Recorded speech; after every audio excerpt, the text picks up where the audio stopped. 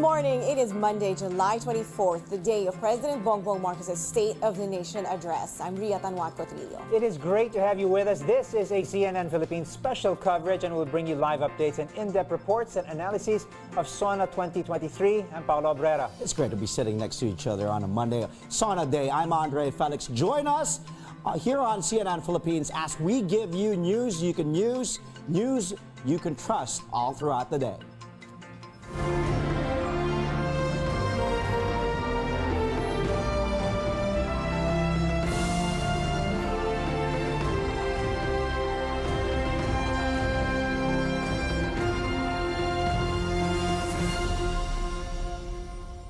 Suspended work in government offices today and classes in schools in Metro Manila on the day of the President's State of the Nation address. That is right, Rhea, but this suspension is caused by Typhoon Egay, which is expected to intensify into a super typhoon.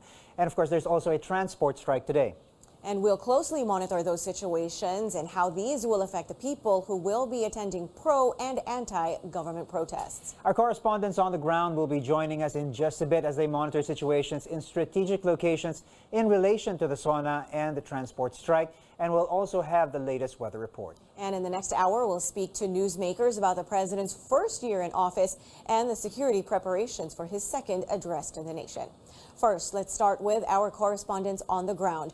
CNN Philippines is closely monitoring the situation inside and outside the Batasang Pambansa, which has been on lockdown since Thursday ahead of the president's State of the Nation address. Our correspondents are situated in strategic locations. Amor Santos will report on the opening of session at the Senate. Zian Arcangel will also monitor the opening of the session at the House of Representatives. Outside Batasang Pambansa, monitoring the protests are our senior correspondents, George Cajiles, outside the Commission on Human Rights headquarters, and Anjo Alimario in Philcoa along Commonwealth. Chrissy de Matulac will be reporting on the security measures for the President's SONA. Meanwhile, Carrie Cator is monitoring the transport strike. Lawmakers are ending their 2-month congressional break to hear the president's SONA. But before senators head to the Batasang Pambansa, they will reconvene at their session hall in Pasay City this morning to open the second regular session of Congress. Amor Santos joins us live from Pasay for more on what to expect at the Senate. Good morning, Amor. Go ahead. Good morning, Ria. There's usually a very festive mood here in the Senate whenever they reopen session every fourth Monday of July. Senators come here together with their spouses or partners and family members, so consider it a first look at their red carpet attire for this afternoon's main event at the Batasang Pambansa. But ultimately, the goal is to convene or to pass a resolution convening a joint session of Congress for the President's SONA. With a bang of the gavel, Senate President Mig Zubiri will declare the resumption of session. This will be followed by a prayer, singing of the national anthem, and roll call of family members. And roll call of senators or members of the Senate. Last year, the highlight was Zubiri's election as Senate President. Most members of the majority earlier said there would be no change of leadership this year, despite talks of a plot to oust Zubiri. Over the weekend, Zubiri said the Senate is committed to pass 20 priority bills by the end of the year. This include a law on public-private partnership, National Disease Prevention Management Authority, and the revival of mandatory ROTC. Back to you. Now, Amor, I know it's way too early, so senators have not arrived yet, but is security tighter there compared to regular session days? Well, Ria, it looks like a normal day here in the Senate. A number of policemen and security personnel are deployed, although we were told there will be an increased deployment for today for the President's SONA. As of now, we're only seeing a number of employees coming in. Of course, no senators yet. As you mentioned, it's hours before the resumption of session at 10 a.m. Ria. Thanks for that, Amor Santos there reporting live from Pasay City.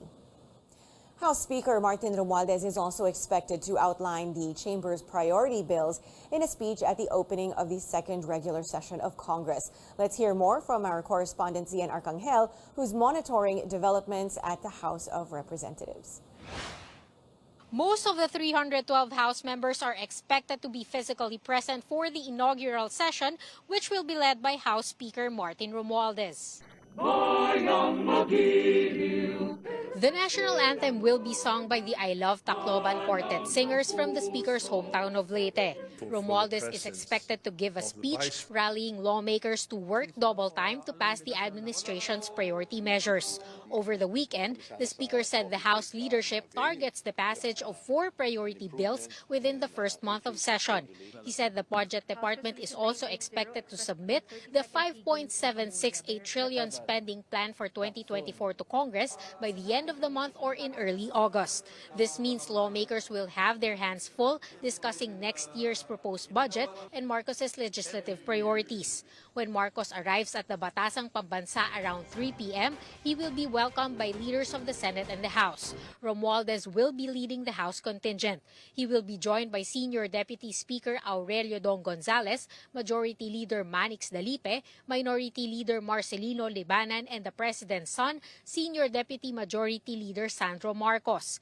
Classical singer Lara Maige will sing the national anthem during the SONA. Security remains tight at the Batasan even though COVID-19 health protocols have been lifted. Around 29,000 security personnel from the Armed Forces, Police, and Bureau of Fire Protection are deployed in and around the Batasan complex. Over 2,000 guests are expected to be in Batasan later for the President's SONA.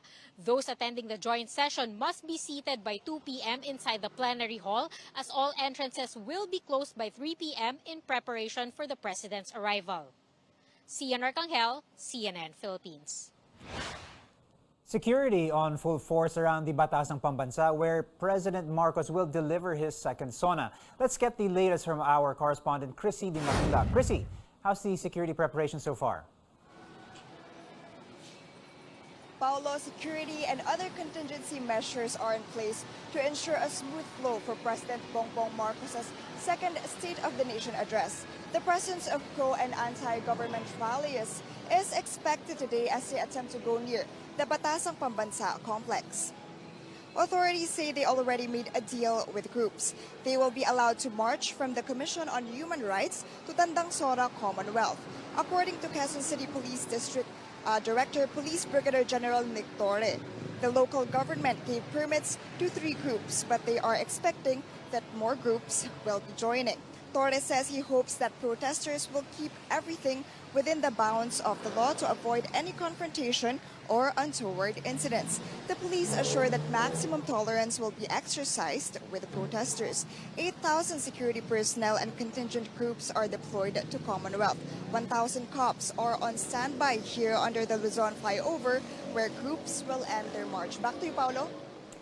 Chrissy, what is the security status for today's SONA? Yes, Paulo, PNP spokesperson Colonel Jean Fajardo said the PNP has been placed on full alert status to secure President Bongbong Marcos' second SONA. According to Fajardo, the full alert status took effect yesterday, 5 p.m. and will last until Tuesday noon. Back to you, Paulo.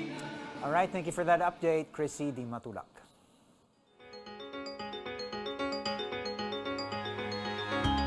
Well, it is a rainy day ahead of the President's SONA as Typhoon Egay rapidly intensifies as it moves over the Philippine Sea. It is also enhancing the southwest monsoon, which will dump rains over many parts of Luzon.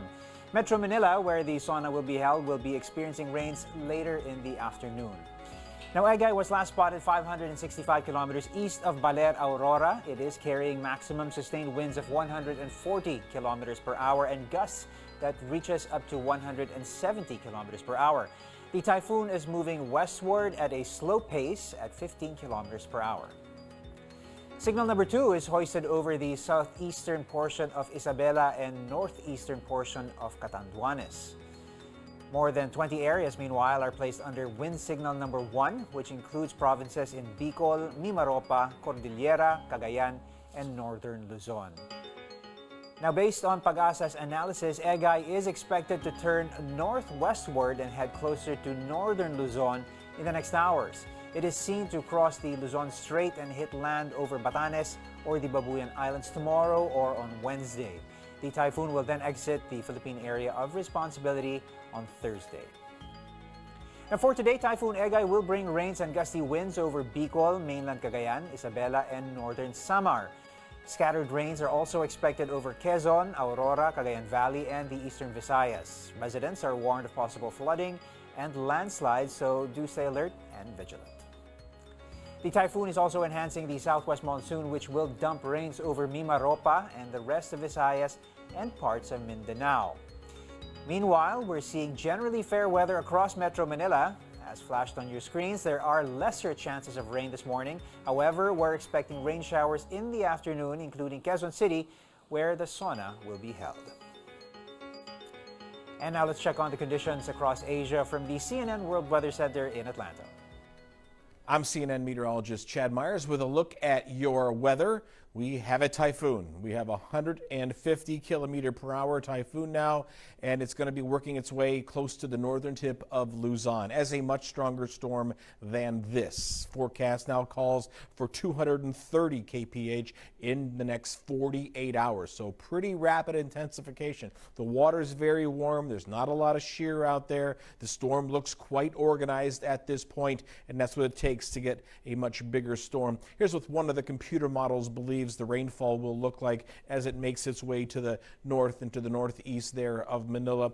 Could be 60, maybe 100 millimeters of rainfall in some spots, and if it gets closer than that, it could certainly be a higher number than that without a doubt. But this is the area here that we're going to watch for landfall later on in the week, down around Taiwan. Heavy rainfall over the next couple of days for South Korea, all the way really from Seoul all the way down to the southernmost part of South Korea. Some of that rain could be heavy at times. We don't need the rainfall there. This is not part of the typhoon at all. It's all part of the same old plum front here across parts of South Korea. This is the area that has seen so much in the way of flooding already.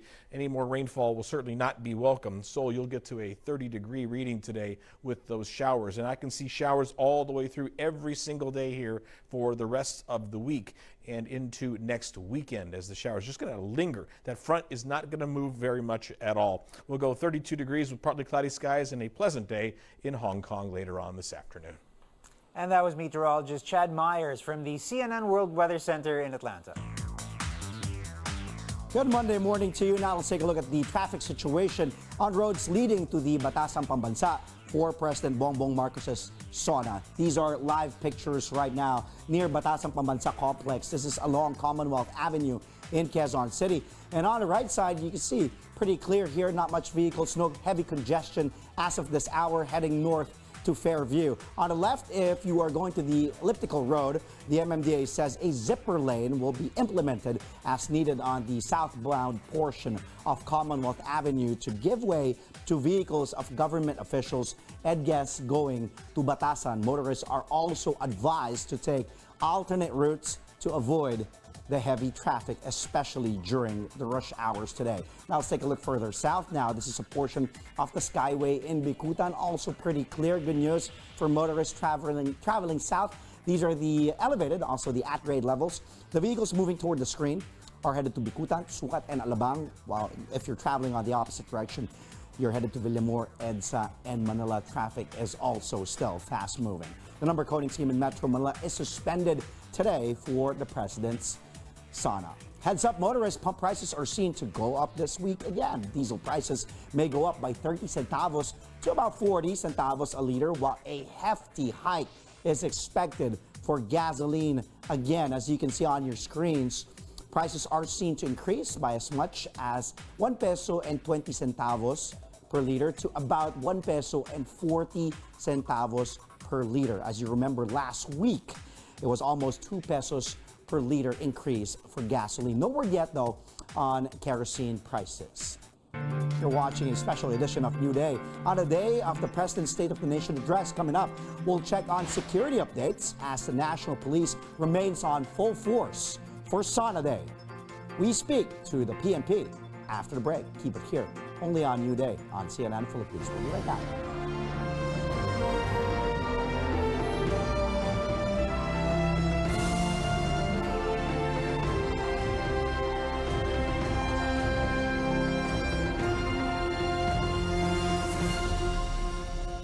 You're watching CNN Philippines' special presentation on President Marcos's second State of the Nation address. Security is tight in and around Batasang Pambansa for President Marcos's second SONA. How ready is the police force to secure this national event? Joining us now live via Zoom is Brigadier General Jose Melencio Nartates Jr. He is the Regional Director of the National Capital Region Police Office. Good morning, Brigadier General Nartates. Thank you for joining us. Sir, tell us, what is the security situation right now around the Batasang Pambansa? This early po, have there been any untoward incidents or security threats reported? Good morning, Tria, and of course our televiewers on this station. Thank you very much for this opportunity so that we may share the preparations that we have done.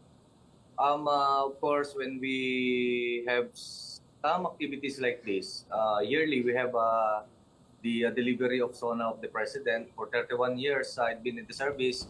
Patuloy pa, paulit-ulit na lang po, and we have developed these security operations for the peaceful conduct of SONA. And so we consider, of course, the different threat factors that may affect the conduct of SONA. So marami po yun.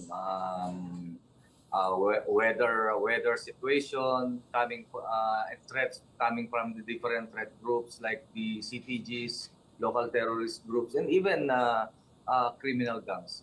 And as far as Metro Manila is concerned, napakababa po ng threat level dito. But considering that this is the seat of power, all of the agencies, government agencies, sangay ng pamahalaan ay nandito po. Nandito rin po ang ating Central Business District. And so with that condition, we deploy the maximum security operations dito. Mataas po ang security level na in-employ po natin dito. So, and with those risk factors, we're able to develop the security plan. Lalong-lalo na, kaupo lang po natin as the Regional Director of NCRPO. About 15 days pa lang po ako. But so, with these preparations, especially the experiences in the past, okay naman po. And so we're able to have gathered by orders a total of not less than 22,000 to be deployed.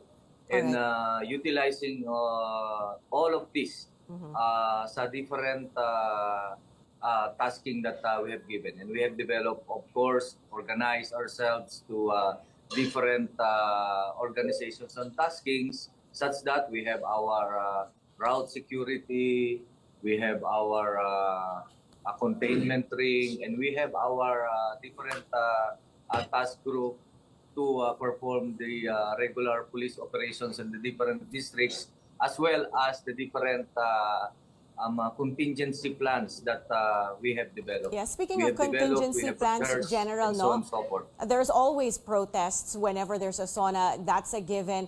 What are the security measures in place to ensure that protest rallies are safe and secure? At ano po yung mga reminders natin sa mga kababayan natin na mag-attend sa mga rally, and will maximum tolerance be exercised here? Yes, thank you. One of the contingency plans and security preparations, of course, is yung crowd dispersal and management. Ito po, we are engaging this protester first through a series of talks with them, kung ano yung do's and don'ts, including our PIOs at mga different police commanders. And nagsasabi na rin kung ano yung dapat gawin at hindi dapat gawin. We monitored actually 4 groups that who have applied for rally, and meron din po tayong mga rerouting sa that hindi po magiging traffic dito sa lugar. With that dismay, we have already put in place together with our MMDA and other public safety forces kung saan meron tayong rerouting, meron tayong zipper lane, meron tayong alternate routes going in and out of the area. General, with regards to the protesters, apat po sila, and we have reminded them at sila naman ang nakiusap kung hanggang saan sila tutuloy.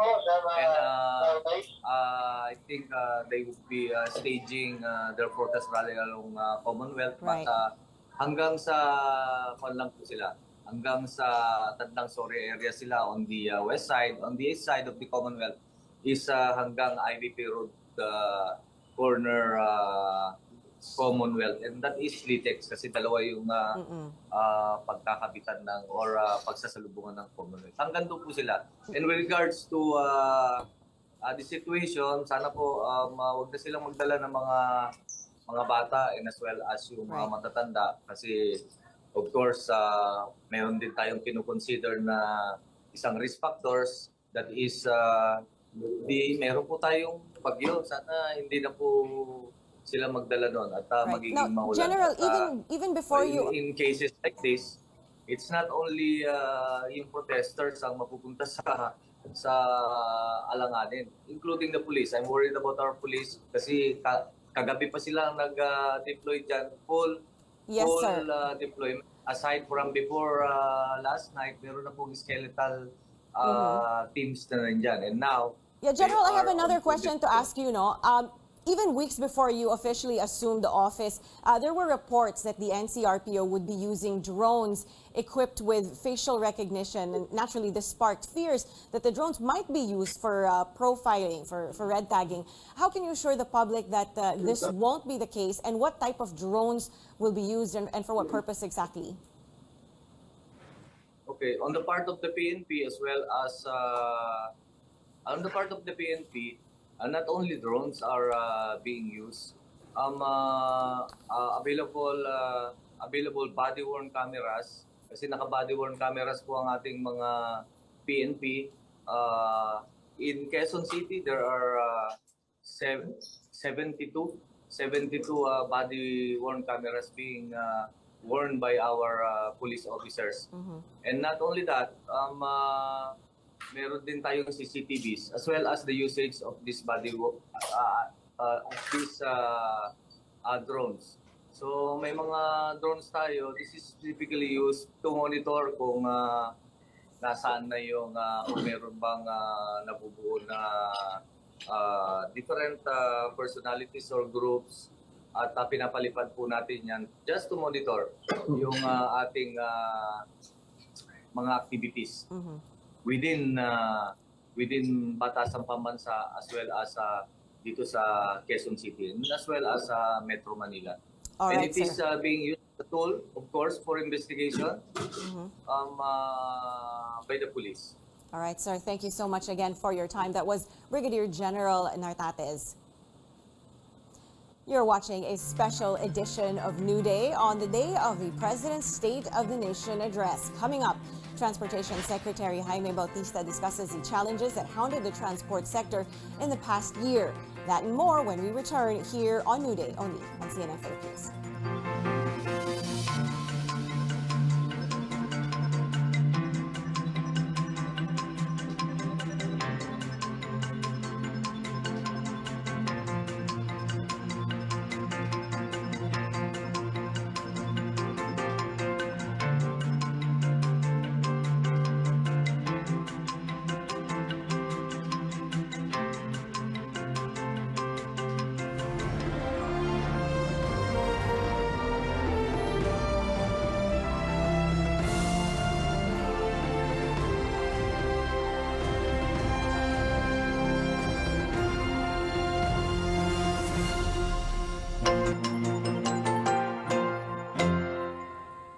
Welcome back to the special edition of New Day. Monday today, July 24th, the day of President Marcos's second State of the Nation address. I'm Ria Tanwat Cotillo. It's great to have you with us. We have so much more in store for you as we bring you in-depth reports on the President's first year in office. I'm Paolo Abrera. And I'm Andre Felix. Join us in the next half hour. We'll be bringing you live updates on SONA 2023 happening in just a few hours.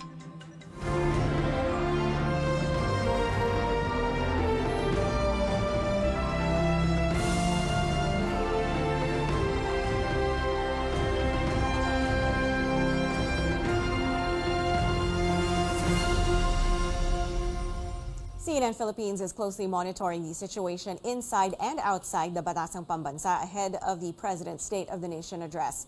Our correspondents are situated in strategic locations. Earlier, we saw Amor Santos reporting from the opening of the session at the Senate. Ziang Arcangel also reported on the opening of the session at the House of Representatives. Chrissy Di Matulak talked about the security measures for the President's SONA. Now, outside Batasang Pambansa, monitoring the protests are our senior correspondents, George Cahilas, outside the Commission on Human Rights headquarters, and Anjo Alimario in Philcoa along Commonwealth Avenue. Meanwhile, Carrie Cator is monitoring the transport strike. Now, several protests will be held in parts of Quezon City ahead of the President's SONA in the afternoon. Our George Cahilas joins us to give us a run-through of what is expected this morning. George? Well, good morning to you guys, and currently we're here at the vicinity of the Commission on Human Rights building along Commonwealth Avenue in Quezon City. This will be the convergence point for various groups that will join the massive SONA protest later today. So far, we haven't seen any protesters here, although the police have already deployed a number of personnel as early as now. In the next few hours, we are expecting pocket rallies in different areas nearby.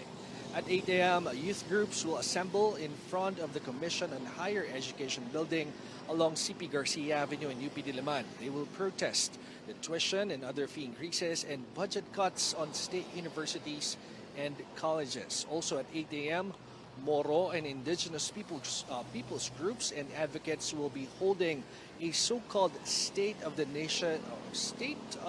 National Minority Address, which will highlight calls to stop the attacks against national minorities. That will happen near the UP Ayala Techno Hub footbridge along Commonwealth Avenue. At 9 a.m., the United Private Hospital Unions of the Philippines and the Nagkaisa Labor Coalition will hold separate protests along the University Avenue, also in UP Diliman. And also at 9 a.m., we're expecting the arrival of Bagong Alyansang Makabayan-led groups to arrive here at the CHR area where they will hold a program. Back to you. All right, George, there are pocket rallies planned, but I think the plan is to converge at some point. When should we expect the protesters from different groups to actually converge there at the CHR?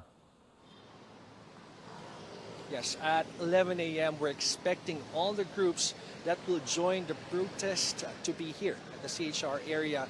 And from here, they will march towards the Tandangsora Commonwealth area where their main protest stage is located. Back to you. We look forward to more updates now with our senior correspondent, George Cahilas, reporting live from the CHR headquarters in Quezon City. Meanwhile, different sectoral groups will also gather in areas across the country to tackle the Marcos government's supposed failure in addressing pressing issues affecting millions of Filipinos. Protesters are expected to occupy Tandangsora, Commonwealth Avenue in Quezon City later in the day. Our Anjo Alimario is in Philcoa area in Quezon City. Anjo, what's the latest there? Well, Paolo, we're still waiting for the Bayan Southern Tagalog to arrive here in our area where they are expected to join other groups later for today's People's SONA as President Bongbong Marcos delivers his report to the nation. Dagdag na sahod, kabuhayan at pagkain sa mesa, itigil ang karahasan, kapakanan ng masa, hindi maharlika. This is the main theme of their program later in Tandangsora Commonwealth Avenue. But before that, different groups will be holding their own report on issues that they believe that the Marcos administration failed to address. A Zumba will be held at Planas Garden in Quezon Memorial Circle, where teachers will wear vests bearing their demands for the Marcos Duterte administration to address. They will also discuss the state of the education sector from basic to tertiary levels of both public and private schools. Also in Quezon Memorial Circle, there will be a united labor forum that will center on legislated wage increase. While San Lakas will be at the National Housing Authority, Nagkaisa Labor Coalition will converge at the University Avenue in UP. Bayan will then move from here, from Philcoa to CHR along Commonwealth, and will burn the Doble Cara effigy. During President Marcos's first year in office. Bayan says the president excelled in reviving images and programs associated with his father, the late dictator. Bagong Lipunan is now Bagong Pilipinas. By 11, groups will troop to St. Commonwealth, where a symbolic salubungan of various leaders will be held. They will then march to Tandang Sora area for the program, which is expected to start at 11:30 until 1 in the afternoon. Now, Bayan says today's SONA protests are justified, pointing out that they should be heard, not driven away from public spaces, as they demand higher wages, more jobs, affordable food, respect for human rights and national sovereignty, and not Maharlika scams and Bagong Lipunan throwbacks. Paolo. Anjo, I understand that SONA protests are not just confined in Metro Manila. What do we know of the protests outside the metro? That's right, Paolo.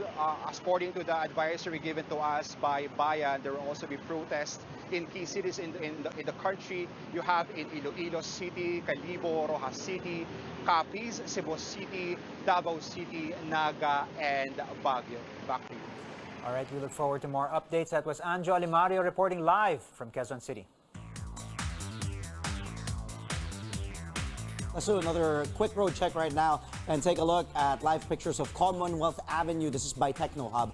And as you can see, traffic is so far so good at this hour. Still no heavy congestion in the left lanes if you're headed to Tandang Sora, Litex, and Batasan.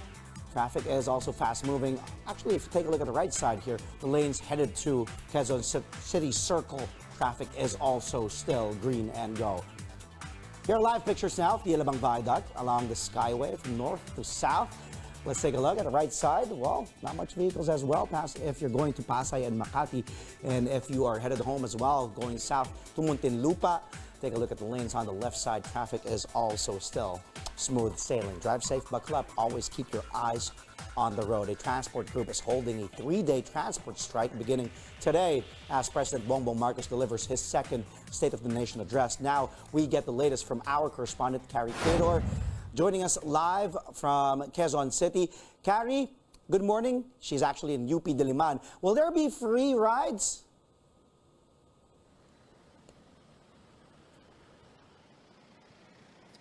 Yes, Andre, you're right. We are here at the University of the Philippines, Diliman, where the 3-day transport strike is expected to begin. So far, we have observed a few number of jeepneys flying routes on our way here this morning. Transport Group Manibela is set to start a caravan in less than 2 hours to protest the PUV modernization program, which they said could lead to the phase-out of traditional jeepneys. Manibela Chairman Marvel Buena said they expect around 40,000 drivers and operators to join the strike. But the LTFRB earlier said only around 2 to 3% will be affected by the Tigil Pasada here in Metro Manila. Malacanang has suspended classes in public schools as well as work in government offices today because of the scheduled transport strike and the possible impact of Typhoon Egay. As for the free rides, transport regulators earlier pledged to provide free rides for the whole duration of the transport strike. So far, local authorities from Taguig, Quezon City, Parañaque, Pasig, and Caloocan have announced vehicles are already on standby for affected commuters. Back to you, Andre. Thank you, Carrie. Give us updates there. So far, so good. Wala pa masyadong tao dyan at this hour. Maraming salamat. That was Carrie Cato reporting to us live from UP Diliman and Quezon City.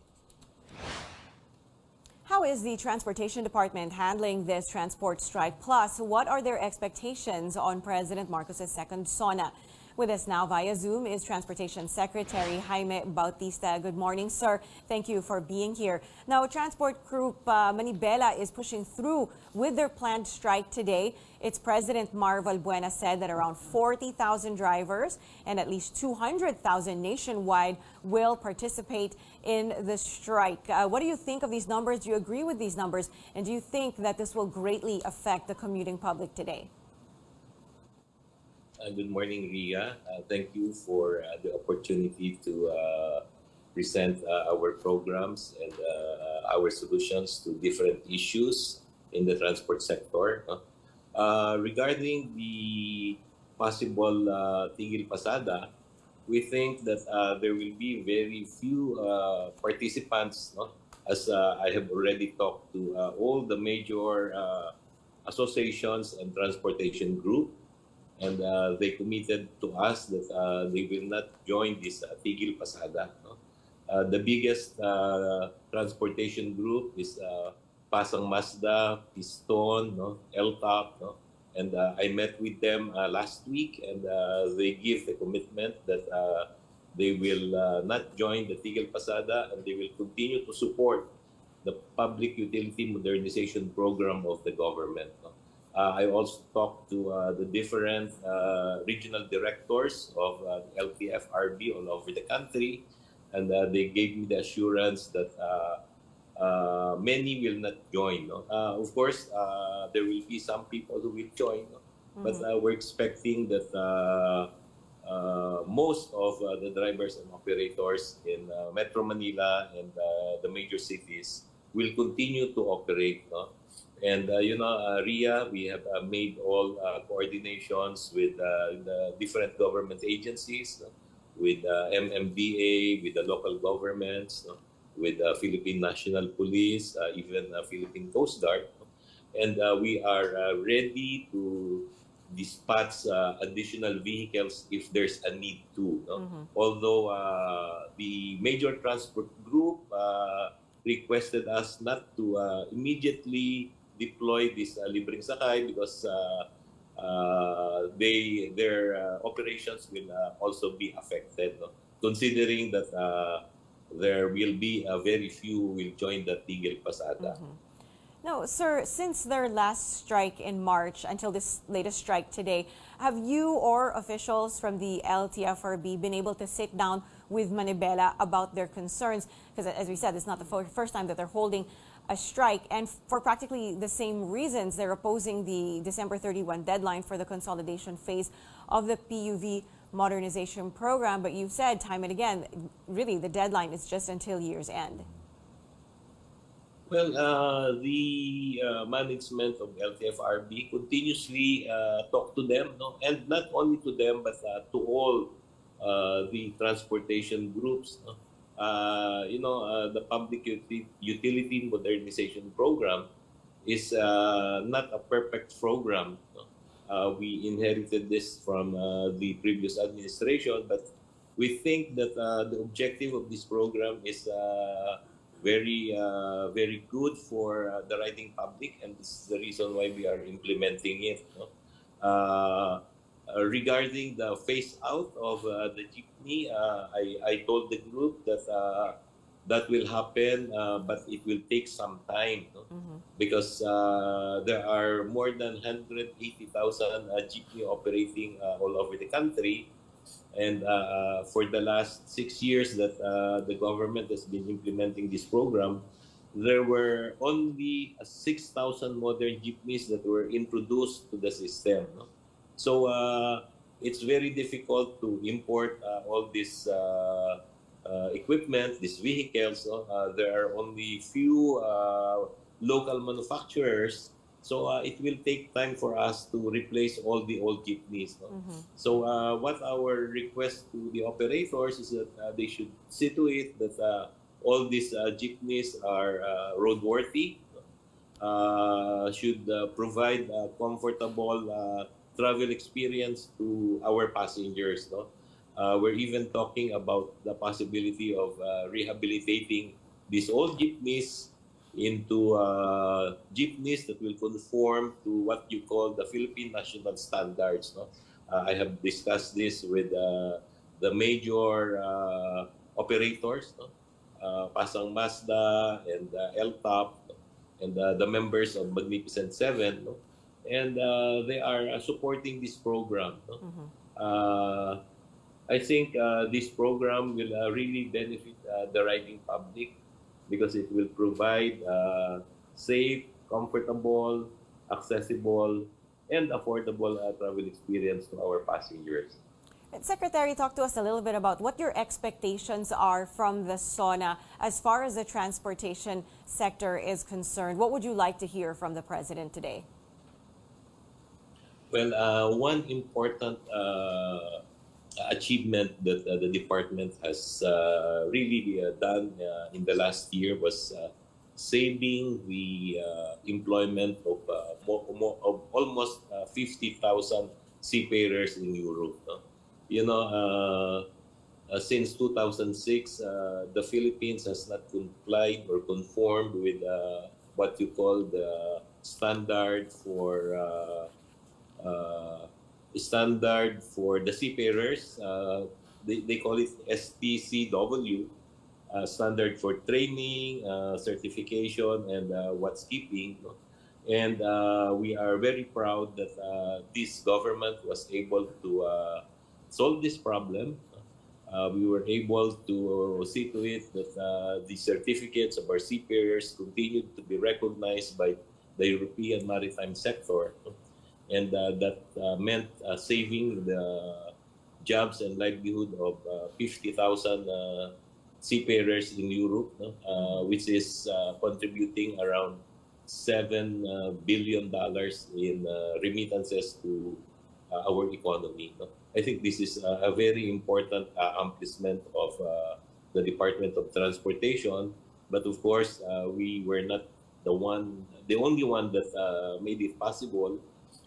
We were supported by other different government agencies, especially the Commission on Higher Education, the Department of Migrant Workers, and of course the DFA and other government agencies. Right. But also we're happy to report that the International Maritime Organization will continue to recognize our certificates as we passed the independent evaluation which was conducted by the International Maritime Organization. No? Also, I think another important accomplishment is the continued construction of the infrastructure projects that the previous government has started. We continue to finalize and situate that the north-south commuter railway is being implemented. We hope that we will be able to make this operational before the end of the term of President Marcos. We are also happy to report that we have started the actual boring of a tunnel for the Metro Manila subway. We started the actual operations last February, and by December of this year, we hope that we will already have the tunnel from Valenzuela to Quirino Avenue. And this program, we're expecting that we should also finish this by 2028. We have also implemented a lot of repairs and improvement of different airports in the country. Also, the department has made recommendation to the NEDA board for the privatization of the operations and maintenance of Manila International Airport. That's right. This was approved by NEDA last week, and we hope that we will be able to implement the privatization of the operations and maintenance of the Manila International Airport. All right. Thank you so much for that, sir. I'm afraid that's all the time I have. But, sir, we appreciate your time talking to us here on New Day. That was Transportation Secretary Jaime Bautista. You are watching a special edition of New Day on the day of the President's State of the Nation address. Coming up, Typhoon Egay still enhancing the southwest monsoon, which has been dumping rains over many parts of Luzon. Get to know the latest weather forecast from Pag-asa after the break. Keep it here only on CNN Philippines.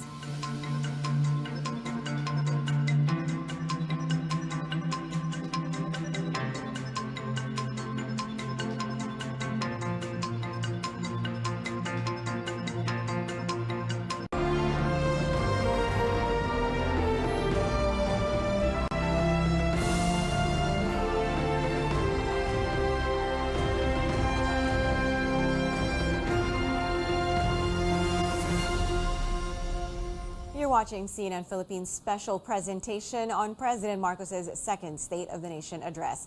It is all systems go for President Marcos's second SONA this afternoon and opening of the second regular session of the 19th Congress at 10 this morning. The House of Representatives says they're all ready and geared up for this national event. Joining us now live via Zoom is Reginald Velasco. He is the Secretary General of the House of Representatives. Good morning, Secretary Velasco. Thank you so much for joining us. Now, you were expecting over 2,000 guests to attend the SONA. That is a very big number. What preparations have you done in the past few weeks or even months to ensure a smooth conduct of the President's SONA today? Thank you for inviting me, and good morning to you and all our listeners. And well, we have been preparing for this for the last 3 months, no?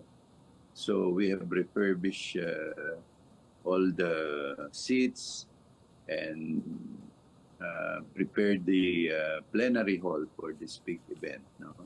Also the surroundings of the yard, the trees were pruned, you know, everything. And then, of course, the most important is the security and safety of our president and all our guests, members of Congress. So we're ready, you know, all the equipment, the internet connection, because we'll still have the hybrid system for this SONA. Sir, what time? So we're all set. Right. What time do you expect guests to begin arriving for the President's speech? Well, actually, we'll have a morning session that will start at 10 to open the second session of the 19th Congress, no? Simultaneously with our Senate counterparts. So after the session, there will be a checkup that will be done by our security personnel of the plenary, no? And we will check everything there that is secured. So starting at 1, the doors will be open and guests can come in. All right, so 1 The p.m. only requirement there is just their invitation. All right, sir. So if they have Regarding their health invitation, protocols, sir. there will be no other requirements. Right, so not even a vaccine card po? No, not even a vaccine card, because before they were invited, our guests, there was already an advisory there. If you are not vaccinated, you have to submit an RT-PCR test 48 hours before the SONA. So, all right, so but there will be no more checking of the vaccine so card. they just need to bring We assume their that invitation. all those guests and members of Congress have complied with those requirements. All right, sir. Thank you so much for speaking with us. We appreciate it. That was House Secretary General Reginald Velasco. And before we go, the state of the nation is sound. At least that's what President Bongbong Marcos declared in his SONA in 2022. But how is the country 1 year after? We'll find that out later from the president himself as he delivers his second SONA at 4 p.m. at the Batasang Pambansa. Do keep it here on CNN Philippines as we bring you that live. The speech will be delivered against the backdrop of a transport strike and Typhoon Egay. Because of those, again, classes in public schools and work in government offices in Metro Manila have been suspended for the day. The expanded number coding scheme also suspended.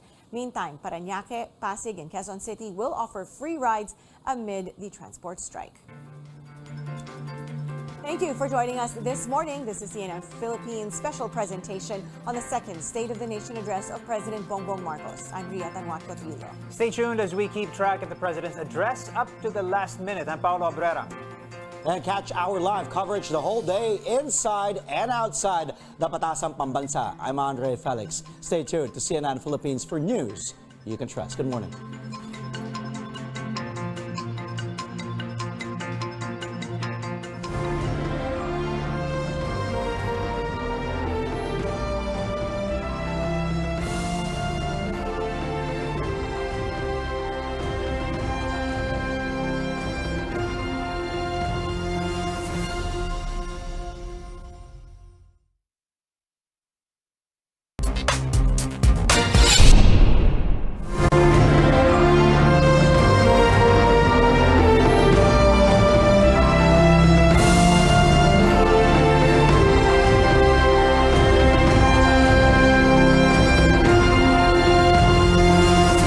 This is a special edition of The Source. I'm Pinky Webb. President Bongbong Marcos is set to address the nation today in his second State of the Nation address, or SONA. The president says his message will be simple and it will be more of a report on his performance to the Filipino people. During the speech, the president is expected to also give a preview of his legislative priorities and policy directions. Our source today, Senate President Mig Zubiri. SP, good to see you again. Maraming salamat po sa inyong oras.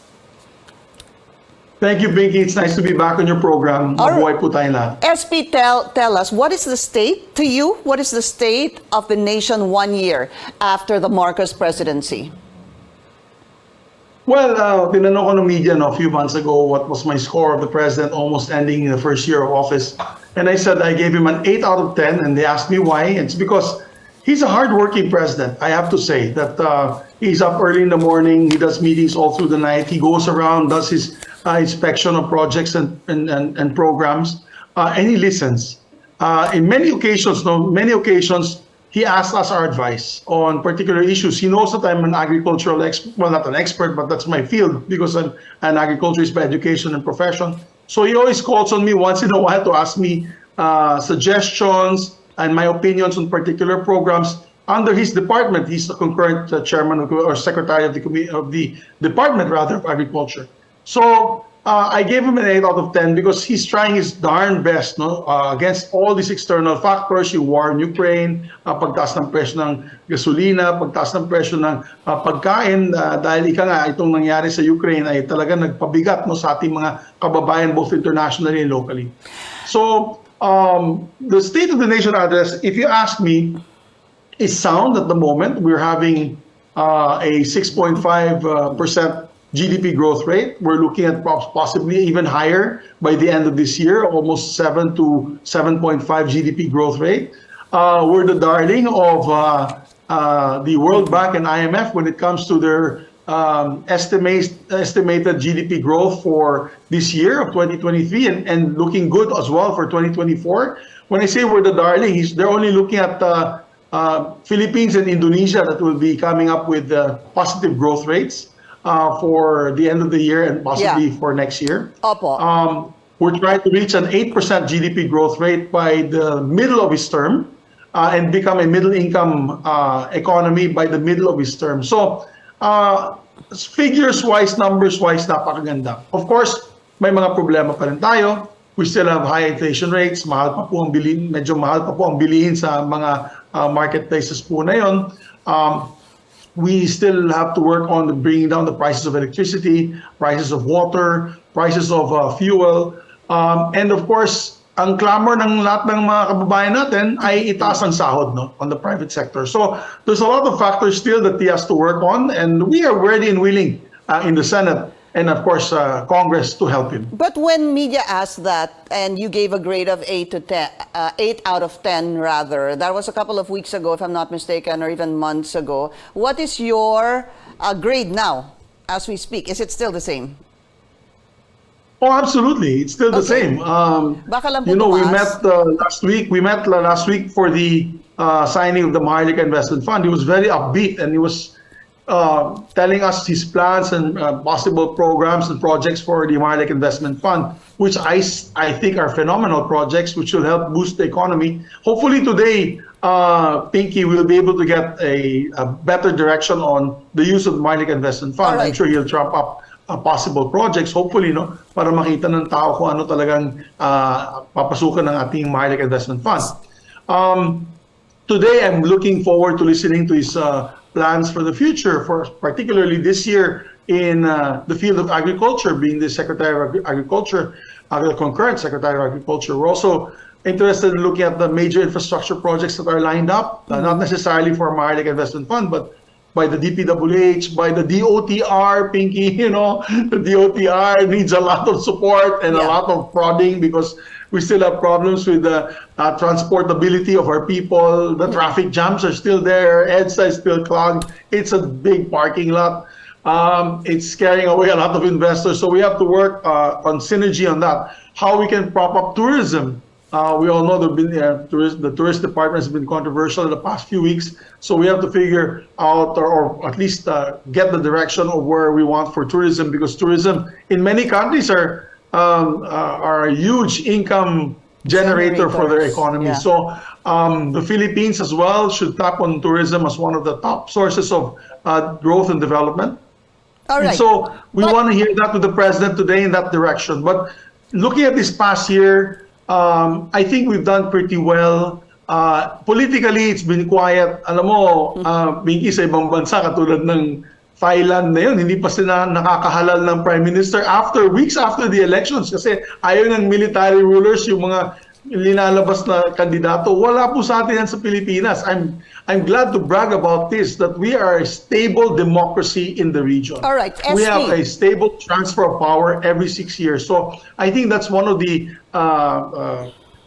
reasons why people look at the Philippines as a great investable destination. SP, there was a survey recently asking about the most urgent concerns of Filipinos. Number one is inflation. In terms of that, because the second is increased workers' pay, which we can talk about a little later on, and job creation. I just want to stick to controlling inflation first. What do you want to hear, and what should government do to be able to control inflation para po matulungan ang ating mga kababayan? Well, in simple terms, kailangan ibaba natin ang presyo ng bilihin. Ang presyo ng bilihin sa merkado. So, number one, of course, is food, pagkain. Di ba po, we passed the rice tarification law. We're still trying to figure out, we still ask the same questions why the prices of rice are still high. Because under the rice tarification law, there's no hindrance to bringing in rice from Vietnam, from Thailand, that are supposedly cheaper in these countries. But the presyo ng rice, di pa bumababa. As far as I know, at 40 pesos per kilo, it should be hovering around 30 pesos to 32 pesos per kilo. So we have to get to the bottom of this. Of course, we have to increase the assistance to our rice farmers, local rice farmers, because nothing beats local production. Kasi di mo na kailangan i-ship yan galing sa ibang bansa, wala nang handling, wala nang tolling, etc., etc. So we have to increase the production of our rice farmers, not just the rice farmers, but everyone else in the food chain, those who produce beef, pork, chicken, and of course our fishing industries. We have to look at the aquatics development as well for aquatics resources. These are our fishing resources all over the country. We're an archipelago. It makes no sense why we cannot feed ourselves at least fish in the table for our Filipinos. So dyan kailangan tutukan, lalo na sa presyo ng pagkain. Kasi yan talaga masakit. Pag tumaas ang presyo ng pagkain, nararamdaman ng masang Pilipino yan. Nararamdaman nila yan. At domino Hindi naman effect. pagtaas ng Netflix. Wala naman silang pakialam sa taas ng Netflix, sa taas ng iTunes or whatever. Ang talagang nararamdaman nila yung taas ng presyo ng bilihin. Our neighbors in the Southeast Asian region, Thailand is also being hit by inflation. So they have made adjustments already to their wages, their daily wages for the people. We should follow suit to be able to give a decent living wage to our people, where they can have a decent life and not live within the poverty threshold. This is something you've been pushing I think that's for. the most important. The 150 peso across the board wage hike. Let's talk about that after the break. This is a special edition of The Source on CNN Philippines. We'll be right back.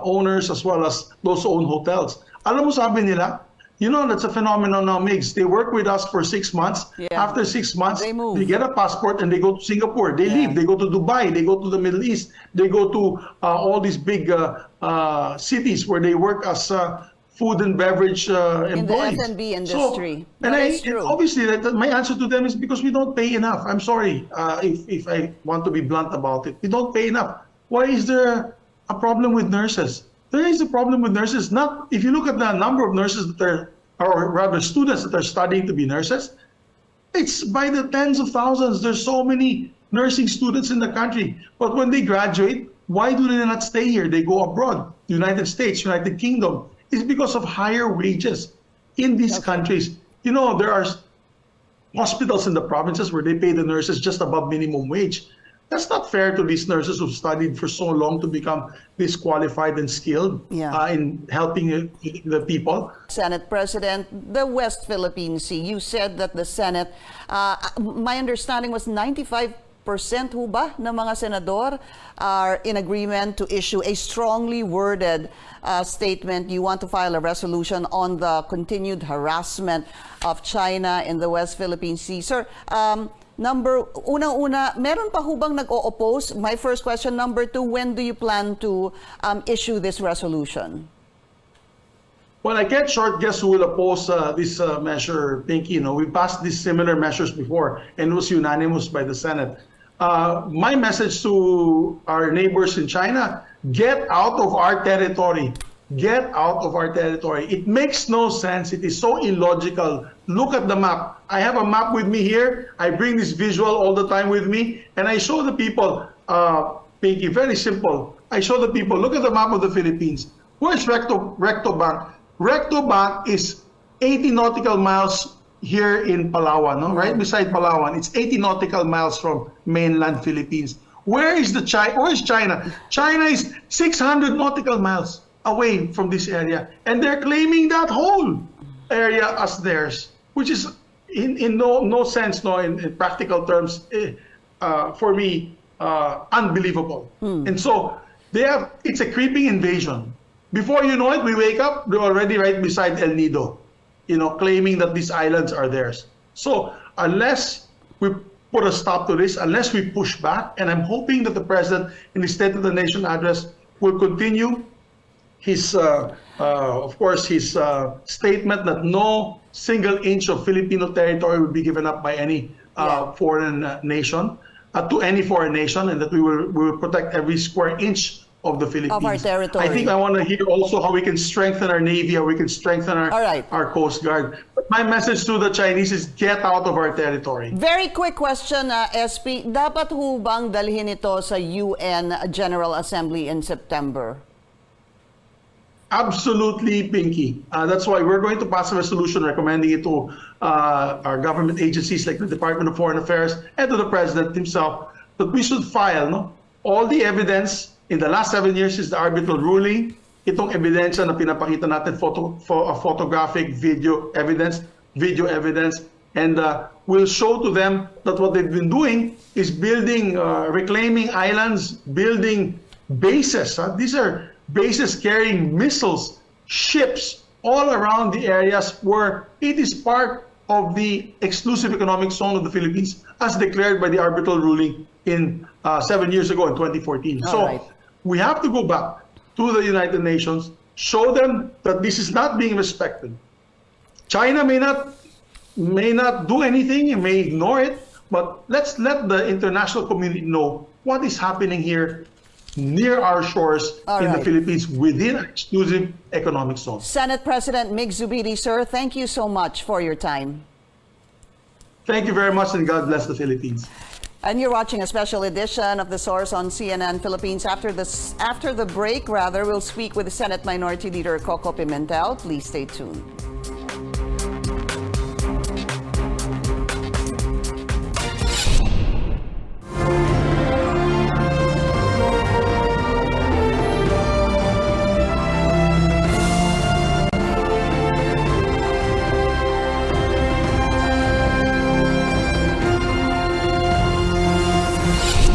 You're watching The Source on CNN Philippines. I'm Pinky Webb. Our source today, Senate Minority Leader Coco Pimentel. Senator Pimentel, welcome to The Source. Thank you so much for your time. Thank you for inviting me, Pinky. Senator, what are the most relevant issues that the President needs to address? Of course, agricultural matters. Everything about food and the produce of our land. So I hope the President will give us the state of the nation as far as agriculture is concerned. And since he is also the acting secretary of the Department of Agriculture, then he will be the recognized expert on all of this information and data. Let's talk about the agri matters first, as you mentioned, as one of the, or maybe the most relevant issue that the president needs to address. First, exactly what do you want to hear from him? Food production, Pinky. How are we using our land? What is the productivity of our land? How do we control the prices of agricultural products? What is our program to minimize importation or actually avoid overdependence on imported food items? And of course, yung sibuyas, mga presyo ng sibuyas, kontrolado na ba? And of course, basic items like rice, fish, meat, sugar, vegetables. Asukal. Yeah, sugar. And then yung sugar siguro, it's good that you mentioned sugar. If the president could explain why in less than 1 year into his administration, we have had 2 controversies or scandals involving sugar, specifically the importation of sugar. Kaya balik tayo ng balik sa importation. Okay. That's why there must be a plan on how we reduce our dependence on imported food items. Senator, what about when we talk about smuggling? The president has issued a directive on this. I think the lead agency would be the DOJ to look into agricultural smuggling, wherein the DOJ already formed a task force. What are your thoughts on this? Could this finally help curb smuggling? Well, smuggling has been a crime for decades already, Pinky. So it's not the EO which made it a crime. So it's a matter of law enforcement. Siguro the president this time wants all branches or all departments and agencies under the executive branch to make the fight against smuggling a priority. So it's a matter of the people below the president to execute his orders, Pinky. So execution na po ito, and then tulungan po ng taong bayan, by providing information and encouraging these people. And then sa budget process siguro, we will have to ask them questions. Kumusta na itong laban natin against smuggling? Should the president stay as Department of Agriculture Secretary? Well, that one, I think that's a wrong decision or a wrong strategy. Appointing someone as permanent secretary of the Department of Agriculture will add one more person into his official family, the cabinet, who is of course assumed to be or anticipated to be knowledgeable about agricultural issues. So there's one more person to help our president, and nothing prevents President Marcos from still focusing on agricultural issues and agricultural matters if he wants his presidency to be known as the agricultural presidency. Apart from agriculture, what other important issues should the president address in his second State of the Nation address? Well, I hope he gives us the facts and figures about the state of our economy, the state of our demography, the state of the geopolitics in our area of the world, the state of the health of our people. And then, of course, if he could explain, talking about geopolitics, if the president could explain why he allowed more bases under EDCA for the United States, if there could be an explanation on the sightings of U.S. military aircraft landing more frequently now in our airports, etc. So facts and figures on the state of the nation, plus explanation on decisions made during the first year of his administration. All right, the last question. Senator, what should be the priority bills of the Senate? I think to the credit of this administration, yung maganda naman yung, and I hope it will soon become law, the regional specialty hospitals sponsored by Senator Bongo. So may achievements naman po na expected din tayo pong marinig in the SONA, which on which the legislature helped. Senate Minority Leader Coco Pimentel, sir, thank you so much for your time. Salamat din po. Thank you for joining us here on The Source. I'm Pinky Webb. You're watching CNN Philippines.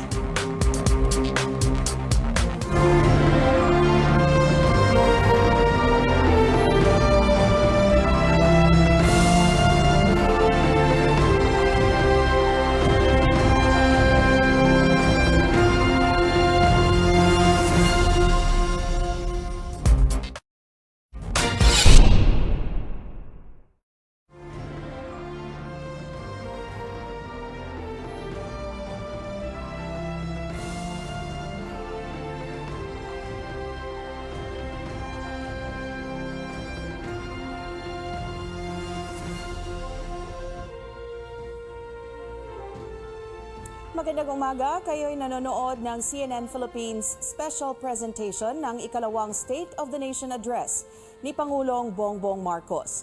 Ako po si Menchu Macapagal. Anumang oras ngayon ay bubuksan na ang ikalawang regular session ng 19th Congress. Maya-maya lang ay magtatalumpati ang Senate President at House Speaker kung saan inaasahang babanggitin ang kanilang legislative priorities.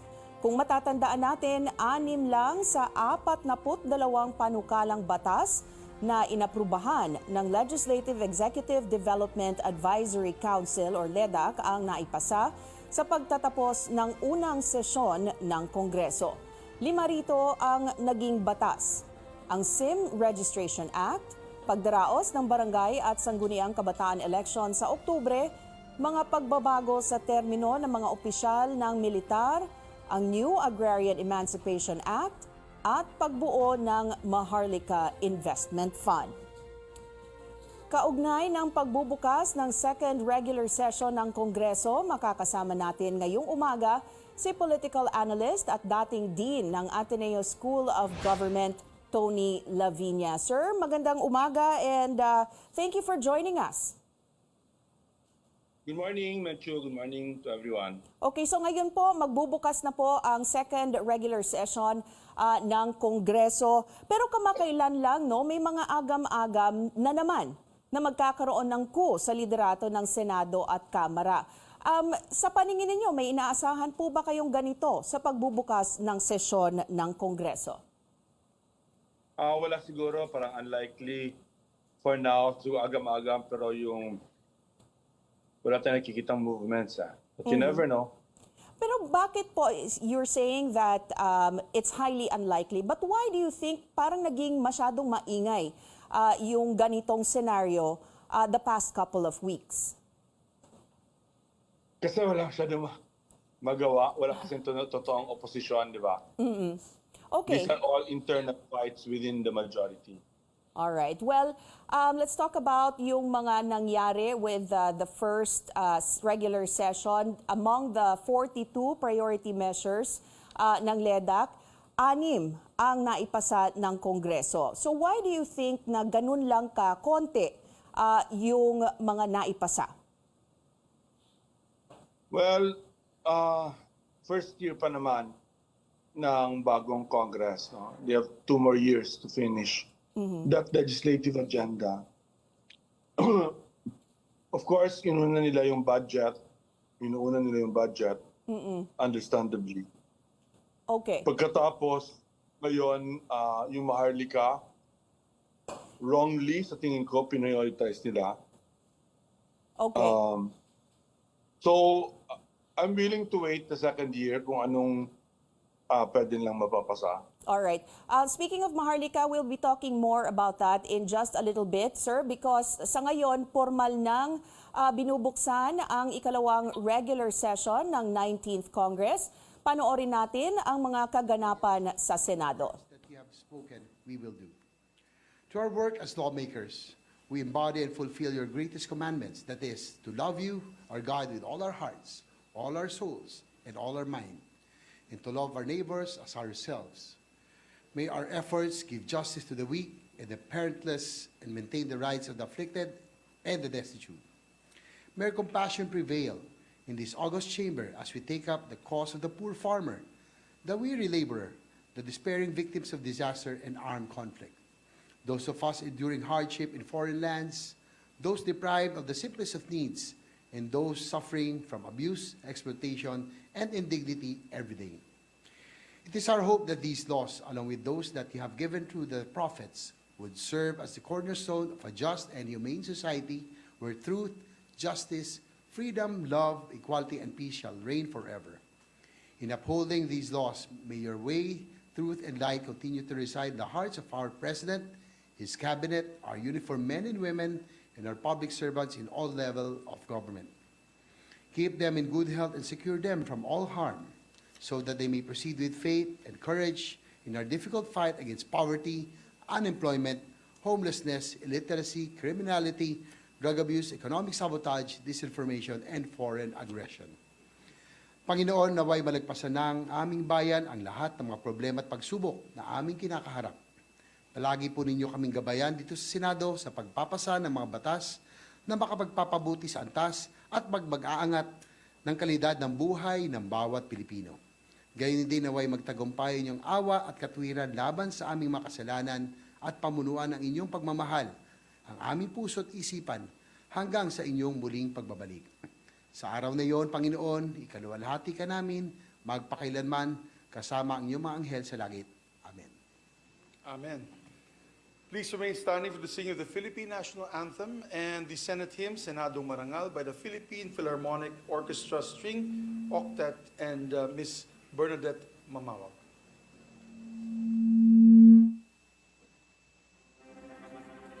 Alright, narinig ninyo ang prayer ni Senator J.V. Ejercito at ang Philippine National Anthem doon sa Senado. Kasalukuyan namang nagtatalumpati si House Speaker Martin Romualdez.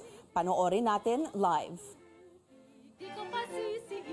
Of priority measures that directly uplift the lives of our citizens. As we usher in this new session, we stand poised to maintain and amplify our fostered momentum. Yet we recall that, and I quote, "The difficult we surmount forthwith, the impossible requires a bit more time." Guided by this indomitable spirit of resilience, unity, dedication, we march confidently forward in our legislative journey.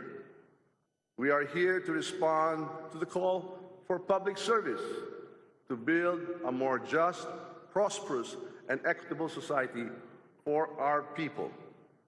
Our mission is to uphold the Constitution, protect our democracy, and ensure every citizen's welfare. We must remember that our duties extend beyond the walls of this august chamber. We are elected to serve, listen, and represent our constituents' voices. Our task is not only to legislate, but to educate, guide, and inspire. Hence, as we move forward, let us remain steadfast in our commitment to transparency, accountability, and the tireless pursuit of the public welfare. The first regular session's accomplishments bear testament to our collective will and determination. We have raised the standards, and the expectations are high. Yet we are not daunted, we are inspired. We are not simply lawmakers, but nation builders and champions of the Filipino people.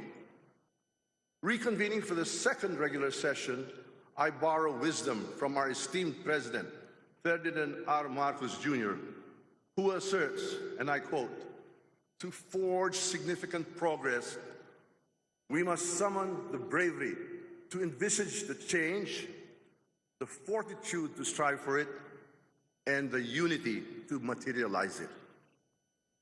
Your relentless devotion and unyielding efforts have launched us towards addressing the urgent challenges of our era and enacting impactful legislation. Now, we must ensure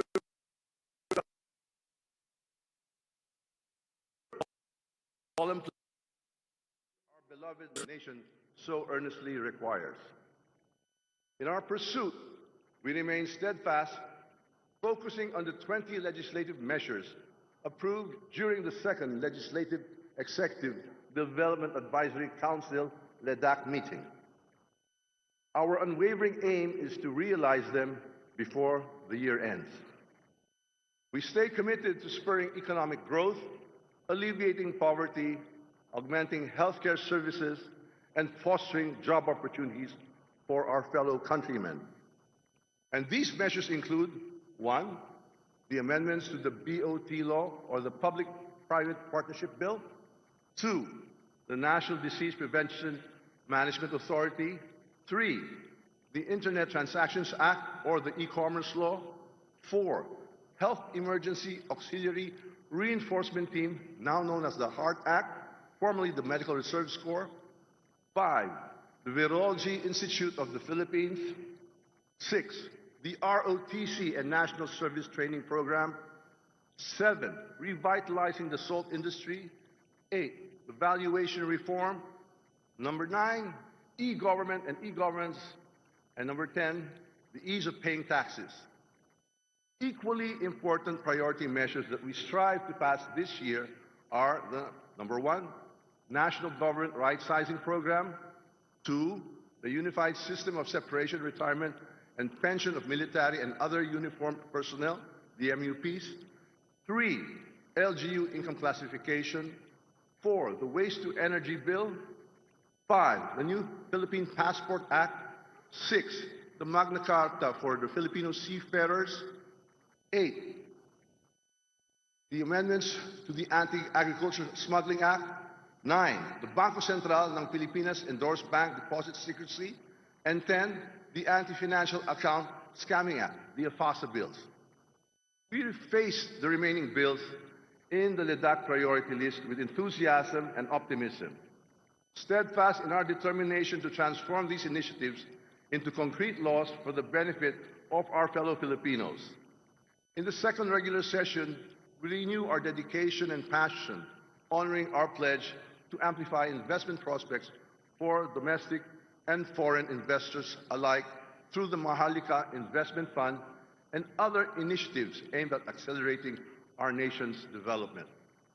In this endeavor, we are fortunate to have a strong collaboration with President Ferdinand R. Marcos Jr., whose leadership and guidance have been instrumental in our efforts to foster an environment that encourages economic growth and invites both local and international investments. His aspiration for a prosperous Philippines aligns with the objectives of this Congress, which seeks to achieve. And I am confident that together we can forge a flourishing path for the Filipino people. One of our priorities and a key aspect to upgrade and modernize our infrastructure is the strengthening of our public-private partnership scheme. This powerful tool enables us to harness the expertise, innovation, and resources of the private sector and combine it with the reach, stability, and public purpose of government.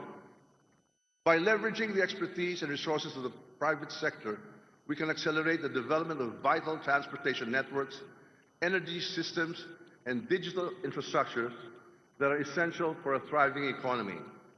It is equally imperative to address the issues confronting our agricultural sector in the soonest possible time.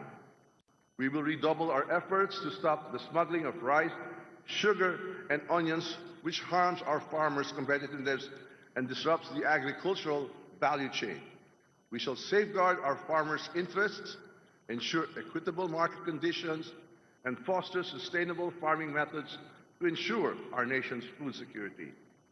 In addition to our priority measures, and in line with President Ferdinand R. Marcos Jr.'s commitment to sustainable fisheries, we will increase the existing strategic agriculture and fisheries development zones.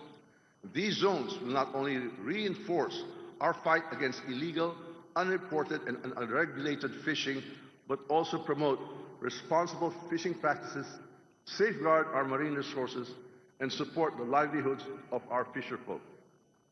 We also recognize the significance of reassuring foreign businesses about our investor-friendly policies. We will actively engage in discussions and cooperate with the global business community to create an international business environment in our country. We recognize the potential that such collaborations have in stimulating economic and advancement and job creation for our citizens. As we move forward, we have a robust pipeline of reforms designed to spur our nation's economic development further. We are dedicated to enacting laws that will remove obstacles, foster innovation, and support industries that have the potential to drive sustainable growth and development. The tangible change our previous session fostered represents merely the commencement of what we can achieve. That our accomplishments not represent a culmination, but a catapult launching us towards loftier goals. Let us never cease in our pursuit of excellence, exemplifying the will of the people in our every endeavor. And we continue to honor the unity and collaboration that underpinned our previous session. And despite diverse Si House Speaker Martin Romualdez sa pagbubukas ng second regular session sa House of Representatives. Lipat naman po tayo. Ngayon, balikan natin ang Senado kung saan meron ng resolusyon para magkaroon ng joint session ang Kongreso para pakinggan ang SONA ng Pangulo. Nagdinig tayo ng magagandang bills, nag-imbestiga ng mga masasamang gawain, nagbigay tulong sa mga may pangangailangan. Hindi po ito muling pagbubukas ng Senado dahil hindi naman po tayo tumigil sa ating trabaho. Ang huminto lang ang aksyon sa plenaryo, pero tuloy-tuloy ang serbisyo. Nagdinig tayo ng magagandang bills, nag-imbestiga ng mga masasamang gawain, nagbigay tulong sa mga may pangangailangan. To cite a few, Senator Bato de la Rosa has clinically exposed the lies of police officers involved in the 6.7 billion drug bust. Their tales were so unbelievable that one gets the impression that they've probably gotten high on their own supply. Senator Grace Poe, harping on the endless woes of the NAIA, or the Ninoy Aquino Inconvenience Airport, and the MWSS, or the Metropolitan Waterless Service System, is oversight vigilance at its sharpest. Senator Francis Tolentino has looked under the hood of the LTO to untangle its manifold of problems. On this, let me echo our people's frustration. At a time when the world is rolling out driverless cars, we are stuck in a state of licenseless drivers. Senator Nancy Binay has picked up the cudgels for air travelers waiting in airport for days for flights that take just an hour. Smugglers may run rings around customs people, but they cannot run past the solid wall of research and tough questioning of Senator Cynthia Villar and Amy Marcos. Senator Rafi Tulfo has probed deep in the costs of power outages in many places and the mental blackouts of those who caused them, as well as protecting the rights of our overseas and migrant workers. Senator Alan Cayetano has also called hearings on e-governance and why our internet remains slow and spotty. While our investigations make for great TV, we launch them not for show, but for solutions. When we exercise our oversight powers, we do so primarily to correct laws. If, however, in the process it sends culprits to the correctional, then it is a welcome bonus. The bulk of committee work done here, however, may not be sensational, but nonetheless substantive. The fact is, most important pieces of legislation do not trend nor scream headlines, but at the end of the day, these proposals are what the country needs. Like what EDCOM 2 of Senator Win Gatchalian is doing, which is diagnosing what ails our schools so that when it comes to teaching our young, they will not be the last, the least, and the lost. His counterpart for higher education, Senator Chis Escudero, has also brought to the plenary a raft of bills that will raise the competency of our graduates in a highly competitive world. Senator Bong Revilla has been championing teachers' causes, and the House should act on his teaching supplies allowance bill. Senator Sani Angara has the energy of a startup tech in finding ways to ignite the full potential of our nation's creative industries. Senate President Pro Temp Lauren Legarda's tapestry of art and cultural initiatives, which, together with her quilt of environmental initiatives, should comfort us in this climate of constant change. Oo nga, tapos na ang COVID health emergency. Pero patuloy ang trabaho nila Senator Bongo at Senator Pia Cayetano na pagandahin ang public health system. And for Senator Pia, in her work as Chair of Sustainable Development and Futures Thinking, fits the description of a statesperson, one who thinks of the next generation and not of the next election. Senator Jinggoy Estrada is busy on two defense fronts, military and labor. The first to protect our sovereignty against threats, and the second to guard our working man's rights from being eroded. Another good one, as they're both good, another good one of a lawmaker, Senator JV, is likewise juggling three major concerns adeptly: empowerment of local governments, housing for the people, and on the economic front, the public-private partnership bill. Patuloy naman ang pagsisikap ni Senator Robin Padilla upang ang karapatan ng mamamayan sa malayang impormasyon at ng mga kapatid nating Muslim at indigenous peoples sa kaunlaran ay matugunan natin. Ang ganong sipag ay napakita din ni Senator Lito Lapid sa maraming usapin, pero lalo na sa masalimuot na mga issue na sakop ng kanyang Committee on Games and Amusements. Senator Mark Villar has brought to this chamber the nobility of his work ethic, cool, calm, and collected, which we saw when he was defending the Maharlika Investment Fund. A Senate without fiscalizers loses its potency and forfeits its credentials as a democratic body. In our Minority Leader Coco Pimentel and Deputy Minority Leader Risa Ontiveros, we find a vigilant opposition who do not obstruct but critique constructively, their inputs resulting in better laws. And the person on the floor umpire and consensus builder who traffics these bills and resolutions in one seamless assembly line, shepherding them from committee to plenary, is our distinguished Majority Floor Leader, Joel Villanueva, who's celebrating his anniversary today. Today, we open regular session the way it has been set by tradition and by the Constitution, by listening to the President assess the nation and account himself. This reckoning should give us bearing on where we are now and where we should be heading, of work done and promises yet to be redeemed. His take on things may differ with us. His can be rosy, ours can be restrained, or in certain issues, we may be upbeat and he will be subdued. But we do agree on the most important point, that the Senate has a major role to play in conquering the challenges before us. As expected, the President will use the pulpit this afternoon to dare us to act on his wish list. And like the men and women who sat in this chamber before us, let us respond in true Senate fashion. We will improve the bills before we approve them. We will purge the bad provisions and replace them with the good. But the Senate is not a mere processor of policies originating from the other branch. We also nurture our own, whether bills with far-reaching effects that overhaul systems to help people burdened by rules that are too old or too many, or bills that bring fast-acting relief to those who are in distress, victims of disasters, for example, and the number of which is growing. In tackling bills, let us bear in mind that these are not the President's request, but the people's request. Some of these may not be what we want, but they are what the country needs. To a people scarred by the recent pandemic, never must we be caught flat-footed again. Let us pass the bills creating the Center for Disease Control, Virology Institute of the Philippines, and the Medical Reserve Corps.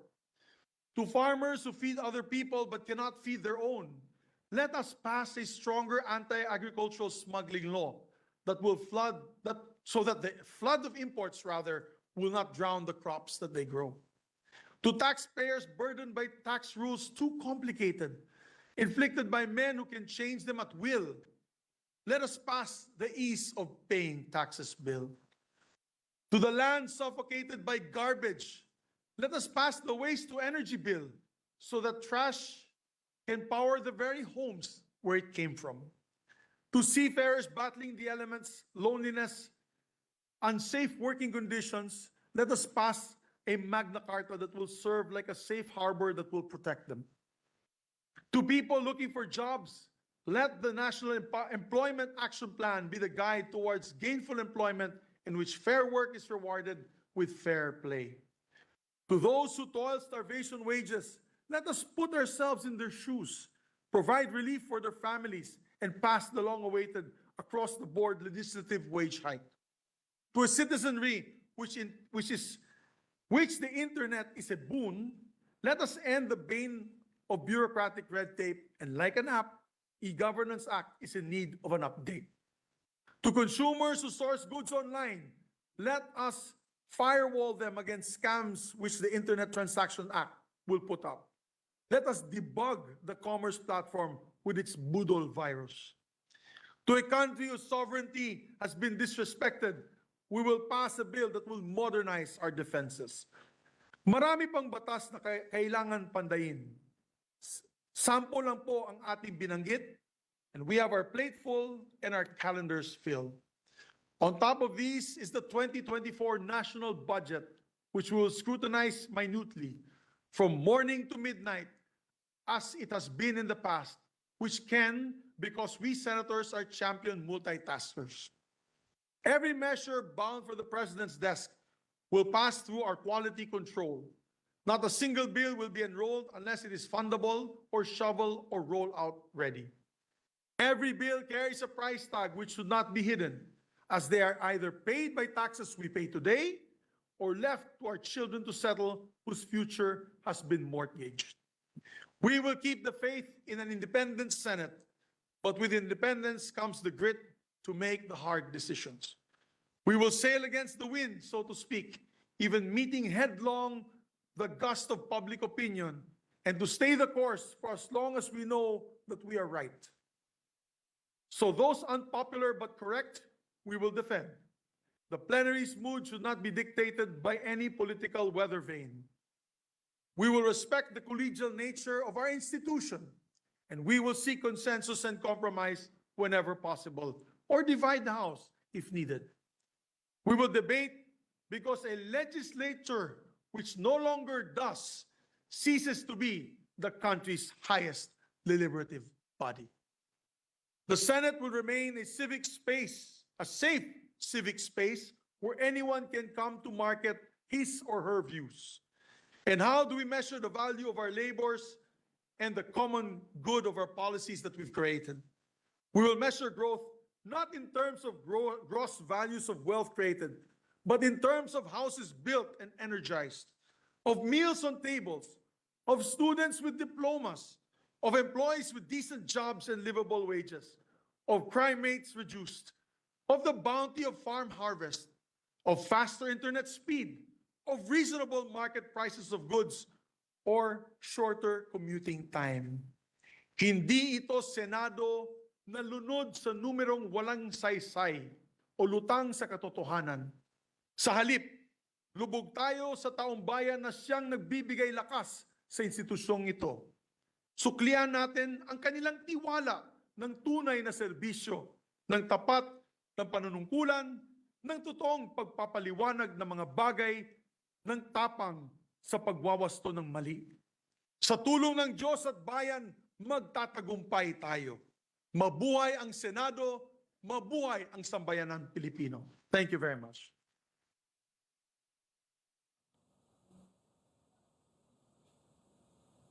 Majority Leader. Thank you, Mr. President. You are our inspirational leader. At this juncture, Mr. President, Mr. President, before we suspend the session, may we request our colleagues to remain at the session hall for the photo session. And Mr. President, there being no further business, I move that we suspend the session until 4 o'clock this afternoon, at which time we shall reconvene at the session hall of the House of Representatives to hear the State of the Nation address of President Ferdinand R. Marcos Jr. in a joint session of both houses of Congress. And when we adjourn the joint session, the session of the Senate shall be considered adjourned until tomorrow, July 25, 2023. Alright, atin pong natutunghayan ang pagbubukas ng ikalawang regular session ng 19th Congress. Bago po nagsalita si Senator Joel Villanueva kaugnay ng pag-suspend ng session hanggang alas 4 mamayang hapon para sa SONA ng Pangulo. Ibinida muna ni Senate President Mig Zubiri ang mga accomplishments ng bawat senador at mga investigasyon na ginawa nila hinggil sa iba't ibang issue mula sa 6.2 billion peso drug bust scandal, aberya sa NAIA, problema sa supply ng tubig, at iba pa. Tulad ng sinabi ni House Speaker Martin Romualdez, nangako din siya na bibigyan ng prioridad ang natitirang priority bills, pero di siya nagbigay ng timeline. Sinabi lang niya na hindi sila magmamadali at bubusisihin ang bawat panukala. Tulad ng pagtatayo ng Centers for Disease Control, Virology Institute, Ease of Paying Taxes Bill at ang 2024 budget. Doon naman sa House of Representatives kanina, ang pagkaiba lang sa parang tema ng speech ng dalawang leader ng House of Representatives at sa Senado. Sa House of Representatives, yung talumpati ni House Speaker Martin Romualdez ay parang tila nagbibigay ng pep talk sa mga miyembro para sa pagbubukas ng second regular session. Sinabi niya that they are champions of the people at iginiit na sila ay makikinig at maglilingkod sa mamamayan. Commitment din niya na maipasa ang iba pang ng 20 pang nakabinbin na LEDAC priority bills tulad ng mandatory ROTC, epektibong pagkalap ng buwis at pagtayo ng Virology Institute, just to name a few. Ang sinasabi niya ay maipapasa dapat nila yan by the end of the year. Sa aming pagbabalik, patuloy nating susuriin ang legislative agenda ng Kongreso kasama si political analyst Tony Lavinia. Manatiling nakatutok sa CNN Philippines.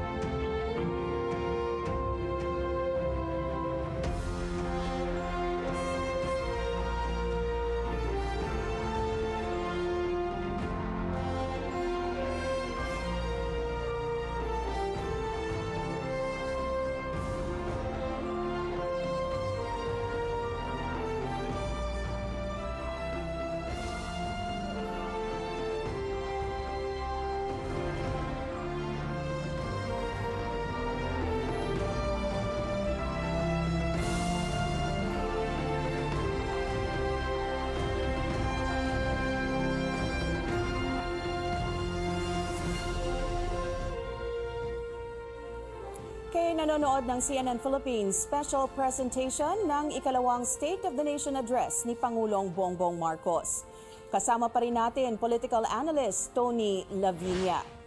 Sir, so nakita na nga natin, narinig natin yung talumpati ng dalawang leaders ng Senate at ng House of Representatives. Ano po yung unang pumasok sa isip nyo as you were listening to their speeches? Very ambitious sila. Doable kaya ito? Kasi yung And the answer, Yes. is I don't know. Yes, you don't know. Hindi nila kaya ba talaga nila. Depende kung, kasi madi-distract sila una sa barangay elections, and then 2025 elections is already coming. That's right. And then So yun ang bantayan. pero yung accomplishments din ng Senado at yung House of Representatives, kung ikumpara mo, parang 33 ang priority bills na lusot sa Kamara in the first session. Habang ang Senado naman, parang hinay-hinay lang sa pagtalakay ng mga ito. What does that say about the two houses of Congress? Kasi even in their speeches, si House Speaker Martin Romualdez, we will pass all of the remaining by the end of the year, while si Senate President Mig Zubiri naman, ang sinasabi niya, walang timeline, dahan-dahan kami. So what does that say about them? Mas deliberative ang Senado. Yun lang. Okay. Maganda naman yung deliberative. Hindi maganda pasa ng bill. Okay, kumpiyansa. So, yes, Zubiri did make it a point to mention that they are not a Senate that will be bogged down by unbelievable numbers, but they will be more discerning in his speech.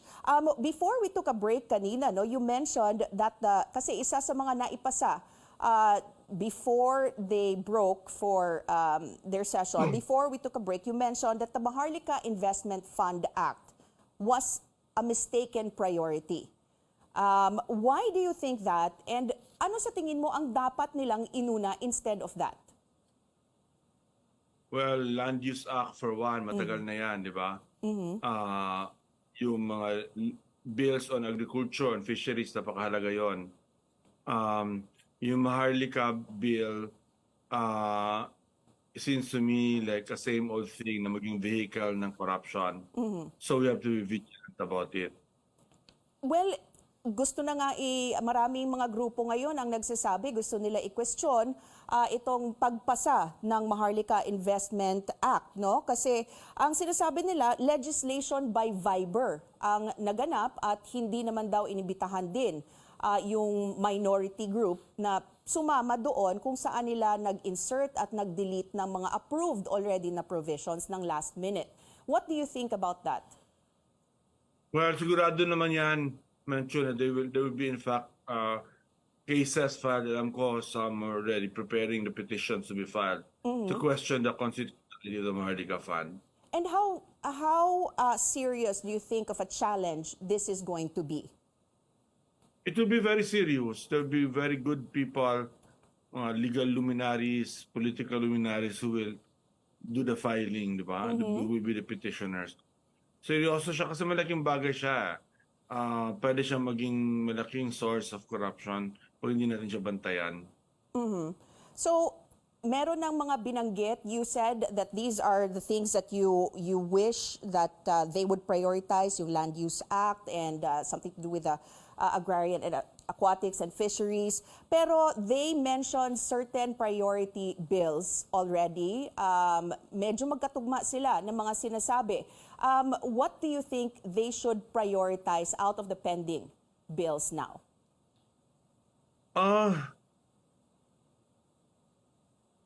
Yung health bill, yung mga centers of diseases, importante yun.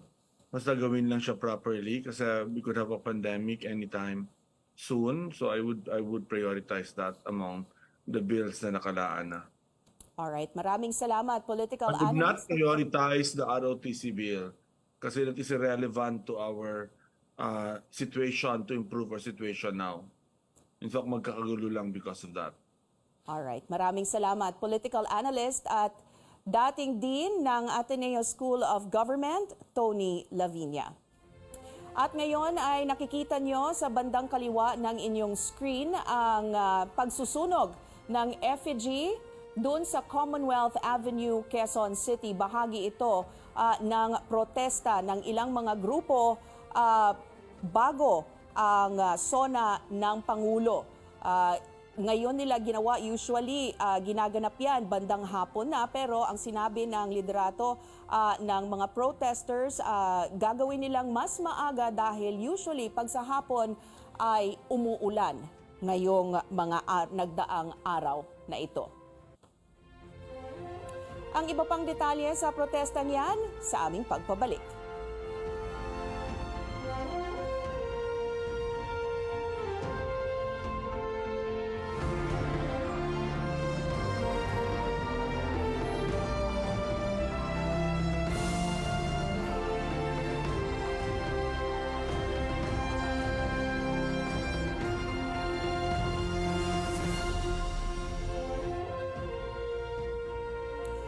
nanonood pa rin ng CNN Philippines special coverage ng ikalawang SONA ni Pangulong Bongbong Marcos. Ako si Menchu Macapagal.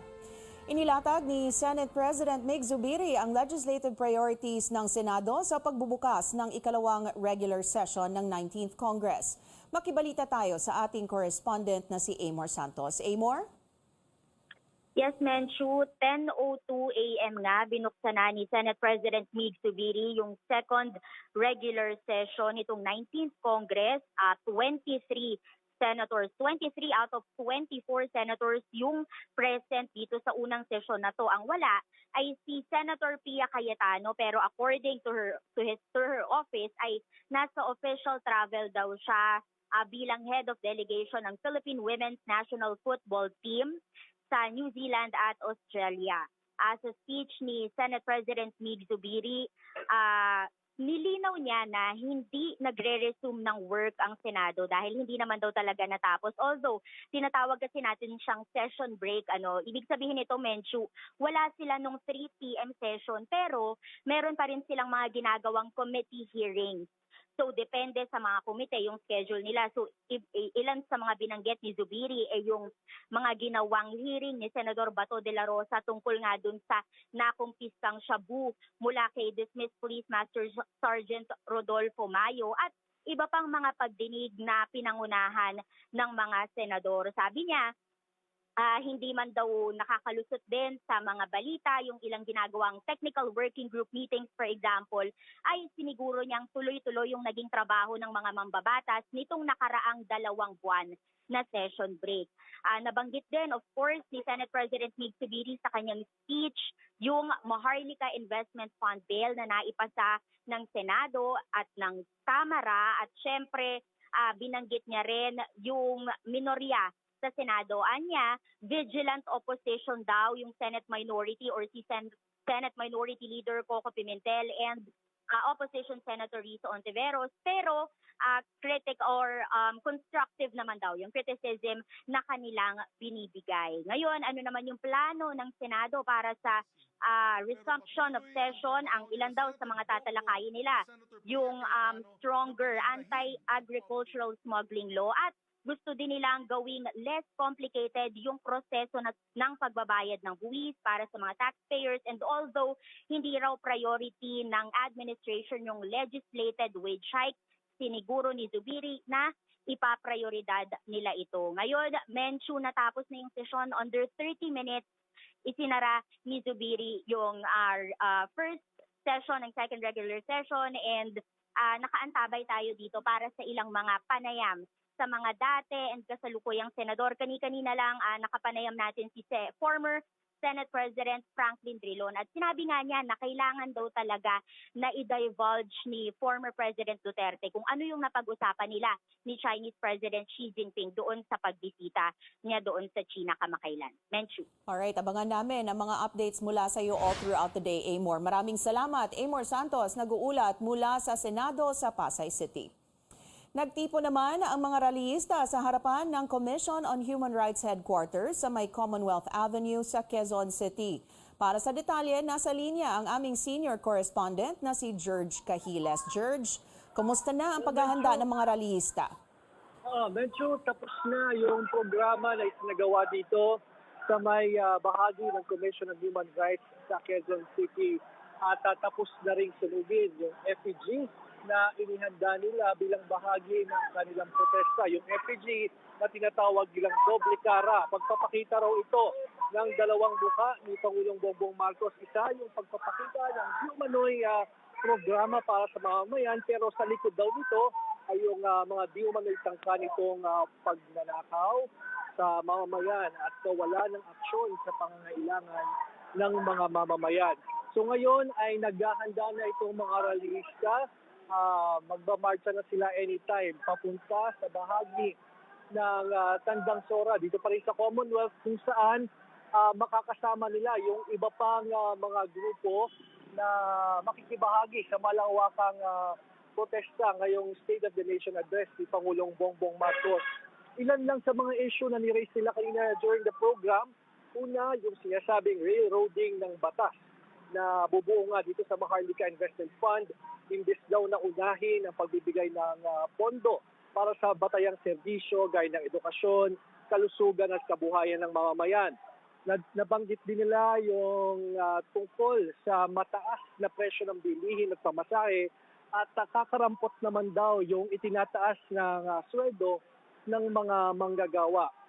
Kanina rin, nandun yung mga ilang mga grupo ng nurses at nabanggit din nila yung panawagan nilang 30,000 pesos na entry salary para sa mga nurse at sana daw ay going tax-free ang mga health workers dito sa bansa. Yung mga teachers naman sa pangunguna ng Alliance of Concerned Teachers, ang panawagan naman nila 50,000 entry salary para sa mga guro. So ngayon ay tinatahak itong mga nagpo-protesta itong Commonwealth Avenue. Nag-start na silang mag-march sa Menchu. They're occupying yung center lane ng Commonwealth Avenue at nag-formation na sila dito. Papunta naman dyan sa bahagi ng Tandang Sora kung saan magkakaroon ng mas malaking programa simula alas 11 hanggang alauna ng hapon. Balik sa iyo, Menchu. Maraming salamat, George Cahiles, nag-uulat mula Quezon City. Ngayon naman ay nagsasalita si Senate Minority Leader Coco Pimentel. Pakinggan natin. Exported and then implemented in the country. So that's outside our jurisdiction. We cannot even cross-examine the people making the decisions at the WHO level. Sir, your comments on parang the anti-vaxxers are riding on that issue, using that as an issue to discredit the technology of vaccines. Well, they have a point. We should not dismiss the arguments of these anti-vaxxers. Actually, malakas dito sa Amerika. Tama mga Pilipino, idol natin ng United States of America, 80+% iniidolo ang US. Malakas ang anti-vaccine movement doon. So, they must know something. Safe to say, sir, yung minority po talagang sa scrutiny. Yes, himayin natin yun. So, among those mentioned yun, but meron siyang hindi minention, siguro hindi rin priority kay SP yun, would be the mandatory ROTC. Isa pang divisive issue yan. Kaya nga advice ko sana, si Senate President recognizes the urgency of that we need to do things to help our people, especially the Filipino poor, no? So we should get our acts together, no time to lose. Sana ang pakiusap ko, let's concentrate on those which we can work on. Huwag yung proposals which are sometimes wild proposals which divide our people. Because there are legitimate objections din naman. Sir, what about ROTC, sir? Ano yung questioning niyo dito? ROTC? Well, una sa lahat, gagawing mandatory.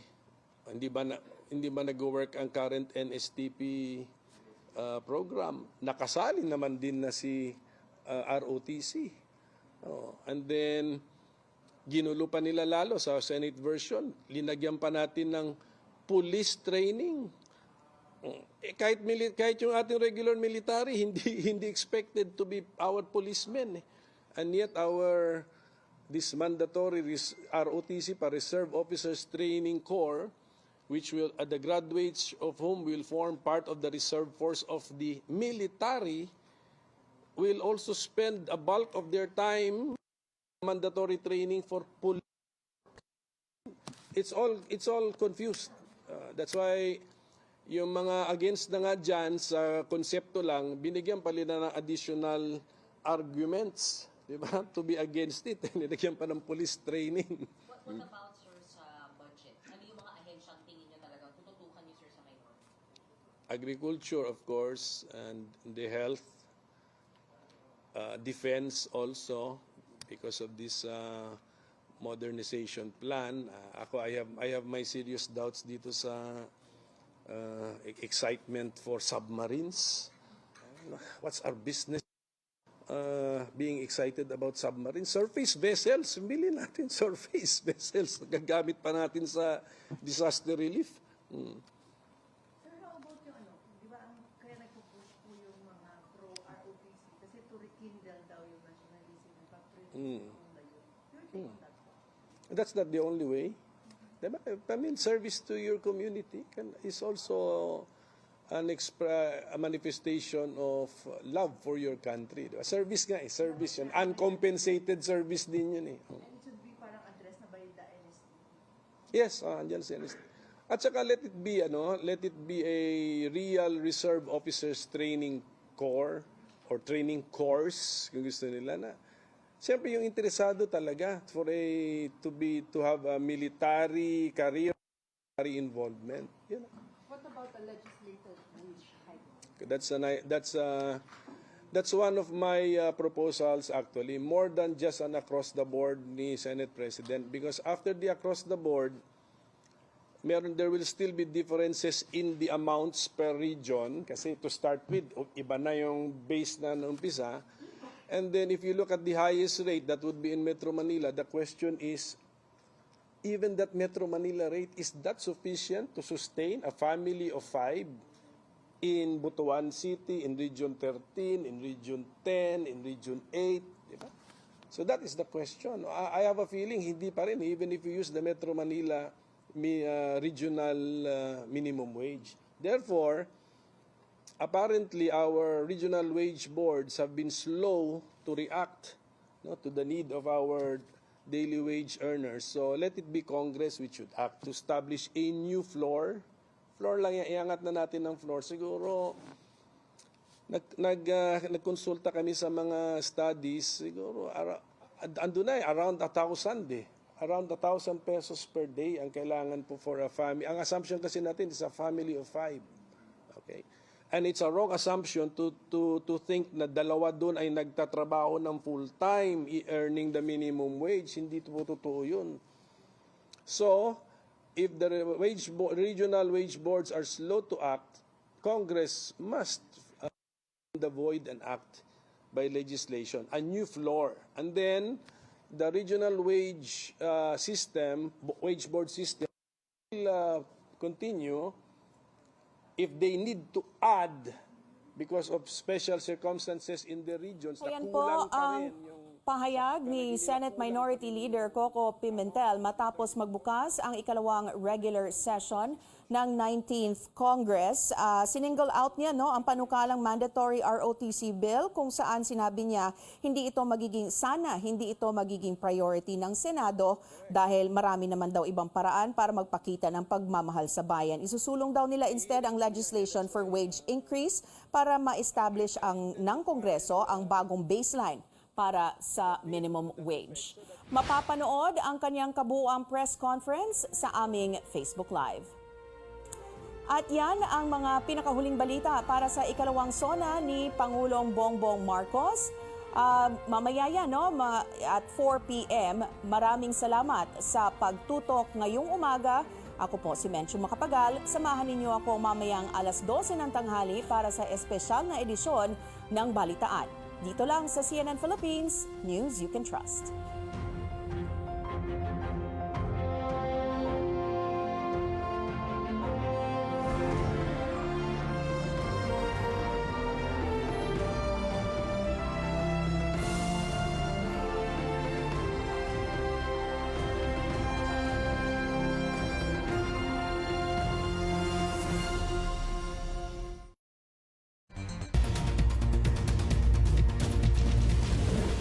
Narito na ang balitaan sa CNN Philippines.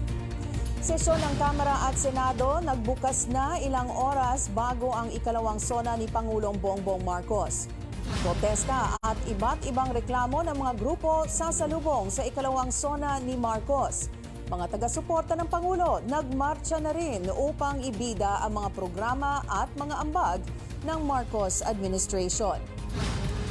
Bagyong Egay mas lumakas pa, signal number 1 at 2 nakataas sa ilang mga probinsya sa Luzon at Visayas. Metro Manila nasa signal number 1. At mga agaw-pansing wardrobe at protest attires ng mga dadalo sa ikalawang SONA ni Marcos inaabangan na rin ng netizens.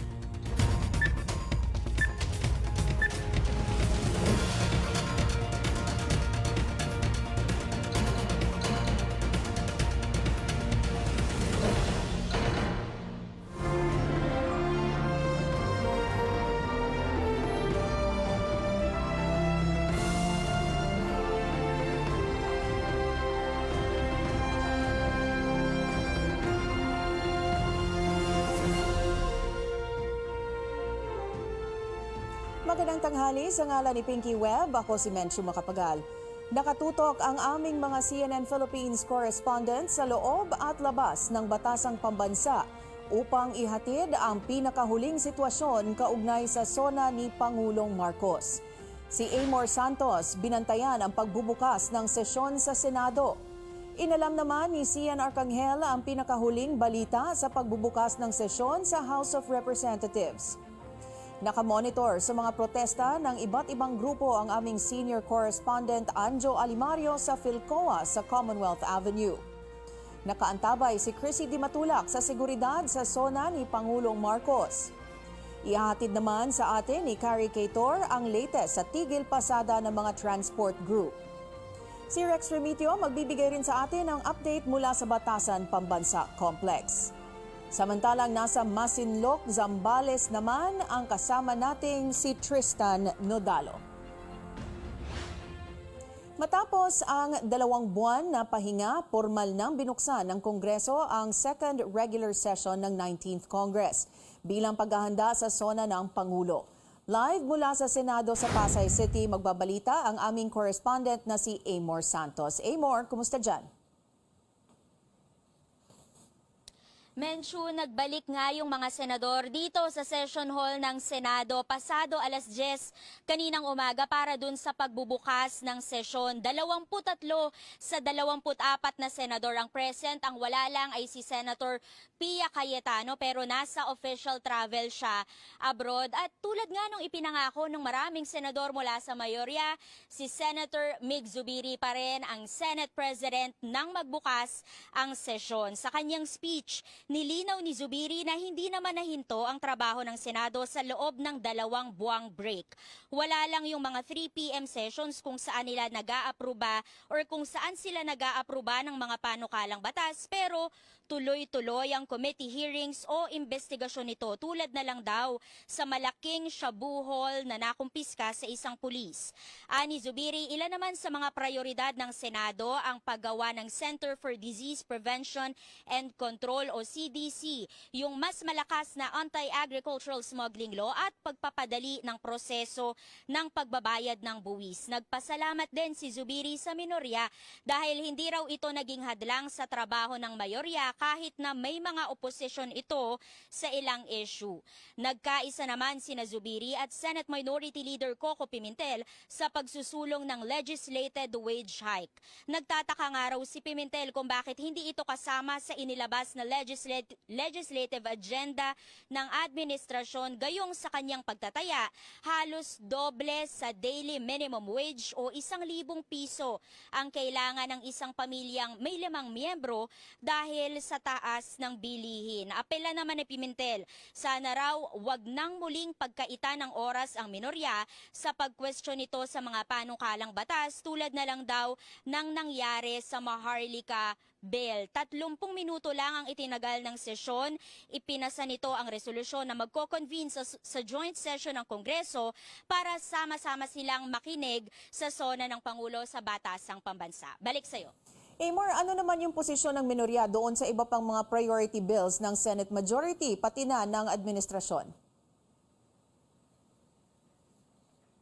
Menchu, sabi ni Pimentel, ilan daw dun sa mga kukwestiyonin niya ay yung paggawa ng Center for Disease Prevention and Control o CDC dahil marami raw reklamong natatanggap yung opisina niya tungkol dito. Ilan din daw sa mga divisive na mga panukalang batas ayon kay Pimentel ay yung pagbabalik ng mandatory ROTC. Ang pangako ng minorya, more work, more vigilance daw para sa resumption ng session na ito. Menchu. Maraming salamat, Amor Santos, nagbabalita. Formal nang nagbukas ang ikalawang sesyon ng 19th Congress sa Kamara. Pinangunahan ni Speaker Martin Romualdez ang sesyon. Magbabalita ng live mula sa Batasan Pambansa si Cian Arcangel. Cian, ano yung mga nasa agenda ng Kamara sa muling pagbubukas ng 19th Congress? Menchu, bukod sa pagpasa sa mga prioridad na panukala ng administrasyon, tututukan din ng Kamara ang pagpapalakas sa sektor ng agrikultura sa panibagong sesyon ng 19th Congress. Sa kanyang talumpati, sinabi ni Speaker Romualdez na paiigtingin pa ng Kamara ang paglaban sa smuggling ng mga produktong agrikultural. Dadagdagan din daw ng Kamara ang Strategic Agriculture and Fisheries Development Zones para matulungan ang mga magsasaka at mangingisda. Ayon kay Romualdez, target din ng Kamara na ipasa bago matapos ang taon ang 20 panukalang batas na prioridad ng administrasyon. Kabilang dyan ang reforma sa pensyon ng mga sundalo at iba pang uniform personnel, amyenda sa batas kontra agricultural smuggling, pagbuhay sa industriya ng asin, ang panukalang Internet Transactions Act at ang Mandatory Reserve Officers Training Corps Act. In our pursuit, we remain steadfast, focusing on the 20 legislative measures approved during the second Legislative Executive Development Advisory Council LEDAC meeting. Our unwavering aim is to realize them before the year ends. It is equally imperative to address the issues confronting our agricultural sector in the soonest possible time. We will redouble our efforts to stop the smuggling of rice, sugar, and onions, which harms our farmers' competitiveness and disrupts the agricultural value chain. 311 mambabatas ang dumalo sa sesyon. Bago ito magsimula, pinasinayaan ni Romualdez ang panibagong LED wall sa labas ng plenaryo. Makikita sa LED wall ang impormasyon ukol sa mga kongresista. Kasama ni Romualdez sa maiksing seremonya, sina Majority Leader Manix Dalipe, Senior Deputy Speaker Aurelio Dong Gonzales, Deputy Speaker at dating Pangulong Gloria Macapagal Arroyo at Senior Deputy Majority Leader Sandro Marcos. Isa sa mga inadopt na resolusyon ng Kamara bago magtapos ang sesyon ngayong umaga, ang House Resolution 1126. Ipinapahayag nito ang suporta ng Kamara sa Republika ng Korea bilang paggunita sa ika-10 United Nations Forces Participation Day at ika-70 anibersaryo ng Korean Armistice Agreement. Nasa bansa ngayon ang Speaker ng Korea National Assembly, Kim Jin-pyo. Makikipagkita siya kay Romualdez ngayong araw. Mamayang alas 4 ay babalik naman ang mga mambabata sa loob ng plenaryo para sa joint session ng Kamara at Senado at para na rin pakinggan ang State of the Nation address ni Pangulong Bongbong Marcos. Balik sa iyo, Menchu. Sian, kamusta naman yung seguridad sa Kamara para sa SONA? Menchu, bantay sarado ang buong batasang pambansa ng pinagsanib na puwersa ng militar, pulis at pati na ang Presidential Security Group. Tanging ang mga guests lang na may ID at opisyal na imbitasyon sa SONA ang maaaring pumasok.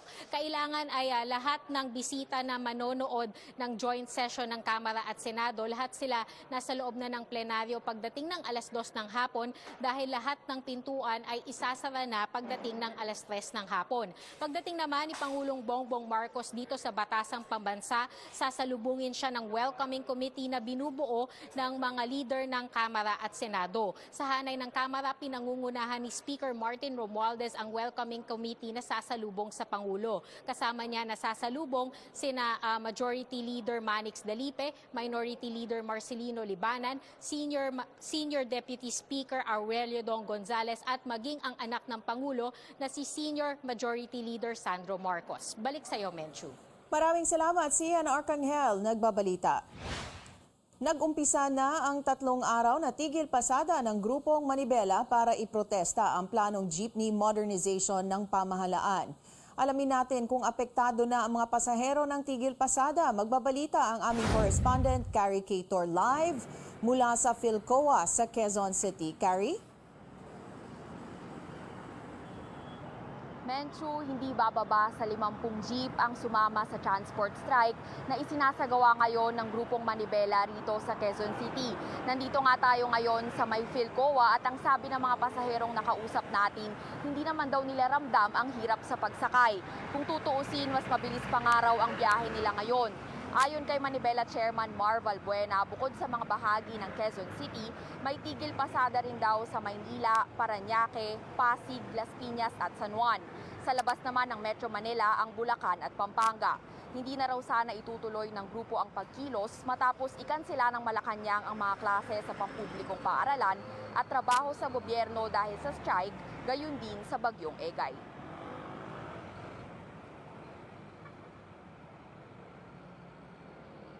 Pero posible raw na hindi na nila ituloy ang strike sa susunod na 2 araw kung tutugunan ng Pangulo ang kanilang mga hinaing sa kanyang SONA ngayong araw. Humingi na lang din sila ng pasensya sa mga commuter na posibleng naaapektuhan ng tigil pasada. Balik sa'yo, Mechu. Carrie, may mga libreng sakay ba para sa mga apektadong pasahero? Yes, Menchu, meron. May mga lokal na opisyal nang nag-anunsyo na may mga nakahanda na raw silang sasakyan gaya ng Quezon City, Pasig, Parañaque, Caloocan at Taguig. May 17 military trucks, buses at coasters din mula sa Armed Forces of the Philippines para sa libreng sakay. Nauna nang sinabi ng transport regulators na magde-deploy rin sila ng rescue buses para sa mga mangangailangan. Menchu. Maraming salamat, Carrie Cator, nagbabalita. Unti-unti nang dumarami ang mga grupong nagpoprotesta sa Commonwealth Avenue ilang oras bago ang SONA ni Pangulong Marcos. Masusi namang binabantayan ng pulisya ang mga nagdaraos ng pagkilos upang matiyak ang kapayapaan at seguridad. Live mula sa Commonwealth Avenue sa Quezon City, magbabalita si Chrissy Dimatula. Chrissy?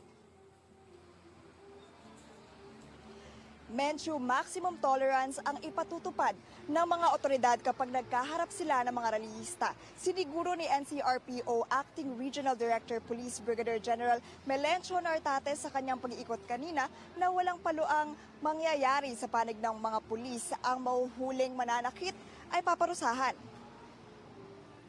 Pagka ikaw pinalo, masasaktan ka, makakasuhan ka. So, wag ka na lang mamalo. Okay? Anyway, handa naman yung mga yan. They have the necessary protective gears. They have the necessary protective gears. Kung nasaktan sila, there are mga ganong insidente, then mga pulis yan. Alam nila ang gagawin. They will, of course, effect some arrest. Kani-kanina lang din ay dumaan dito si PNP Chief General Benjamin Acorda para tingnan kung maayos na nakapwesto ang mga pulis. May higit 1,000 police personnel ang nakaestasyon dito sa Luzon Flyover sa Commonwealth Avenue dahil hanggang dito lang papayagan ang mga rallyista. Sabi ni Nartates, pwedeng umistambay ang mga rallyista rito basta sa mga oras lamang na nakalagay sa kanilang permit. Ayon sa pamunuan ng Quezon City, nagbigay sila ng permit sa 3 grupo. Pero batid nila na maraming grupo ang makikisakay sa permit. Balik sa iyo, Menchu. Chrissy, nasa anong alert status na ba ngayon ang pulisya? Menchu, simula linggo ng hapon ay naka-full alert status ang pulisya. Hanggang bukas ng hapon ito tatagal at ayon sa huling tala ng PNP ay hindi sila nakatanggap ng kahit anong banta para sa pangalawang SONA ng Pangulo. Balik sa iyo, Menchu. Maraming salamat, Chrissy Dimatulak, nagbabalita.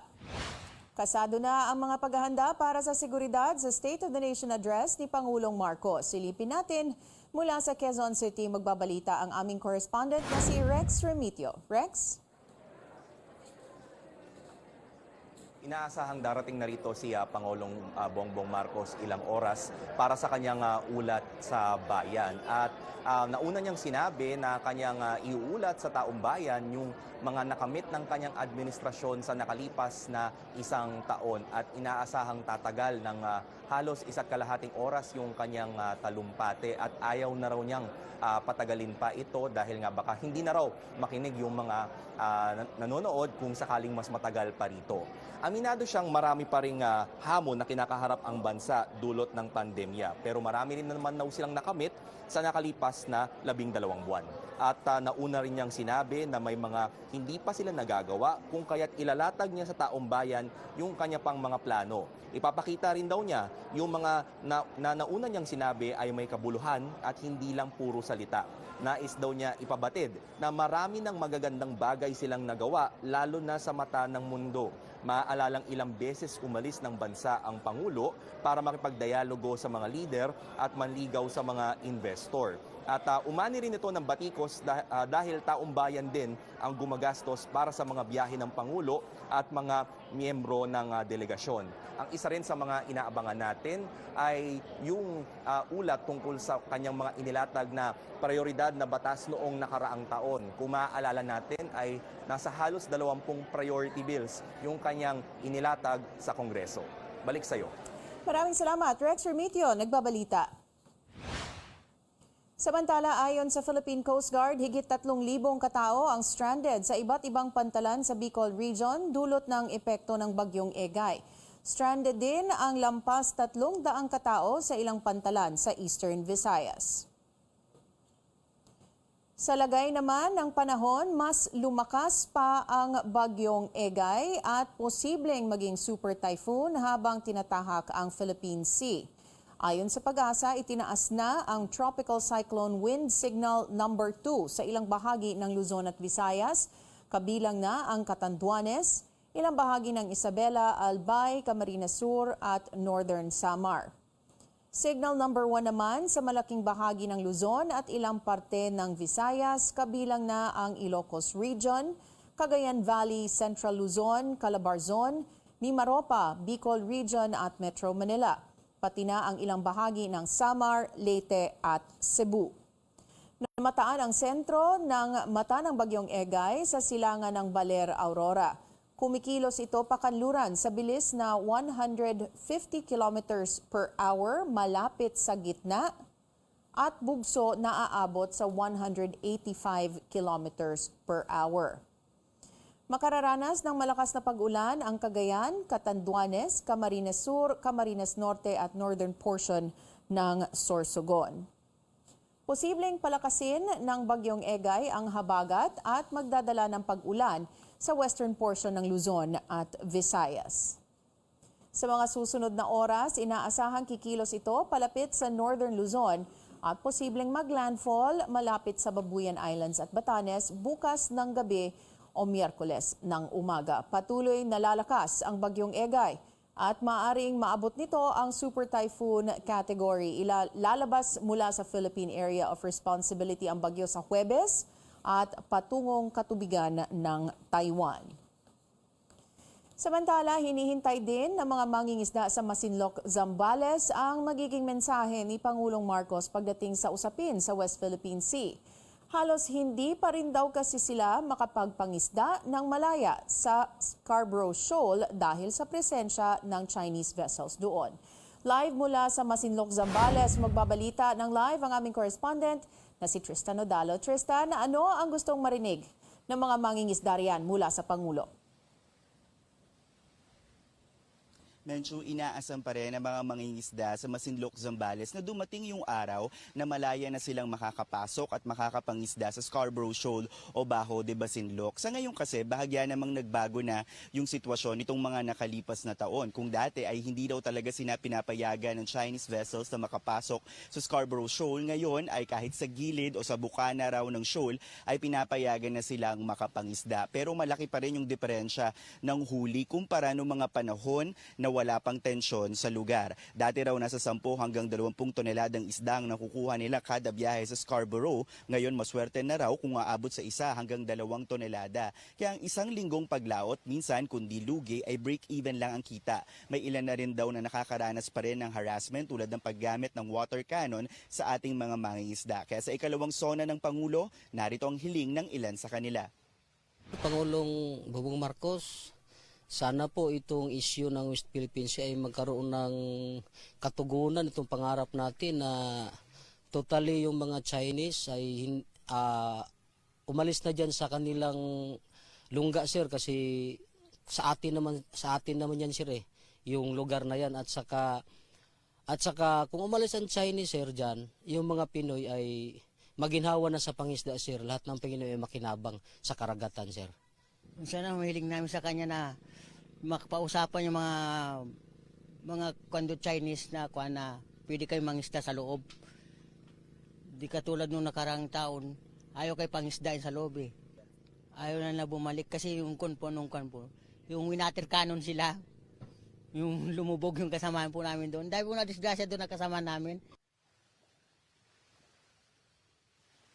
Isang public viewing ang inorganisa ng lokal na pamahalaan ng Masinloc, Zambales para sa ikalawang SONA ni Pangulong Marcos at imbitado dito yung mga mangingisda ng Masinloc. Balik sa'yo, Menchu. Maraming salamat, Tristan Nadalo, nagbabalita.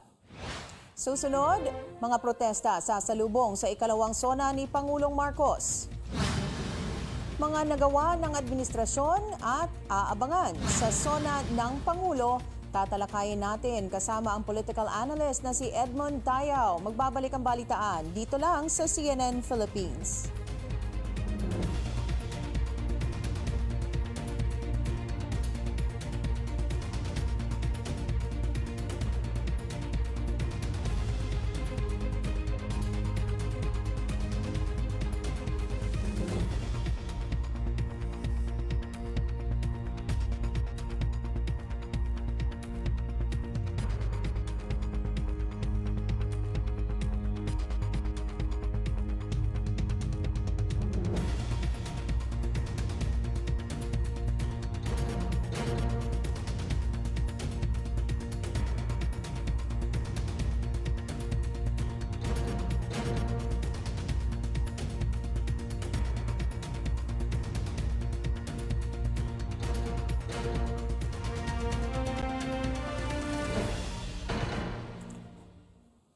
Nagbabalik ang balitaan sa CNN Philippines. Ako po si Menchu Makapagal.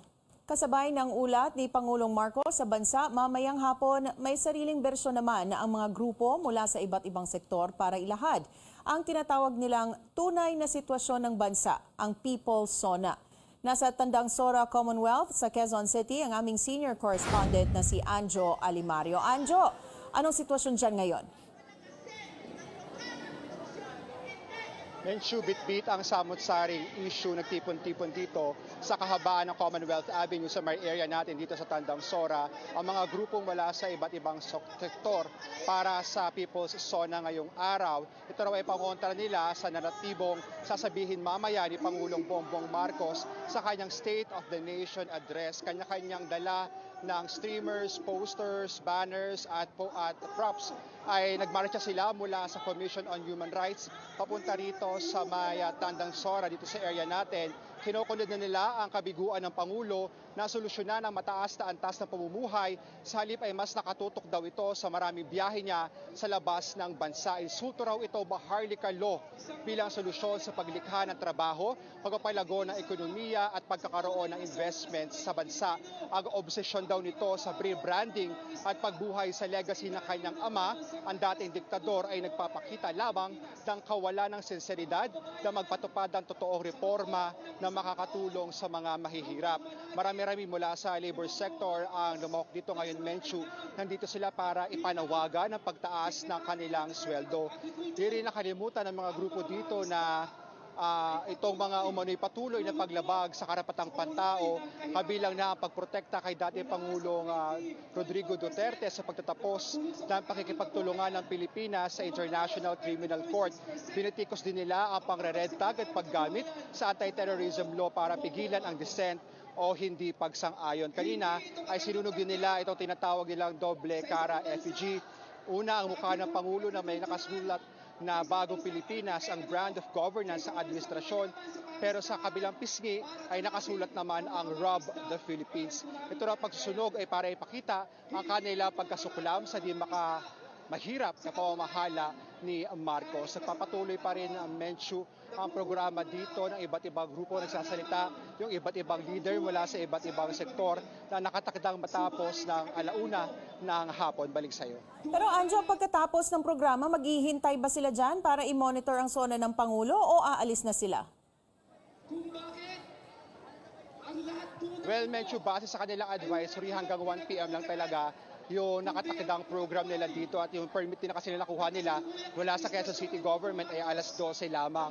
At may kanya-kanya rin kasing public viewing itong iba't ibang grupo para nga matutukan, mabantayan itong sasabihin ni Pangulong Marcos mamaya. Balik sa iyo. Maraming salamat. Yan po si Anjo Alimario, nagbabalita. At kaugnay pa rin ng inaabangang SONA ni Pangulong Marcos, makakausap natin sa studio si political analyst Edmond Tayaw. Magandang tanghali, Sir Edmond. Magandang tanghali, Menchu. Welcome to Balitaan.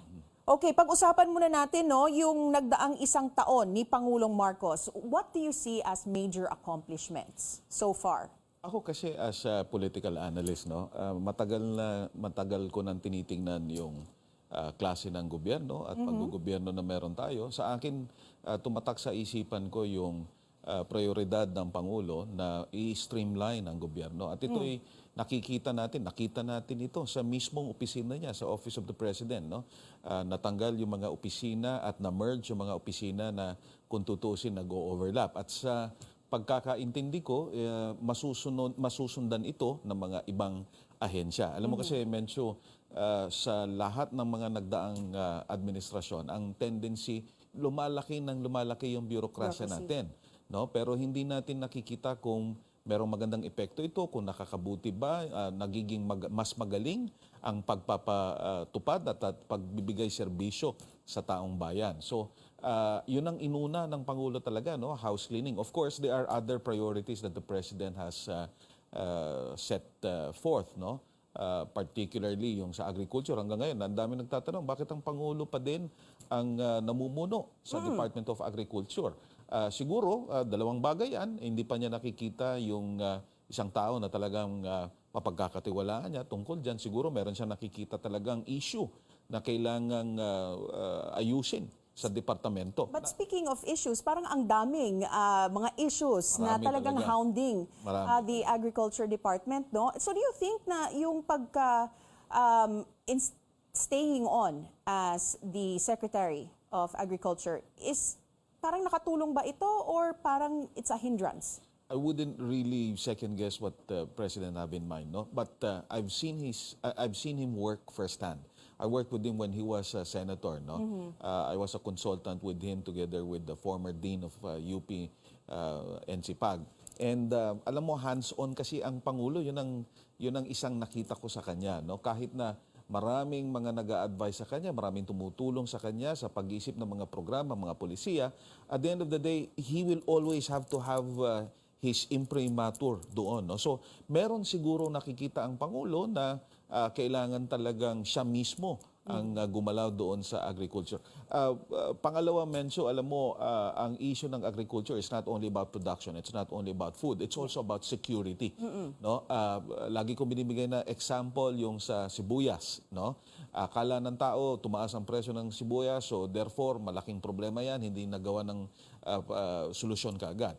But if you are going to reflect, masyadong naging masama ang epekto kasi ako nagluluto, no, pag gayat ka ng sibuyas pag maliliit nakakainis, no, but saan ba natin binibili yung sibuyas? Saan ba natin binibili yung ibang mga goods na ginagamit natin everyday? Isang bansa lang yan, may problema pa tayo politically diyan. So that's my understanding is that the reason why the President made the sort of pitch to make use of our local products, our local produce, is precisely to somehow soften the impact of decrease in importation. At ganyan ang nangyayari ngayon, kaya medyo kung hindi nag-normalize na ulit ang presyo. Pero speaking of importation, those were some of the sugar importation, that was and then the rice importation. The other asin. So Sina the other day, I think, released a statement saying that itong administration na to really has to focus on taking the steps to ensure, like yung rice-producing countries kasi, parang nag-announce na sila na ikakat nila yung exporting capacity nila in the coming years. So, do you think na yung mga steps na kinuha or ginagawa ngayon ng administrasyon ay talagang makakahabol pa? Alam mo, sa tingin ko, no, with 1 year in office, katulad ng binanggit ko, ang ginawa ng Pangulo, pinalakas niya muna yung mekanismo. Siguro makikita natin ang epekto niyan in the next 2 or 3 years. No? That's why whenever I'm asked, how am I going to rate the President's performance, I'm not about to give him a rating after 1 year. Okay. I will definitely start giving him a rating after 3 years because that's the time that, alam mo, lalo na pati planning natin medyo sa gobyerno. Kaya I always look at the system.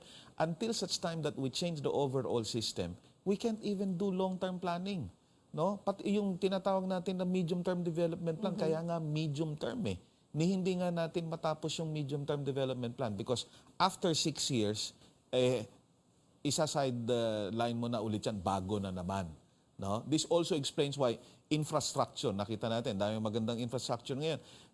But the people do not know that the planning of those infrastructure has started 4-5 administrations ago. So walang continuity basically dun sa mga major projects or mga policies pinapalitan every time another government comes recently, in terms of infrastructure, at least nasusunod. Yes. No, but in terms of other priorities, policy-wise, no, lalo na kung economic ang pinag-uusapan, laging nababago yan. Speaking of economics, do you think na we are on track when it comes to economic recovery? Considering na marami pa rin nagsasabi, hindi ko naman ramdam. Yun. Sinasabi nilang economic recovery na yon. Ako, ang basihan ko lang yung presyo ng krudo. I'm sure natatandaan mo nung ang per liter inabot ng 70. Yes. No? Umabot pa ng 80, 82 yes. yung per liter. At ngayon nag-stabilize. But it's not entirely the government's fault, no, why the prices has gone up. No, apart from the pandemic, ongoing pa din ng Ukraine war, hindi alam ng karamihan na ang Russia at ang Ukraine ay isa sa mga major oil producing countries. But again, the question is, how is the government been acting, no, to somehow lessen the impact of all these international events, no, or developments. Doon natin ngayon i-rate. Ano bang ginagawa ng gobyerno? Napalakas ba o napaganda ba yung mass transit system so that in the end, medyo mababawasan yung dependence natin sa oil? Kasama dito yung nirereklamo nila na modernization program. No? So baka naman hindi natin nakikita na yung mga specific na supposedly small initiatives on the part of the government, on the part of the president, is actually part of an overall scheme or comprehensive agenda. It's a bigger picture. So, that's right. Speaking of the bigger picture, may ilang foreign policy shifts din. Yung Pangulo, tulad ng pagtatag ng karagdagang EDCA sites sa bansa. Nakatulong ba ito? Malaking bagay, Menchu. Sa totoo lang. I mean, it's not just the setting up of EDCA sites, but the normalization of our relations with the United States of America. I'm not about to say that we're again re-pivoting back to US. Kasi alam mo, we've learned so much from the previous administration. If there's anything that I should and can credit the previous administration, is that the message to the whole world is, hey, hindi lang Amerika ang kaibigan natin. In fact, hindi din tama na sabihin na masyado tayong kumiling sa China, although ngayon nakikita ko malaki talaga yung pagkiling sa China. But the net effect of that reformulation of our foreign policy, Menchu, is that we managed to buy armaments and help the development of our armed forces without relying to a single country. Bumili tayo sa Israel, sa South Korea, no, sa Turkey, and so on and so forth. We even got freebies, not only from China, but even from Russia. So, ibig sabihin, parang na-diversify. Na-diversify, na-expand. So, ngayon, ang ginagawa ng bagong Pangulo natin ay binalikan natin ngayon ng Amerika. Hey, we've already shown you that we are not only going to rely on you, and that we have other friends. Okay. Ngayong hapon, nakatakda na yung second SONA ng ating Pangulo. Ano po sa inyong pananaw ang pinaka-effective na State of the Nation address? Hindi ko alam kung paano ko i-approach yung tanong mo. No? Siguro, ang pinaka-effective in terms of style siguro, tingnan muna natin sa style, nabanggit na rin sa news kanina, no, nabanggit mo na hindi na pahahabain ng Pangulo ang kanyang talumpati. At mas maganda siguro kung makikita natin na yung talumpati talaga nakatutok doon sa meat or substance, kumbaga, no? Iba naman yung estilo nung na sinundan niyang Pangulo. Medyo may mga kwento doon, ano? Pero siguro ngayon makikita natin na talagang ang tutok niya doon sa mga programa. Pangalawa, doon sa mga programang aasahan natin na babanggitin ng Pangulo, siguro dapat tingnan nating mabuti kung alin dito yung talagang magke-create ng mas remarkable na impact, sabi nga. Siguro sa ngayon, di pa natin nakikita kasi yun na nga, isang taon pa lang ang lumipas. But in the long term, no, I'm inclined to think that the President, knowing him, really understands how institutions work and therefore systems have to be improved. Alright, maraming salamat, political analyst Edmund Tayaw. Salamat po. At susunod, pag-usapan natin ang isa sa mga inaabangan tuwing SONA, ang magagarbong kasuotan. Magbabalik ang balitaan sa CNN Philippines.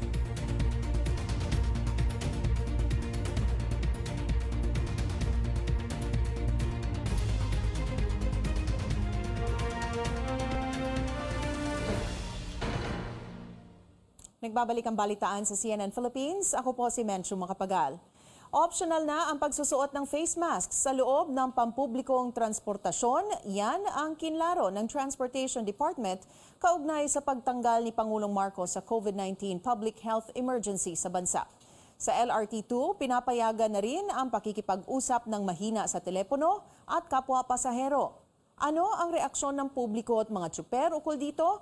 Magbabalita si Sian Arcangel. Mahigit 3 taon mula nang magsimula ang COVID-19 pandemic, tuluyan nang tinanggal ni Pangulong Bongbong Marcos ang State of Public Health Emergency sa buong bansa. Sa Proclamation 297 na pinirmahan noong July 21, sinabi ng Pangulo na sapat na ang kapasidad ng sistemang pangkalusugan sa bansa para tugunan ang banta ng COVID-19. Idineklara ni dating Pangulong Rodrigo Duterte ang State of Public Health Emergency noong Setyembre 2020 para matugunan ang krisis na dulot ng COVID-19. Dahil wala na sa state of public health emergency ang bansa, wala na ring bisa ang mga utos na inilabas noong kasagsagan ng pandemya. Pero mananatiling epektibo sa loob ng isa pang taon ang emergency use authorization ng Food and Drug Administration para sa mga natitirang bakuna kontra COVID-19. Sa isang pahayag, sinabi ng Transportation Department na hindi nasapilitan ang pagsusuot ng face mask sa mga pampublikong sasakyan. Balik na rin sa full capacity ang operasyon ng public utility vehicles. Ikinatuwa naman ng mga tsuper at pasahero ang pagluluwag ng health protocol sa pampublikong sasakyan. Mas maganda yung hindi na ipatupad. Maging normal na uli ang lahat para sa ikabubuti ng lahat. Face mask siguro hindi na. Ngayon nag-face mask lang ako kasi sakay ng MRT eh. Dagdag din kasi sa gastos, pero alcohol, oo. Ang ilang negosyo naman, magpapatuloy pa rin daw sa pagpapatupad ng health protocols tulad ng pagsusuot ng face mask ng mga empleyado at paggamit ng air purifiers at alcohol. Kagaya na itong negosyo namin na pagkain, so like alcohol, kailangan natin mag-alcohol bago tayo kakain. Pagkatayo po is naka-face mask and gloves na po yung mga barbero para po sa mga client na pumapasok. Parang protocol na po namin yun. Paalala ng Health Department sa publiko, patuloy na alagaan ang kalusugan para makaiwas sa sakit. Sian Arcangel, CNN Philippines.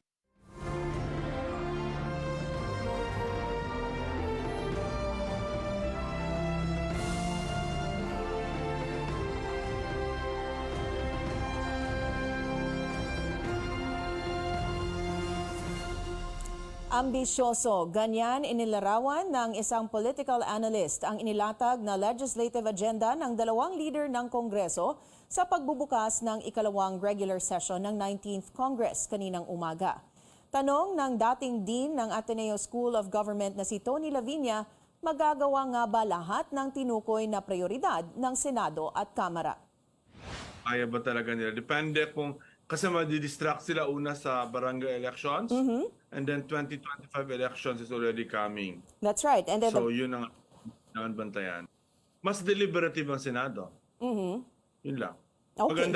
Maganda naman yung deliberative. Hindi maganda pasa ng bill. Para kay Lavinia, isa sa dapat isaalang-alang ng Kongreso ang batas na lilikha ng Centers for Disease Control and Prevention sa bansa. Tutol naman ang political analyst na gawing mandatory ang Reserve Officers Training Corps o ROTC sa mga paaralan, nakasama sa priority bills ng Legislative Executive Development Advisory Council.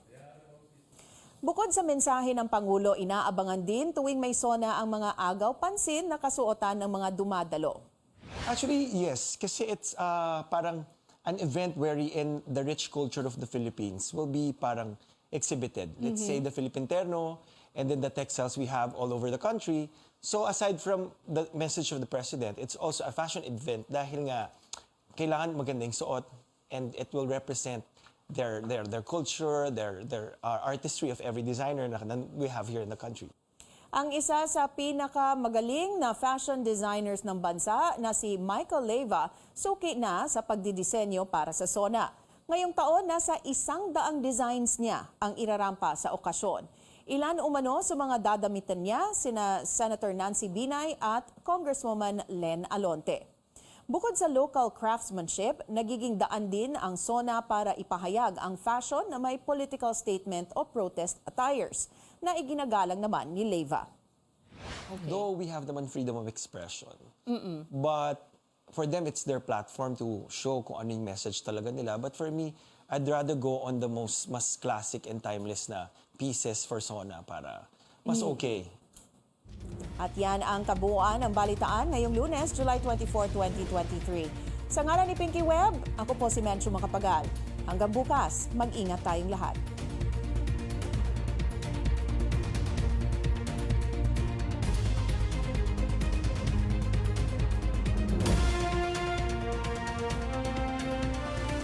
Excellency Ferdinand Romualdez Marcos Jr.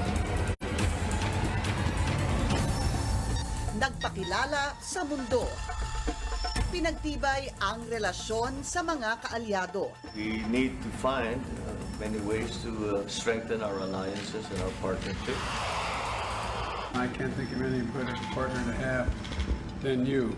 Sa gitna ng tensyon dahil sa agawan sa teritoryo. Do not allow the differences to affect or even hijack our bilateral relations. Hinimok ang mga dayuhan na dito magnegosyo. This is an exciting time to do business in the Philippines. Habang patuloy ang alok sa mga Pinoy na magtrabaho abroad. This administration will continue to foster stronger ties with countries that host our migrant workers. May ilan mang nalalagay sa peligro. Ito po yung sitwasyon dito, no? Grabe ang nervyos talaga. Tapos may mga trauma na kami. Issue sa trabaho, sahod, pagsipa ng mga presyo. The 20 pesos was really the goal. Uutang na naman. Kasi yung utang ko noon, hindi ko pa ulit nabayaran. Kahirapan at pagbangon sa ekonomiya. Binubuno, isa sa mga pantugon, Maharlika Investment Fund. Senate Bill number 2020 is approved on third reading. Congratulations! Isang taon matapos ang unang ulat sa bayan ni Pangulong Bongbong Marcos, kamusta na ba ang State of the Nation?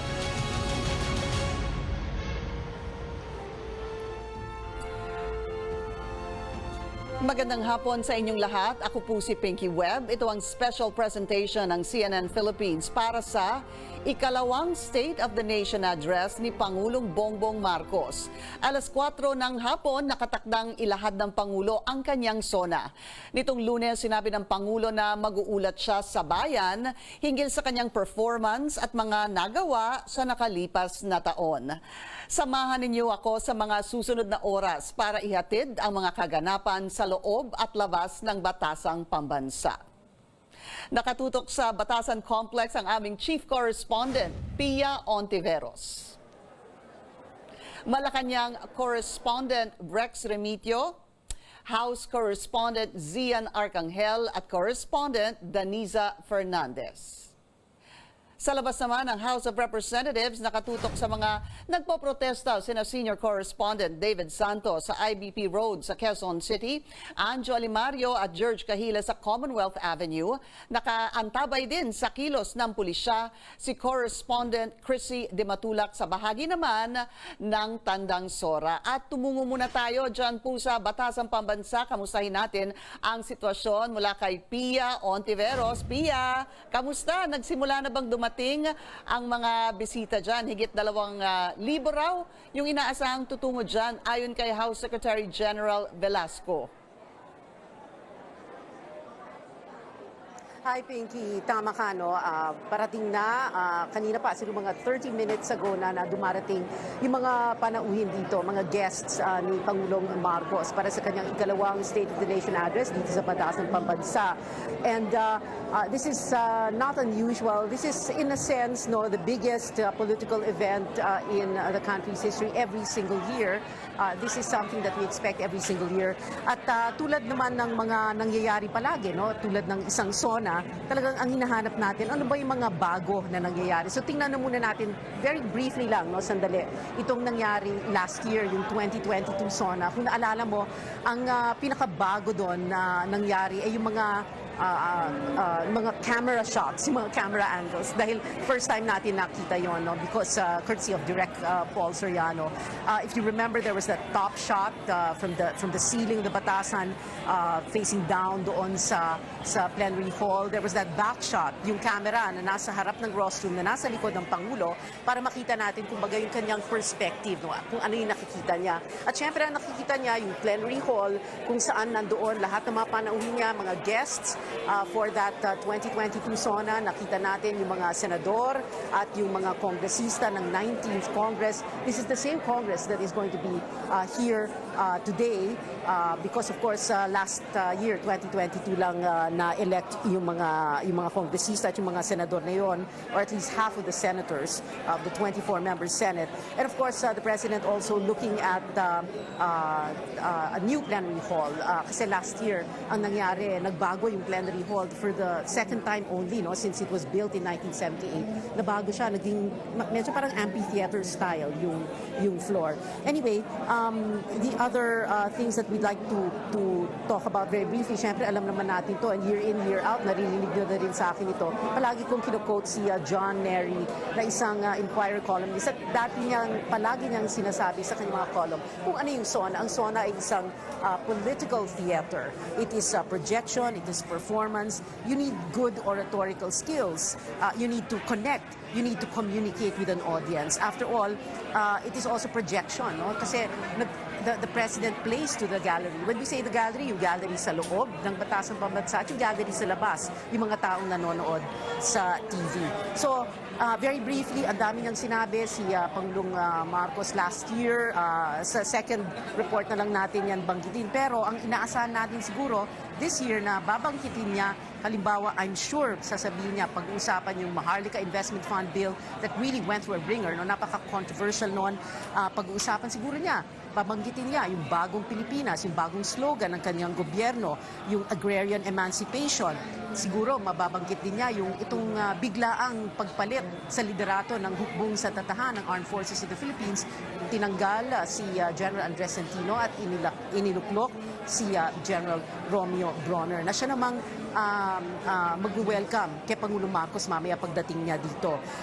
Also, I'm sure pag-uusapan na mababanggit itong credible defense posture na palaging pinag-uusapan, yung AFP modernization bill, dahil may mga kumbaga may mga butas daw sa mga bill na ito, sa tinatawag na first at second at third horizons nitong modernization bill. Pag-usapan din siguro halimbawa itong health emergency status na may announcement lang, no, a few weeks back. At syempre may bagong kalihim ng Health Department, si Ted Herbosa, may bagong kalihim din ng Defense Department, si Gibo Teodoro. Malamang mababanggit din ng Pangulo ang pinakabagong nangyayari sa International Criminal Court at malamang sasabihin din niya kung ano yung sinabi niya in Zamboanga, Sibugay over the weekend, at sabi niya kasi tapos ng lahat ng ating pag-usap sa ICC. We will not cooperate with them in any way. They're talking about Filipinos. Their alleged crimes are here in the Philippines. Victims are Filipinos. Bakit mapupunta sa The Hague? That's it. Siguro mababanggit din niya yung agriculture dahil agriculture, he is also agriculture secretary, si Pangulong Marcos. At malamang siguro babanggitin din niya yung nangyari sa tourism department, yung pinakabagong advertisement ng tourism department or yung slogan. Ngayon, we also expect among the VIPs that are going to arrive, syempre si President, yung mga tatlong former President. Well, we're not very sure kung makakarating pa si former President Joseph Erap Estrada. Sabi ng anak niya, si Senator Jinggoy, na hindi pa siya sigurado na makakarating ang kanyang ama. Si Gloria Arroyo na kamakailan lamang itinanggal as Deputy Speaker. Pero former President siya, she's expected to be here. She is still a congresswoman. Former President Duterte, hindi pa natin alam kung makakarating siya. Pero just a week or two ago, nasa balita siya dahil bumisita siya sa Beijing at nagkipagkita kay Chinese President Xi Jinping. Of course, Senate President Miguel Zubiri, Speaker of the House, Martin Romualdez, ang pinsang buo ng Pangulo, mga ibang kongresista, mga ibang senador, Senate President Miguel Zubiri, like we said, the rest of the senators, the Chief Justice ng Korte Suprema, si Alexander Gesmundo, ang iba pang mga justices ng Supreme Court, ang Apostolic Nuncio bilang pinuno ng Diplomatic Corps, si Most Reverend Charles John Brown, at ang mga miyembro ng kabinete, the cabinet, the members of the President's official family. Siyempre, makikita din natin ang First Family, si First Lady Liza Araneta Marcos at ng mga anak ng Pangulo at ng First Lady, sina Sandro na isang kongresista at sina Vinnie and Simon. Siyempre, like I said also, Pinky, maraming bisita. Kabilang doon, ilang mayor ng Metro Manila, ng Kamaynilaan.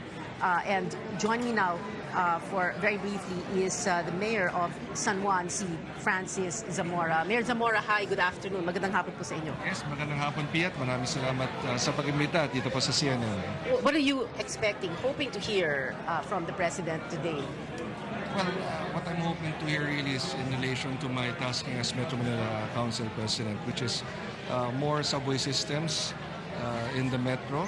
I have seen a lot of groundbreaking ceremonies already, but I would love to see for more to interconnect the metro to the nearby provinces, thereby easing the traffic situation in Metro Manila. So umaasa rin po siyempre ako na may dadaang subway system po sa San Juan para ho makatulong nga maibsan ang trapiko sa Kamaynilaan. Nakikita natin malaking bagay ang mga nagbubukas sa mga NLEX, SLEX connectors, mga tulay natin. Yung ating EDSA bus carousel, nakita natin ay gumagana naman. So we would love to see for more infrastructure in terms of transportation in the metropolis. We need more of that, no? And last year, sa kanyang SONA last year, pinag-usapan din yon, binanggit din niya yon, napakalaga ng isang railway system. And for us to progress, that is exactly one of the many things that we will do. That's correct po. And I'm hoping to hear more about that and how to further expand all of this infrastructure. Alright, maraming salamat po. Is there anything else, Mayor Francis, or that is the most important for you? This is the most important for me in terms of being the Metro Manila Council President. Sapagkat alam naman natin na almost 15 million Filipinos are in Metro Manila. So malaking bagay po ito sa akin. Maraming salamat po sa inyo, Mayor Francis Zamora of San Juan. And tulad ng binanggit niya, Metro Manila Council President. The Metro Manila Council, of course, binubuo yan ng lahat ng mayor ng Metro Manila at isa sa mga mayor ng Metro Manila. And I have to say, the very best dressed mayor, the very hardworking mayor of the city of Manila, Mayor Hani Lacuna. Magandang hapon po sa inyo, ma'am. Magandang hapon po, ma'am, sa inyo. Yes. What are you expecting, hoping to hear from the President this afternoon? The usual po sana na mapasama pa rin ng City of Manila sa mga priority projects po ng ating Pangulo. Siyempre, being the capital of the city, of the country rather, sana po nakatuon po sa City of Manila yung kanyang mga programs and projects po. Okay. I hope you don't mind my asking, and I don't really ask this, but who are you wearing? Rubio po. Joe Rubio. And also, my Vice Mayor is wearing a Joe Rubio creation. Opo. Sige, Mayor, we'll see you later, hopefully, no, para makuha natin yung mga reactions ninyo lahat sa State of the Nation address ni Pangulong Marcos. Thank you very much, Mayor Hani Lacuna and Vice Mayor of Manila. So, yun na muna siguro, Pinky, for now, parating pa lang yung ibang mga bisita. We expect a lot more people to be coming in. Like I said, this is the biggest political event, and that's very obvious, no? In this country every single year. Pinky? Okay, maraming salamat. Babalikan ka namin dyan maya-maya lamang, Pia. Susunod, aalamin natin ang sitwasyon sa labas ng Batasang Pambansa kaugnay naman sa mga nagaganap na protesta ngayon. Una-una, yan, kagaya naming mga mahihirap, walang mga senior pa, wala kaming magot, wala kaming mabigyan man lamang kami ng ayuda, ganun. Kagaya ko, 72 na, wala nga ng buhay. Sa aming mga senior, siyempre, yung sa SS, yung pangalawang dagdag ba? Oh, yung pension. Maaprobahan. Kasi kay Pangulong Duterte na nabigyan yung una kahit kalahati di pagka naibigay yan, maraming mga senior na matutuwa. Yun lang. Parang mas mabawasan yung mga rapist dito sa Pilipinas, tapos ma-actionan agad. Kasi kawawa naman po yung mga kababaihan na merong iba hindi na nabibigyan ng hustisya, napapabayaan na lang yung kaso nila. Yan lang po.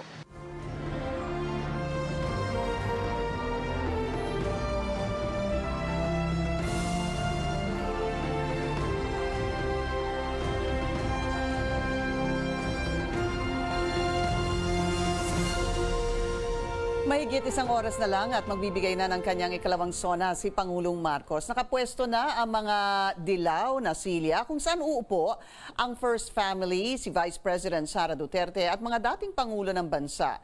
Sa North Wing naman nakalatag na yung red carpet kung saan dadaan ang mga bisita.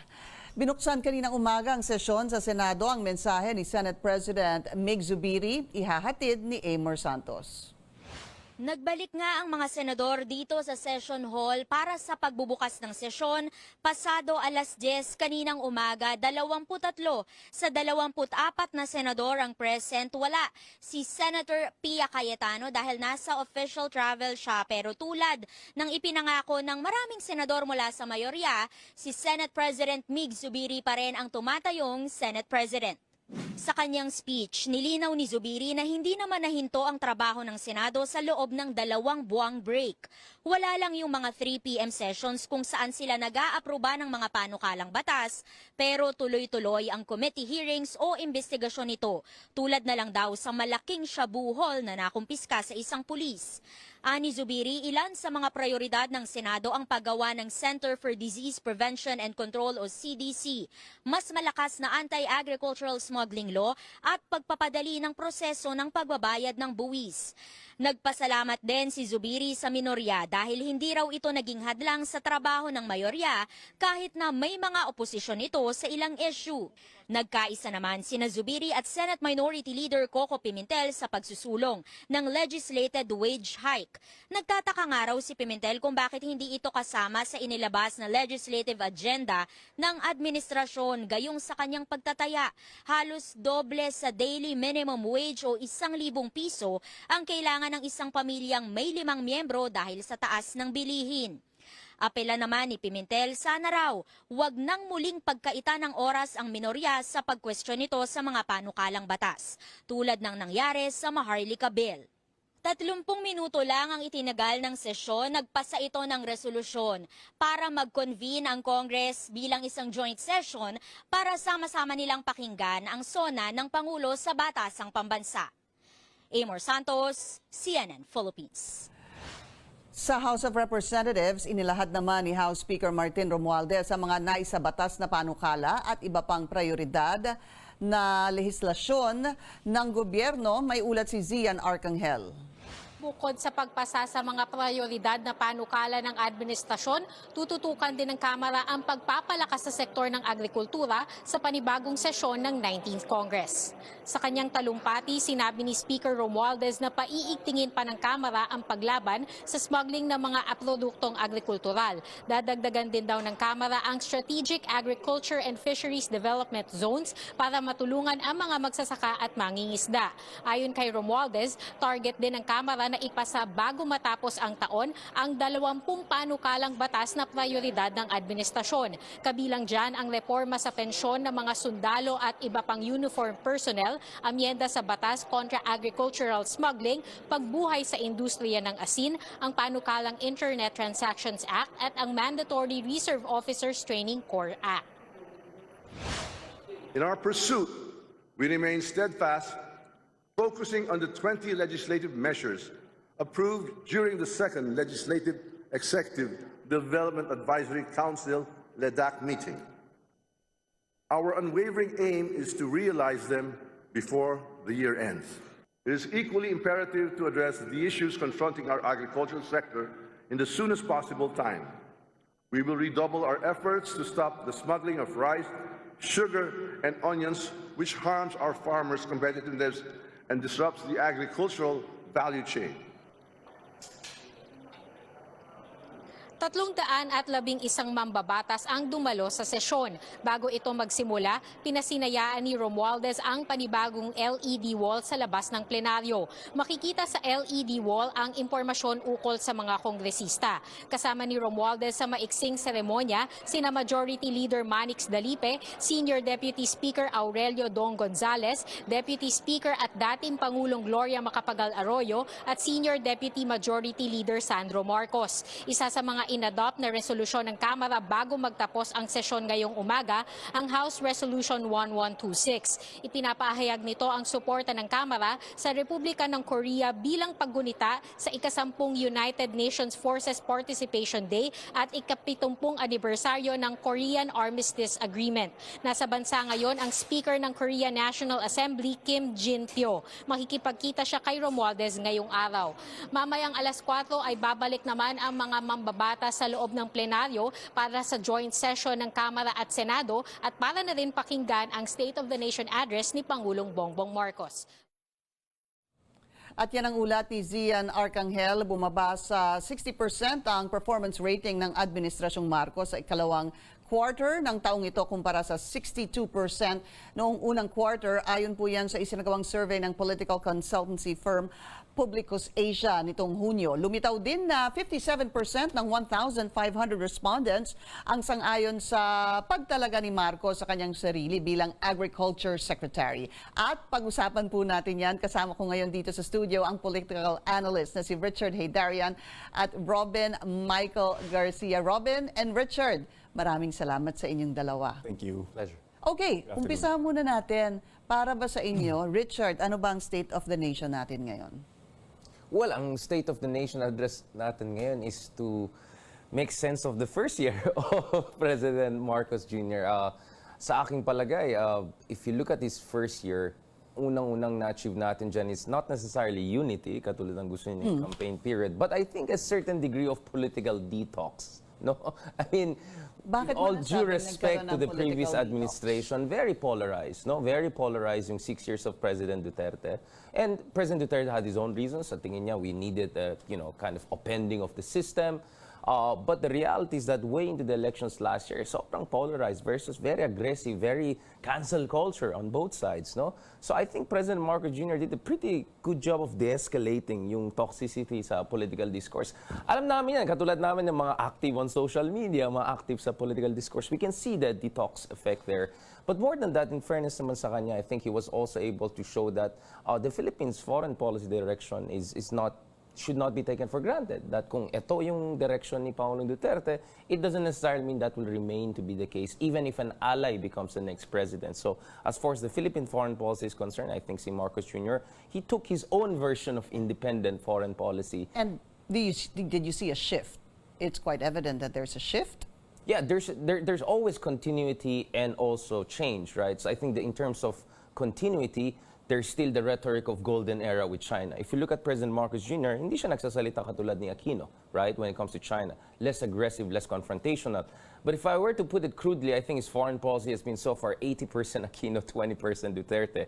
He continued EDCA, which is an Aquino policy negotiated during Aquino. He continued the arbitration award by saying it's final binding, which is again another Aquino legacy. He went to the United States on multiple occasions, which is very Aquino and totally not Duterte, who never went to the U.S. So 80% Aquino, 20% Duterte on foreign policy. Wait a minute. Who would have thought that? Saan yung 20% na Duterte? Trying to be nice to China, keeping the communication channels open, including supposedly okay siya dun sa pagbisita ni Digong sa China the other day. I'm not sure about that, but that's his stance. So I think Marcos is very much right, creating a shift, but not aggressive enough to provoke total backlash from the Dutertes or from China's for that matter. And on domestic politics, economy for instance, swerte siya because yes, yung inflation problem was a problem for everyone, but nagkaroon tayo ng revenge spending kasi last year. And the revenge spending allowed the Philippines to post a 6 to 7% growth rate.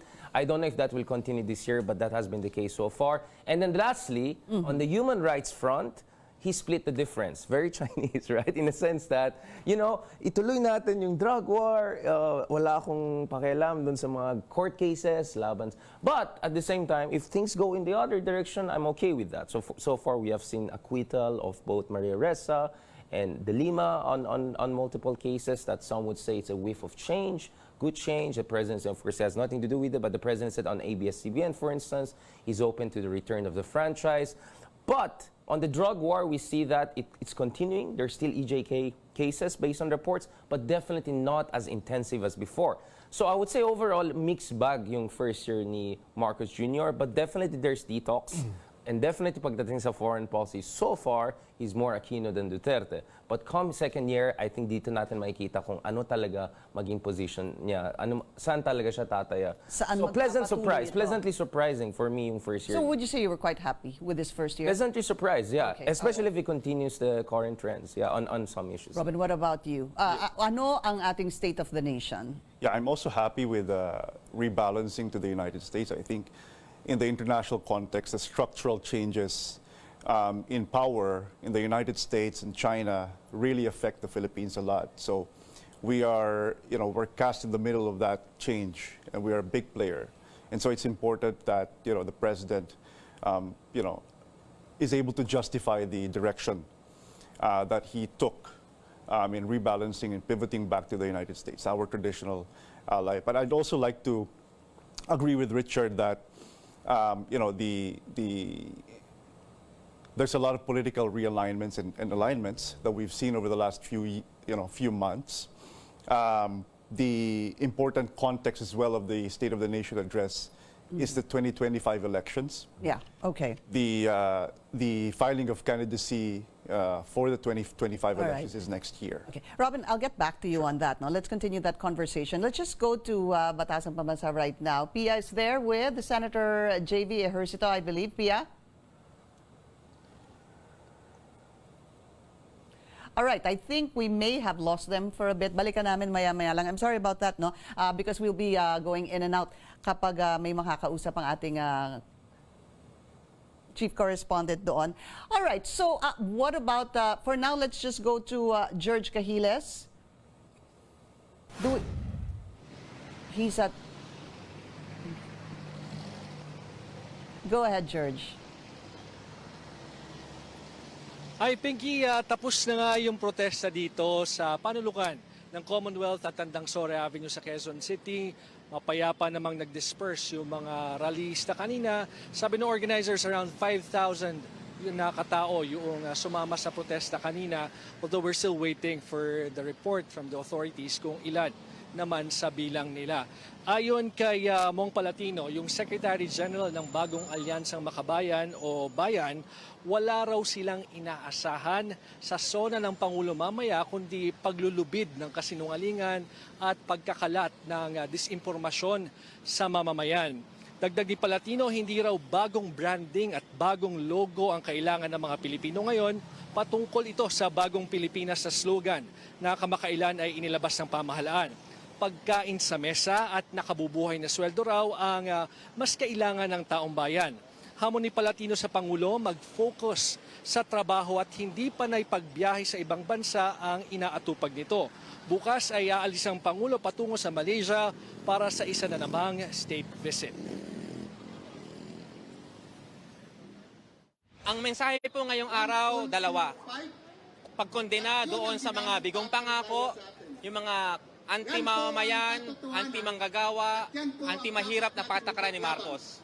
Ang pangalawang mensahe po ngayong araw, kasama natin ang iba't ibang mga labor groups, panawagan sa pamahalaan na dapat gawing prioridad ang legislated wage increase.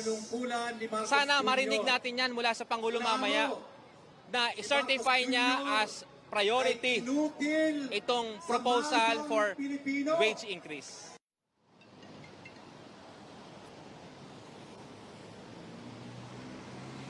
Pinky, kanina lang narinig natin sa report ni Amor Santos sa Senado na nagkakaisa yung mayorya at minorya para isulong nga itong legislated wage increase. Pero nagtataka nga daw itong si Senator Coco Pimentel ng minority kung bakit hindi ito bahagi ng sinasabing priority agenda ng Administrasyong Marcos. So abangan natin mamaya sa SONA ng Pangulo kung mababanggit ba ito. Balik sa iyo, Pinky. Na natin, George, kung mabanggit yan mamaya sa kanyang SONA. Maraming salamat sa iyo, George Cahiles, nag-uulat. At balikan natin si Pia, kasama si Senator J.V. Ejercito. Pia, go ahead. Salamat, Pinky. Sorry, ang gulo talaga dito sa batasan. Ang daming tao. And this is the high point of the afternoon kapag dumarating nga yung mga guests. So, there's a constant stream of people coming in, senators, congressmen, cabinet members, and dami, no? It's a parade of personalities, political personalities. But anyway, like you said, Senator J.V. Ejercito is here with me. Senator J.V., magandang hapon po sa inyo. Ano po ba yung gusto nyo marinig sa Pangulong Marcos sa kanyang ikalawang SONA? Ang gustong marinig sa pangalawang SONA ng Pangulo ay yung direksyon na gusto niyang tahakin the next 5 years. Pero more than anything, yung matagal ko ng advocacy, yung transport modernization and infrastructure development, I'm hoping na talagang i-stress niya ulit na talagang priority because sa tingin ko, dyan tayo na pag-iwanan ng ating mga karating bansa. No? Ang bundo. Yes, Malaysia, Indonesia, Thailand, even Vietnam now, naunahan na tayo because they invested heavily 30, 40 years ago at doon tayo na pag-iwanan. And sa tingin ko, ito yung talagang paraan para magkaroon tayo ng economic growth, stimulate economic growth, and spread out development para hindi lang Metro Manila, Cebu, and Davao. Pag may infrastructure ka, lahat, we will create new growth areas. So I'm hoping na ito talaga ang bigyang emphasis ng Pangulo. Decongest the urban areas. No? And I remember, this is a passion and advocacy of yours. You even have a train set sa bahay. And you can talk about this endlessly. Naalala ko yan. And for that matter, last year, sa kanyang SONA, binanggit din ng Pangulo yon, the very critical infrastructure and railways. No? We cannot do without railways. Yes. No? That is correct, Pia. Sa tingin ko, nakikita nyo ang nangyayari sa ating bansa. Metro Manila, Cebu, Davao lang ang concentration of growth. But if you have the railways, the modern airports, we create new growth opportunities in other provinces. And that's jobs and opportunities as well. So, sa tingin ko, in fact, yung very first bill that I filed this Congress, Pia, is the Comprehensive Master Plan for Infrastructure Development na kahit sino ang umupong Pangulo, meron na tayong blueprint na sinusunod for transportation and infrastructure development for the next 50 to 100 years. In other words, hindi ito personality-based, no? Yes. Programs. Para kahit sino, kasi bawat Pangulo may sarili silang programa, yung kanilang legacy na gusto iwanan.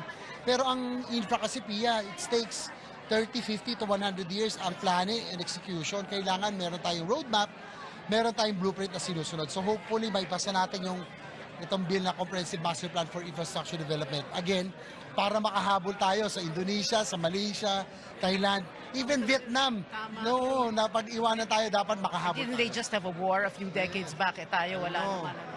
Okay. And at para hindi na rin tayo mainggit, no? Okay. Para wala na tayong transportation at infrastructure envy. Tama. Ang tingin ko talaga ito yung susi, no?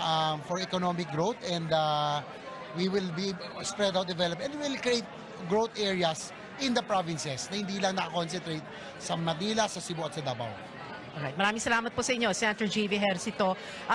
By the way, of course, your dad, former President Joseph Estrada, as a former president, imbitado parati sa mga SONA. Nakarating siya last year, pero itong taon, baka... Well, hopefully, Pia, kasi medyo advanced age na rin, no? 86 siya, medyo on and off, medyo minsan malakas, minsan mahina eh.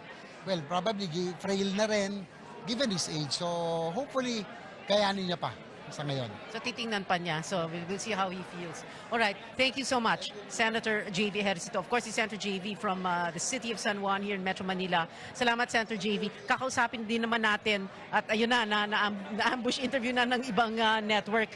Nasa background ko lang si Congressman Zia Alonto Adyong. You can see him right there. But we're gonna be talking to him in a while. He's from Llano del Sur, of course. Very important para malaman natin ano yung mga thoughts and opinions of all these politicians from different parts of the country.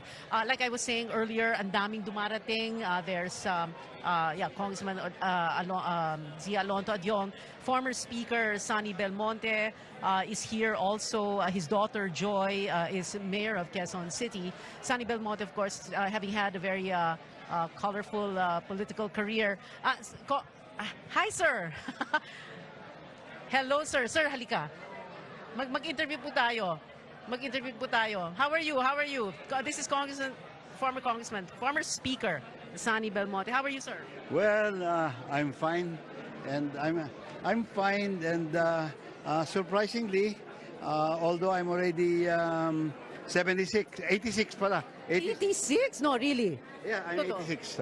I'm 86. I still feel good. I still feel active, and that's why it's not really a great effort to attend this event. It's just an important place that I should go. So of course, para bang longevity is your middle name, not just in age but in politics. You have seen so much happen. You have seen an impeachment trial. You have seen a new president take power in the middle of the term of another president. You have seen so much, sir. What else have you not seen, and what do you think of what you have seen so far? Well, alam mo, Lisa, first of all, let me just say that I started being in politics in 1986 when I became president of GSIS. And then after 6 years in GSIS, I ran for congressman and beat Kiko Pangilinan. So I was congressman for 9 years. And then I beat another celebrity, si Rudy Fernandez, for mayor. And so I was mayor for 9 years. And then again, balik sa Kongreso, where I was speaker for 6 years. Kaya I really love this place. It's almost like a second home. And everybody is a friend. Yun ang aking policy. Walang enemy. Kaibigan mo lahat. Friend to all, enemy to none. Parang foreign policy lang natin. Basta yun ang aking way of getting along here. So this is like a homecoming for you. Congressman Sonny, former Speaker Sonny Belmonte, thank you very much for joining us. Thank you very much, and all the best to my countrymen. Yes, wow. And my friends. Still can't believe you're 86. Nice to see you, sir. Thank you. Sister mo, okay ba? Okay. Naka-ere tayo. Okay, ito na. Salamat po, former Speaker Sonny Belmonte. Ito naman, si Congressman Zia Alonto Adyong. Kanina, sabi ko nga, importante para marinig natin yung mga, what people in Mindanao are thinking right now. No? Looking just an hour to go before the President's second SONA, what is it that the people of Llano del Sur, the district that you represent, want to hear? Well, una, for the past 6 years now, we've been experiencing the misery that we were subjected to after the 2017 Marawi siege. And unfortunately, up to now, we have yet to see the final completion of the rehabilitation. So ultimately, that goes down to the question of budget and how much will this administration put up in terms of, for the completion of the rehabilitation in Marawi City.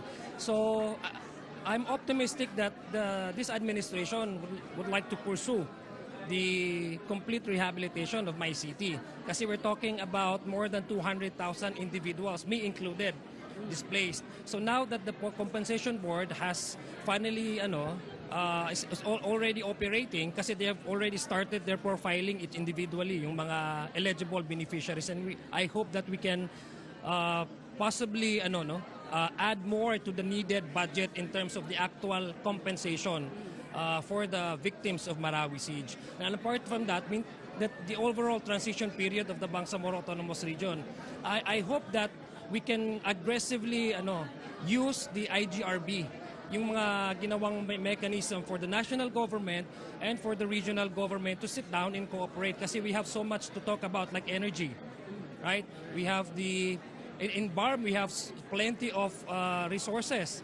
Hydroelectric, the cheapest and the most sustainable source of power is hydroelectric. So now that PSAM is geared towards renewal, another 25-year renewal, because we're planning of amending the IPIRA law, and then mag-extend yung lifespan ng PSAM, we can talk about the energy cooperation under the mechanism provided by the BOL. So there's plenty of issues, but in particular, my concern really is Marawi rehabilitation, the ongoing Marawi rehabilitation, and the success of the transition period in the Bangsamoro region. Well, we also hope that the President will na mababanggit din yon. Pero nabanggit din ng Pangulo last year sa kanyang SONA, renewable energy, EPIRA din, amendments to the EPIRA law. Congressman Zia Alonto Adiongo Flano, sir, thank you very much for joining us this afternoon. Salamat po, sir. Sige po. Thank you. Okay, kanina, Pinky, sabi ko nga, sunod-sunod dumarating yung mga tao to iba-ibang so kanina, Congressman. Ngayon, Senador, balik tayo Senado, si Senator Bato de la Rosa. Hi, sir. Kamusta po kayo? Okay lang, okay lang. Okay lang. Kahit may ICC na... Kahit may ICC dyan. Wala yun. Narinig po ninyo yung sinabi ni President Marcos tungkol sa ICC. Sa Zamboanga, Sibugay, sabi nga niya na we won't deal with them anymore. Wala na. Tapos na yung usapan. Sabi ko nga, hallelujah. Salamat naman. At tama na yung pag-engage natin dyan sa kanila.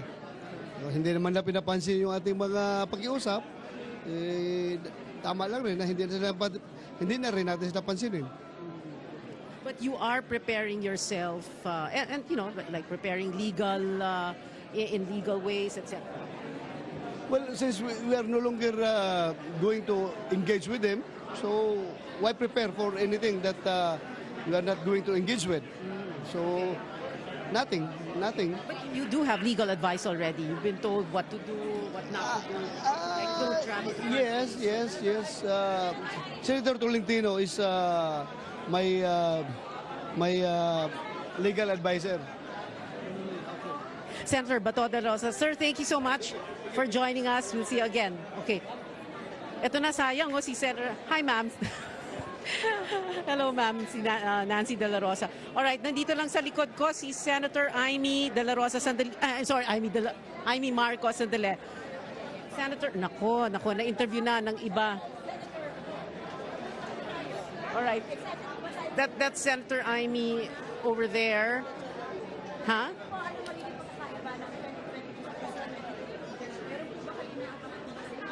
Nako. Okay. O sige, babalikan na lang natin, Pinky.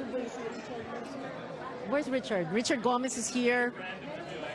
Congressman Richard Gomez and his wife, Lucy Torres Gomez. Yun ang sinasabi ko, Pinky, medyo talaga magulo, this red carpet area. Yeah. Hi! Hello. The son, okay. Ito yung anak. I can be the alternate. You're the... Oh, really? So you are planning to run for higher office eventually? No. Okay. Sorry. Let me do the introductions first. Matthew Manotoc, Governor of Ilocos Norte, and Jamie. Yes, Jamie Harrell. Hi, okay. Matthew, I was about to talk to your mom, but I can see the three brothers are here. You and your two brothers. It's a complete family. Tell us how, what is it like to be the president's nephew? What is it like in Ilocos Norte? Of course, you have a controversial uncle in a sense. No, he's president for a little over a year. How are things in the family? Good afternoon, magandang hapon po, Pia. Well, I think we're accustomed to it in a way, right? Having grown up under the limelight and in our family, but of course it's to a new degree now, so to speak. And personally, I was a very reluctant public servant, but You know, I've tried to embrace it as much as possible in Ilocos Norte, and would like to obviously invite all of our viewers to Ilocos Norte to please come enjoy the sand dunes and the windmills and the white sand beach in Saud Pagudpud, and of course longganisa and bagnet and pinakbet, pizza and everything we have to offer. And there's the chichacorn. Yes, of course. Chichacorn. The cornic. Mom, I was proxying you. Wait, but this is your second term as governor, right? Yes. Okay. Yes. So you will run again. We'll Or see. you might. We'll see. Okay, so I was just speaking to Matthew Manotoc, the governor of Ilocos Norte, son of Senator Aimee. Ito na si Senator Aimee. Ma'am, I love your outfit. This is the entire look. The entire Cordillera. Oo. Province of Cordillera. Wala, ito yung buong Cordillera. Yung binigay sa akin na tela, yung binigay sa akin na lay, lahat pinagkabit-kabit. Yeah, eto ang Pilipino bago tayo sakupin ng dayuhan. Eto tayo, Orig. The vanishing cultures of the Cordillera in Mindanao. Very good to see that. Okay, tell me what you want to hear from your brother's second son. Yes, I said repeatedly that most important of all would be for us to hear what we can do to abate the cost of living. Napakamahal ng pagkain, napakamahal ng gasolina. So, paano sana natin bababain para hindi naman masyadong mahirapan, lalo na mahihirap, na halos 60% ng budget ay napupunta sa pagkain. Okay, in other words, what you're saying is that parang the basic question for everyone is, are our lives better? Diba? Every year we ask the question, are our lives better? Napaka-basic lang ng utak ko.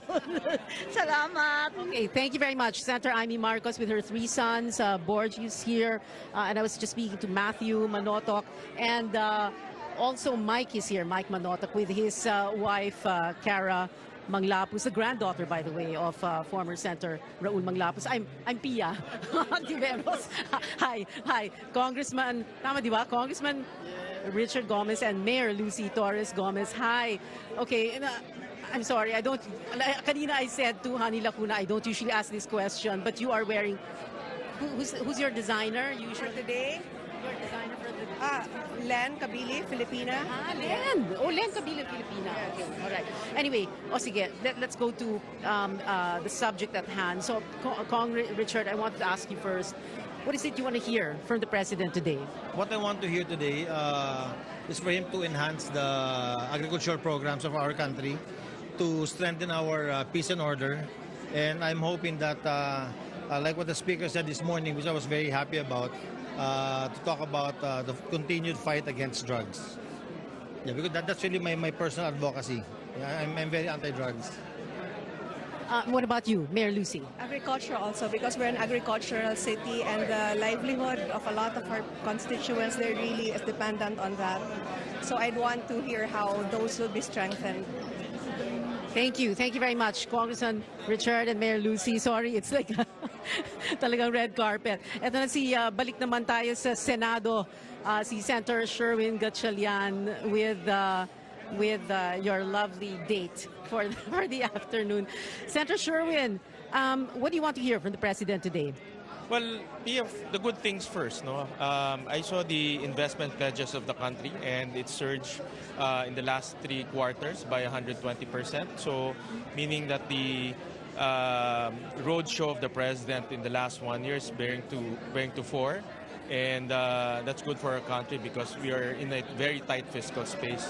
But there are also headwinds. So inflation is the biggest elephant in the room that we need to address, and the president being the de facto secretary of agriculture, he should use that position to bring down prices of food.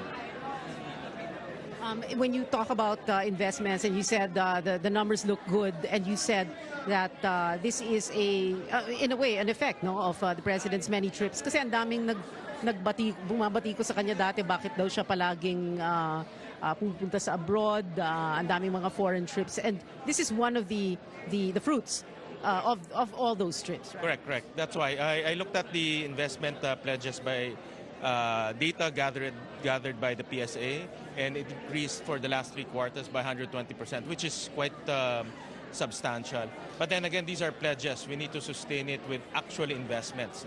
So we have to make sure that digitalization is put into place, ease of doing business, eliminating red tape. We have to make it easy for our investors and roll out the red carpet for them to come into the Philippines. Literally roll out the red carpet. Same, in a way, same red carpet that you're standing on. Same as the SONA. Maraming salamat po sa inyo, Senator Sherwin Gatchalian.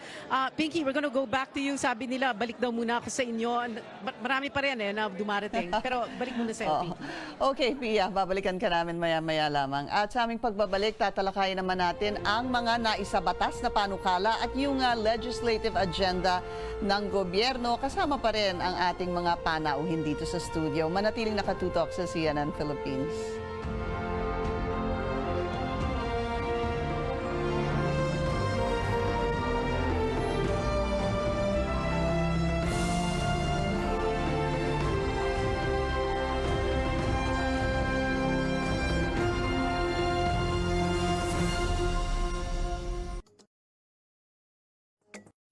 Nagsimula sa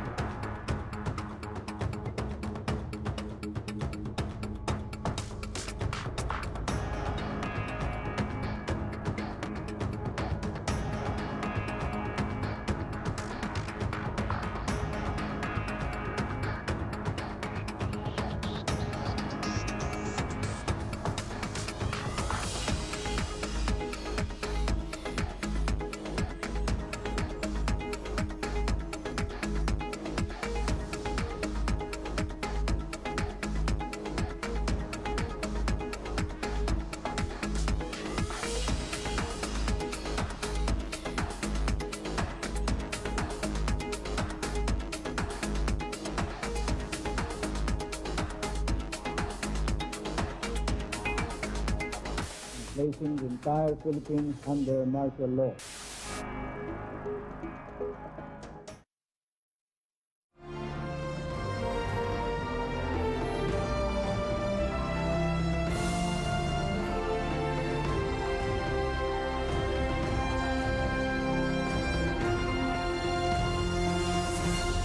Kayo nanonood ng special presentation ng CNN Philippines para sa ikalawang State of the Nation address ni Pangulong Marcos. Kasama ko pa rin ang mga political analysts na sina Richard Heydarian at Robin Michael Garcia. Pag-usapan natin yung legislative agenda ng Pangulo. Robin, let's start with you. What do you want to hear? Siguro the top 3 things you want to hear from the President's State of the Nation address. Yeah, so the SONA is an opportunity to, as a political practice, to shape the perceptions of people about the projects previously promulgated. So there are 3 things I want to see. I want to hear justifications for the Maharlika bill, of course. I want to know, an elaboration of the Bagong Pilipino slogan. I think it's not yet a codified policy and programmatic prescription for the country. So right now it's just a declaration. I also want to see a justification of our foreign policy towards the United States, because the EDCA is a big concession on Philippine sovereignty. And so, we have to understand why why we pursue that, right? Because there are bases in the Philippines.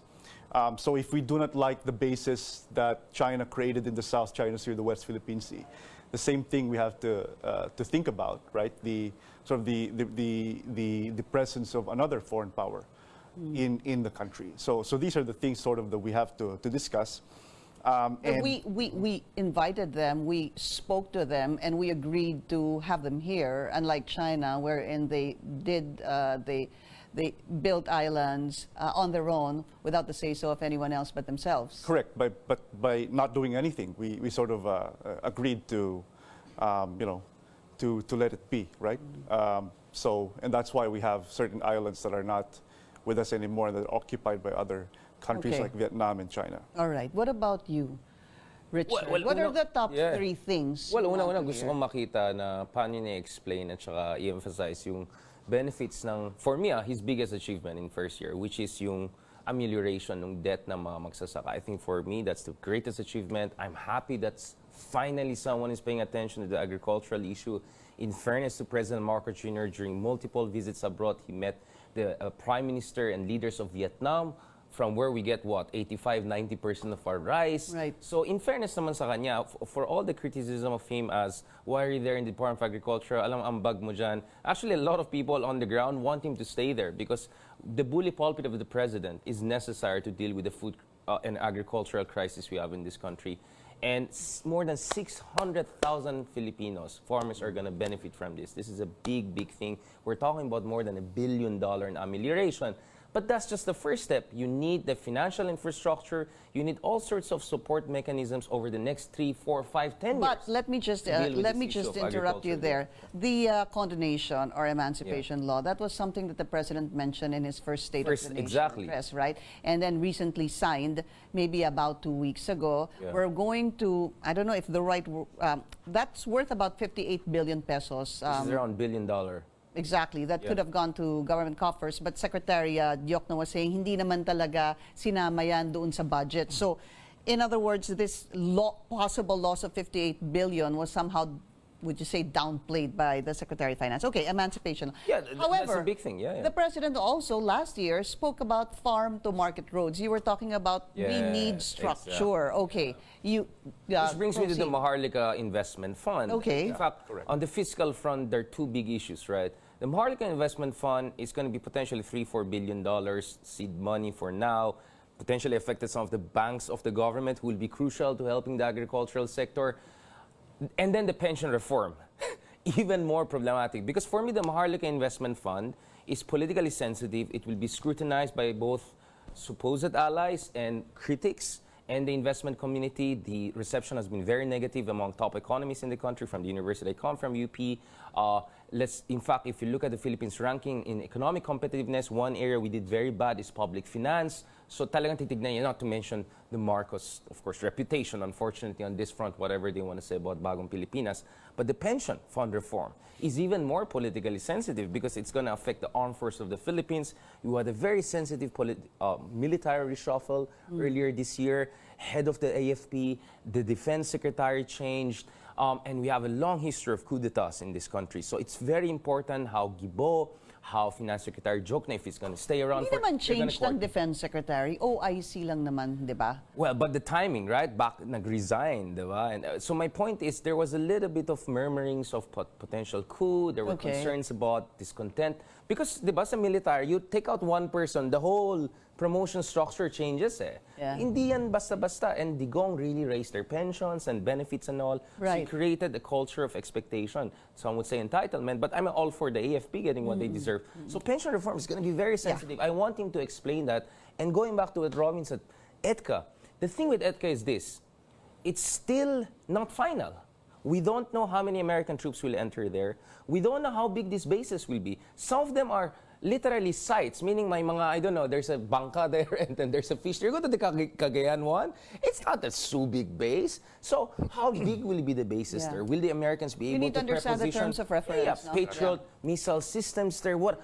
Sabi nga, hindi kong nuclear weapons daw illegal, which obviously is illegal and they're not going to do that. So for me, the devil is in the details. Yeah. There are no details. And Senator Aimee is really looking into this during one of the hearings. Talagang hiningi niya yung mga detalye dito. Hindi pa na-negotiated. Even Pentagon has admitted earlier this year, ahead of the visit to May, that they're still negotiating that. So for me, Marcos, dito natin malaman if he's still gonna continue kicking the can down the road and ididribble lang niya yan, or is he going to be really going all in and defining the parameters of EDCA? So, in short, the first year, medyo chill, medyo detox, Kumbaga, to use the Chinese deng shopping, crossing the river and feeling the stones. Yun ang ginawa niya, di ba?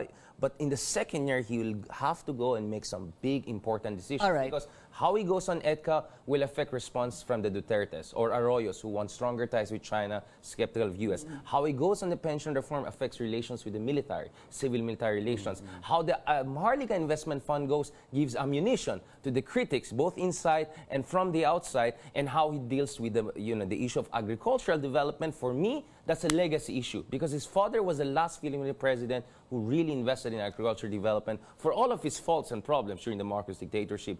Agriculture is one thing the father really focused on. So I think this is something very close to his heart. And I wish the best for the president. And he said he will remain agriculture chief For the hanggang foreseeable future, yeah. makontrol ang presyo at ang supply at presyo ng mga pagkain. Richard's gonna have to go. I know Pleasure, that you yeah. are off.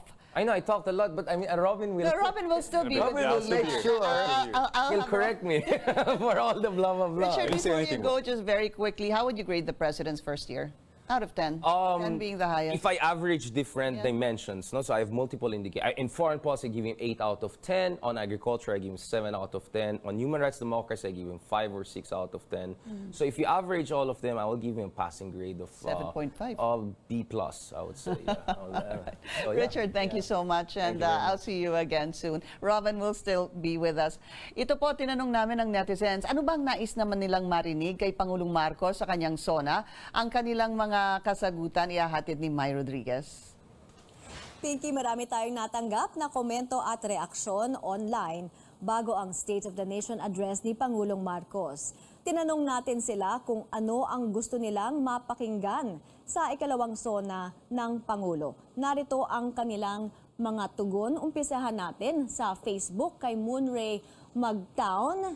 Salary increase para sa mga government employees. Ang sabi niya, lakihan sana ang sahod.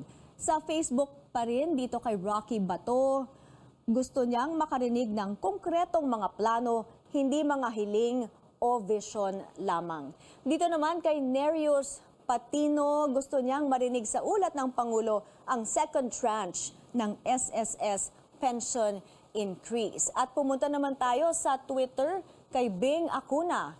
Ang sabi niya, ano ang status ng laban ng administrasyon kontra smuggling at corruption. At dito naman sa Instagram, ang sabi ni Irma Tan, gusto niyang marinig ang mga plano ng Pangulo sa agriculture sector and tourism. Sa ngayon nga, nakaisang taon na si Pangulong Marcos bilang kalihim ng Agriculture Department. Marami pa ring hamon ang kinakaharap ng ahensya. Isa nga riyan ang target ng administrasyon na mapababa sa 20 pesos ang presyo kada kilo ng bigas. At yan muna ang latest sa online world. Aabangan pa namin ang iba ninyo pang reaksyon at komento. Makibahagi sa aming talakayan online, sundan ng aming social media accounts at CNN Philippines at gamitin ang hashtag CNNPHasks. Ako po si May Rodriguez. Balik sa'yo, Pinky. Maraming salamat sa iyo, May. Mamaya kamustahin natin sa pulisya yung pong seguridad sa labas naman ng Batasan Complex. Susunod yan sa aming pagbabalik.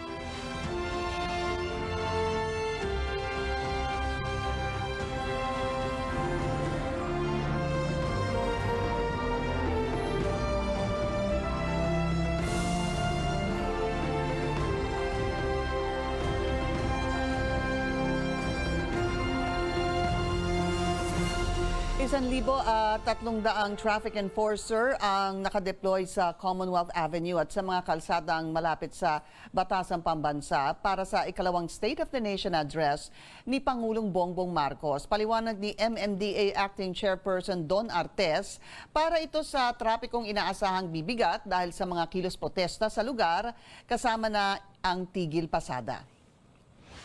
Siyempre nahati rin yung atensyon natin dahil bukod sa SONA, ay meron pong napasabay na tigil pasada. Pero kung yung experience natin last March, doon sa tigil pasada ang pagbabasihan, I think we responded well. Hindi po naparalisa yung transportasyon despite na meron pong tigil pasada at marami po tayong natutunan doon na sa aming palagay ngayon mas mai-improve po natin yung response. Sinuspindi ng MMDA ang number coding scheme sa araw na ito. Balikan natin ang ating panauhin, political scientist Robin Michael Garcia. Robin, siguro pag-usapan muna natin itong ICC. Tuloy-tuloy yung investigation. As reported earlier, the ICC will continue its investigation into the Duterte administration's war on drugs. Yet, President Bongbong Marcos says, we will not engage with the ICC. Hindi na tayo makikipagtulungan, makikipag-usap sa ICC. How does this, siguro, what kind of image can possibly be projected in the international community disengaging from the ICC? Well, of course, the international community will expect the Philippines to participate, especially with the bad record that the Philippines has in the last 6 years during the Duterte administration. But I think the ICC question is also about domestic political dynamics, right? If President Marcos agrees to the ICC's investigation, then it will really, demonstrate the cracks between the flimsy alliance between the Vice President and of course President Marcos. The Marcos and Duterte. The Marcos and Okay. Duterte, the unity team. Right? So that's something we should also look at most especially. So basically sinasabi mo na talagang kailangan din protektahan ni Pangulong Bongbong Marcos si dating Pangulong Rodrigo Duterte because dahil sa Vice Presidente na si Sara Duterte. Potentially, yes. Okay. And I think President Duterte still has a lot of influence in Philippine politics. And he has a lot of say in terms of public opinion. It's quite possible that President Duterte can be an opposition figure against President Marcos. You talked about foreign policy a while ago, no? Specifically EDCA, but let's talk about siguro yung the territory, our territory. The senators, they're a little bit, if you compare them to the previous administration, they're much more vocal now regarding the continued incursion, harassment of China in the West Philippine Sea. In fact, Senate President Mig Zubiri, sabi po ni Senate President, ay gagawa sila ng strongly worded resolution regarding this harassment in the West Philippine Sea. To some, they want to be able to have the DFA bring this, dalhin sa United Nations General Assembly sa Setyembre para siguro to get support from member countries. Do you think it's time to do this before the UN General Assembly? Because if you ask other experts, pwede namang gumawa, let's file another case before the Permanent Court of Arbitration, number one, or dalhin sa ITLOS. Well, first of all, rightly so, I'm happy that our political leaders are standing up against China. It is the biggest security threat, existential threat of the Philippines. So it is absolutely correct and praiseworthy to see our leaders stand up against China more vocally. Second, of course, there's a lot of things we can do. The United Nations and international community, they're always a remedy to enforce the ruling. But the other thing I would say is really alliance management. We have a lot of alliances among countries like Japan, Australia, South Korea, India, and of course the United States. But in any alliance, there are two fears involved in any alliance. So the first alliance is the fear of entanglement, right? So because you also enter into an alliance, you have to protect your ally as well. Kailan may reciprocity. Correct. May Correct. balikan kung anong ibigay sa'yo na tulong. Correct. O pagkampi sa'yo, kakampi ka rin sa kanila sa darating na panahon. Okay. Correct. And I'm talking about specifically the context of the U.S. Protecting Taiwan. And we might be involved in that issue. And that's why I think the president should also think about and try to define what is national interest for the Philippines? What is really national interest? That's something that we have not defined yet. What do we want for ourselves in the international stage? You can see leaders such as Xi Jinping actually constantly talk about national interest, rejuvenation of the country, revival of its past glory.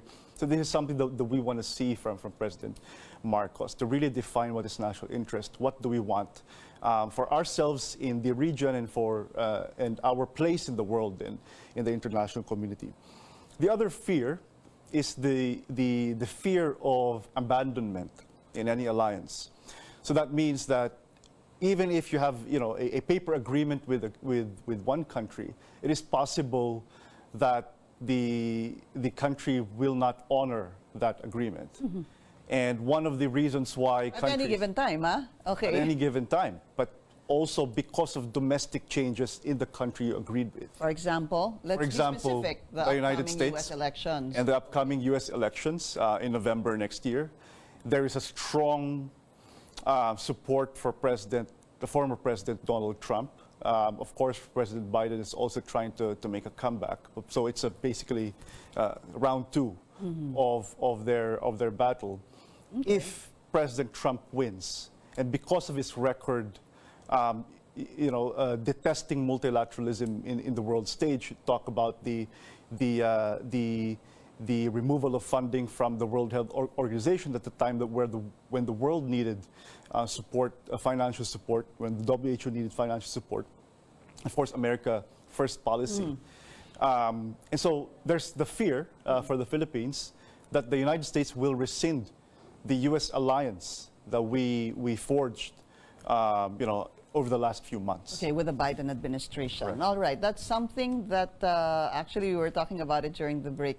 Ano kaya mangyayari sakaling manalo si Trump sa susunod na eleksyon? Okay, marami pa rin siyempre kailangan gustong marinig at gustong marinig ng tao, no, ng Pilipino kay Pangulong Bongbong Marcos. Katulad na lamang nung nakalipas na Pulse Asia survey, yung top concerns ng mga Pilipino kung saan nanguna nga yung pagkontrol sa inflation, yung pangalawa ay wage hike at pangatlo ay job creation. Patuloy tayong kumakalap ng sagot ng mga netizens sa ating tanong, ano ang nais mong marinig kay Pangulong Marcos sa kanyang SONA?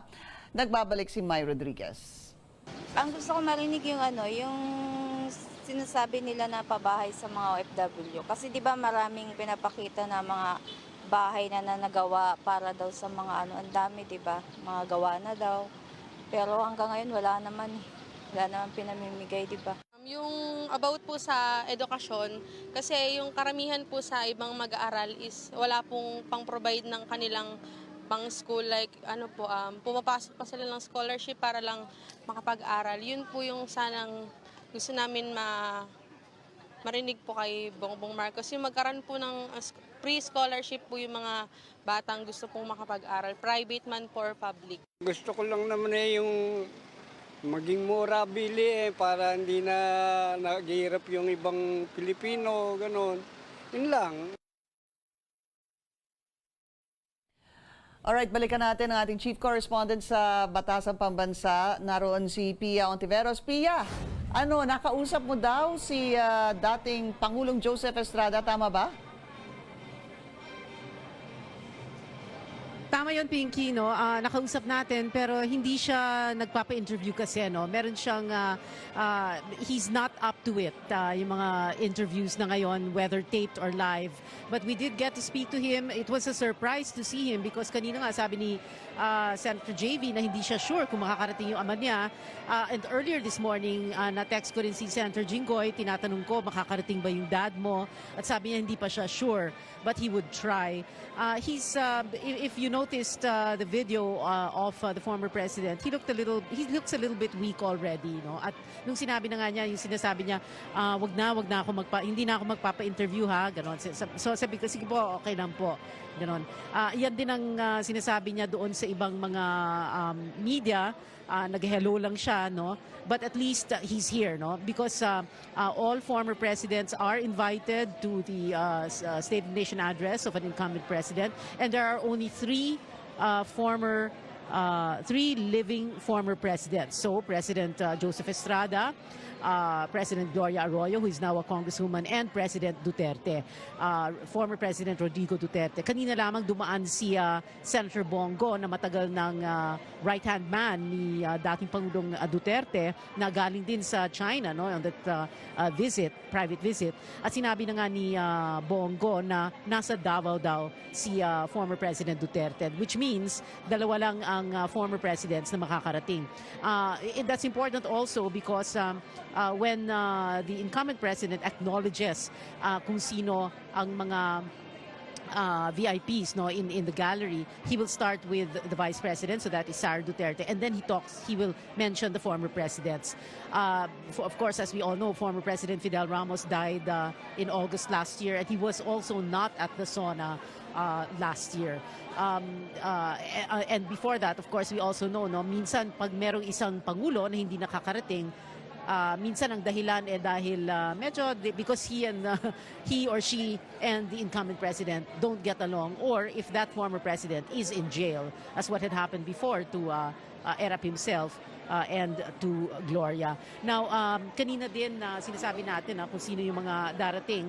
But like we said earlier, of course, the Senate President, the Speaker of the House, Senators and Congressmen, the Chief Justice of the Supreme Court, Alexander Desmundo, the Apostolic Nuncio, who heads the diplomatic corps here in the Philippines, the Most Reverend Charles John Brown, members of the President's Cabinet, including yung pinakabagong dalawa, yung bagong talagang Defense Secretary, si Gibo Teodoro, and Teddy Herbosa, Health Department, and the President's family, his wife, the First Lady, Luis Araneta Marcos, and his children, Sandro, who is a congressman of Ilocos Norte, and Vinny and Simon. Now, as we all know, things don't really change in SONA. Every year, it is the same. No, this happens every fourth Monday of July, and things always go by clockwork. It is tradition and it is ritual, all dictated by tradition and ritual, and it goes by clockwork. So every fourth Monday of July, the President is supposed to address a joint session of Congress. Shortly before 4 in the afternoon, the President will arrive via chopper. A long time ago, dumarating ang Presidente dito na nakakotse.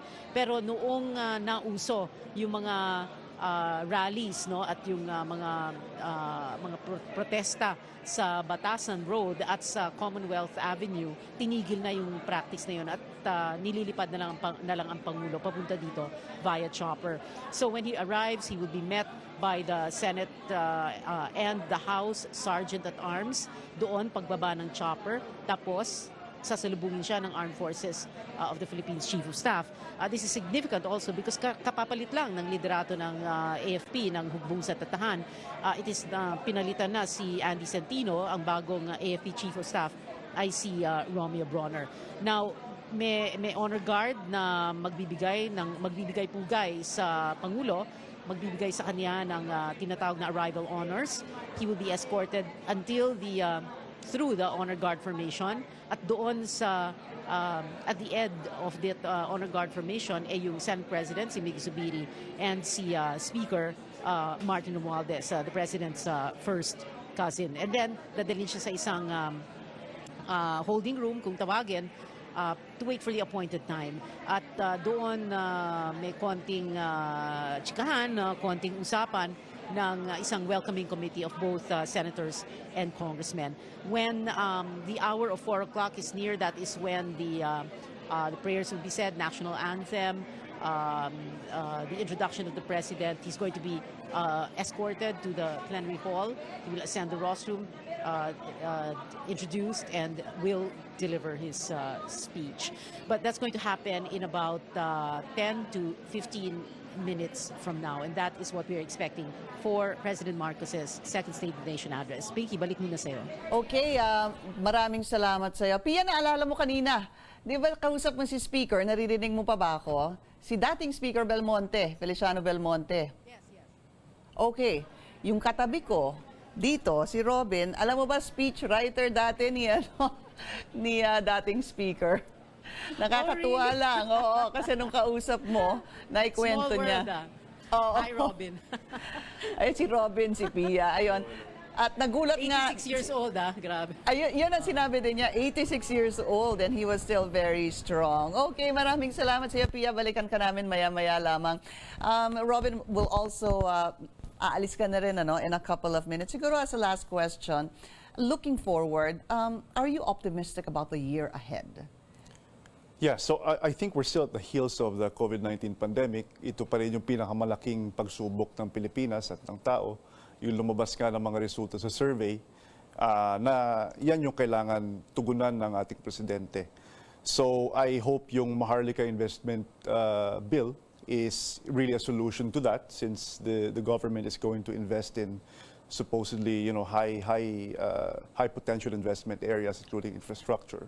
So we hope to see the benefits of that. But sorry, they were saying manage your expectations. When I've had a number of interviews regarding that, we're not going to see any benefit in the short term. Sabi nila, pwedeng 5-6 years, pwede pang sa susunod na administrasyon. Of course, it takes time. Yeah. But hopefully, we see that during the presidency of President Marcos. Okay. And then, what about your thoughts on inflation? Yeah, so definitely, inflation is one of the biggest issues because, basically the world is dealing with it right now, but political leadership has to solve that problem too. Actually, one of the things that I want to say is that the State of the Nation address is actually an opportunity for political leaders to dodge blame, right? So we hope to dodge blame Okay. For problems in the country, like the COVID-19 pandemic, right? There are mistakes that were made, and therefore, from an observer point of view, a non-government point of view, we see that the SONA is an opportunity for presidents to shape perception about achievements as well as failures. So Okay. Ito na lang siguro, pahabol na tanong. Ano yung pinakamaganda, what was the biggest accomplishment of the president in the past year para sa'yo? I think what is very noticeable is the foreign policy shift of President Marcos. It is important for us to shift back to the United States. The question is, up to what extent should we do that? Yeah. It's good you clarified that, because that was one of your focus a while ago when I asked you what were the top 3 things you wanted to hear. So you're not against it. You are for finding out more. Sabi mo nga, the devil is in the details. Yeah, as Richard said, the devil's in the Si details. Richard nga pala nagsabi, no? Yeah, so yun yung kailangan natin malaman, yung terms of reference. Correct. So, and we can only do that if we define what national interest is. Yeah. And of course, looking at who will sit on the governing board, how do we really manage the alliances with the United States and with all the other powers that we forged alliances with. So are you confident about the next year? I think we're in the right direction in terms of foreign policy. Okay. I hope there's more substance in terms of economic policy, how we're going to recover from the COVID-19 pandemic. Of course, the flagship is the Maharlika Investment Bill, but I hope that the president goes beyond that. There is hope for better agriculture policy. I hope, that some of those policies will be elaborated during the State of the Nation address. All right, Robin Michael Garcia, thank you so much for joining me this afternoon, and I'm sure that you will be listening to the President's State of the Nation address later on at 4 p.m. At inaasahan natin anytime now ay darating na ang Pangulo dyan po sa Batasan Pambansa. Robin, thanks again. Thank you. All right, magbabalik po ang aming special presentation dito po sa CNN Philippines.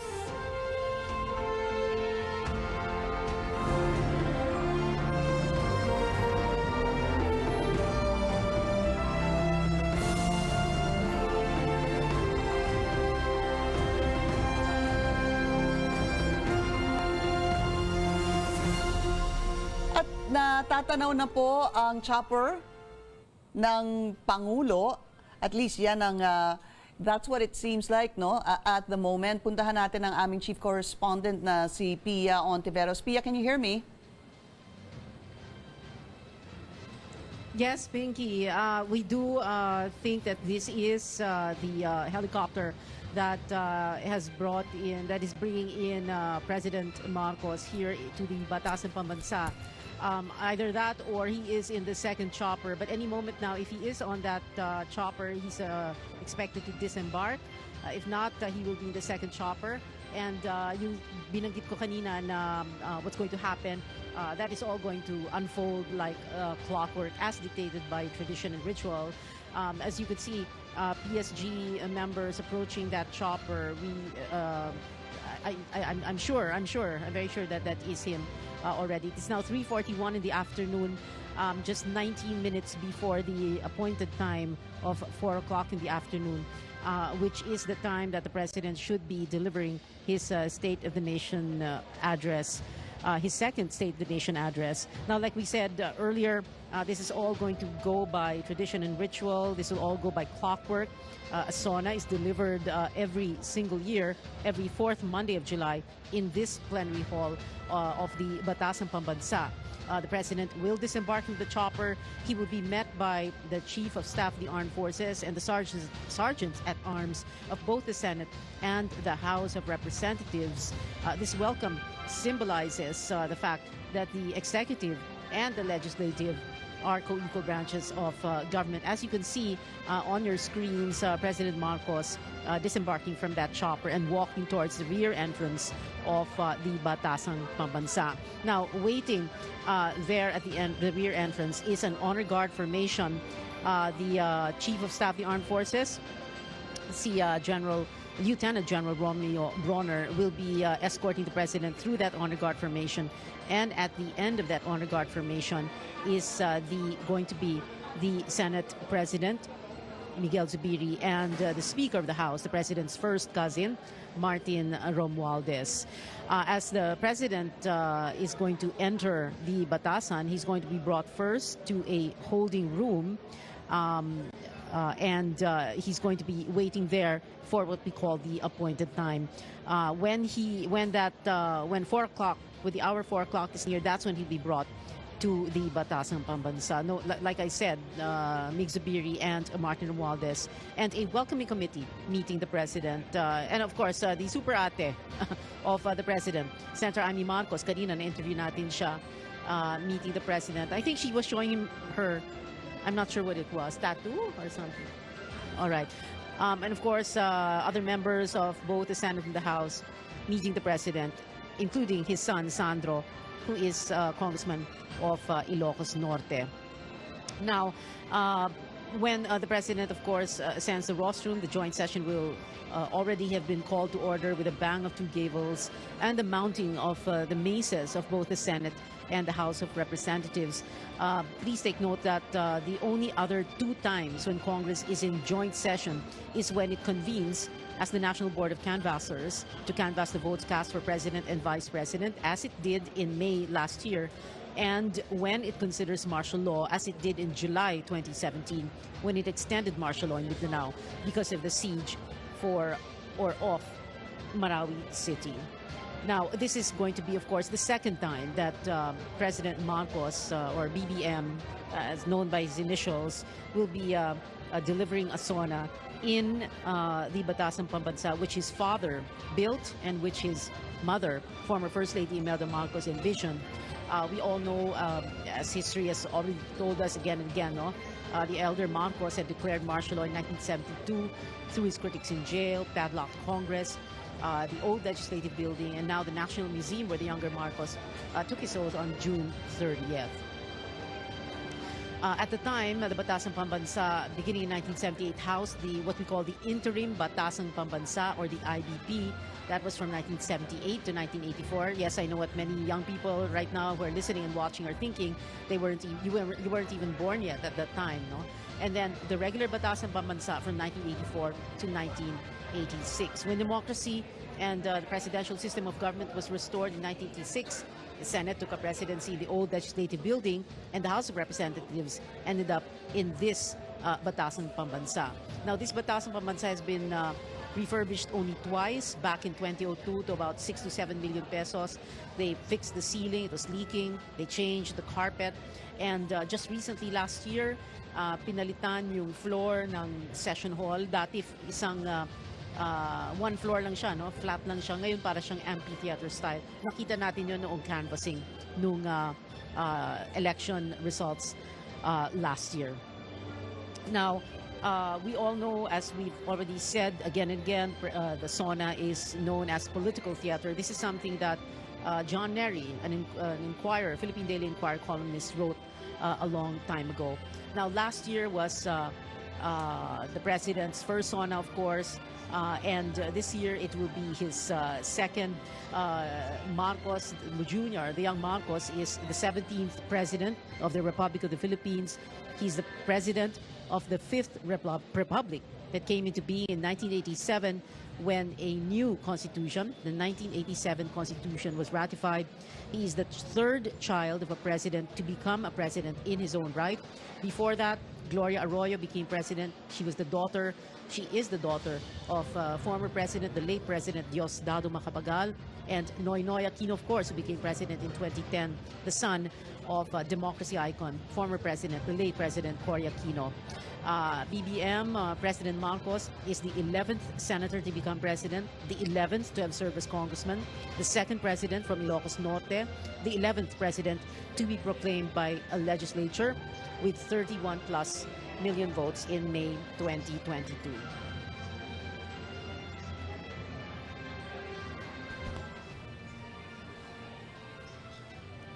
Pia. Now, during his speech, the president is expected to, of course, yes, go ahead. Yeah, Pia, let's talk about siguro the atmosphere last year, as in previous years. You've always been there. This is obviously a more relaxed setup due to last year, of course, the threat of COVID-19 was still there. A lot of the guests were still wearing masks at that time, pero ngayon, halos wala na atang hininging mga vax card this time mula sa mga bisita.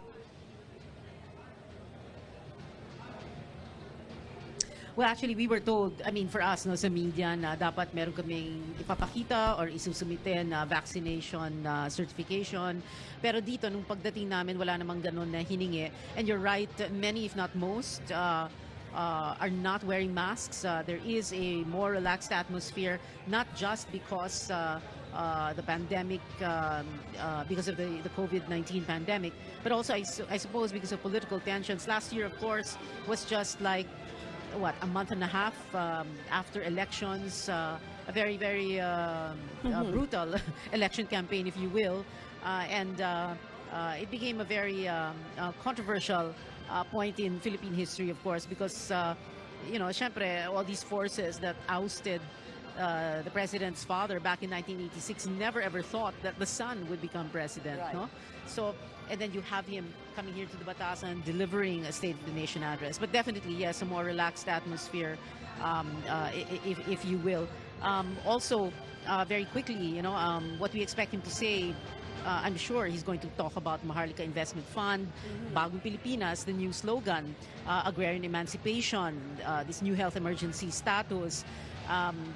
Perhaps he may even talk about the AFP, the change in the Armed Forces leadership, credible defense posture, the International Criminal Court, perhaps he may even talk about that, agriculture, and maybe even tourism slogan campaign fiasco. He did many of these things he mentioned last year in his very first SONA last year. Pinky? So, yung mga Bagong Pilipinas, Love the Philippines, and even, of course, the logo of PAGCOR. We just saw the PAGCOR chairperson over there, Al Tenco, to the right of your screen. And, of course, the wife of the Senate President, Mig Zubiri, Audrey Zubiri. Ano siya ha, Pia, from last year, I remember they were saying that they were expecting a group of about 1,300 people in attendance. And now, this is over 2,000, according to the SecGen, 2,000 yung inaasahan nila in today's State of the Nation address. So punong-puno ngayon as compared to the year before. That's true. Things are, in a way, getting back on track. With the pandemic, it's difficult to say almost over, but there was that declaration from Malacanang, from the president himself, about the health emergency situation. So talagang nag-relax na talaga, no? Things are relaxing and easing up in a way. I still remember last year when we got here, di ba, lahat nakamask pa, yung mga ganun, ano. Ngayon, hindi na wala na halos nakamask, no. It's very, very different, no. So many things have changed because of the pandemic, and I remember saying that 2 years and last year also. Ang daming nagbago at ang daming nabago na talaga. Pero like I keep saying again and again, I know I sound like a broken record. Everything else from the time the president arrives until he leaves, ganyan na ganyan, hindi siya nagbabago. Things will go exactly as mandated, exactly as already prescribed, exactly as it had already gone all the way since 1987, 1988. Yeah. At the moment, the president is still at the holding area, the PLLO. The Senate president is there together with the Speaker of the House. I'd just like to bring in our guest here in the studio. We have Dr. Christopher Berse. He will be joining me during the State of the Nation address. Dr. Berse, thank you so much for being here. Ipasok na po kita habang may oras tayo. The President, of course, watching doon sa LED. Sir, expectations very quickly on the President's speech. Magandang hapon, Pinky. Number one siguro, I'd expect to hear some numbers. Kasi yun yung hinahanap natin. Kasi last year, nasabi na niya yung mga plano na gustong gawin. So siguro this time around, maganda kung makarinig tayo ng mga numero. But more than that, I'd like to hear probably the story behind the numbers. Okay. Yung tinatabi nilang kwento sa likod ng mga kwenta. Kwento sa likod ng kwenta? Yes. Okay. Kasi nga, sometimes, sabihin niya, okay, ano yung kalagayan ng ekonomiya natin, ano yung kalagayan ng agrikultura, and so on. Ngayon, maraming mga bagay na pwedeng bangkitin, pero yun, lahat ng yun, kailangan maintindihan ng ordinaryong mga... Opo. In fact, madaming nagsasabi nga na sana na Tagalog, no, para maintindihan namin. Isama na rin natin si Pia dito sa discussion. Si Dr. Berse, when looking back, siyempre pinag-uusapan inflation, di ho ba? And same time last year, I looked into this, inflation was at 6.1%, now at 5.4%. The lowest in 13 months. Yung ganito bang mga numero, yung gusto mong malaman na ano yung kwento sa likod nito? Yes. Okay. Kailangan maintindihan ng mga tao. Ano yung, kasi pwede niyang sabihin na, okay, bumaba nga, pero nararamdaman ba ng mga tao? So kailangan may parating sa mga tao na bakit hindi pa nararamdaman? Ano pa yung dapat i-expect in the next few months? Okay, all right. Pia, nakikita natin the president still at the PLLO, but at the moment, RTVM is showing some video presentation. Yes, that's right, Pinky. You know, what usually happens here in the PLLO is a little bit of chit-chat. There was a time, kung hindi ako nagkakamali, 2018 ba yun, ano, na medyo nagtagal si President Duterte kasi nga medyo nagkukudeta ang mababang kapulungan at that time, no. But other than that, and kaya na umikli yung speech ni President Duterte, pero talagang he was made to wait. Talagang, I think, kung hindi ako nagkakamali, halos alas 5 na ng hapon nag-umpisa yung SONA niya nang dahil doon sa nangyaring kudeta sa House of Representatives. But now it is 3:55, 5 minutes before the appointed hour, like we always like to say. And we expect President Marcos to begin walking from the PLLO as he is doing right now towards the plenary hall. Yeah. Hindi wala naman talagang center aisle, dalawa yung aisle kasi no, pero nandito siya sa papasok sa kanang bahagi, no? At pagpasok niya, I remember last year, no, ang camera na nilagay ni Direk Paul Soriano, nilagyan niya ng camera pa sa likod, ano? Tingnan natin kung ganoon din yung treatment dito. Dumadaan ang Pangulo sa likod ng rostrum. There's a back entrance and he's going to make his way around towards the main lobby of the Batasan so that he will enter from the audience section, the plenary section, para makita siya ng mga tao. So we're going to see that in just a bit. I think we're going to see that in about 30 seconds from now. You can even do a countdown. 30 seconds to 25 to 20 seconds.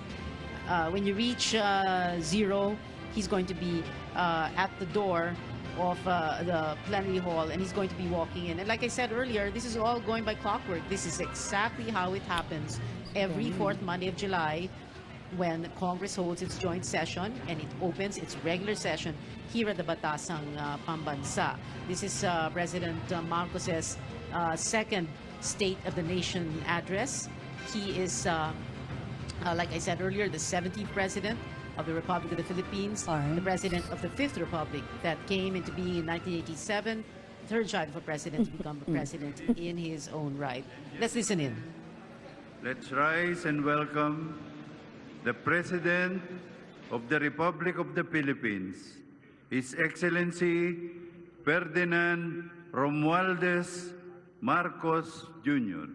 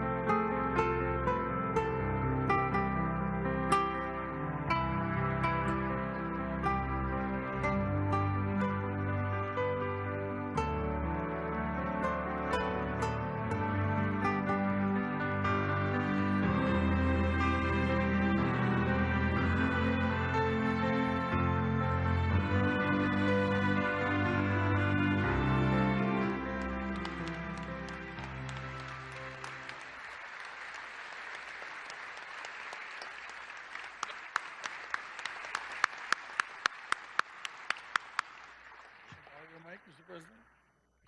On the part of the Senate, the joint session is hereby called to order.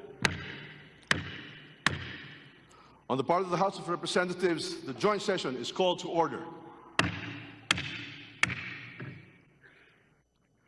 Please remain standing for the singing of the Philippine National Anthem to be led by Ms. Lara Marie Moscardon Maige.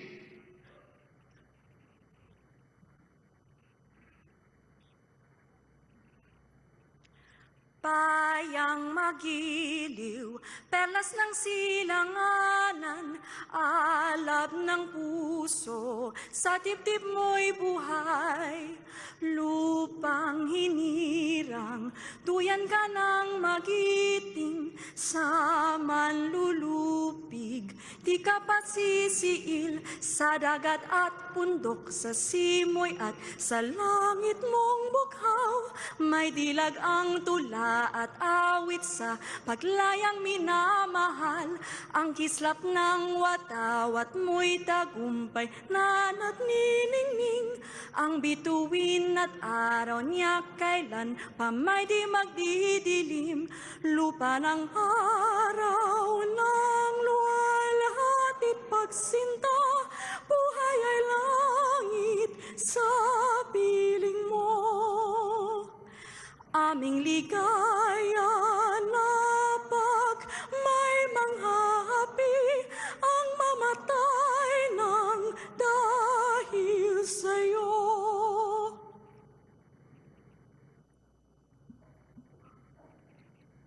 Please remain standing for the nation's prayer. Kindly bow your heads in prayer. O Diyos na makapangyarihan, manlilikha, tagapagbigay buhay at tagapagligtas. Salamat po sa inyong paggabay sa buong sandaigdigan, lalo na sa pagkalinga sa sangkatauhan mula sa dumating na pandemya. Maraming salamat sa mga pagbibiyayang patuloy ninyong ibinibigay sa aming minamahal na bayang Pilipinas. Bismillahirrahmanirrahim. Allahumma barik lana hada al-ijtima'. Sa pagtitipong ito, kasihan niyo po kami ng inyong banal na diwa at liwanag upang ang gawin ito ay magbunga ng ginhawa at kasiyahan sa pang-araw-araw na gawin ito, araw-araw na buhay na sambayanan. Salamat po sa muling pagsigla ng aming ekonomiya sa pag-unlad ng agrikultura at turismo, pag-inam ng education at pagkalahatan pang-agat ng ibang sektor ng serbisyo, production at pangangalakal na nagbibigay sa amin ng pagkain at kabuhayan. Rabbana atina fid dunya hasanatan wa fil akhirati hasanatan wa qina adhaban nar. Walhamdulillahi rabbil alamin. Salamat po sa matibay na bigkis ng aming pamilya at lipunan. Nakalakip ng kaloob niyong matibay na pananampalataya sa inyo at ang aming pananalig sa pamahalaan ay sama-samang bumuo ng aming matibay na pundasyon bilang isang bayan. Ang pamilya, pamahalaan at pananalig namin sa inyo, Ama, ang siya rin naming sandigan, kanlungan at bukal ng lakas sa pagharap at pananagumpay sa maraming hamon ng buhay. Salamat po sa pag-iral ng kapayapaan at kaayusan sa gitna at sa kabila ng iba't ibang pananaw, sa marubdob at masiglang diskurso ng aming demokrasya.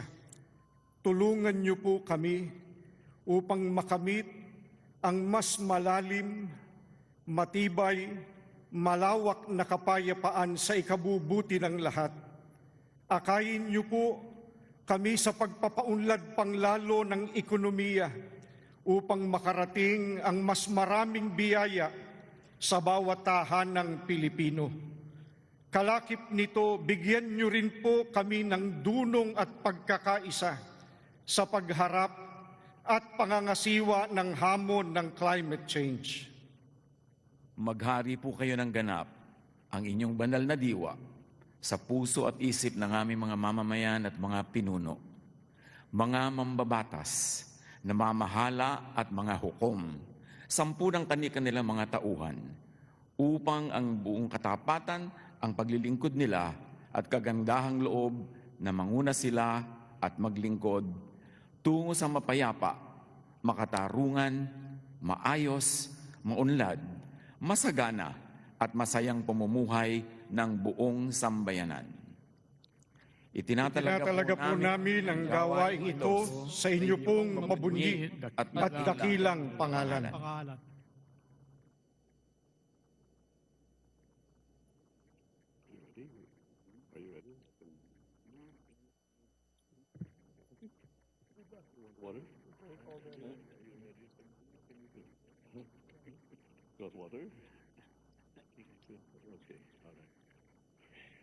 Ladies and gentlemen, honorable members of Congress of the Philippines, His Excellency Ferdinand Romualdez Marcos Jr., President of the Republic of the Philippines.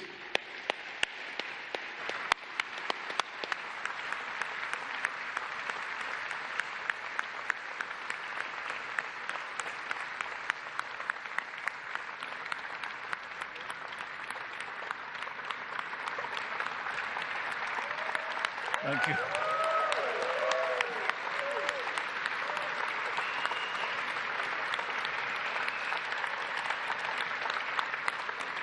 Thank you.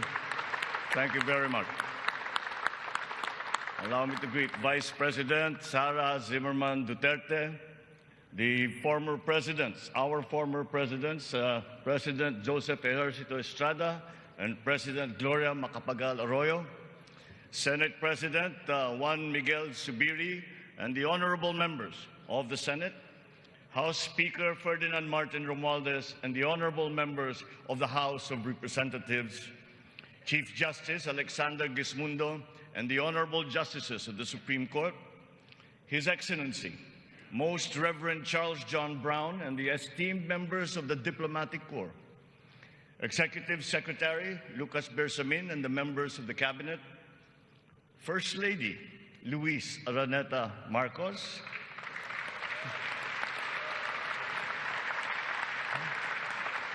former First Lady Imelda Romualdez Marcos,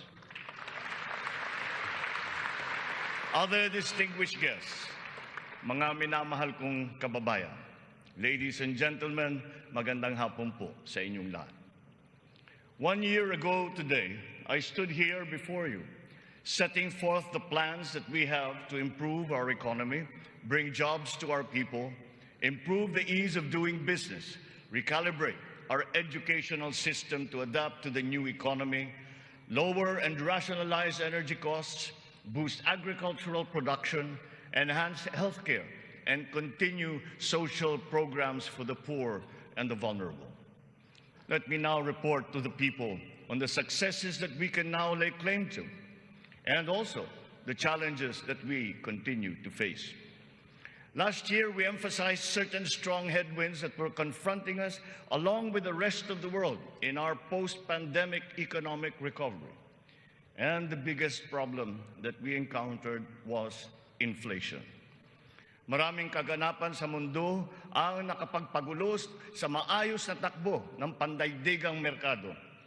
Bukod sa digmaan sa Ukraine, naroon ang patuloy na epekto ng pandemya. Pinalala pa ito ng pagbabawas ng produksyon ng mga bansang pinagkukuhanan natin ng langis.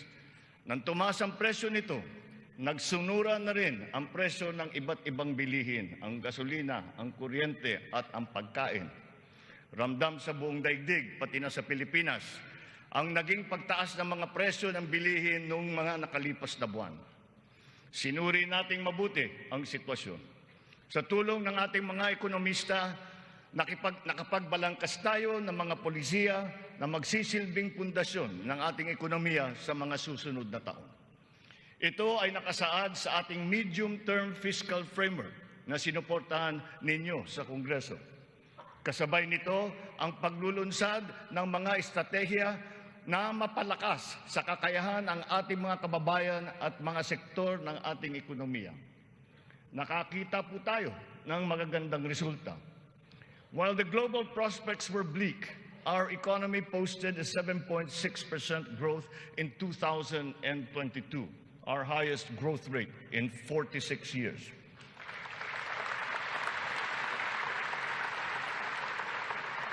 For the first quarter of this year, our growth has registered at 6.4%. It remains within our target of 6 to 7% for 2023. We are still considered to be amongst the fastest growing economies in the Asian region and in the world. It is a testament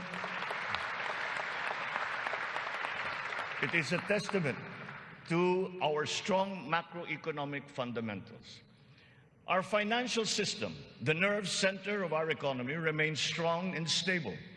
Banks, the transmission arms of our monetary policy, have strong capital and liquidity positions. Stimulated by the relaxation of pandemic restrictions, transactions once again have flourished alongside the booming e-commerce that was undeterred by the pandemic in 2022. The digital economy contributed 2 trillion pesos, the equivalent of 9.4% of our GDP. The economy is revived and rejuvenated, backstopped by a favorable enabling environment and the strong rule of law. This year, The World Bank projects a 6% overall growth rate, well within the range of our targets for the year. It is anchored on strong local demand, underpinned by consumer spending, and draws strength from the BPO industry and, of course, the steady flow of remittances and the continuing jobs recovery. Inflation rate is moving in the right direction. From 8.7% in January, our inflation has continued to ease up in all regions, settling now at 5.4% for June. What this means is that in spite of all the difficulties, we are transforming the economy. We are stabilizing the prices of all critical commodities. According to the Bangko Sentral, inflation is expected to ease further by the close of the year and projected at 2.9% by 2024.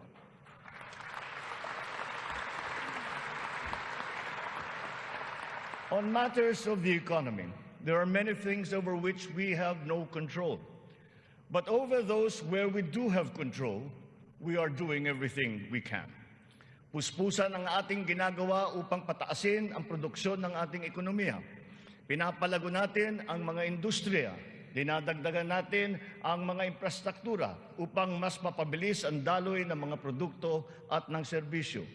Higit sa lahat, pinapalakas natin ang kakayahan ng mga mamamayan upang mapaganda nila ang kanilang pamumuhay.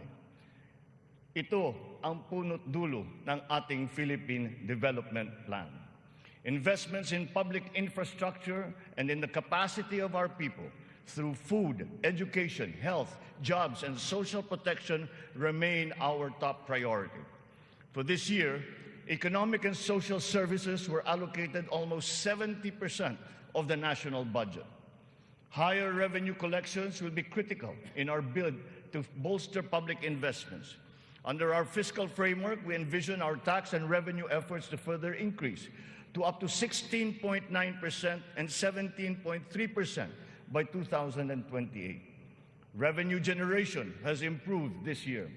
From January to May, the Bureau of Internal Revenue has posted record collections amounting to 1.05 trillion pesos, an increase of almost 10% over the last year.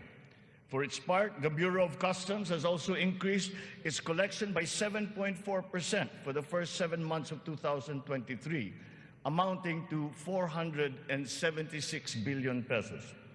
Since July 2022, we have seen increased revenues from PAGCOR of 47.9% and from the PCSO of 20%. We therefore seek, once again, the continued support of Congress to enact into law the policies and reforms under our fiscal framework. Sa mga nakalipas na buwan, nakita natin ang pagbaba ng presyo ng bilihin sa iba't ibang mga sektor. Napatunayan natin na kayang maipababa ang presyo ng bigas, karne, isda, gulay at asukal. Malaking tulong ang Kadiwa Stores na ating muling binuhay at inilunsad. Ang layunin ng Kadiwa ay pag-ugnayin ang mga magsasaka at ang mga mamimili. Walang iba pang namamagitan. Wala nang dagdag, dagastos at patong. Maganda ang kita ng magsasaka, nakakatipid din ang mga mamimili. Sa mahigit 7,000 kadiwa na idinaos sa buong Pilipinas, 1.8 million na pamilya ang nakinabang sa mababang presyo ng bilihin. Sa kabuuan, halos 700 milyong piso ang naging benta ng mga ito na nakapagbigay ng hanap buhay sa mga membro ng mahigit 3,000 na kooperatiba at samahan. Maganda ang nakita nating resulta, kaya papalawigin pa natin ang Kadiwa sa buong bansa. Kamakailan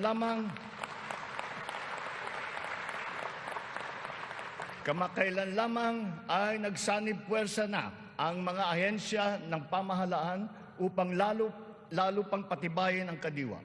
Katuwang natin dito ang buong sektor ng agrikultura at ang lokal na pamahalaan. Our aim is to boost our local agricultural production through consolidation, modernization, mechanization, and improvement of value chains, augmented by timely and calibrated importation as needed. Nakita nating tumaas ng 2.2% ang sektor ng agrikultura sa unang 3 buwan ng taong ito. In our quest for food security, our methods are now more guided by science and the balance of nature, so that production is both sustainable and responsible, benefiting both this and future generations. Our fisheries codes must be revised to incorporate and strengthen science-based analysis and determination of fishing areas. This approach will protect both the interests of our fisherfolk and our fisheries and aquatic resources. To this end, we will seek the support of Congress to amend the code to guarantee sustainable development of our fisheries sector in harmony with environmental balance.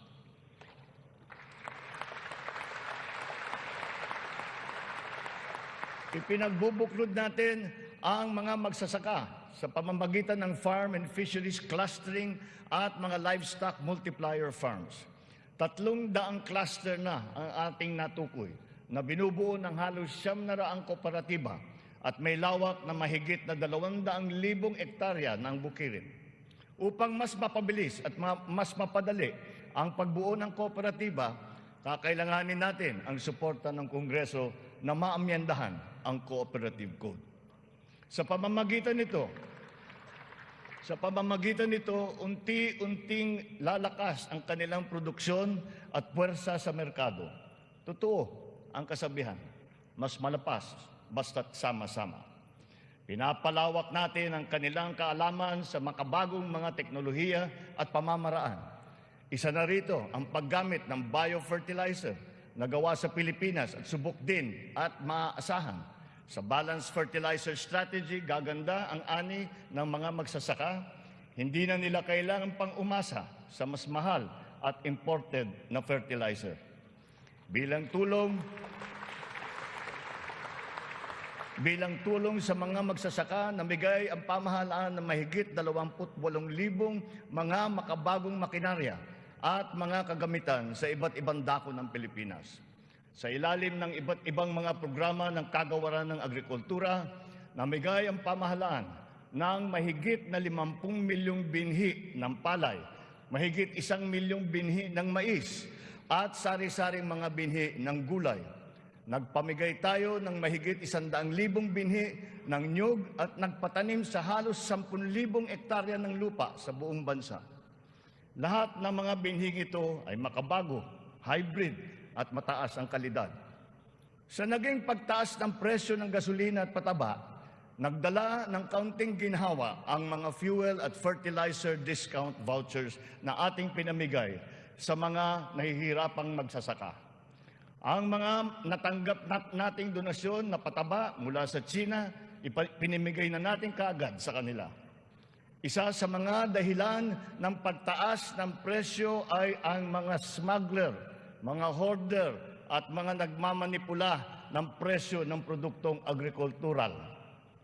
Hinahabol at ihaabla natin sila.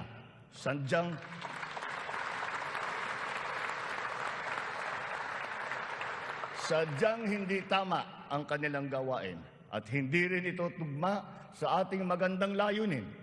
Pandaraya ang kanilang ginagawa. Napapahamak hindi lamang ang mga magsasaka, kundi tayo rin mga mamimili. Kaya hindi natin papayagan ang ganitong kalakaran.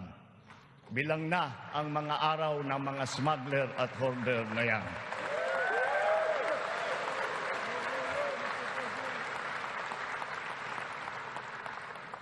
Mahalaga ang infrastruktura para masuportahan ang may 14 na milyong hektarya ng sakahan. Inayos natin ang geo-agri-map ng mga farm-to-market roads ng buong bansa upang maidugtong mabuti ang mga sakahan sa mga pamilihan. Alinsunod dito, karagdagang 600 kilometro ng mga FMR ang ating nilatag sa iba't ibang panig ng bansa. Binigyan din natin ng patubig ang mahigit na 49,000 hektarya ng bukirin sa buong Pilipinas. Nagpagawa tayo ng halos 4,000 mga karagdagang fabrication lab, production at cold storage facility na magagamit ng lahat. Sa tulong ng Kongreso, nakapagpatayo tayo ng 24 na multi-species hatcheries upang maparami ang produksyon ng mga isda. Nakabantay tayo sa anumang banta ng mga sakit at peste na maaring dumapo sa mga pananim at alagang hayop. Malapit na tayong magkaroon ng mga epektibong gamot at bakuna labang sa mga ito.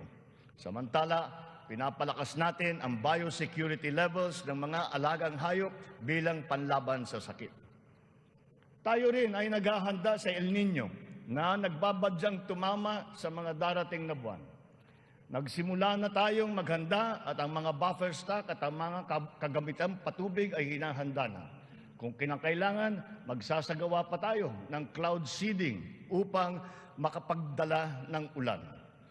Kasabay ng lahat na ito, hinihimok din natin ang ating sambayanan na magtipid ng tubig para sa malawakang paghanda sa banta ng tagtuyot. Tulad ng ating ipinangako, ipinagpatuloy natin ang reformang pangsakahan. Mahalagang haligi ito ng sektor ng agrikultura na ating inaayos. Nitong nakalipas na taon, mahigit 70,000 titulo ng lupa ang ginawad sa mga benepisyaryo ng reformang agraryo.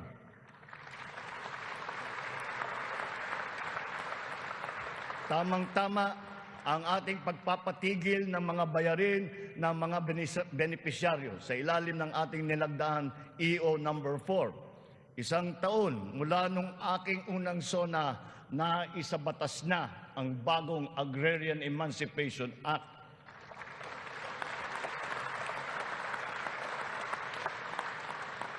Dahil dito, ang 57 billion piso ng utang na pinapasan ng mahigit 600,000 benepisyaryo ay tuluyan ng nabura.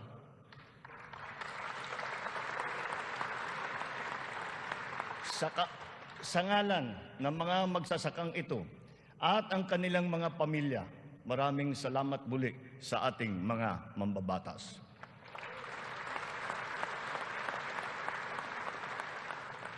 Ang tubig ay kasing halaga rin ng pagkain.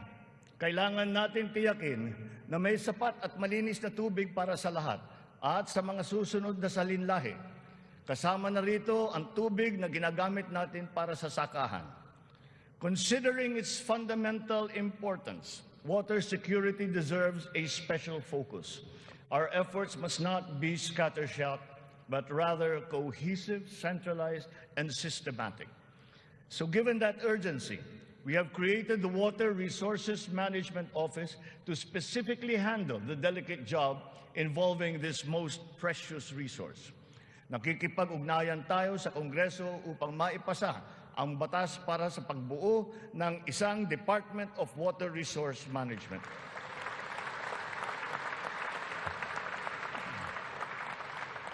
This year, we have allocated 14.6 billion pesos for water supply projects, which will benefit communities all over the country. Recently, the water supply of NCR and Rizal received a significant boost from the first phase of the Wawa Bulk Water Supply Project. The water supply will increase as the project enters the second phase. We have installed 6,000 rainwater collection systems across the country in preparation for the looming dry spell brought about by El Nino. One of the keys to continuing economic growth is infrastructure development. So we will build better and more. Our 8.3 trillion peso Build Better More program is currently in progress and being vigorously implemented.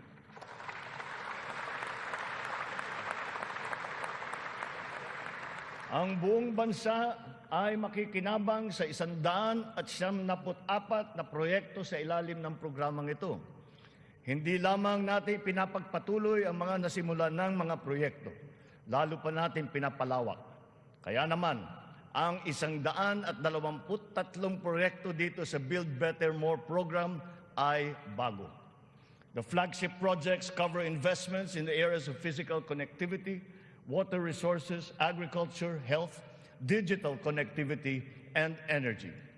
Physical connectivity infrastructure, such as roads and bridges, seaports, airports, mass transport, account for 83% of this program. Our infrastructure spending will stay at 5 to 6% of our GDP.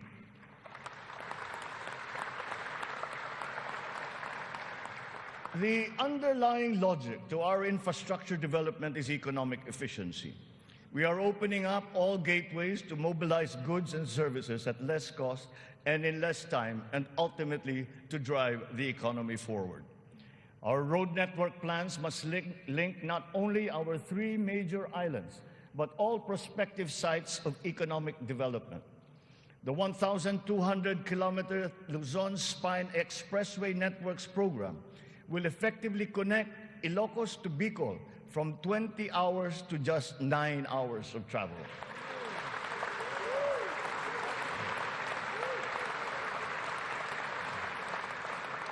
Under the Mega Bridge program, 12 bridges totaling 90 kilometers will be constructed, connecting islands and areas separated by waters. The program notably includes the Bataan-Cavite Interlink Bridge and the Panay-Guimaras-Negros Island bridges, each spanning 32 kilometers, and also the Samal Island Davao City Connector Bridge. As of June this year, we have constructed, maintained, and upgraded more than 4,000 kilometers of roads and around 500 bridges across the country. Crucial airport and port development projects across the country have also been completed, including Cebu Pier's 88 Smart Port and the new passenger terminal buildings of Clark Airport and the Port of Calapan. We initiated several railway projects with a total length of more than 1,000 kilometers. Notably, the southern leg of the North-South commuter railway system is now in full swing.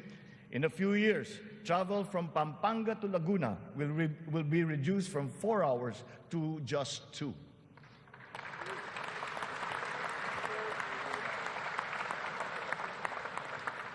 Intermodal connectivity will also be a primary consideration.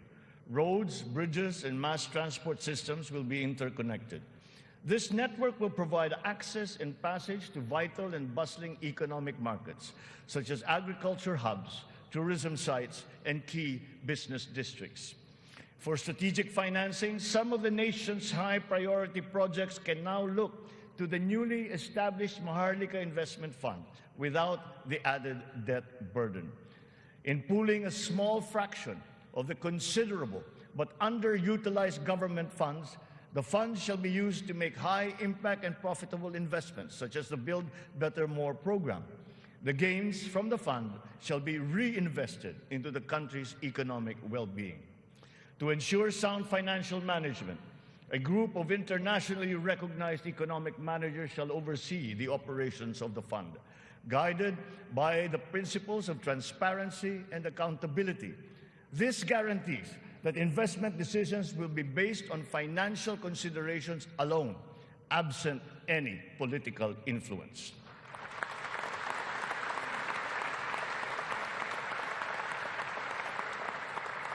The funds for the social security and public health insurance of our people shall remain intact and separate. Owing to favorable market conditions, the price of crude oil has stabilized. Since last year, gasoline and diesel prices have gone down by 18% to 29% respectively. We have built 8 new additional power plants. This brings to 17 the total number of power generation facilities that have been switched on across the country since last year, substantially increasing our energy production by 1,174 megawatts. Alongside power generation, we are also as relentless in pursuing total electrification. Since my assumption into office, almost 500,000 homes have been given access to electricity. We will spare no effort to achieve full household electrification by the end of my term. 100% is within our reach. When it comes to energy, renewable energy is the way forward. We are aggressively promoting renewables so that it provides a 35% share in the power mix by 2030, and then on to 50% by 2040. To accelerate the realization of this green energy goal, we have opened renewable energy projects to foreign investments. Since last year, an additional 126 renewable energy contracts with a potential capacity of 31,000 megawatts have been awarded. To date, we have over 1,000 active projects spread all over the country. 299 of these are solar, 187 are wind, 436 are hydroelectric, 58 biomass, 36 geothermal, and 9 are ocean-powered. The Malampaya project has been a boon to our country, energizing 20% of Luzon. The renewal of the contract guarantees continued revenues and energy production for another 15 years. But aside from Malampaya, we will also push for more gas exploration in other parts of the country. The national government has also partnered with the BARM in regard to energy exploration and development, and also its utilization within its territorial jurisdiction. We therefore expect to see renewed investor interest in its promising sites. We finally have a unified national grid with the interconnection of the Luzon, Visayas, and Mindanao grids. The one grid, one market will enable more efficient transfers and more competitive pricing of electricity throughout the country. However, 68 grid connections are much delayed, according to the ERC's count. We are conducting a performance review of our private concessionaire, the National Grid Corporation of the Philippines. We look to NGCP to complete all of its deliverables, starting with the vital Mindanao, Visayas, and Cebu Negros Panay interconnections. Habang pinapabuti natin ang lagay ng ekonomiya, pinapalakas din natin ang kakayahan ng Pilipino. Ito ay sa pamamagitan ng mahalagang armas ng edukasyon, magandang kalusugan at trabaho. Malaking bahagi ng pondo ng pamahalaan ay inilaan para sa mga ito. Sa ating pagtahak sa kaunlaran, walang mamamayang Pilipino ang maiiwanan. Para sa atin, ang bawat buhay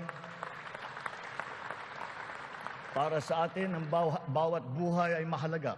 Ano man ang edad, kasarian, pangkat, relihiyon o pisikal na kondisyon, sila ay kukupkupin at tutulungan. Naglalaan tayo ng sapat na pondo para sa mga paglingap ng mga lubos na nangangailangan. Layunin natin na sila ay makabangon, mabigyan ng sapat ng kakayahan at maging produktibo. Hindi lamang DSWD, kundi pati ang DOLE, ang DepEd, TESDA, CHED ay tumutulong sa ating mga kababayang nangangailangan. Ang AIX, TUPAD, TVET for Social Equity, Social Pension for Indigent Senior Citizens, at ang Cash for Work para sa mga ay ilan lamang sa mga mahahalagang programa ng pamahalaan para sa kanila. Nariyan din ang Integrated Livelihood Program Kabuhayan upang matulungan ang mga maliliit na negosyo. We are inclusive in our pursuit of social protection. The pension of the military and the uniformed personnel is as important, as urgent, and as humanitarian as that of all other civilian Filipino employees. Efforts are underway to make it fully functional and financially sustainable. We are once again working closely with Congress to ease the transition from the old system to the new one, so as to be able to guarantee that no effects are felt by those in the uniformed services.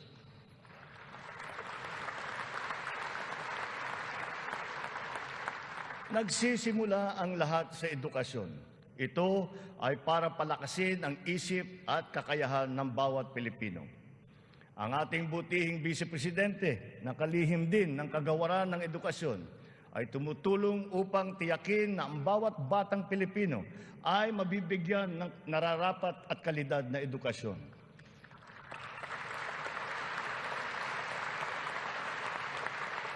We have renewed hope in giving the best to our next batches of students, especially the 28.4 million learners who return to school this year. Learning recovery will be at the forefront of our education agenda. The Matatag Agenda for Basic Education has been launched, focusing on relevance of curriculum, rapid and responsive delivery, and the welfare of both learners and teachers. We are augmenting as well our school workforce. 90% of the newly created teaching positions have now been filled, while additional administrative personnel have been hired to unburden the teachers of any extra load. Taking to heart the lessons of the pandemic, alternative delivery modes and blended learning methodologies have been adopted to ensure unhampered learning. Additional social safety nets, such as school-based feeding programs, are also being implemented. Learners will be made more resilient. Our public schools and facilities are being increased and fortified. The shortage of classrooms and facilities is being addressed. Aside from new construction, schools and facilities are being retrofitted to become ready for the future, ready for hybrid and high-tech learning, and also climate-ready and disaster-proof. Through the DepEd Partnership Assistance Portal, private sector partners continue their assistance in the rehabilitation and improvement of schools as part of their corporate social responsibility programs. We are recalibrating the K-10 curriculum to ensure that it is always relevant, responsive, and at par with international standards. Literacy and numeracy skills need to be strengthened. The virtue of good citizenship and sense of community are also now integrated into our curriculum. We continue to exhaust all efforts to keep our young people away from the sinister influences in the dark corners of society. We are making available to them their participation in formal schooling, alternative learning, non-diploma courses, or in technical vocational education and training, or TVET.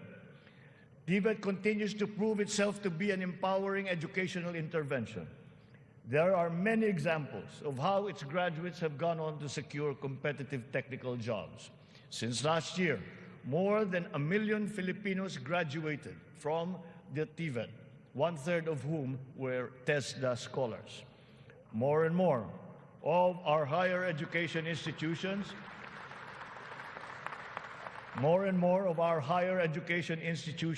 have reached world-class status.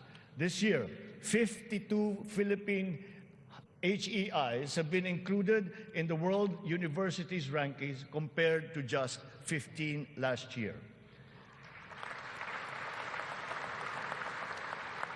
We will not let a student's financial constraints be an hindrance to his or her education. We have activated social safety nets, such as skills development training and youth employment programs. Tertiary education in state universities and colleges will remain free for our qualified students.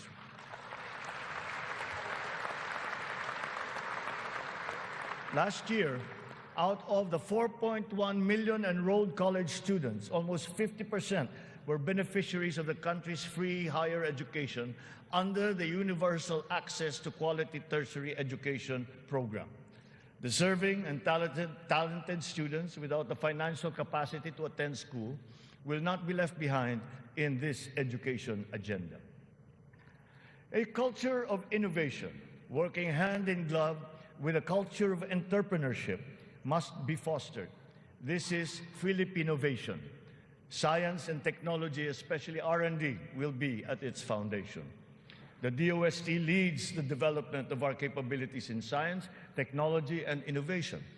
Science and technology-related scholarships are made available for the talented and technically gifted students from high school all the way to graduate school. To address the challenge of staying at the cutting edge of technology, 44 renowned Filipino scientists in diverse areas of expertise have returned home under the Balik Scientist program.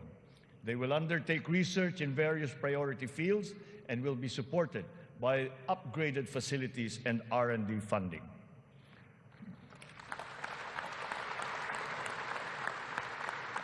the Philippines has launched 2 additional satellites into space. Together with the first satellite, they will track weather, predict storms, evaluate soil and water supplies, analyze shifts in population, and be used for traffic management, geohazard mapping, risk assessment, and even including security and defense. Science, technology, and innovation will drive the quality and competitiveness of our workforce, as well as our manufacturing, export, creative, and service industries, in existing markets and in new ones waiting to be explored. The bane of the mismatch between jobs and skills among our workforce is being rectified through strengthened government, industry, labor, academe partnerships, and the continuous reskilling and upskilling training programs that we have put before our workforce. For our seafarers to continue to excel, maritime education in the Philippines has been strengthened.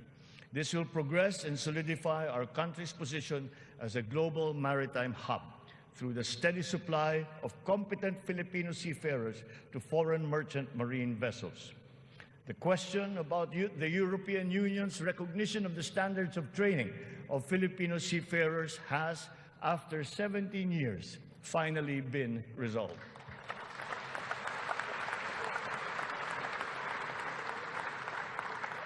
This development now effectively maintains the Filipino seafarers' distinct competitive advantage in the global shipping labor market. To address the current shortage of healthcare professionals in our country and to help us achieve our goal of universal healthcare, we are greatly expanding our medical and nursing education programs. We will push the envelope even further.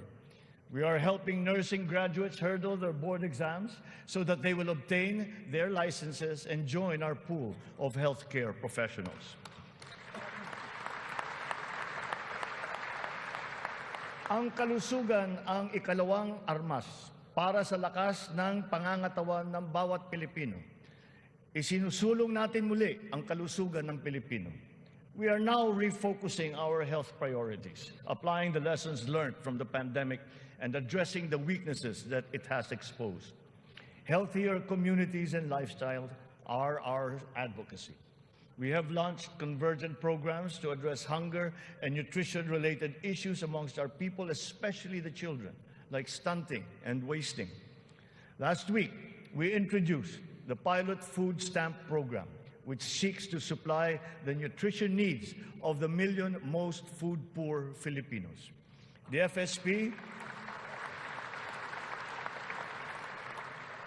FSP shall complement our nutrition continuity programs, such as the First 1,000 Days program, which ensures nourishment for the first 3 years of a child's life. The supplemental feeding program is for our children attending daycare centers. The K-6 program will feed kindergarten to grade 6 public school students who are suffering from wasting and severe malnutrition. We are catching up on the routine vaccinations of our children. As of this year, more than 80% of our eligible children have been vaccinated against measles, rubella, and polio.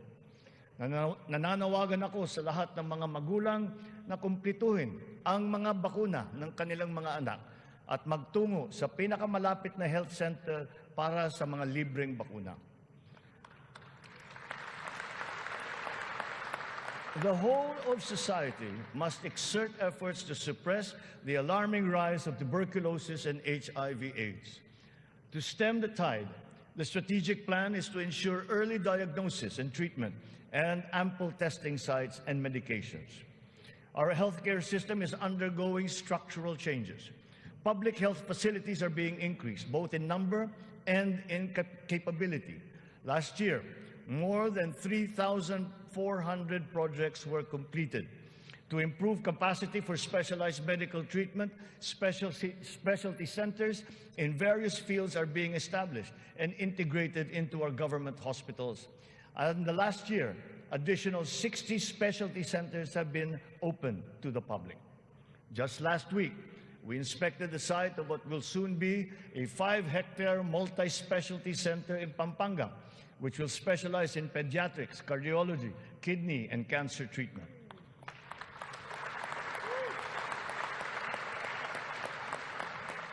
We are working for a more direct, efficient delivery of services through integrated primary care providers and networks in partnerships with the LGUs and our partners in the private sector. These shall, of course, be supported by what is now a better and more efficient PhilHealth. Ang presyo ng mga mahalaga at pangunahing gamot ay bumaba ng humigit kumulang ng 40%. Mayroon ding iba na bumaba na hanggang 70%. Aside from the maximum retail price regulation being implemented, strategic VAT exemptions also lowered the prices of 59 essential medications such as those for cancer, diabetes, hypertension, kidney disease, and mental illness. Palapit na tayo. Palapit na tayo sa hangarin na ang lahat ng Pilipino ay makakakuha ng serbisyong pangkalusugan. Sa ngayon, mahigit 93% na ang kasapi sa PhilHealth. Sa pinagandang konsulta package ng PhilHealth, 21 klase ng mga gamot at 13 laboratory service ang ibibigay ng libre.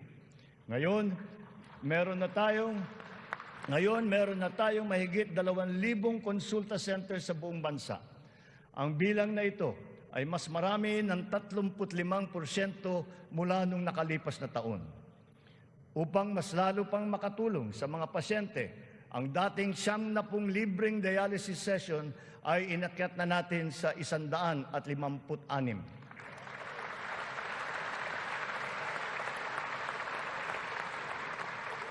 Mga kababayan, libre na po ngayon ang dialysis para sa karamihan ng Pilipino.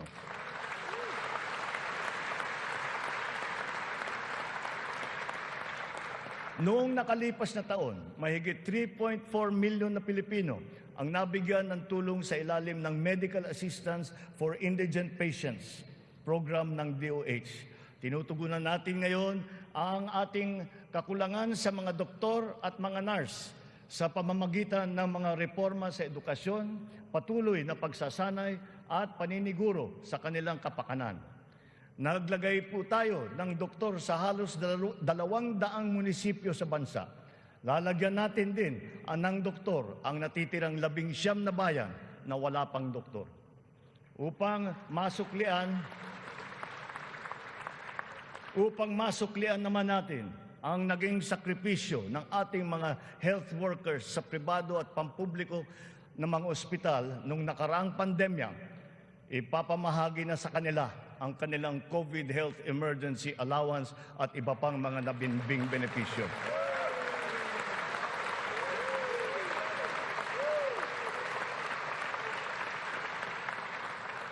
Kasabay ng pangangalaga natin sa edukasyon at kalusugan ng ating mamamayan, tinitiyak din natin na may sapat at magandang hanap buhay sa loob at maging sa labas ng bansa. As of May this year, our employment rate rose to 95.7%, clear proof of the improvement from the severe unemployment that we experienced during the height of the pandemic. Employment then was at a low of 82.4%. But even with our current high level of employment, we must do more. We will generate additional jobs for the remaining 4.3% of our workforce, as well as for the 11.7% underemployed Filipinos seeking better employment opportunities. Under the banner of our fast-growing economy, we are aggressive in our investment and business promotions and facilitations. For that, we have not limited ourselves to the local economy, but we have looked to the global economy for partnerships and agreements. Our independent foreign policy, a friend to all and enemy of none, has proven effective. We have formed strategic alliances with our traditional and newfound partners in the international community. We have embarked on foreign trips to promote the interest of the country for peace building and for mutually beneficial purposes. These economic missions have yielded an estimated total investment value of 3.9 trillion pesos or $71 billion with a potential to generate 175,000 jobs. The implementation of recent economic reforms is underway. BOI-approved investment projects have reached 1.2 trillion pesos during our first year, while other strategic investments approved for processing through the newly established green lanes amount now to 230 billion pesos. Our existing bilateral and multilateral trade agreements, notably within the ASEAN framework, and with Japan and with Europe, and allow us to leverage our competitive advantages and reap economic benefits. We will continue to forge more of these international partnerships that will lead to a more balanced trade strategy and a healthier economic position. The Regional Comprehensive Economic Partnership, or RCEP, is now in force. It is a multilateral trade arrangement with the ASEAN and other countries such as Australia, China, Japan, Korea, and New Zealand. We can now have competitive access to a regional market that comprises 2 billion people. As we address our weaknesses and develop competitiveness in other potential areas, we must also play to our strengths. Our competitive advantage must be leveraged. As a service export powerhouse, we must continue to nurture the growth of the services sector, particularly the information technology business process management sector, and of course, the tourism industry. Our tourism has always been a reliable pillar of our economic growth through the years, providing livelihood to more than 5 million of our citizens. Because of the reopening of the economy and the phenomenon of revenge travel, this sector is headed for a great rebound.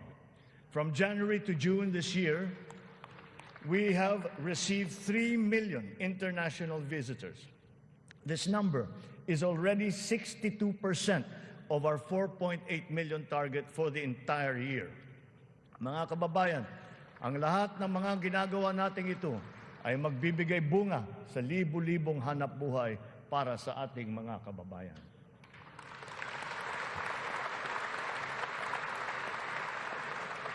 To create these investment opportunities, we must ensure that an enabling business environment is in place, that there is peace and order, and that the rule of law governs. We will solidify our country's reputation as an attractive and reliable investment destination. Building on institutional reforms of recent years, we have created green lanes for strategic investments and expedited the business processes in various sectors and investment modalities. A progressive and rationalized system of taxation is a component of the ease of doing business. The CREATE law has made our corporate tax and incentive schemes equitable and business-friendly. There are more structural tax reforms that must be introduced to allow us to reach our socio-economic targets. Digitalization is the call of today, not the call of the future, not the call of the future, but of the present. It is here, it is needed, and it is needed today. Government must fully embrace digitalization to provide better service to the people through its vital frontline services and its back-end functions.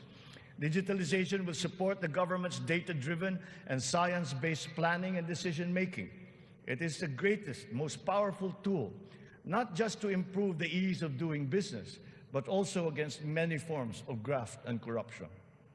Data shows that digitalization, in conjunction with government streamlining efforts, has significantly boosted efficiency.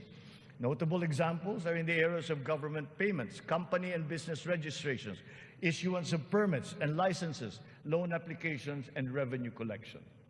All our digitalization efforts will be linked to our payment systems, whose digital transformation has been accelerating at a remarkable rate.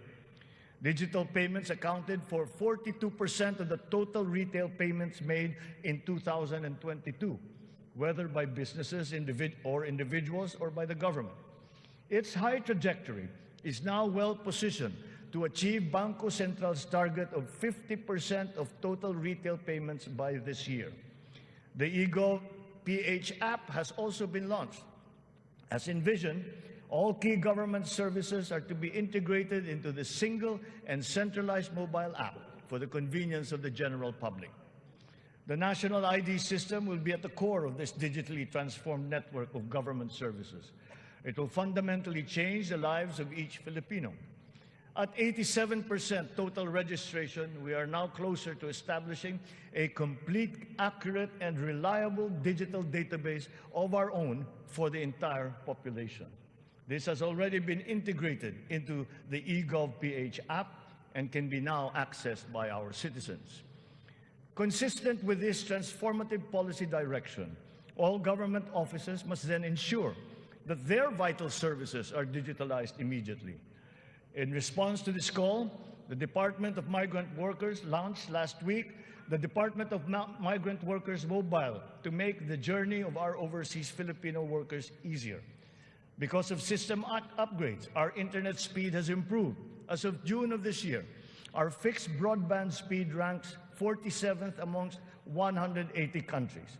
This ranking is 11 places higher than it was last year. Our mobile internet speed is now ranked at 83 out of 142 countries, which is 8 places higher than it was last year. There will be more improvements as our internet infrastructure undergoes further upgrades.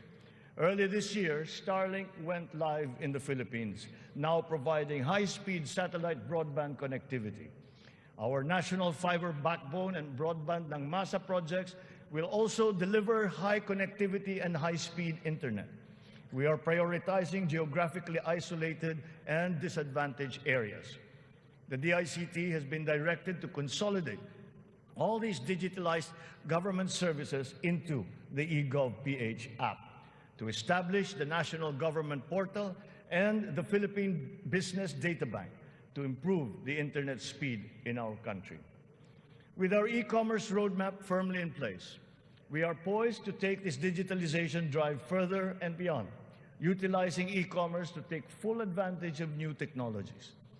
The first bill that I signed into law was the SIM Registration Act, because we are mindful of the risks and vulnerabilities that can lead to negative consequences.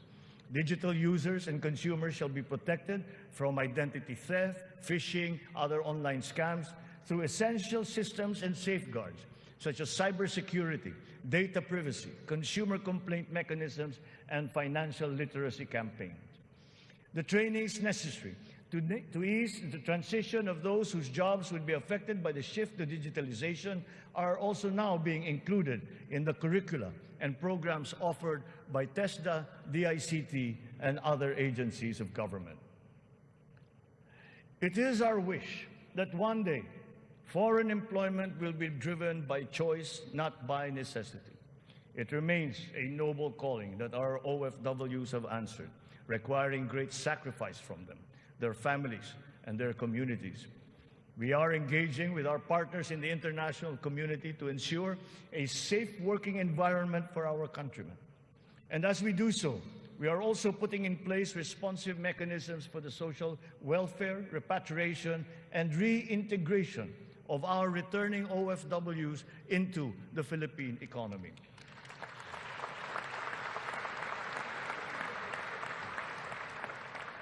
As the world economy reopens, we are witnessing a rise in overseas Filipino deployment. In 2022, the number has increased by 62%. OFWs continue to send in historically high remittances, solidifying their role in our transformative economic growth. In 2022, our OFWs contributed $32.5 billion, or roughly 1.8 trillion pesos, to our economy.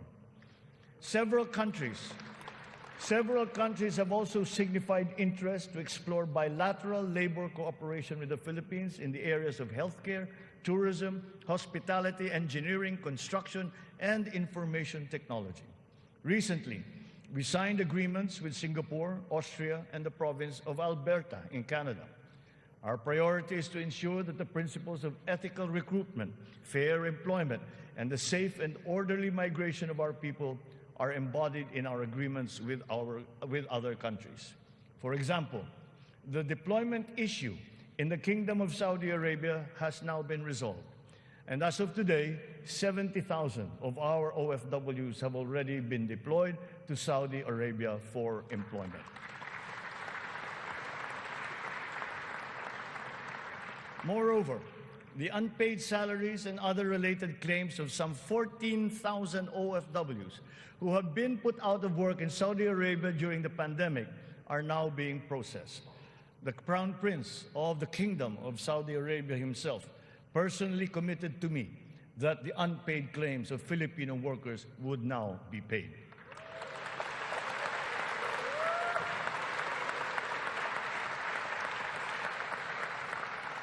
The continued employment of some 50,000 workers and the deployment of many more Filipino seafarers aboard EU vessels has also been assured. The lesson for us is that our education and skills training must always be attuned to the high, exacting, and constantly evolving global standards. Sa pagsusumikap ng mga mamamayan, walang hindi kakayanin. Kahit ang mga matatayog na pangarap ay maaabot, kasama ang inaasam na tahanan. Katuwang natin ang lokal na pamahalaan at pribadong sektor upang matulungan ang Pilipino sa pangangailangan ng pabahay. Patuloy ang serbisyo ng Pag-ibig Fund upang makatulong sa kanyang 15 milyong membro para makabili ng bahay.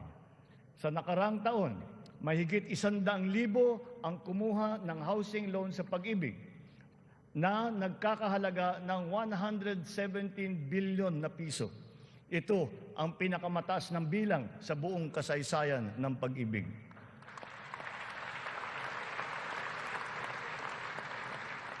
Itong nakalipas na taon, mahigit 148,000 na kabahayan at mahigit 30,000 mga Certificate of Eligibility of Lot Award ang naipamahagi sa Luzon, sa Visayas at sa Mindanao sa ilalim ng sari-saring mga programang pabahay ng pamahalaan. Mahigit 35,000 residential free patent at agricultural patent titles naman ang naibigay sa mga benepisyaryo nito sa buong bansa. Hindi pa dito natatapos. Papalawigin pa natin ang ating programa sa abot-kayang pabahay, lalo na para sa mga mahihirap nating kababayan. Itong nakalipas na taon, inilunsad natin ang pambansang pabahay para sa Filipino Housing Program o 4PH. Nagkaroon na tayo ng groundbreaking sa 25 lugar sa iba't ibang bahagi ng bansa. Nagpirmahan na rin ng kasunduan upang simulan ang mga proyekto sa mahigit 100 lokasyon. Kung susumahin natin ito, mahigit 1 milyong kabahayan ang maialay natin sa ating mga kababayan sa buong bansa.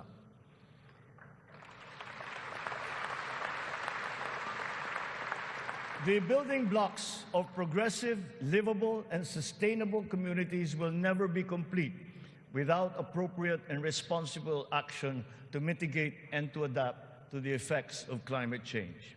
We can never lose sight of our responsibility to the future. The economic agenda cannot and will not ever be incompatible with our climate change agenda. Climate change is now an important criterion in our integral national policies, in planning, decision-making, up to the implementation of programs. The potential advantages of such enlightened policies extend to jobs and livelihood, with the unlocking of the development of the green and blue economies. We have learned many painful lessons from past disasters, but we continue to be alert and prepared in our disaster response. It has in fact been commented that sometimes we are over-prepared for such natural disasters. Well, to continue that, we are reorganizing our response teams to make them more adaptable, agile, and effective in times of calamities and crises, with a clear unity of command. Our evacuation centers are being upgraded to withstand the greater forces of the new normal of extreme weather, as well as other natural and man-made disasters. Furthermore, new evacuation centers are also being built, of which 55 have already been completed. We remain committed to global decarbonization goals and the reduction of our carbon footprint. We preserve and protect the treasure that is our forests. Their value to the environment, to the ecology, and the economy is incalculable. We have adopted the concept of the circular economy, using nature as our model. The aim is to keep raw materials in a closed loop. In our world with scarce resources, the circular economy allows us to fully use these resources minimize waste, and reduce the need for new resources, just as it is in nature. Just like our climate change action, this new system requires the participation of all sectors of society, up to each individual citizen, for it to succeed. Only a whole of government and whole of society approach will enable us to do all of these. It is necessary to apply all the resources that are at hand if we are to progress as quickly as we need to. Collaboration is the key between and among government offices, and between government and the private sector, between industries and the academe, between government and international partners, and most importantly, collaboration between and among our populace. Kakailanganin natin ang tulong at kakayahan ng buong pamahalaan at ng buong bansa. And so we shall do the same for the next 5 years. We seek not only to become more effective, but more, to become truly transformative. This approach will be operationalized through the interagency cooperations as well as through coordinated efforts between and among the 3 branches of government and the independent constitutional bodies. We have organized private sector advisory councils and national local mechanisms to establish the needed linkages. Once again, on this same principle, I urge the government to enact a new government procurement law and a new government auditing code.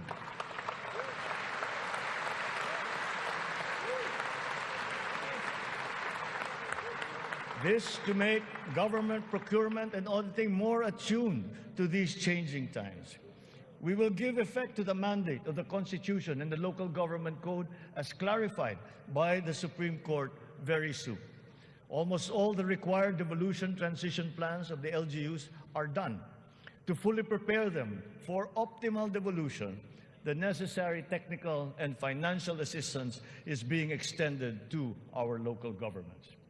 In everything that we do, the enduring Filipino quality of bayanihan will still be our guide. 5 taon mula nung matinding kaguluhan, babangon na ang Marawi City.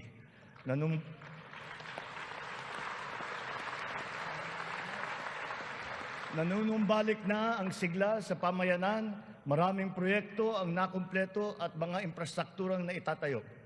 Kasalukuyan na tayo nagpoproseso ng tulong pinansyal para sa mga biktima ng Marawi Siege upang sila ay makapagsimula muli. Naway mamayani ang pag-asa. Naway magpatuloy ang pagkakaisa, pagmamatyag at paghahangad ng kapayapaan at kaunlaran. We are proud of the progress that the BARM has taken. It will be self-governing. It will be self-governing, it will be progressive, and it will be effective. But this was only made possible because of the cooperation of all key groups. We talked to the local governments, the royal families, the MNLF, the MILF, were all consulted and represented in this transition phase. The international community has also supported us in this smooth transition. Former adversaries are now partners in peace. Its functions have been defined, and its basic laws are now being written. Through the BARM, we have strengthened the nation's prospects for finally achieving sustainable progress anchored on a true and lasting peace in southern Philippines. We will continue to support the progress of the BARM, apace with our singular vision for all Filipinos.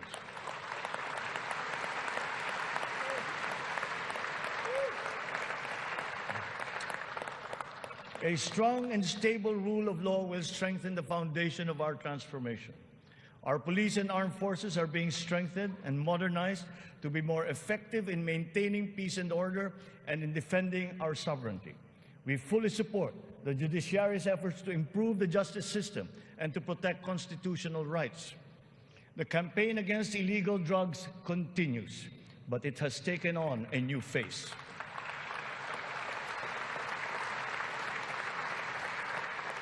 It is now geared towards community-based treatment, rehabilitation, education, and reintegration to curb drug dependence amongst our affected citizenry. Last year, we launched the Buhay Ingatan Droga Ayawan or BIDA program, and established an additional 102 Balay Silangan Reformation Centers nationwide. We will relentlessly continue our fight against drug syndicates, shutting down their illegal activities,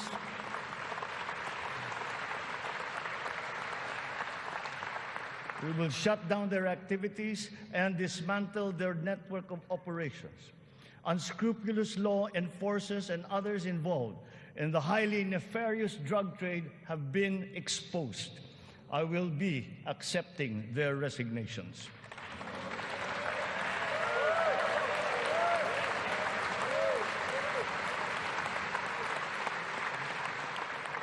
In their stead, we will install individuals with unquestionable integrity who will be effective and trustworthy in handling the task of eliminating this dreaded and corrosive social curse.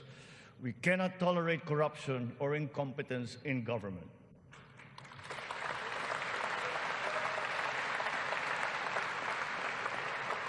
For almost half a century, some of our fellow Filipinos have taken to arms to make their views known and felt. We are now at the point in our history when their armed struggle has evolved. We have now progressed together towards peace and development. We have incorporated capacity building and social protection into our reintegration programs to guarantee full decommissioning of former combatants. Through community development and livelihood programs, the barangay development and enhanced comprehensive local integration programs have been effective in addressing the root cause of conflict in the countryside. To complete this reintegration process, I will issue a proclamation granting amnesty to rebel returnees, and I ask Congress to support me in this endeavor.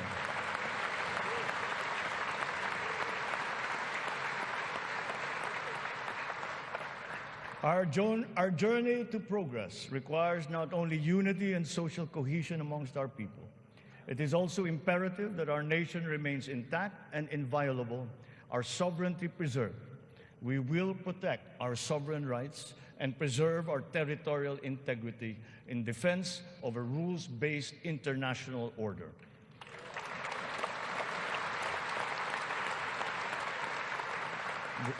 With our national interest paramount, we will always pursue constant dialogue and diplomatic approaches to the resolution of any issue that may arise. So the initial results of our efforts inspire confidence. Let us continue to be relentless in our aspiration of peace and progress. This has not been the work of a single person, neither a single branch of government, nor even the whole government acting alone. This is the collective synergy achieved by all Filipinos working together. It took a whole-of-nation effort to achieve this immediate recovery from our pandemic slump. Unity was what made us rise once more. Nagsisimula pa lamang tayo. Ang pagbangon ng ating bayan ay magpapatuloy pa. Hinihiling ko ang inyong tiwala at pakikiisa. Sa ganitong paraan, makakamtan natin ang ating tanging hangarin, ang maginhawa, matatag at panatag na buhay para sa lahat ng Pilipino.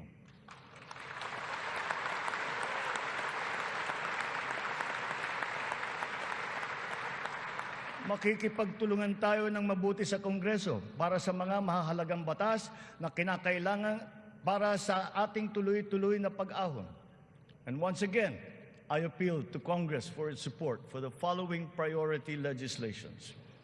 The essential tax measures under our medium-term fiscal framework, such as excise tax on single-use plastics, VAT on digital services, rationalization of mining fiscal regime, motor vehicle users charge, road users tax, the military and uniform personnel pension, amendment of the Fisheries Code, amendment of the Anti-Agricultural Smuggling Act, amendment of the Cooperative Code, new government procurement law, new government auditing code, anti-financial account scamming, Tatak Pinoy law, the blue economy law, ease of paying taxes, LGU income classification, and the Philippine Immigration Act.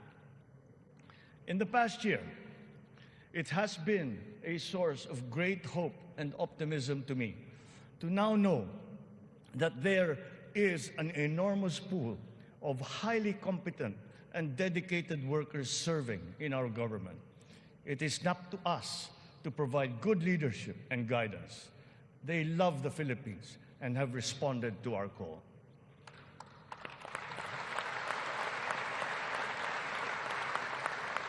I have stated before that my confidence in our future was grounded in our world-class quality workforce, be they the farmers in the field, corporate giants, government officials, school teachers, health workers, or employees.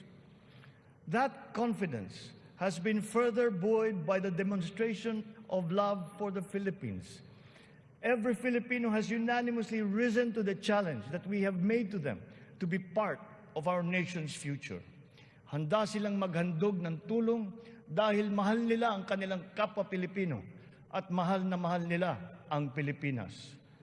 And thus, with this in my heart, I know that the state of the nation is sound and is improving. Dumating na po ang bagong Pilipinas. Maraming salamat po sa inyo.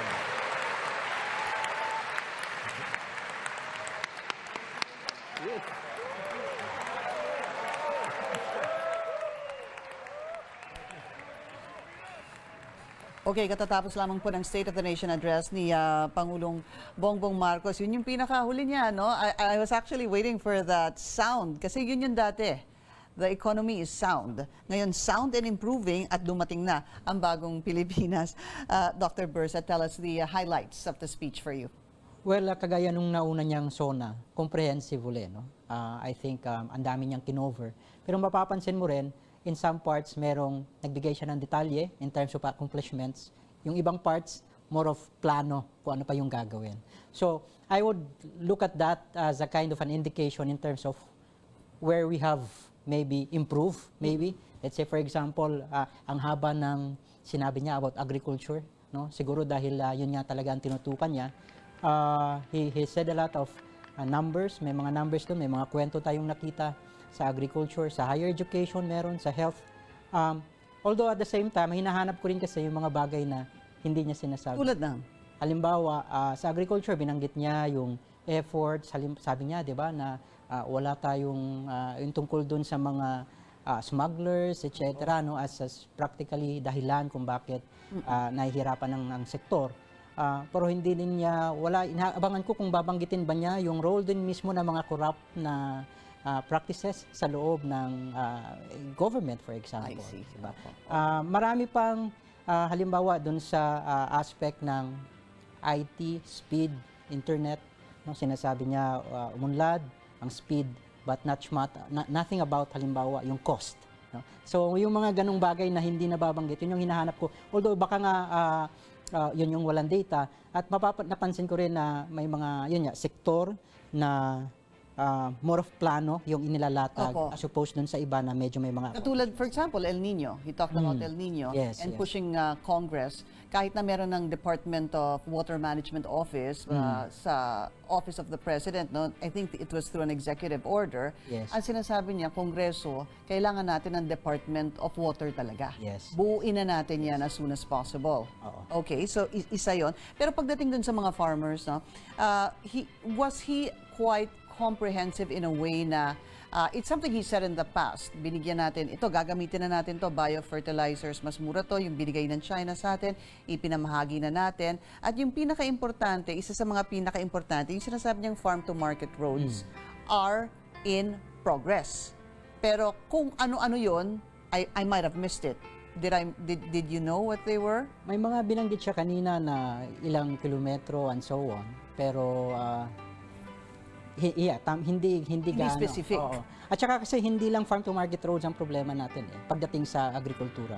Halimbawa yung processing ng agricultural products. Yun yung isa doon problema tayo, no? At yun yung kulang pa sa atin. But he made mention of cold storage facilities as well, na-mention niya. Pero more of a plan pa lang. Wala pang numero na nasabi na, okay, ganito na karami yung nagawa natin.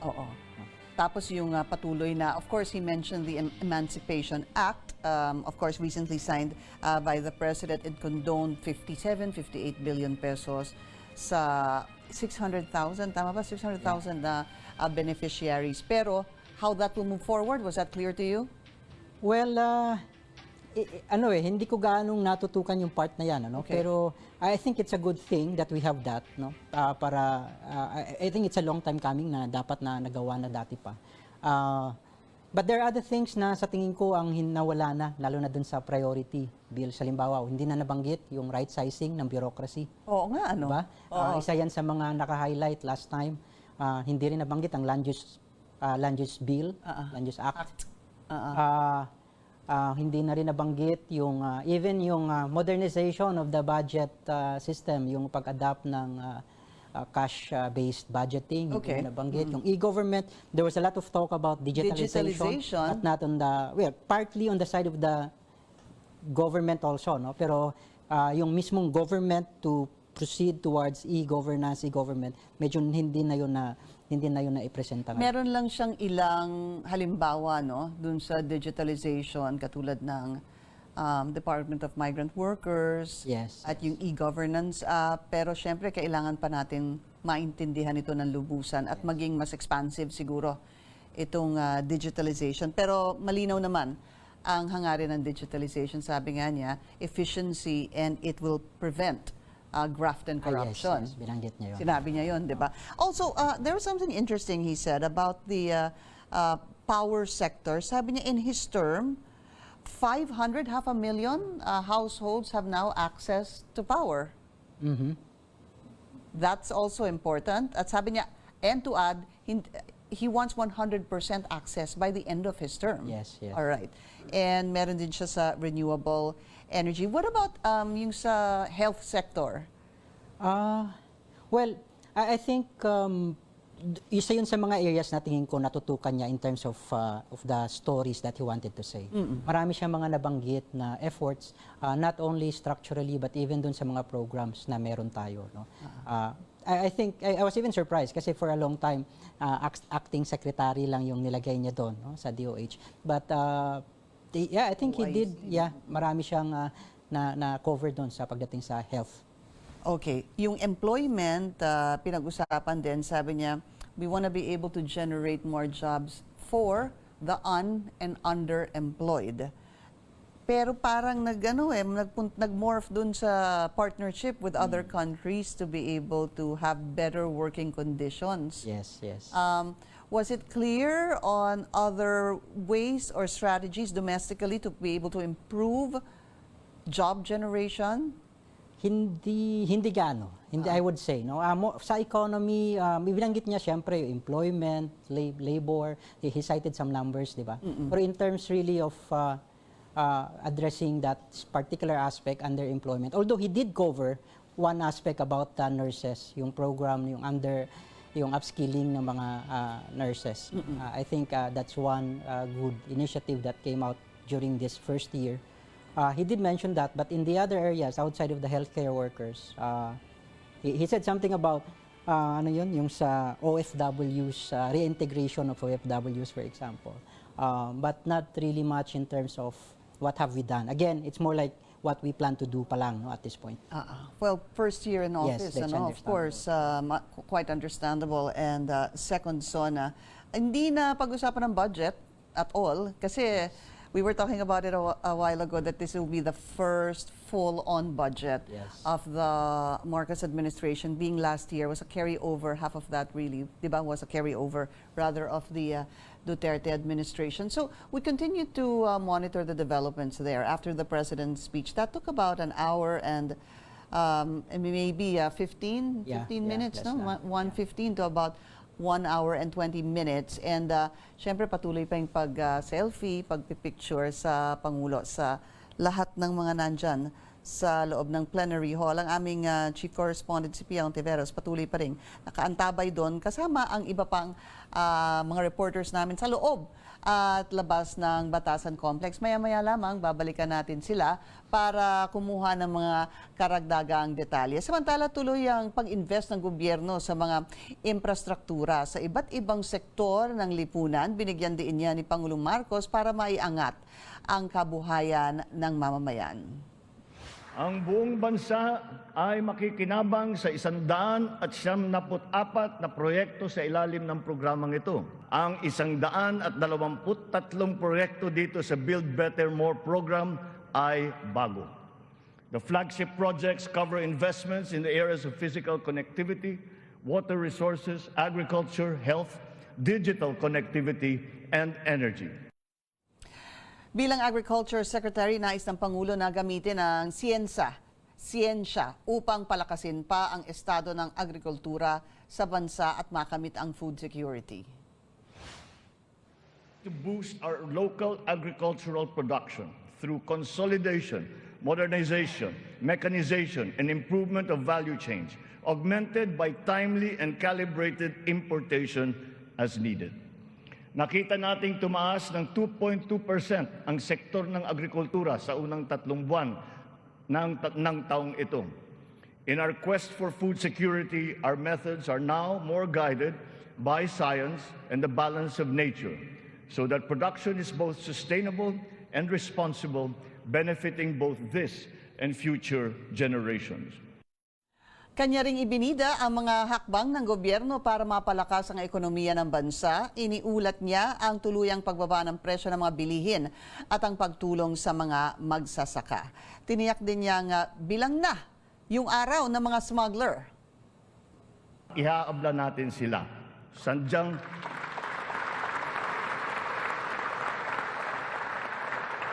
Sadyang hindi tama ang kanilang gawain at hindi rin ito tugma sa ating magandang layunin. Pandaraya ang kanilang ginagawa. Napapahamak hindi lamang ang mga magsasaka, kundi tayo rin mga mamimili. Kaya hindi natin papayagan ang ganitong kalakaran. Bilang na ang mga araw ng mga smuggler at hoarder na yan. At nangako rin si Pangulong Marcos na habulin niya yung pong sinabi niya, mga hoarder at smuggler dahil nga sila yung nagmamanipulate ng presyo na isa sa mga dahilan sa pagtaas ng presyo ng bigas. Balikan natin ang aming chief correspondent na si Pia Ontiveros dyan po sa Batasan Pambansa. Pia, can you hear me? Yes, Pinky. Salamat. Okay, sige, pag-usapan natin itong ikalawang SONA ni President Bongbong Marcos.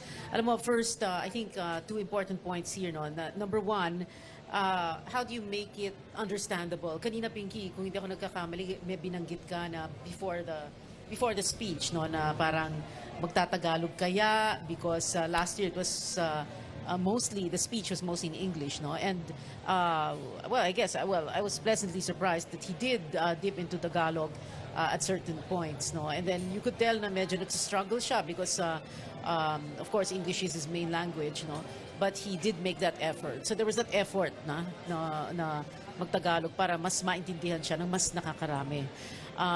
The second point I think we should remember is, how do you squeeze everything into a 1.5-hour speech, or in this case, 1 hour and 11 minutes? Kung hindi ako nagkakamali, somebody please correct me. Go ahead, please.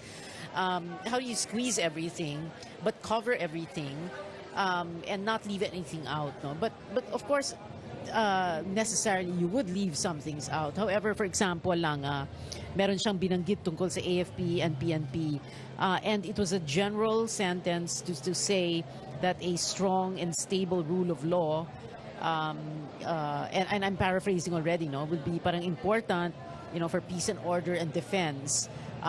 Parang pinagsama na niya yung AFP and PNP when it comes to a credible defense posture, when it comes to maintaining peace and order. Pinagsama na nga niya yung dalawa without going into too much detail.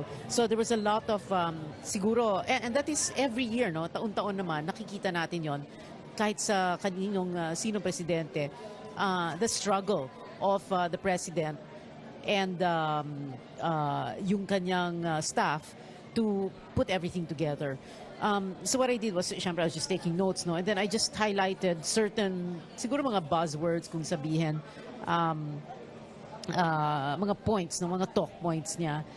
So he starts off by saying, And very, the important thing about the speech is that you have to tell people what you're going to tell them. You tell them, and then you tell them what you just told them. So he starts with saying, 1 year ago today, I stood before you and etc.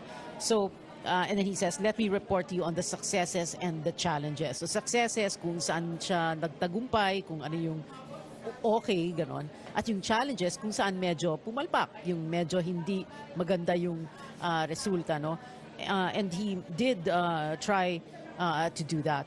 It was interesting that he devoted a lot of his time to the economy. So he talks about, so pasensya na, nakahilera kasi lahat ng mga media networks dito, so medyo maingay. So he talks about inflation, no? How things are better, how it's going down, no? 8.7% in January, kung hindi ako nagkakamali ulit. Now 5.4% down, di ba? Sa June, projected 2.9% by next year, 2024. in June. Tama ka, Pia. 5.4% ngayong okay. June. And then, okay. And then he talks about, before that, yung medium-term fiscal framework, no, growth this year 6.4%, etc. You know, I struggle with it myself because I'm not I'm not an economy or a business or finance reporter, no. So, but I struggled also with it to understand it.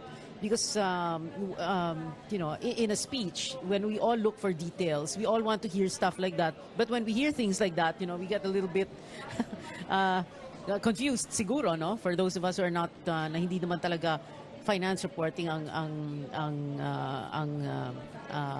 expertise, kumbaga, no? But he was just trying to explain na mas gumaganda na raw ang ekonomiya ngayon compared to where we were a year ago.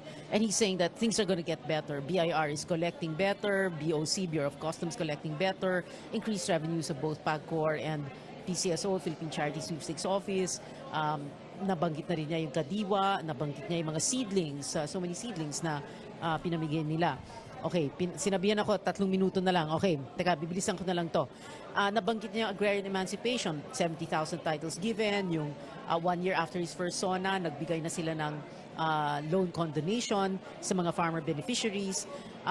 Other important points that he talked about, very important, infrastructure development. Kanina nakausap natin si Sherwin Gatchalian, JV Ejercito, their interest in railways, for example, like JV was saying, how important that is, because if you don't have railways, if you don't have bridges and roads that are interconnected, what progress are you talking about? Basically, that's what the president is saying. So 8.3 trillion pesos for Build Better More, no? Railways, like he said, other things, renewable energy, education, and then he talked about very quickly, no, he breezed through foreign policy, again repeating friend to all, enemy to none. Tourism, no mention though of the tourism slogan fiasco, but he's saying that 3 million international visitors this year. Gumanda ang tourism daw, but I mean compared to how it was when the pandemic happened, but things are getting better. A lot of emphasis also on digitalization, and a lot of ang dami niyang detalye tungkol doon. And again, very briefly, climate change, circular economy, Marawi City, yung babangon ulit ang Marawi City, the progress that BARM has shown in the last few years. And like you said earlier, no, that yung ending niya, no, the state of the nation is sound, just like his last sentence in last year's SONA. Then he adds, and is improving. Then he ends with, and it's obviously a and I'm being told to rap, and I am rapping right now. It's obviously his last sentence, obviously talking about his new slogan, his the theme, no? When he says, dumating na po ang bagong Pilipinas. Pinky? Okay, Pia, maraming salamat sa iyo. Last word sa ating guest, no? Siguro, what do you expect in terms of the priority bills that the President wants passed? What do you think should be passed in the next year? Ano yung mga pinaka-importante? Well, siguro yung may kinalaman sa, marami siyang binanggit na balak for health. I think yun yung isusulong nila, because I think it, lalo na dun sa, may binanggit niya yung pagtatayo ng mga virology center, etc. Malaking bagay yun. I would have wanted to hear sana nga yung National Land Use Act, importante.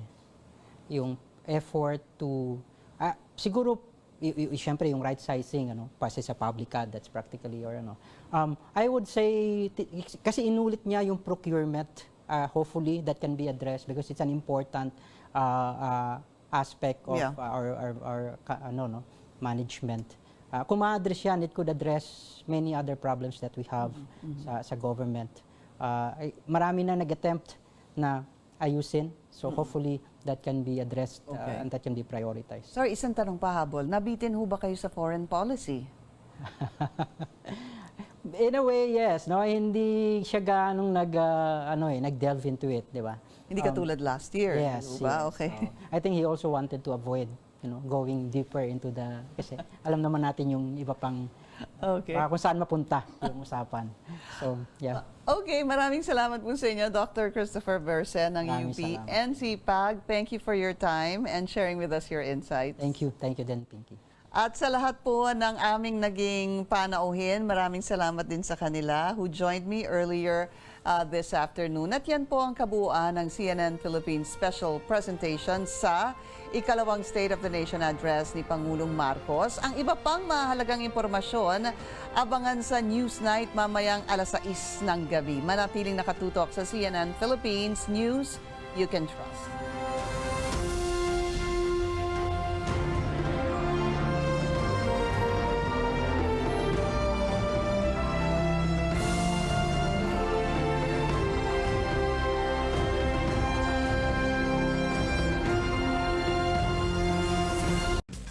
We bring you real-time road check. This is the traffic center on CNN Philippines.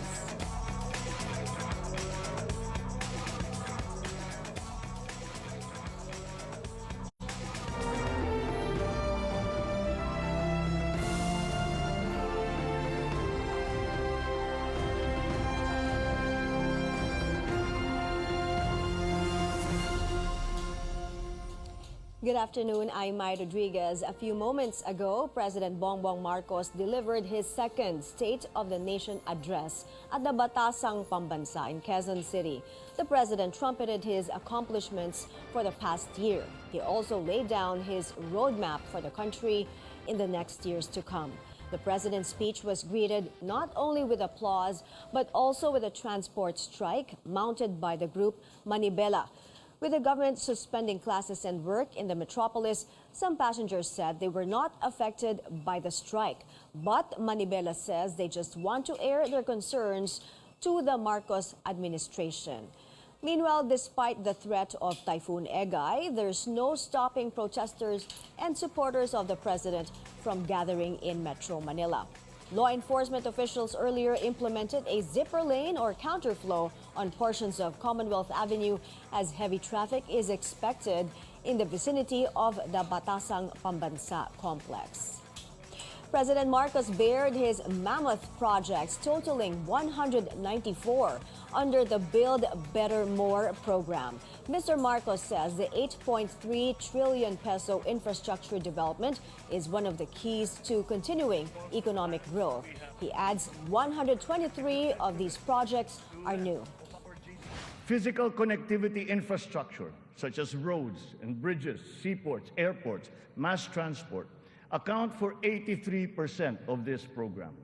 Our infrastructure spending will stay at 5 to 6% of our GDP. The president says this is for economic efficiency, saying it will open up all gateways to mobilizing goods and services, moving the economy forward. Our road network plans must link not only our 3 major islands, but all prospective sites of economic development.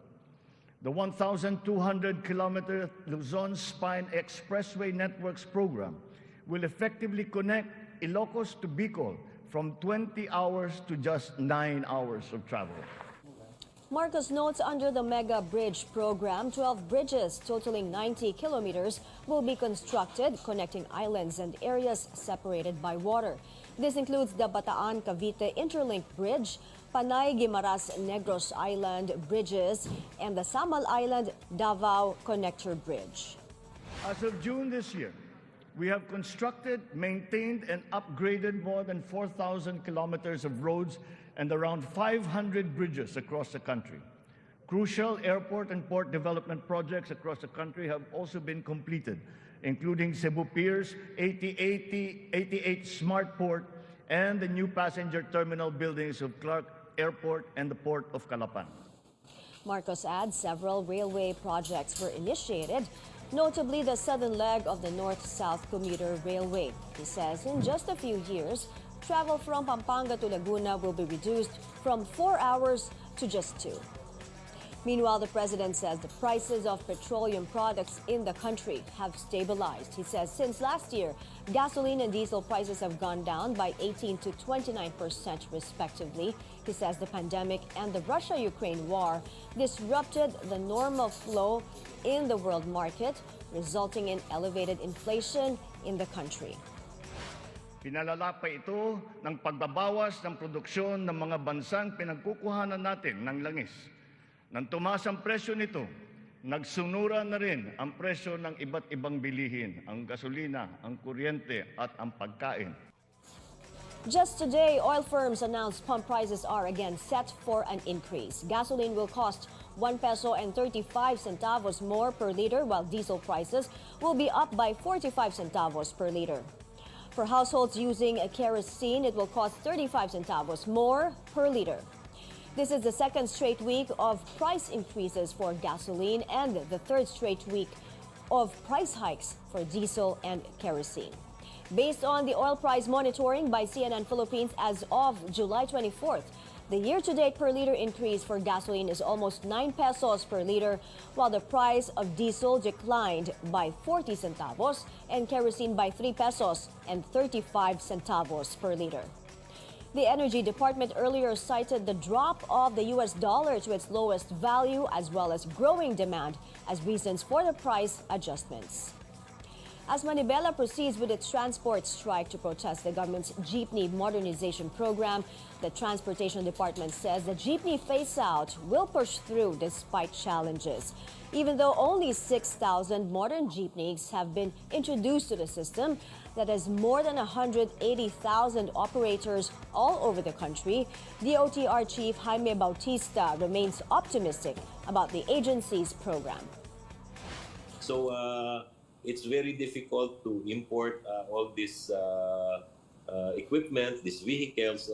There are only few local manufacturers. So it will take time for us to replace all the old jeepneys. So what our request to the operators is that they should see to it that all these jeepneys are roadworthy, should provide a comfortable travel experience to our passengers. We're even talking about the possibility of rehabilitating these old jeepneys into jeepneys that will conform to what you call the Philippine national standards. The DOTR adds that Pasang Mazda, LTOP, and the other members of the Magnificent Seven will support the program that will benefit the riding public because it will provide them a safe, comfortable, accessible, and affordable mode of transport. Transport Group Manibela pushed through with its planned strike, which coincided with the President's SONA. This is to protest the PUV modernization program, among other transportation issues. More than 50 public utility vehicles stopped plying the routes. Affected areas include Metro Manila, Bulacan, and Pampanga. Manibela said it initially thought of calling off the strike, but wanted authorities to hear and feel their sentiments. Hindi ka maglalabas ng direktiba na walang pasok ngayon kung hindi mo ramdam yung minamaliit nilang 5% na nasa Manibela. So, meron pang libreng sakayan, nandiyan pa yung Magnificent 12+1. Manibela said it will cut short the planned 3-day strike if the president addressed the concerns of the sector in his SONA. It also sought patience from affected passengers. One of their demands, allow jeepney drivers to continue to ply their routes even if they don't join the PUV modernization program. Let's do a quick road check. Here's Commonwealth Avenue near the Batasang Pambansa complex. Vehicles heading north to Fairview, we'll have a bit of a slowdown over there on the left if you're heading to the elliptical road. At the lower right, a zipper lane is being implemented on the southbound portion of Commonwealth Avenue to give way to vehicles of government officials. You may use the alternate routes that we'll show you in just a bit. The number coding in the NCR is suspended today in consideration of the President's SONA and the transport strike. Over at the Skyway, this is a portion of Alabang Viaduct. No problems over there. It's green and go on both lanes. On the right, that's northbound to Pasay and Makati, while on the left, that's southbound to Muntinlupa. Traffic is expected to ease now after the SONA. Nevertheless, alternate routes set by the MMDA are still available for affected motorists.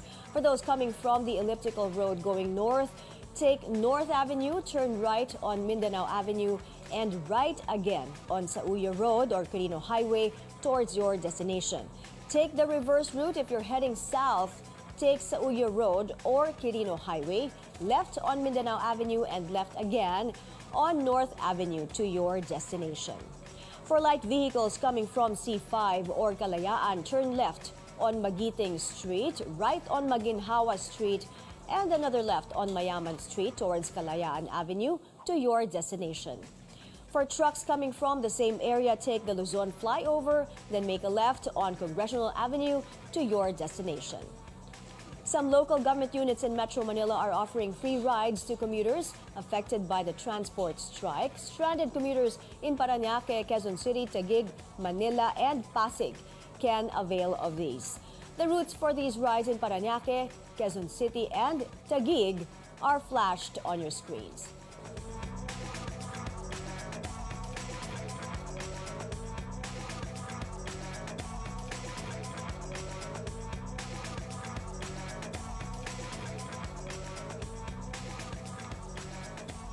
The Transportation Department formally announces the lifting of COVID-19 protocols, including the face mask requirement in all public transport nationwide. That's after President Bongbong Marcos proclaimed that the country is no longer under a state of public health emergency due to COVID-19.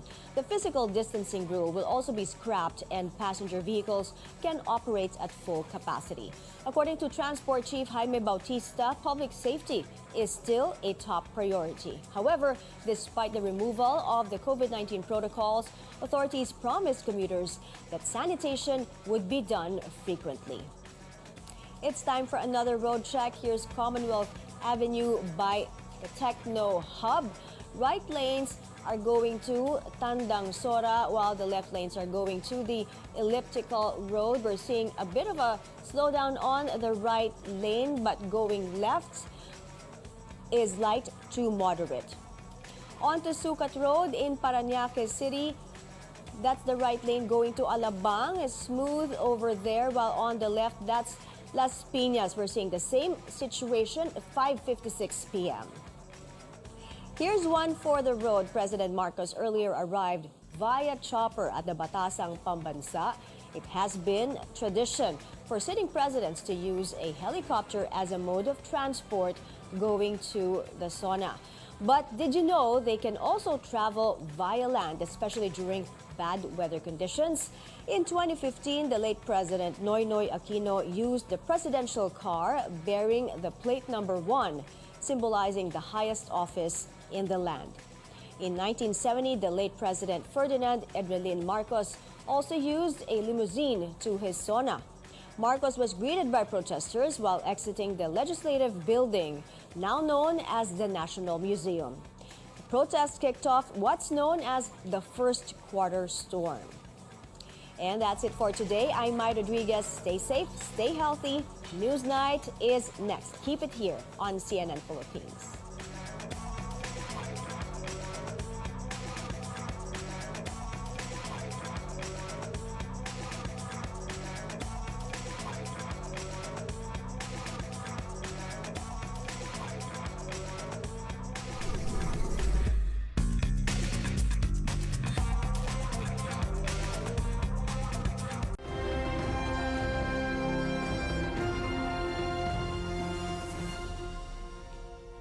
Magandang gabi po sa inyong lahat. Ako si Ruth Cabal para sa espesyal na edisyon ng Newsnight. Ihahatid namin ang lahat ng kailangan niyong malaman ngayong araw ng ikalawang State of the Nation Address ni Pangulong Bongbong Marcos. Wala pang isang oras ang nakakalipas mula nang matapos ng Pangulo ang kanyang tinatawag na performance report para sa mga Pilipino, ang ikalawang State of the Nation Address o SONA. Libo-libong tao ang dumalo sa batasang pambansa, kabilang na ang Marcos family, mga miyembro ng Kongreso, Gabinete, pati na Diplomatic Corps. Sa isang oras at 11 minutong talumpati, tinalakay niya ang mga hamong hinarap sa unang taon ng kanyang administrasyon sa iba't ibang sektor tulad ng ekonomiya, agrikultura, pangkalusugan at transportasyon, pati na mga problema sa edukasyon, korupsyon, droga at krimen at seguridad. Naglahad din siya ng mga bagong plano para sa bansa sa mga susunod na taon. Ang ating chief correspondent at anchor na si Pia Ontiveros tumutok live mula sa batasan. Maya-maya lang ay makakausap natin siya. Nakabantay rin ang ating mga correspondent sa SONA ng Pangulo. Sa batasan, nandoon si Rex Remitio, Sian Arcangel at Daniza Fernandez. Si Amor Santos naman ang maghahatid ng balita mula sa Senado. Ang ating mga senior correspondent na sina Anjo Alimario at George Cahiles mag-uulat tungkol sa mga protesta. Samantalang si David Santos ay nakabantay sa pro-government rallies. Mag-uulat naman si Carrie K. Tor sa Tigil Pasada ng ilang transport group. Si Tristan Odalo ay nasa Zambales at sina Paige Javier at senior correspondent Lois Calderon para naman sa mga saloobin ng ating mga kababayan sa katatapos lang na SONA. Balikan natin ang SONA ng Pangulo kasama si Chief Correspondent at Anchor Pia Ontiveros. Pia, balikan natin itong SONA, pag-usapan natin ano nga ba ang mga naging highlights. Hi Ruth, magandang gabi sa iyo. Okay, so 1 hour ikalawang SONA ni Pangulong Bongbong Marcos. Kanina nga nung nagra-wrap up kami, sabi ko nga kay Pinky na parang dalawang mahalagang punto lang na kailangan nating maalala, no? The important thing here is and hindi lang para kay Pangulong Marcos pero para sa lahat ng naging Pangulo na nag-deliver ng kanilang mga SONA, and for that matter, any other speech, no, is how do you make it understandable? How do you reach a wider audience? Kaya medyo pleasantly surprised din lahat ng tao dito dahil he did dip into Tagalog many times during his speech. No? Marami siyang mga sinasabi sa Tagalog. Although syempre nag-struggle siya, hindi naman yun ang first language niya. But he did make that effort. Also, the other challenge talaga, how do you squeeze everything into an hour and a half or an hour and 10 or 11 minutes?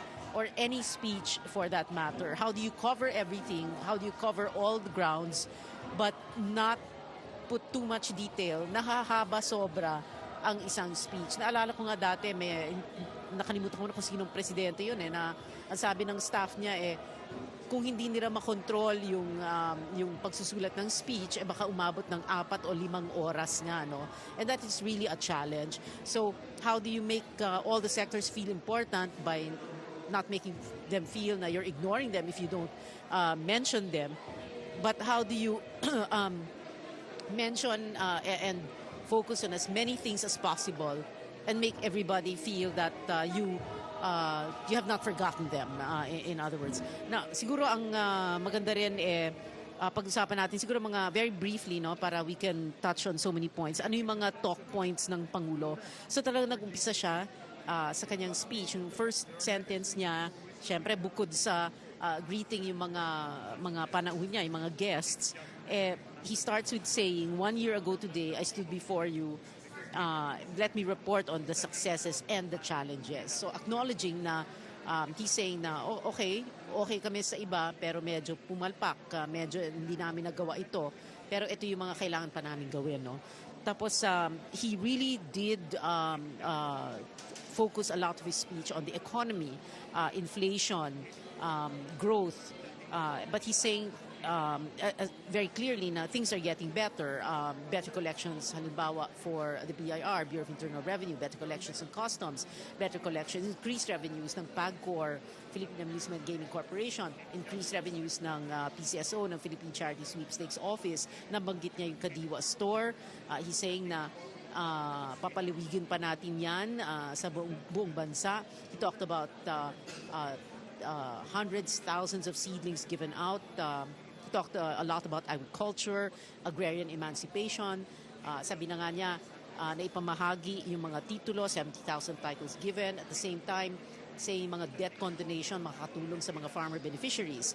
And he devoted a lot of his speech to infrastructure development, roads, bridges, railways, at yung pag-interconnect sa kanila, making the point na without infrastructure, without bridges, roads, and railways, we cannot talk about progress.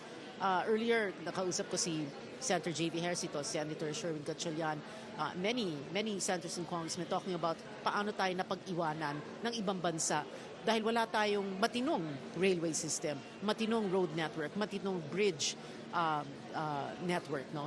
At interconnected dapat yan lahat. And that's what President Marcos was talking about earlier, no? How important this is. So he's saying 194 projects for 8.3 trillion pesos for a Build Better More program. Railways, again, he was identifying specific railway projects in different provinces and regions. He talked about education, health, and jobs. He talked about the food stamp project that started just last week. He talked about foreign policy. Inuulit niya yung friend to all, enemy to none. He talked about RCEP, tourism, pero walang mention ng tourism slogan fiasco, no? But he talked about how digitalization is so important. How we cannot do without digitalizing. He talked about OFWs, kung gaano kalaki pa rin yung contribution sa bansa, no? Also, and very briefly, na-ambush interview namin kanina, daming stream of officials. One of them was the Environment Secretary because nabanggit ni Presidente yung climate change and how we cannot lose sight of our responsibility to the future, how it must be a circular economy where raw materials are within that closed loop kung tawagin. And he talked about Marawi City, na babangon ulit ang Marawi City, or babangon na ang Marawi City. And earlier, bago ang SONA, nakausap natin si Congressman, the Congressman of Lanao Sur, and he was saying that he was hoping na babanggitin ang Marawi City, at nabanggit na nga. The President also talked about BARM, and how he says we're very proud of what has happened so far in BARM. Binanggit din niya ang AFP and PNP, pero pinagsama niya, ang sinasabi lang niya doon, yung strong and stable rule of law will be important at for peace and order and territorial defense. Like I was saying earlier, ang dami niyang sinabi na squeeze in, no, into an hour and 10 or 11 minutes. He talked about proclamation to grant amnesty to rebel returnees.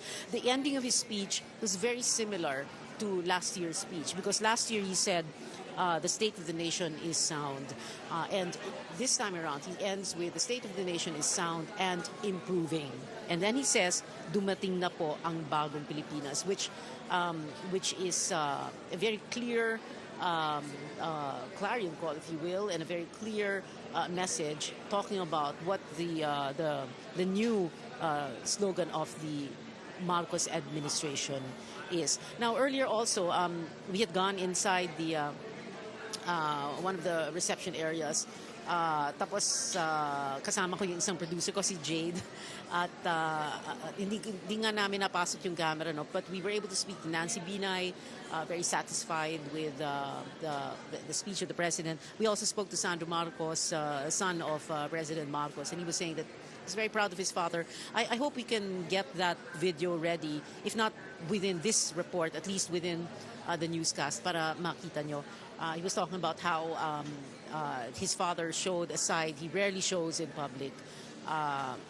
And that was something important. Okay, so we do have Sandro Marcos already.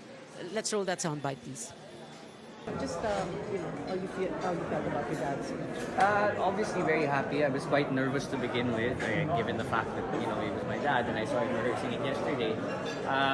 But I believe he was able to convey his achievements quite efficiently. He said himself na kahit marami pang achievements, kulang pa rin, marami pang kailangan gawin. So I'm glad that it was a highlight for me, and it's a side that he very, very rarely shows publicly, yung kanyang tapang, no, na ipinakita niya sa mga iba't ibang grupo na are, like he said, unscrupulous or nanloloko sa mga taong bayan. So it was refreshing to see that. I've seen it numerous times, but behind closed doors, so it's nice that he showed it publicly. And I hope that ang ating taong bayan see it as an indicator, no, that my dad has our president, has a lot of patience, but when that patience runs thin, he'll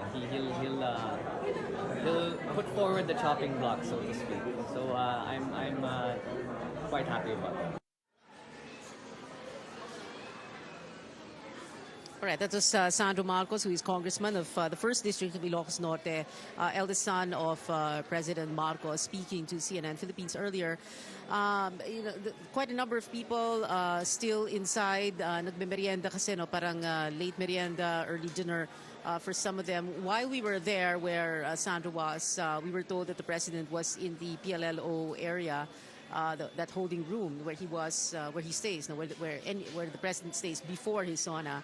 But he was with his family, and syempre bantay sarado ng PSG yan, so hindi ka talaga makakalusot doon sa PSG. At the same time, we know that he is going on a three-day state visit or working visit to Malaysia by tomorrow. There's news that he may go tonight. It's either tonight or tomorrow morning. All right, we also have Nancy. All right, we also have Nancy Binay's soundbite right now. We'll roll that. Reaction?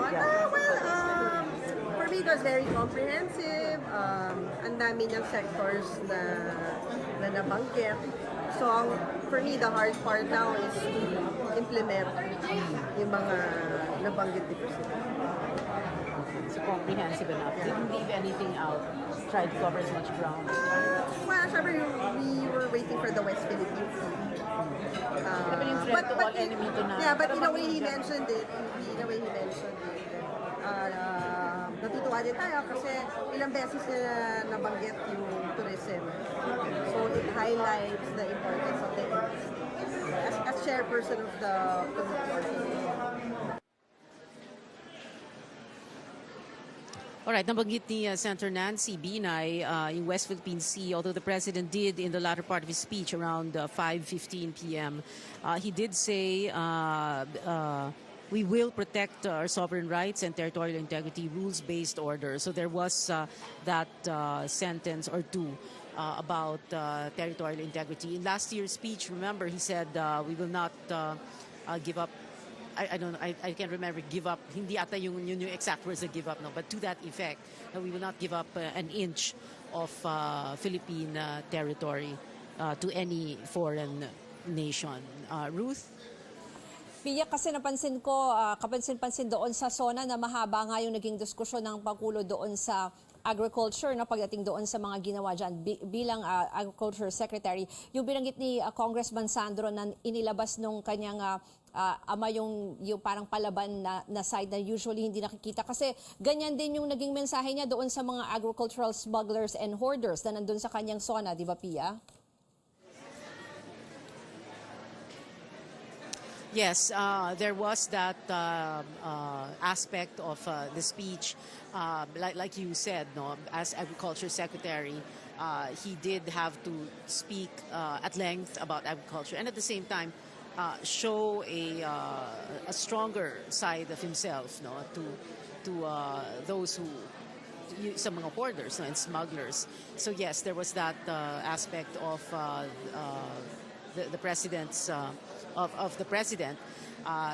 a little bit different from what he usually does or says in his speech. He's usually mabait and para bang wala siyang gustong awayin, kumbaga, no?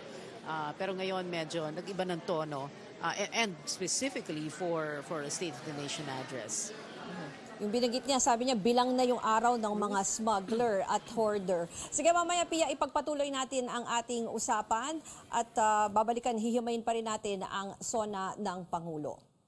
Sinabi rin niya na bumabagal na ang pagtaas ng presyo ng bilihin sa bansa. Ayon yan kay Pangulong Marcos, mula sa mahigit 8% na inflation rate noong Enero, nasa 5.4% na lamang ito nitong Hunyo. Dagdag ng Pangulo, pinapakita nito ang mga pagbabagong ginagawa ng gobyerno sa ekonomiya.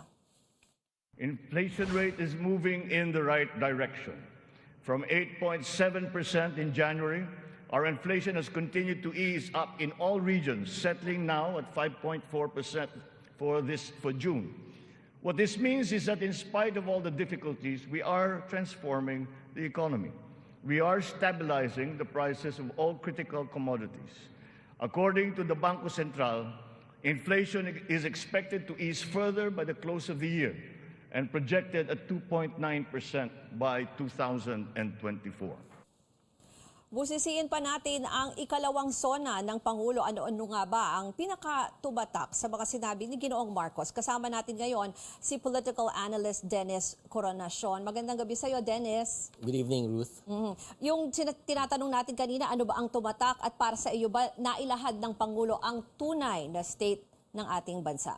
Well, I think marami siyang mga binanggit doon at ang ilan doon ay tumatak sa isipan natin. Lalo pa yung positive, yung mga achievements niya in the economic sector. Pinagmamalaki niya yung mga yung increase in the figures, economic figures. And sa tingin ko, it has something to do with his right decision in appointing the right persons sa kanyang economic management team.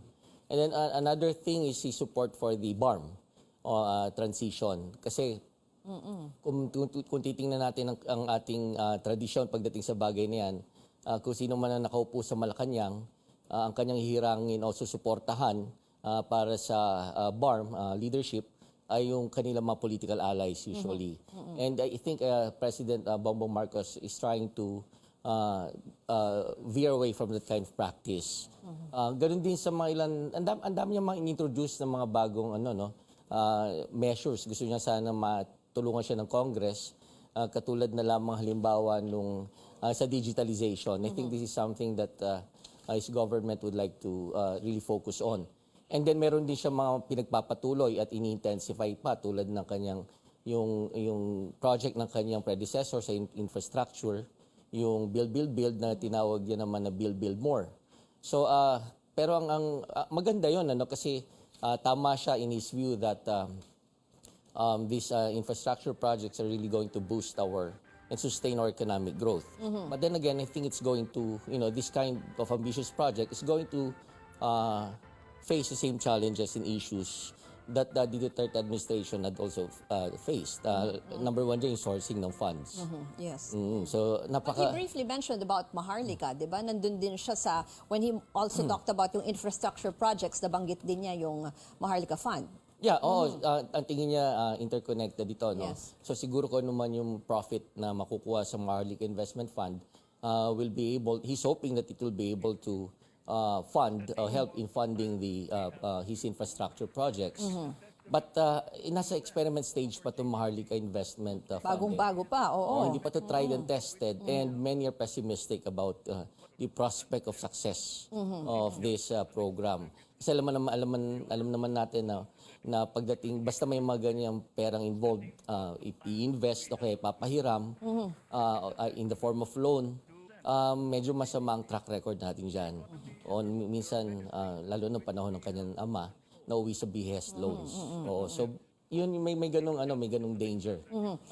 Yeah. Pagdating doon sa mga ibang halimbawa, nabanggit nga niya some of the controversial issues, ito na nga, isa tong Maharlika Fund, pero briefly lang. Tapos nabanggit doon yung kaninang pinag-usapan namin ni Pia about problema yun, being Agriculture Secretary, yung problema sa smuggling, di ba sinasabi pang inimbestigahan ng mga senador, state-sponsored daw itong smuggling, halimbawa ng mga sibuyas or pagtaas ng presyo ng sibuyas, ng bigas, yung mga ganun, asukal.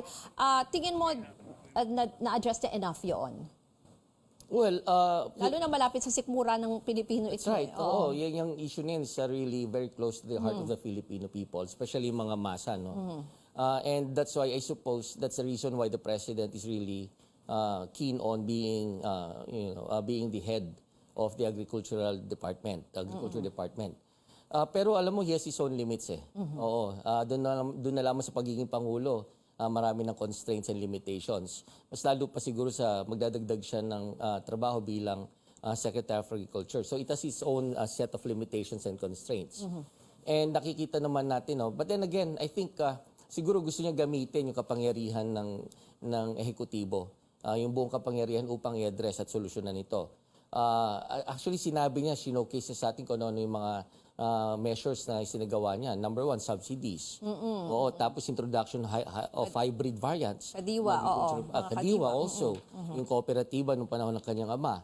Tapos prosecution of smugglers and hoarders. So ito yung ilan sa mga major approaches niya pagdating sa pagbibigay ng solusyon sa agricultural problems natin at saka yung tinatawag na food security and yung goal niya na magkaroon tayo ng self-sufficiency. Yung mga usapin kasi ito yung karaniwan naririnig namin pag tinanong namin yung publiko anong gusto nila marinig about jobs. The Senate also talked about this. Sila naman legislated wage hike yung pinaplano nila, binanggit na nila to kanina, about jobs, about inflation, the economy in general. Well, yung sa job naman, I think the President has set his goal. Sabi niya, as much as possible, gusto niyang pababa yung unemployment rate at pataasin yung employment rate. And then also, he would like to address yung underemployment. Hindi lang unemployment pati yung underemployment. So you talk of the quality of jobs being given to the Filipino workers. So maganda yon na nagiging priority kasi nga very close to the heart. Tapos yung job niya, hindi lang domestic. Even yung pag-export natin ng ating services. So we talk of Filipino migrant workers. So sabi niya gusto niyang iangat yung antas ng quality ng ating mga nurses who are hired abroad at saka yung ating mga seafarers. Oo. Kasi syempre sinasabi na rin nung iba na parang yung ine-export na naman yung export policy ng labor di ba? Parang bakit gano'n? Pero he made it clear na parang sabi niya should not be a necessity but a choice if you wanna work abroad, di ba? Parang ang ginagawa niya ay bilis niya yung proseso, inaayos niya yung proseso doon sa mga gustong yung mga changes sa natin Department of Migrant Workers That's right. Makikita mo na priority na talaga ng pamahalaan natin yan. Yung Department of Migrant Workers might not have been his brainchild, pero makikita mo na yung importansya binibigay niya dito. He recognizes the contribution to the economy of our migrant workers. Sinisiguro niya na mayroong may assistance sa binibigay and protection niya kapag sila ay nasa ibang bansa. That's why they created the Department of Migrant Workers. It's also a recognition, bilang billions of pesos yung kanilang yung kanilang inihambag sa ating ekonomiya. Pero alam niyo kasi nag-umpisa tong yung export of services as a stopgap measure, as a temporary measure. O kung titingnan mo yung broader picture, hindi talaga siya permanent solution. Sige, mamaya ipagpatuloy natin ang ating diskusyon. Balikan natin sa batasan ng ating chief correspondent at anchor na si Pia Ontiveros. Kasama niya si Senator Grace Poe. Go ahead, Pia. Right. Salamat, Ruth. Yes, like you said, Senator Grace Poe nandito ngayon. Senator Grace, okay. Interesting. The first thing you said is that ang dami niyang sinabi, He said so much in just so little time. Yes. Napaka-komprehensibo nung State of the Nation address ng presidente kasi ang dami nga niyang sinabing mga data, mga numero, mga plano. Pero ang pinaka natutuwa ako, Pia, yung sinabi niya nahahabulin niya yung mga agricultural smugglers. Kasi nga kaya tayo nagkakaroon ng problema sa taas ng presyo ng bilihin dahil nga may mga nagtatago ng stock tapos i-release lang pagka talagang walang-wala na. Kanina nga nakausap ko rin si Sandro Marcos and he was saying the same thing na it's a good thing his dad showed that side of him. And we rarely see something like that, right? Right. Oo, para naman, pakita naman niya na medyo may pangil rin na talagang hahabulin sila. Kasi kung hindi, lalakas at lalakas ang loob. Maganda rin naman yung sinabi niya rin na maaaring repasuhin ang problema natin sa kuryente, di ba? So, yung sa NGCP, etc. What other points did he bring up that you feel, as a senator, you can work on in terms of legislation? Well, one thing is he's saying that he wants to have a better business or an economic climate, diba? And one thing, to achieve that, you should have an easy way of processing business here. Kaya meron siyang green lanes for obtaining a business permit. Number 2, you also have to maintain peace and order. So at least he's focused on actually our economic growth and the factors that drive economic growth. Tourism, OFW remittances, but at the same time giving support to our OFW so that when they come back, they can be reintegrated into society. So he's really touched on quite a lot of things. And, you know, it's actually refreshing that it's not, it wasn't a hostile type of, it wasn't combative or anything. Senator Combative. Thank you. Thank you very much. Thank you. Salamat. Thank you for joining us. All right, Ruth, that's Senator Grace Poe. There are a few more senators and congressmen and a few more cabinet members inside, pero syempre hindi natin makita at hindi na tayo makakapasok dyan ulit. Dahil sinabi na nga tayo, media not allowed inside. No? So hinihintay na lang natin sila dito sa labas. At the same time, things are winding down here. The Batas ng Pambansa, you know, as it always does, every fourth Monday of July of every single year, every time the first regular session of the Congress begins. Ruth? Sige, Pia, balikan ka rin namin ulit mamaya dyan sa Batasan. Susunod, sa Newsnight. Ano-ano ang mga prioridad ng mga mambabatas sa pagbubukas ng 19th Congress? At kabi-kabila ang mga kilos protesta ngayong SONA, kabilang ang 3-day nationwide strike ng mga jeep. Yan at iba pang kailangan niyong malaman dito sa special edition ng Newsnight.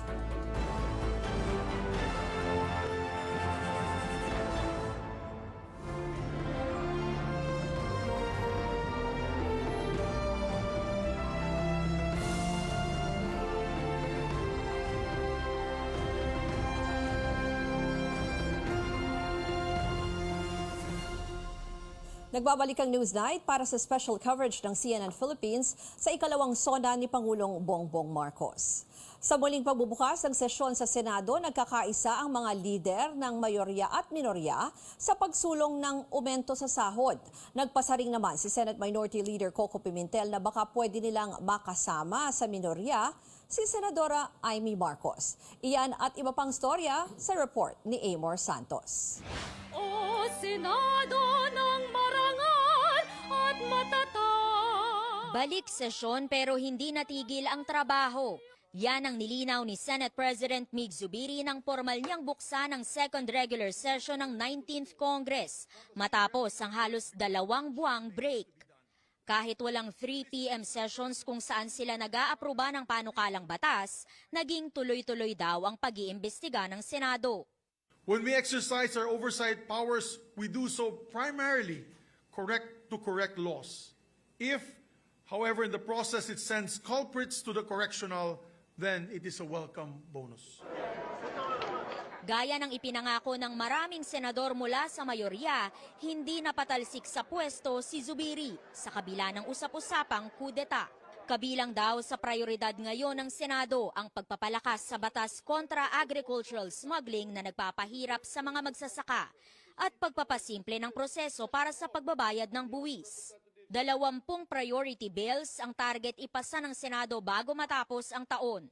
I cannot promise anything right now, but we'll do our best. Nakiisa naman si Senate Minority Leader Coco Pimentel sa isinusulong ni Zubiri na aumento sa sahod. Dahil ayon daw sa mga pag-aaral, nasa 1,000 piso ang kailangan ng isang pamilyang may 5 miyembro kada araw. Even yung across the board na idea ni Senate President, hindi din kasama sa, if I remember correctly, hindi kasama sa initiative ng executive branch. So nakakapagtaka. Hindi naman napapababa ang presyo ng bilihin. Pero kukwestiyonin daw ni Pimentel ang ilang priority bills tulad ng paglikha ng Center for Disease Control o CDC at muling pag-require ng ROTC dahil sa mga problematikong probisyon. We will debate because a legislature which no longer does ceases to be the country's highest deliberative body. Nagpasalamat si Zubiri sa minority dahil hindi raw nito hinahadlangan ng trabaho ng Senado kahit na may oposisyon ito sa ilang issue. Pero sabi naman ni Pimentel, sana raw wag na muling pigilan ang minority sa pagtatanong, tulad daw ng ginawa noon sa Maharlika Bill. Sinabi ko nga sa kanya pagkatapos gawin natin totoo yun, sinabi mo, at never cut the time of the minority when we want to interpolate. Tulad ng minorya, hindi rin bumoto si Senador Amy Marcos sa pagpasa ng Maharlika Bill. Isa sa mga pagkakataong pareho ang opinyon niya sa minority. Nang tanungin si Pimentel kung may pwede pa silang makaalyado ni Deputy Minority Leader Risa Ontiveros. Wala, ang pinaka-logical recruit namin blood relative ng presidente, baka hindi namin ma-recruit Umaasa naman si Ontiveros na lalakas din ang oposisyon. Bagamat magta-term out ang minority leader ko sa 2025, hindi ako mananatiling mag-isa dito. Ang balak ko namin sa oposisyon magdagdag ng minority senator sa midterm elections. Amor Santos, CNN Philippines. Nilatag din ni House Speaker Martin Romualdez ang mga prioridad ng Kamara sa mga darating na buwan. Kabilang na dyan ang mandatory ROTC at ang pag-amyenda ng batas laban sa agricultural smuggling. Tinutukan ng aming CN Arcangel ang pagbukas ng sesyon ng ika-19 na Kongreso. 20 prioridad na panukalang batas ng administrasyon ang target ipasa ng Kamara sa loob ng susunod na 5 buwan. Sa pagbubukas ng ikalawang sesyon ng 19th Congress, hinimok ni Speaker Martin Romualdez ang mga mababatas na tulungan ang administrasyong maabot ang mga hangarin nito para sa bansa. Kabilang sa mga sisikaping maipasa ng Kamara bago matapos ang taon, ang reforma sa pensyon ng mga sundalo at iba pang uniform personnel, amyenda sa batas kontra agricultural smuggling, pagbuhay sa industriya ng asin, ang panukalang Internet Transactions Act at pagpapalakas sa public-private partnership. In our pursuit, we remain steadfast, focusing on the 20 legislative measures approved during the second Legislative Executive Development Advisory Council LEDAC meeting. Our unwavering aim is to realize them before the year ends. Tututukan din ng Kamara ang pagpapalakas sa sektor ng agrikultura. Ayon kay Romualdez, paiigtingin pa nila ang paglaban sa smuggling ng mga produktong agrikultural. Dadagdagan din daw ng Kamara ang Strategic Agriculture and Fisheries Development Zones para matulungan ang mga magsasaka at mangingisda. It is equally imperative to address the issues confronting our agricultural sector in the soonest possible time. We will redouble our efforts to stop the smuggling of rice, sugar, and onions, which harms our farmers' competitiveness and disrupts the agricultural value chain. 311 mambabatas ang dumalo sa sesyon. Bago ito magsimula, pinasinayaan ni Romualdez ang panibagong LED wall sa labas ng plenaryo. Makikita sa LED wall ang impormasyon ukol sa mga kongresista. Maaring baguhin ang laman nito depende sa okasyon.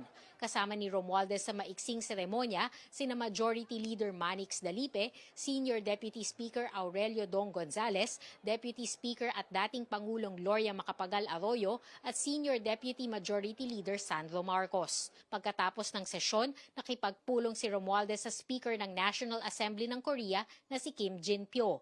Ayon sa Speaker, layo ng kanilang pulong na mapatatag pa ang relasyon sa pagitan ng Pilipinas at South Korea.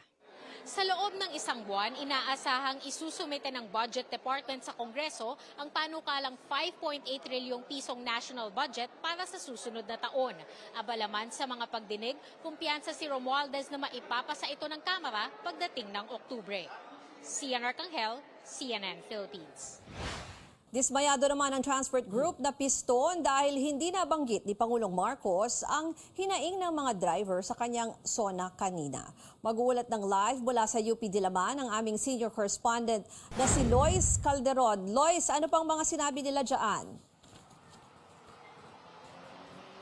Ruth, nagtipon dito sa UP Diliman ang piston at nandito rin sila, dito na lang sila na nakasalampak sa sahig upang sabay-sabay makinig sa SONA ng Pangulo. May programa sana sila 2 oras bago simula ng SONA pero hindi ito natuloy. Nagkaroon din kasi ng aberya sa technical setup ng TV monitor at na-late pa nga sila ng kanilang monitoring sa SONA.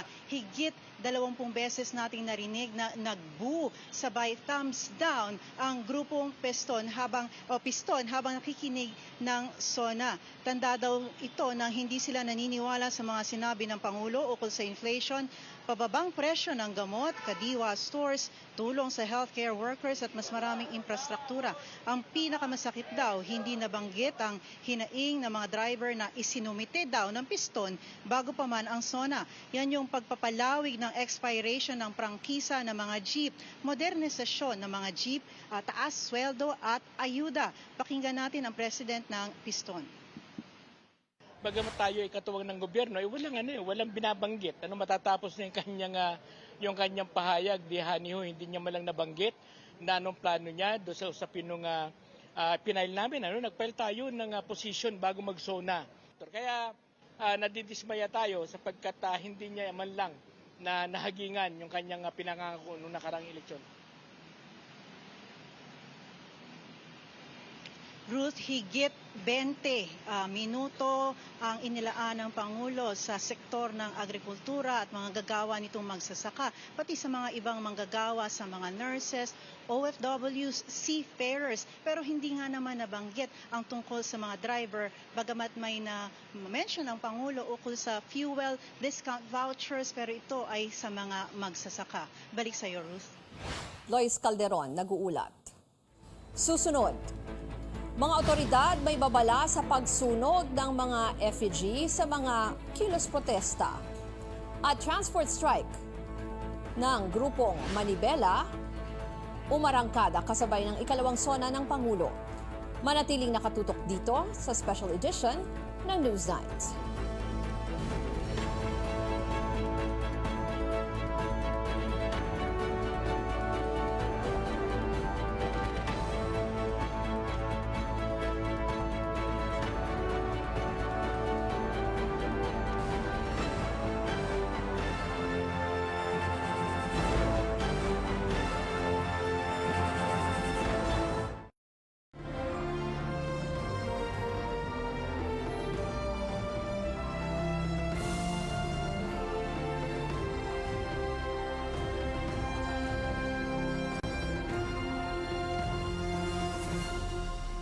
Nagbabalik ang Newsnight para sa special coverage ng CNN Philippines sa ikalawang SONA ni Pangulong Bongbong Marcos.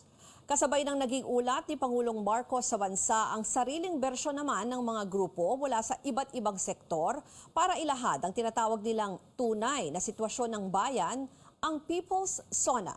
Narito ang ulat ni Senior Correspondent Anjo Alimario.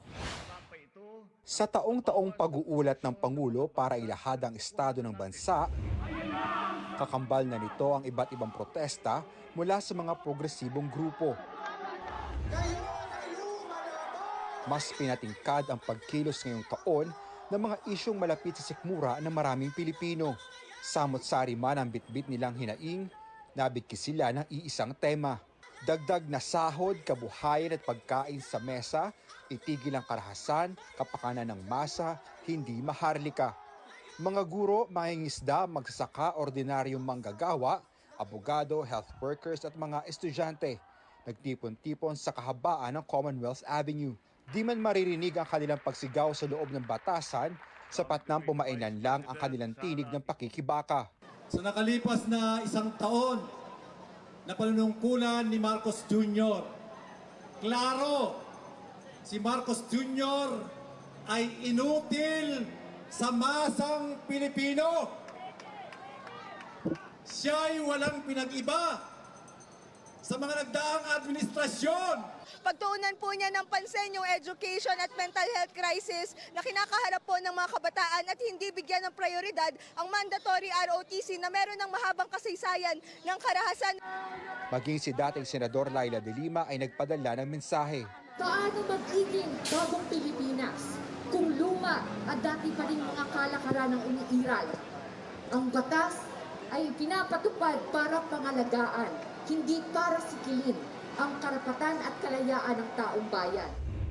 Insulto para sa kanila ang Maharlika Investment Fund Law bilang cure-all na solusyon sa paglikha ng trabaho, pagpapalago ng ekonomiya at pagkakaroon ng investment sa bansa.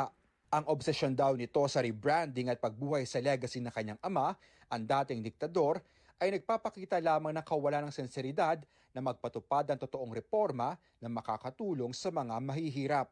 Hirit ni Bonnie Ilaga ng campaign against the return of the Marcoses and martial law, ang hugot daw ng bagong Pilipinas ng Marcos administration ay historical revisionism. Ninakaw na sa atin ang lahat.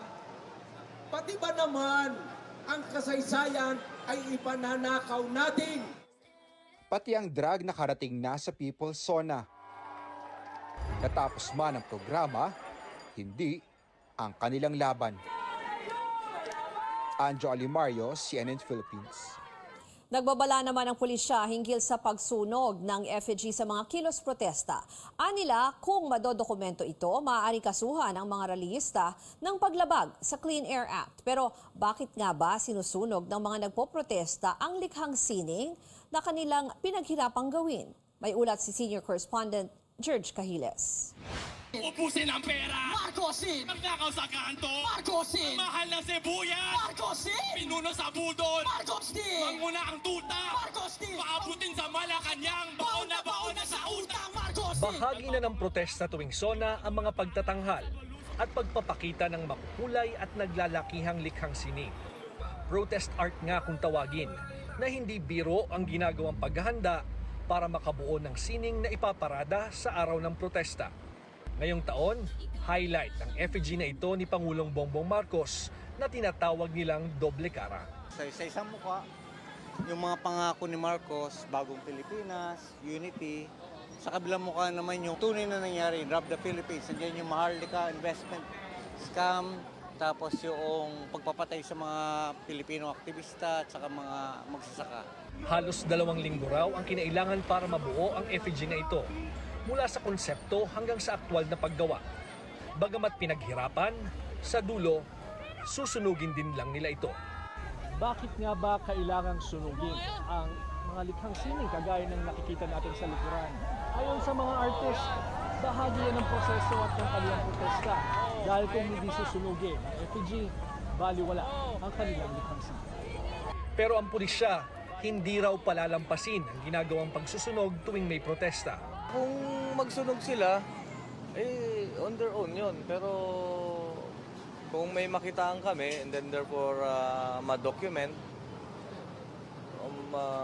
they will of course face penalties for that. Implementing yung Clean Air Act natin. Pag hindi siya nasunog, hindi siya buo, hindi niya na-fulfill yung task niya bilang FPG. So, yung effort, kasama na yun wala tayong panghihinayang kasi yun nga yung purpose niya para sunugin, para pakita yung galit, yung collective na anger ng mamamayan. Tingin ko, excuse lang yung sinasabing Clean Air Act para supilin o para patahimikin yung mamamayan. Para sa mga artist na sumama sa protesta, karapatan at tungkulin nilang gamitin ang kanilang talento para ilabas ang kanilang hinaing sa pamahalaan. Dahil sa huli, ang sining ang nagsisilbi nilang boses para ihayag ang kanilang saloobin. Personal man yan, usaping panlipunan.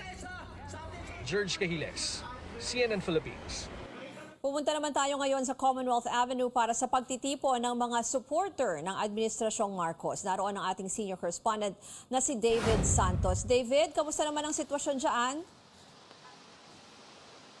Well, Ruth, pabahay, mas murang bilihin at hanap buhay. Ilan lang ito sa mga pangunahing issue na nais tugunan ng mga taga-suporta ni Pangulong Marcos sa pagpasok ng panibagong taon ng kanyang termino. Ayon sa isang supporter kanina, kung yung unang taon ginugol ng Pangulo sa tila pagsasaayos ng kanyang bahay, sa ikalawang taon umaasa sila na mas mailalatag na ng Pangulo yung kanyang mga programa, lalong-lalo na para sa mga mahihirap at maging yung pagtupad sa mga sari-saring pangako niya noong 2022 elections. Dito sa tapat ng Commission on Audit sa may Commonwealth Avenue sa Quezon City, nagtipon yung mga supporters ni Pangulong Marcos kanina, o yung ika nga mga tinatawag nilang Marcos loyalists. Nasa halos 2 kilometro ang layo nito mula sa batasang pambansa. Mas malayo, no, kumpara noong nakaraang taon kung saan nakapwesto sila sa may IBP Road na halos 1 kilometro lang ang layo mula sa batasan. Pero syempre, di hamak na mas malapit pa rin ito kumpara sa mga isinagawang protesta kontra sa gobyerno kanina sa ibang bahagi dito ng Commonwealth Avenue.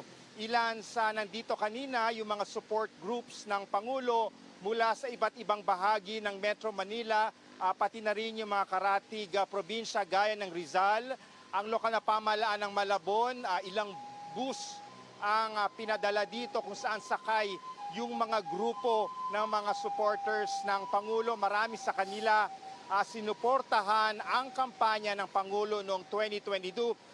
Maliban sa tinawag na volunteer concert for nation building, nagsilbi na rin viewing party itong pagtitipon dito sa Commonwealth Avenue para sa talumpati ng Pangulo. Mabuti na lang kanina at hindi umulan ngayong as we speak, no, ngayon na lang bumuhos ang ulan, pero kanina medyo tirik na tirik pa rin yung araw at stay pa rin yung mga supporters ng Pangulo dito para panoorin yung naging talumpati niya para sa SONA. Balik sa Ruth. David, buti nga yan. Binanggit mo na kasi hindi ko masyado makita yung video sa likuran mo. Sabi mo umuulan na. Kamusta naman ang lagay ng traffic dyan?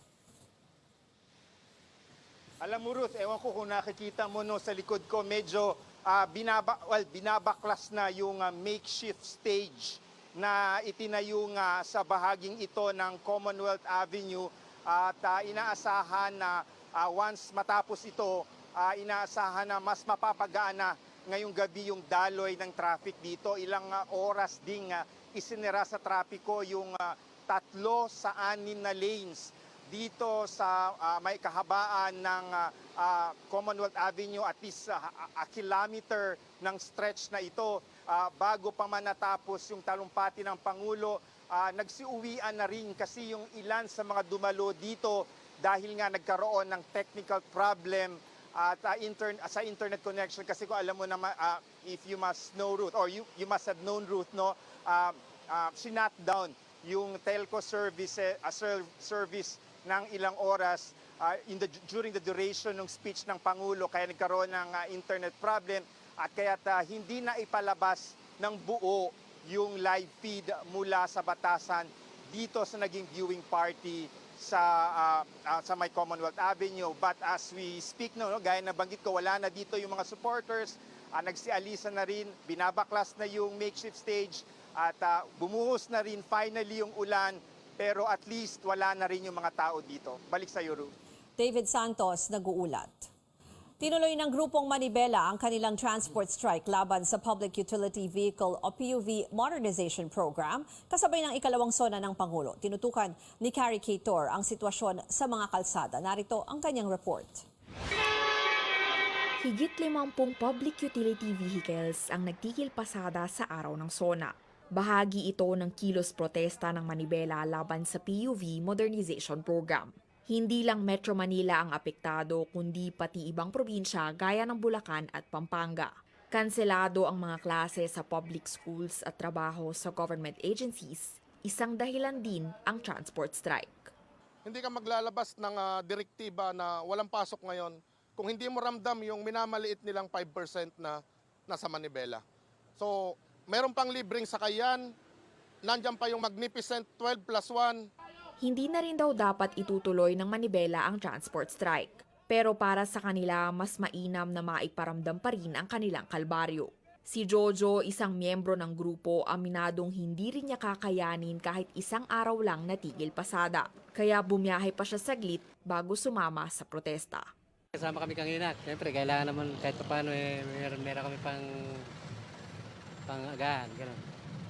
Kumbaga, nagsamantala lang kami ng isang biyahe, 2. Gusto po na sana namin sumama, kaya lang po kasi kung hindi po kami babiyahe sa araw na ito, magugutom po yung pamilya namin. Sa Cubao, sa Quezon City, ramdam na rin ng ilang pasahero ang epekto ng tigil pasada. Medyo nahihirapan din kasi lalo na ngayon punuan, laging walang masakyan. Pag may dadaan, konti lang makakasakay. Wala pong jeep talaga, lalong-lalo na dito sa Pampanga kasi sabi nila strike daw. Mahirap talaga, ma'am. Kung tutugunan daw ng Pangulo ang mga daingang transportation sector sa kanyang SONA, hindi na raw paaabuti ng 3 araw ng grupo ang tigil pasada. Humingi rin ng pasensya ang manibela sa mga apektadong pasahero. Titigil po kami, definitely. Kung ito po ay pabor na hindi po kami mape-phase out. Dagdag ng manibela, dapat lang daw na hayaan ng gobyerno na manatili sa kalsada ang mga driver at operator na hindi lalahok sa modernization program. Kung merong may mga gusto, hayaan natin. Pero kapag kayong may mga ayaw, hayaan din natin mag-isip at pabayaan nating maghanap buhay hanggat roadworthy yung kanilang mga sasakyan at yung kanilang mga pamilya naman ay maiangat nila yung antas ng pamumuhay. Samantala, may mga hinanda namang libreng sakay ang mga otoridad, kabilang ang MMDA, gayon din ang mga lokal na pamahalaan, sakaling lumalaraw ang epekto ng transport strike. Carrie Cator, CNN Philippines. Abangan! Samot-saring reaksyon mula sa publiko matapos ang ikalawang State of the Nation Address ni Pangulong Marcos.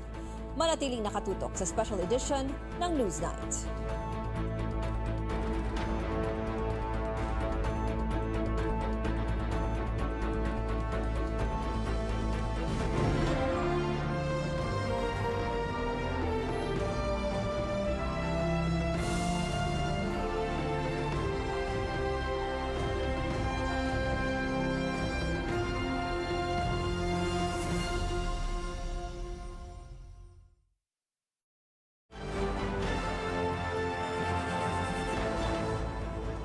Nagbabalik ang Newsnight para sa special coverage ng CNN Philippines sa ikalawang SONA ni Pangulong Bongbong Marcos. Pero update muna tayo kay Bagyong Egay. Nakataas ang signal number 2 sa ilang bahagi ng Luzon at Visayas. Apektado rin ang Quirino, Ilocos Norte, Batanes, ilang parte ng Northern Samar at iba pang lugar na naka-flash sa inyong screen. Nasa ilalim naman ng signal number 1 ang Metro Manila, Rizal, Eastern Samar, Tacloban at ilan pang bahagi ng bansa. Inaasahan ang matinding pag-ulan sa Cagayan, Catanduanes, Camarines Sur, Camarines Norte, Albay at Sorsogon. Ulat ng Pag-asa, maaaring palakasin din ni Egay ang habagat, kaya posibleng ulanin ang kanlurang bahagi ng Central at Southern Luzon at Visayas sa susunod na 3 araw. Sabi rin ng Pag-asa, may posibilidad na maging super typhoon si Egay bukas ng gabi o sa Miyerkules. Maaari namang umalis sa Philippine Area of Responsibility ang bagyo sa Huwebes. Tignan natin ang ilang malalaking balita ngayong araw. May dagdag presyo sa mga produktong petrolyo simula bukas. Tataas ng piso at 35 sentimo ang kada litro ng gasolina, habang magmamahal ng halos 50 sentimos ang bawat litro ng diesel.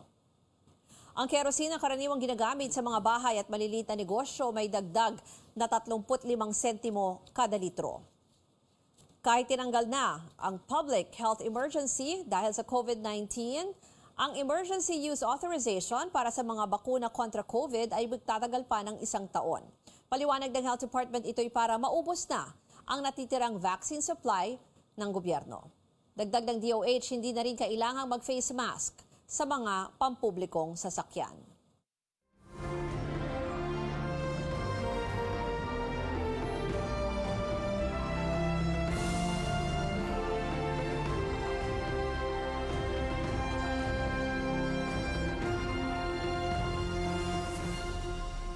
Ano kaya ang reaksyon ng publiko sa mga pahayag ni Pangulong Marcos sa kanyang State of the Nation Address? Tinutukan niya ng aming correspondent na si Paige Javier.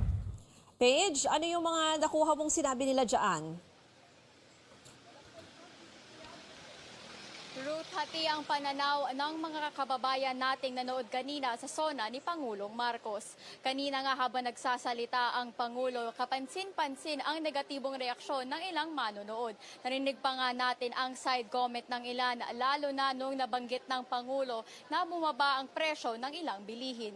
Hinahanap kasi nila ang 20 pesos na bigas na ipinangako ng Pangulo. Kabilang naman sa sinang-ayunan ng iba ang mga nagawa sa edukasyon at infrastruktura. Umaasa sila na matapos agad ang mga proyekto tulad ng mga bridge at subway para mapakinabangan ng mga Pilipino. Okay din naman sa kanila ang mga ayuda at tulong pinansyal na inaabot ng pamahalaan. Pakinggan natin ang mga naging pahayag nila. So maganda mga pangako niya. Sana nga matupad lahat yun. Saka marami natutulungan sa ngayon. Maraming mga projects siya. Sa West Philippines nakulangan ako Nakulangan ako sa mga sinasabi niya. Gusto ko yung magawa niya talaga ng paraan. May mga improvement naman yung sa loob ng isang taon, lalong-lalo na sa mga mahihirap nating mga kababayan. Antayin na lang muna natin yung mga iba pa niyang gagawin. Ruth, alam mo yung ibang tao dito tumitigil nga para makinig sa SONA ng Pangulo kanina. Pero hindi naman nila ito natapos dahil nga yung iba ay busy daw, may pasok o di kaya gusto na umuwi sa bahay nila. Kaya hindi na natin sila natanong ng kanilang mga reaksyon. Ang iba naman ay nagtatrabaho nga, nagtitinda o di kaya mamasada yung mga tricycle driver dito. Kaya hindi din tayo mabigyan ng kanilang pananaw. Pero yung kung anong pinagkaiba ng kanilang mga sinabi, nagkaisa naman sila na dapat daw ay masundan ng aksyon ang mga binitawan na salita ng Pangulo kanina sa SONA. At syempre, hiling nila na agarang matupad ang mga pangako na sinabi nga ng Pangulo dahil gusto rin naman daw nila maramdaman ang sinasabing bagong Pilipinas. Ruth? Yan po ang ulat ni Paige Javier. At balikan natin ang ating guest dito sa studio, ang political analyst na si Dennis Coronacion. Yung kanina pinag-usapan natin yung ilan sa mga highlights, no? yung kapansin-pansin doon sa speech. Pero isa sa gustong marinig din yung tungkol sa policy, sa foreign policy, yung issue ng West Philippine Sea. Ano yung nakita mong point ng Pangulo doon? Alam nyo, yung speech ng ating Pangulo sa kanyang SONA, no? He was very proud of his achievements, even though nasa first year in office pa lang siya with regard to the economic area, so economic growth. But then again, tingin ko, meron din naman siyang isang major achievement aside from the economy. At yun yung patungkol sa West Philippine Sea issue at saka yung kanyang foreign policy, which is somewhat a slight departure from his predecessor's foreign policy. So hindi niya pinagmalaki, halimbawa yung mga diplomatic actions, although very silent naman, ng kanyang administrasyon when it comes to building a consensus in the international community for the ruling ng permanent tribunal. And at saka yung kanyang bilateral ties, yung strengthening our ties with the United States, which was disregarded by the previous administration. So hindi niya pinagmalaki to, no? Hindi niya binanggit. Ang tanong doon, what kept him from mentioning these achievements?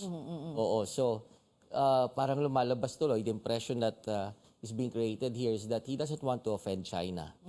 So medyo intriguing yun, yung parte na yun. Kasi parang nakikita ng iba, mas ngayon leaning towards US itong administrasyon ni Pangulong Marcos, no? So parang yung sinasabi mo, parang for him to not be too particular about the US, no, means something.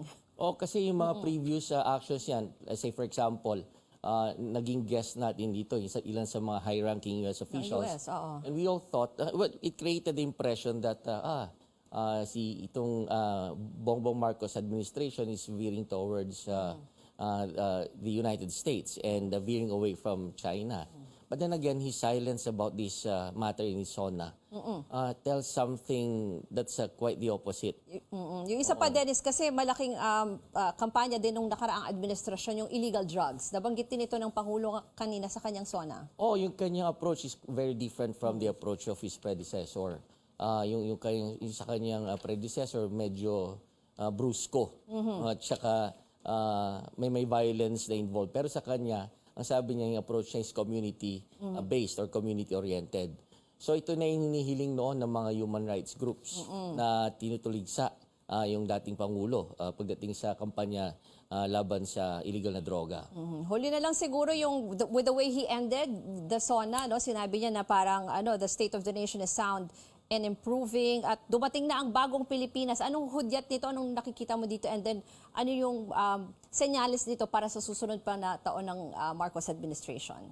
Alam mo, we're not discrediting the achievements of President Bongbong Marcos even though he's just in his first year in office. Totoo naman that there's an improvement based on the statistics and the figures given by the various agencies. Pero alam mo, since he's already in the second year in office, makikita mo that he's really very serious with his job. Kung yung una, meron pang residue ng pagiging politiko na nanggaling sa isang kampanya, may mga may mga sound bites pa siya noon. Sabi niya, we're not going to surrender a single inch of our territory. Nawala yun ngayon. Isa lang ang narinig natin, yung bandang huli na ito na ang bagong Pilipinas. O nag-improve. So what does that say? He's really very serious. It's just that at yung kanyang seriousness mapapakita mo by napakita niya through that slogan. Yan lang kulang eh. Parang ano ba ibig sabihin ng bagong Pilipinas? When he's working with come to think of it, he's working with the same old political elites. Same set of people. So abangan natin talaga what that means. Pero ang sinabi niya nga dumating na, 'di ba? So hintayin natin kung anong ibig sabihin ng Pangulo doon. Maraming salamat kay political analyst Dennis Coronacion. At yan ang mga kailangan niyong malaman ngayong July 24, 2023. Tunghayan ulit ang ikalawang State of the Nation Address ni Pangulong Marcos pagkatapos nitong special na edisyon ng Newsnight. Magkita-kita ulit tayo dito bukas sa CNN Philippines. Ako po si Ruth Cabal. Let's rise and welcome the President of the Republic of the Philippines, His Excellency Ferdinand Romualdez Marcos Jr. Puspusan ang ating ginagawa upang pataasin ang produksyon ng ating ekonomiya. Pinapalakas natin ang kakayahan ng mga mamamayan upang mapaganda nila ang kanilang pamumuhay. In spite of all the difficulties, we are transforming the economy. We are stabilizing the prices of all critical commodities. Our aim is to boost our local agricultural production so that production is both sustainable and responsible, benefiting both this and future generations. Kailangan natin tiyakin na may sapat at malinis na tubig para sa lahat. Renewable energy is the way forward. Dumating na po ang bagong Pilipinas.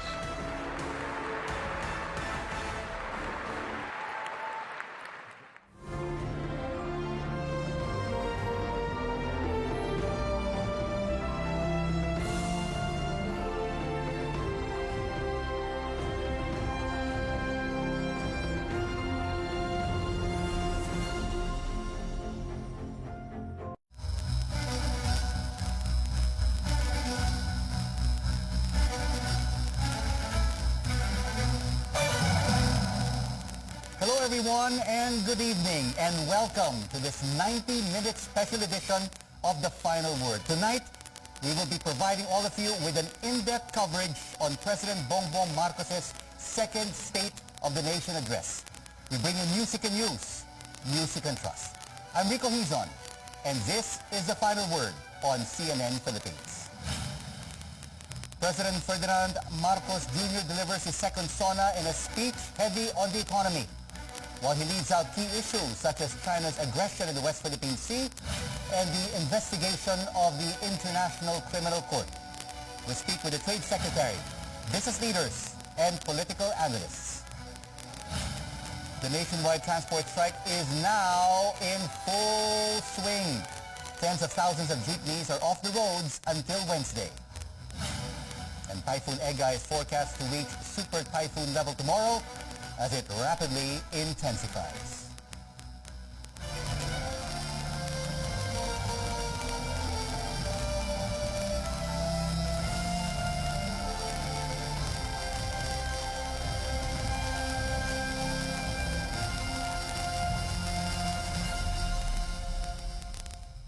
Economic gains and promises took up most of 1 hour and 11 minutes in President Bongbong Marcos's second State of the Nation address.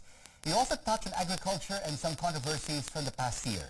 Rex Remitio has the highlights. The state of the nation is sound in improving. Dumating na ang bagong Pilipinas. That's how President Marcos summarized the country's situation a year into his presidency. The president says they're just starting and the road to post-pandemic recovery is continuing. He's seeking Filipinos' faith on government steps so that everyone could have a better life. In his speech, the chief executive highlighted that the country is still one of the world's fastest growing. While the global prospects were bleak, our economy posted a 7.6% growth in 2022, our highest growth rate in 46 years. The country's economic numbers are coming from a lower base due to the impact of the COVID-19 pandemic. President Marcos also touts the 6.4% economic growth rate in the first quarter is still within the 6 to 7% growth target. The president also says they were able to respond to his biggest challenge so far, the higher than usual inflation. He points out the rate in rise of price of goods have gone down to 5.4% last month from 8.7% in January. The chief executive also cites Bangko Central's forecast that inflation will further go down to 2.9% by next year. President Marcos also says they have crafted the medium-term fiscal framework serving as the foundation for a strong economy in the coming years. The president also touts more people have been employed in and out of the country as the unemployment rate further goes down. He also cited their gains in the agriculture sector, saying over 1.8 million families have benefited from the Kadiwa stores. These are government-deployed rollout stores in various communities that sell agricultural commodities at lower prices. The chief executive also says they're able to lower rice prices, nearing his campaign promise of 20 pesos per kilo of rice. President Marcos also has a threat to what he says is one of the causes of higher agri prices, smugglers and hoarders. Napapahamak hindi lamang ang mga magsasaka, kundi tayo rin mga mamimili. Kaya hindi natin papayagan ang ganitong kalakaran. Bilang na ang mga araw ng mga smuggler at hoarder na yan.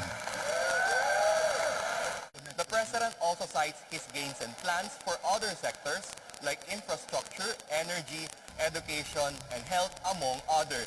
The chief executive also has a word on some of the controversial issues or policies he faced in the past year. On the Maharlika Investment Fund, he's reassuring the public the officials will be transparent in its management. On his foreign trips, he says the country has gained 3.9 trillion pesos in foreign investment pledges, and he will continue to look for more. On the war against illegal drugs, he says government will continue the policy relentlessly, but with a different face. It's noticeable, however, his predecessor, ex-President Rodrigo Duterte, did not physically attend the SONA. In the very end of his speech, he mentioned his new governance brand, Bagong Pilipinas, once, but did not elaborate on it. Rex Remitio, CNN Philippines. Joining us now is Trade Secretary Alfredo Pascual, who came straight from the Batasang Pambansa to join us here at the CNN studios. Thank you so much for joining us, Secretary. In the speech of the President, he paraded investment pledges to the tune of 3.9 trillion pesos from his overseas trips. Yes. When are we likely, Secretary, to feel the impact of these investment pledges turned into direct investments? We have felt a few of the investment leads. There were 6 that have already been implemented, operational, and 5 are now registered with BOI and also about to start actual investments in the project. What are these specific investments, Secretary Pascual? And how many jobs have they created so far for our kababayans? Well, it's difficult. We have not tracked the number of employment, but overall, we're talking of close to 180,000 jobs for the 73 billion pesos, trillion pesos, billion dollars of investment leads. These are, those businesses that are already operating here, it was easy for them to just add the lines that they discussed with us when we were in New York, for example, with one company, and they built it in a matter of months, and the inauguration, they invited me to be there, and this is a manufacturing line that will export all of the outputs to countries outside the Philippines. This is massive. $73 billion translating to 3.9 trillion pesos in pledges. What does this indicate, Secretary Pascual, on the trust and the confidence of foreign investors with this administration? It indicates a long-term optimism that they have about our country. Because these are all investments that will take time for recovery, the payback. These are capital investments.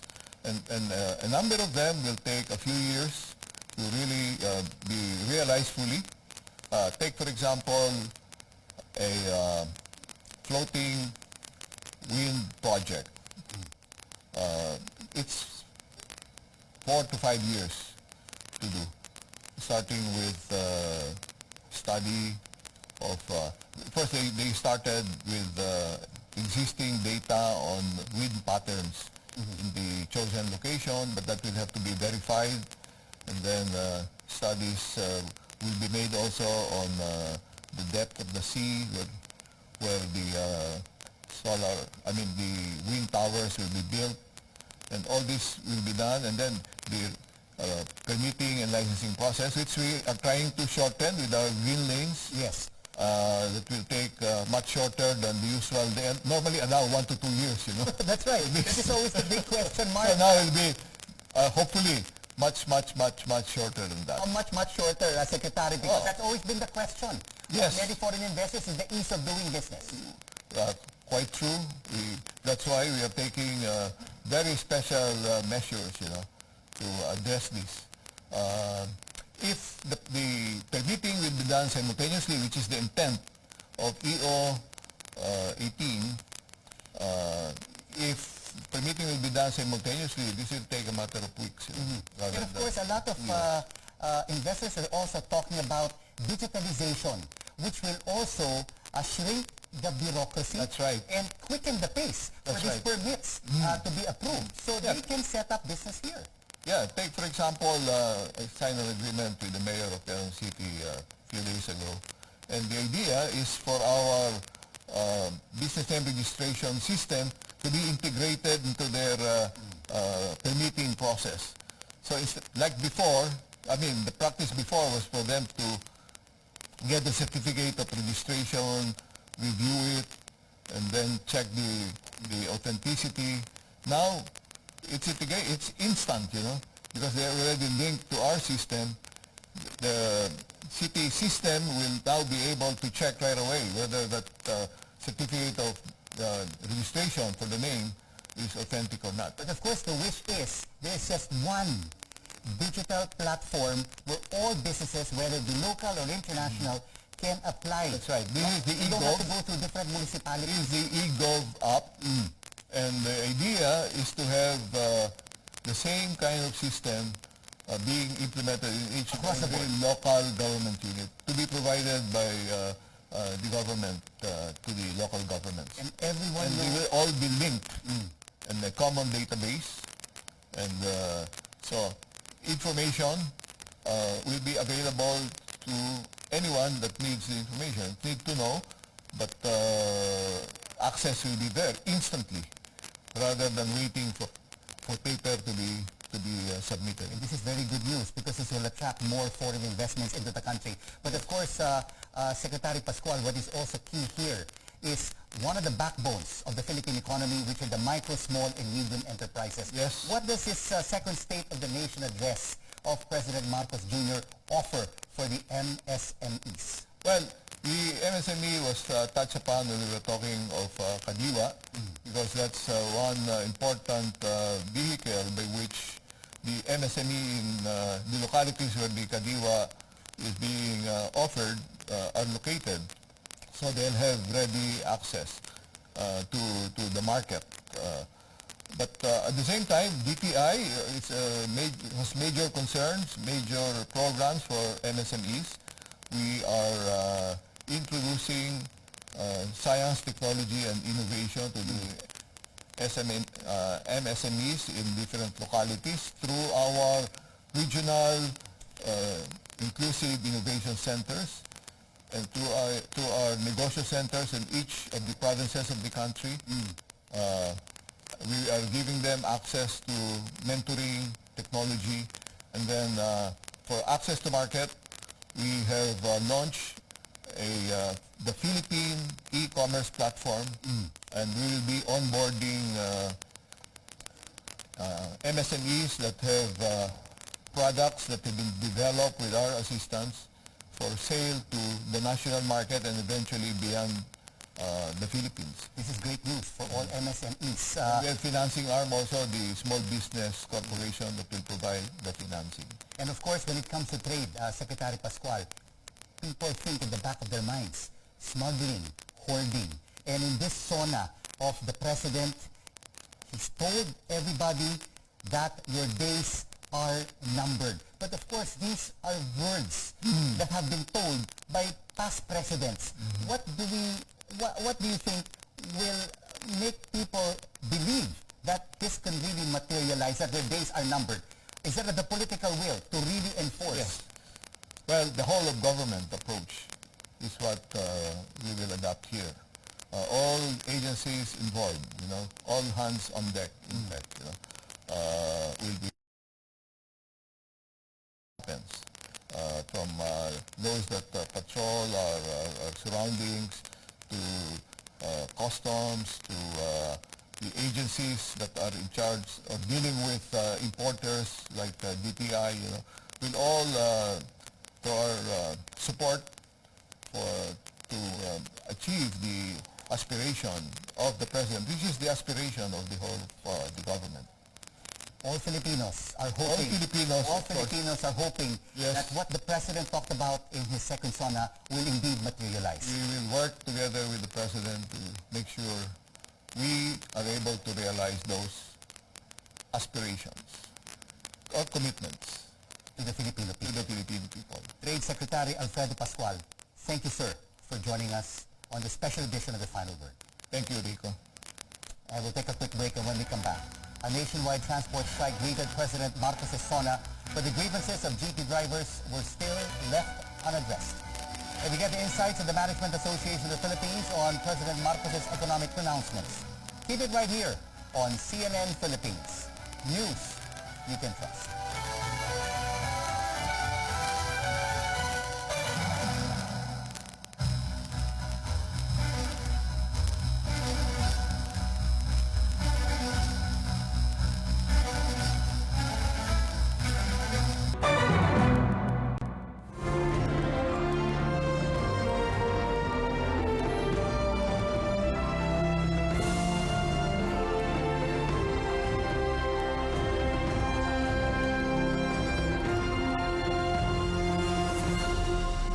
Welcome back to The Final Word on CNN Philippines. I'm Rico Hizon. Transport Group Manibela pushed through with its plan to hold a strike against the PUV modernization program on the day President Marcos' second SONA. Carrie Cator monitored the situation on the ground.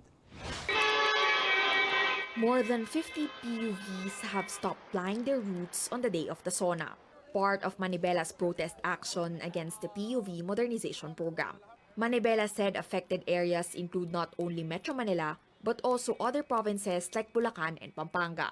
Classes in public schools and government work were suspended, partly because of the transport strike.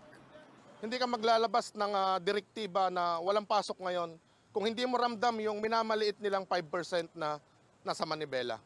So, meron pang libreng sakayan, nandiyan pa yung magnificent 12+1. Manibela said it initially thought of calling off the strike, but it wanted authorities to hear its stand on the modernization issue. Jojo, a member of the group, admitted he found time, even just for a short while, to ply his route. Kasama kami kanina. Siyempre, kailangan naman kahit pa paano meron kami pang-agahan. Ganun. Kumbaga, nagsamantala lang kami ng biyahe, dalawa. Gusto ko po na sana namin sumama, Kaya lang po, kasi kung hindi po kami babiyahe sa araw na ito, magugutom po yung pamilya namin. In Cubao, Quezon City, passengers felt the effects of the tigil pasada. Medyo nahihirapan din kasi lalo na ngayon punuan, laging walang masakyan. Pag may dadaan, konti lang makakasakay. Wala pong jeep talaga, lalong-lalo na dito sa Pampanga. Kasi sabi nila strike daw. Mahirap talaga, ma'am. Manibela said the government should let drivers and operators keep plying their routes even if they don't join the modernization program. Kung merong may mga gusto, hayaan natin. Pero kapag kayo may mga ayaw, hayaan din natin mag-isip at pabayaan nating maghanap buhay hanggat roadworthy yung kanilang mga sasakyan at yung kanilang mga pamilya naman ay maiangat nila yung antas ng pamumuhay. Authorities assure commuters free rides would be available for the whole duration of the transport strike. Kari Gator, CNN Philippines. Transport Group Piston expressed dismay after watching the president's SONA. Members booed more than 20 times, saying they did not believe the president's statements on lower inflation and cheaper medicines. They're also disappointed that the SONA did not address their concerns on the PUV modernization program and subsidies.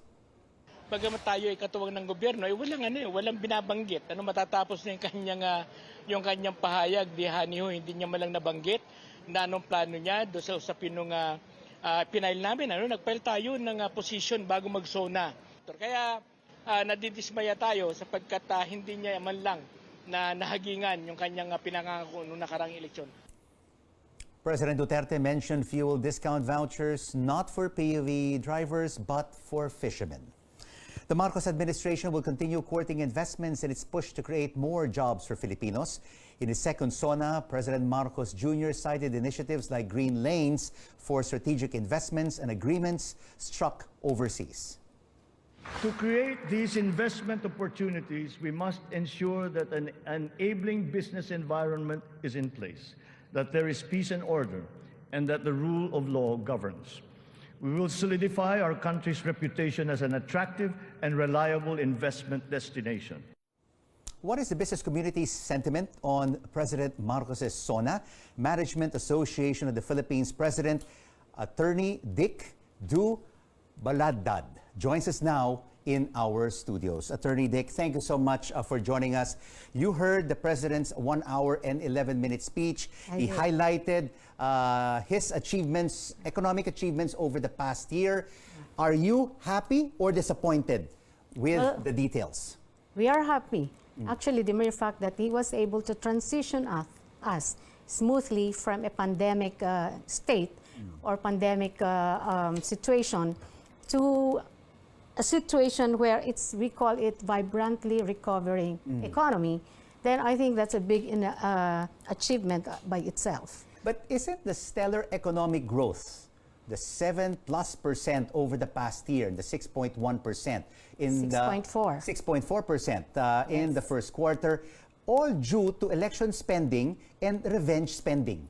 No, but it's not just that, okay? There's an upgrade, credit rating upgrade by Fitch from negative to stable despite many other countries that were downgraded.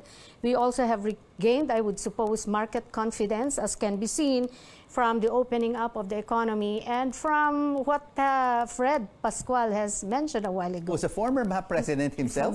Former MAP president with his pledges and also real investments that are coming in. We also have the inflation that has been significantly already tapered from 8.7 in January to 5.4 as of June. But can this all be sustained, Attorney Dick? I would suppose so. Then it depends, no? But the tall order is that it's not only sustained, but can we grow it further? Okay. But again, we just released our statement, MAP statement, right after the SONA because we've been monitoring the SONA. And we said, very good on the economic front. But let's not forget that at the center of this economic development should be about reducing the gap between the rich and the poor. It's about income distribution, equitable income distribution and redistribution. So we should not lose sight of that. What was missing out then, Attorney, in trying to narrow the gap between the rich and the poor? In the past administration, no, I'm not saying administration, in the past years, okay, while we boast of a high GDP, ang sinasabi nila, naiiwan yung laylayan. So there is no inclusive growth. And from what we heard a while ago, because we've been also trying to tick whether our programs are aligned with the president, and we saw that there are critical social development issues that is addressing, like, for example, malnutrition, and that is our #1 flagship projects. We have now a campaign against malnutrition and child stunting. He also mentioned about health. He mentioned about education, that is also in our flagship projects, especially the TVET, the Technical Vocational Education. He also mentioned about employment, that is also with us, the establishment of the separate water management department. We have also been pushing for that. Then we have, he mentioned about digitalization. And that's what we also talked about with Secretary Pascual. Yes. To improve the bureaucracy and the ease of doing business, we have to digitalize and only have one system and not several systems working with different municipalities. And if you look at his infra, his focus is actually, other than, if we look at his infra budget, it's not just on transportation, bridges, etc. Mainly, it's on digitalization. And of course, he also mentioned that investments will also be coming from the Maharlika Investment Fund, which he signed into law last week. He also said, he assured that the vehicle will not add to the debt burden, and will be presided by a group of internationally recognized economic managers. Do you agree with this? Will this really materialize without any political color? Okay. Well, I can't say, But in everything that we do, sometimes there is always the political color. But how to minimize that would be already an achievement. Okay. So as you see, the Maharlika, there are so many people against the Maharlika, many organizations against it, saying that we don't need this, saying that it will just be a source of for corruption or an outlet for corruption, etc. But to my mind, if it is really a developmental fund, true to its mandate as a developmental fund, then that should be very good. But I think there's just sometimes lack of trust in the people who will man it, who will be running it. So it is very important, but that we really have to select good people. Good and credible people. And credible people who will be running the Maharlika. We'll keep our fingers crossed that this will materialize. All right, Attorney, you are a taxation lawyer. Yes. What do you make of the Legislative Executive Development Advisory Council of the priority bills? Are there enough taxes that were raised by the President to increase revenues? We just had this comprehensive tax reform program. If you remember, we had the CREATE, we had the it's actually 4 package of program for tax reform. We passed during the Duterte administration the more crucial one, which is reforming the individual income tax and reforming the consumption taxes, as well as reforming the corporate taxes to be more competitive vis-a-vis the other countries. Do you think that we did not see much in terms of tax bills because we want to improve the tax efficiency rather than burdening the people with more taxes? Now I see just one in the LEDA, which is the ease of paying taxes. And what that means, if you read that, what is that ease of paying taxes? If you read it, it's basically handling of taxpayer. It's saying that, okay, taxpayers should not be treated like one size fits all. You have to compartmentalize or segment the sector so that a large taxpayer whose business is really very complicated cannot be treated like an individual or like a small enterprise that has very simple transactions. So it's something like that. So the handling is different for large, medium, and small. Second is, I think that you can pay anywhere. Although there is one thing that we don't like there, which is for purposes of VAT and for percentage tax, they will now all shift to an accrual method rather than a cash basis method. And who can understand from the MSMEs what is accrual method? That's right. You need an accountant again, which is an added cost to Added doing cost. business. So we were saying, can we just make it receipts? I mean, cash in, cash out, because for MSMEs, they transact in cash. They only monitor their cash in, cash out. In the end, when all is said and done, it has to benefit the micro, small, and medium enterprises, Yes, not to complement, not to make complicate or make Correct. A simple matter complicated. Correct.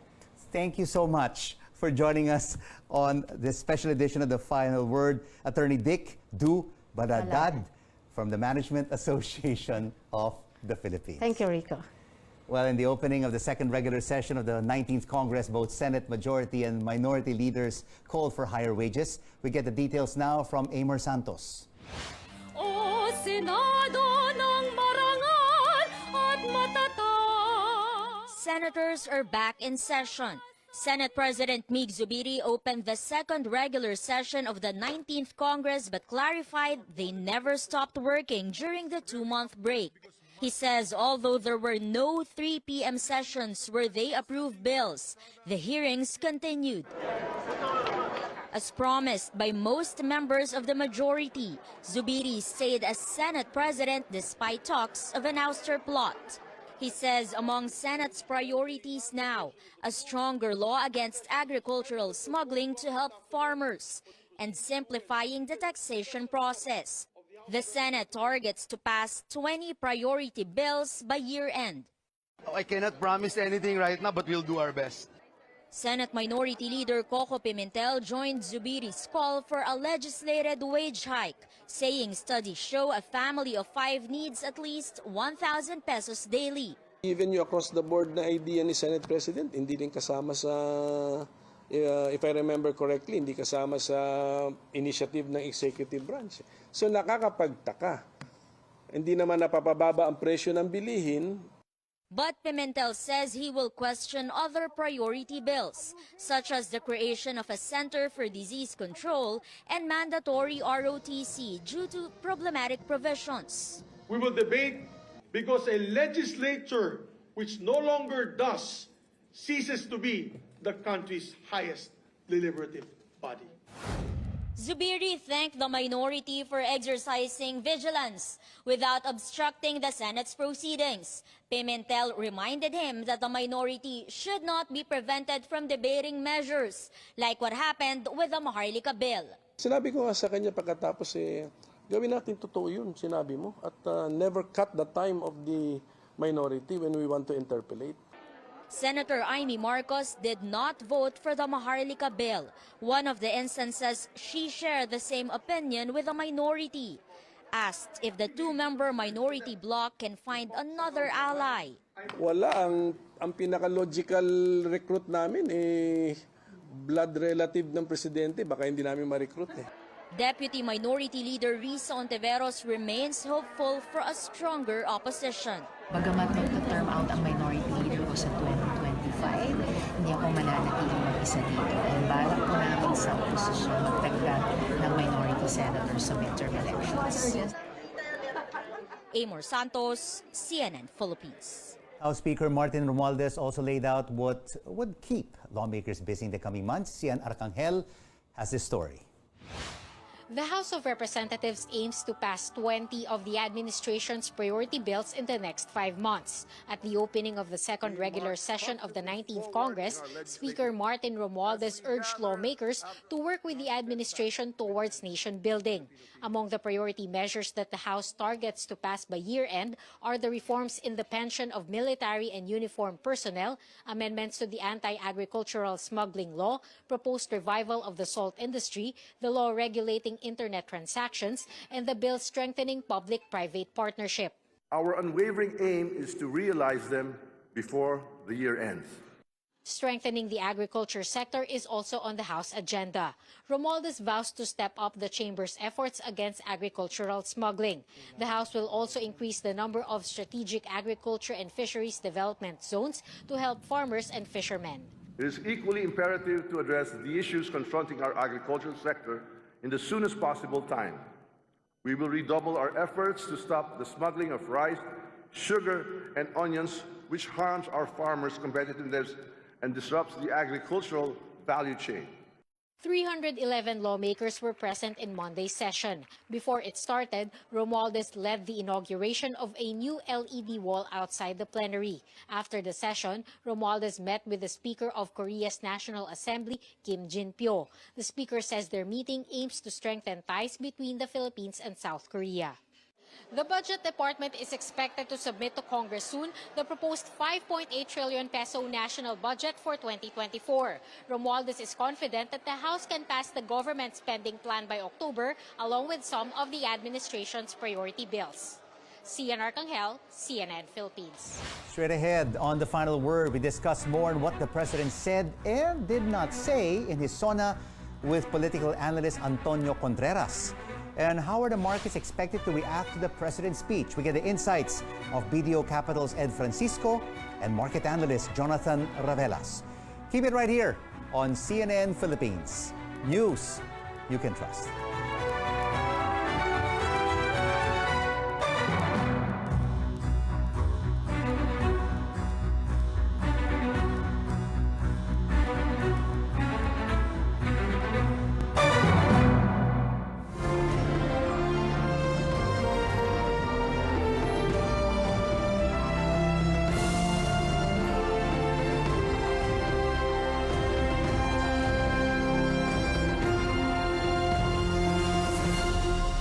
This is the final word on CNN Philippines. I'm Rico Hizon. As President Bongbong Marcos delivers his report to the nation, various sectoral groups staged what they call the true state of the country in the People's SONA.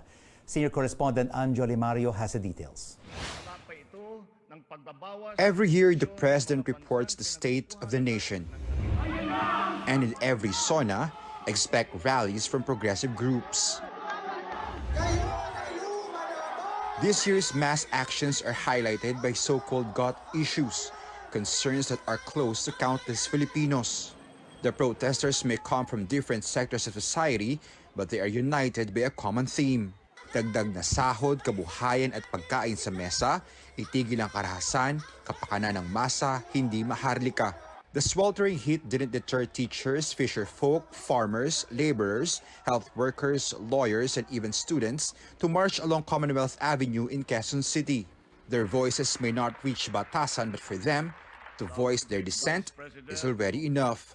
Sa nakalipas na isang taon na panunungkulan ni Marcos Jr., klaro, si Marcos Jr. ay inutil sa masang Pilipino. Siya'y walang pinag-iba sa mga nagdaang administrasyon.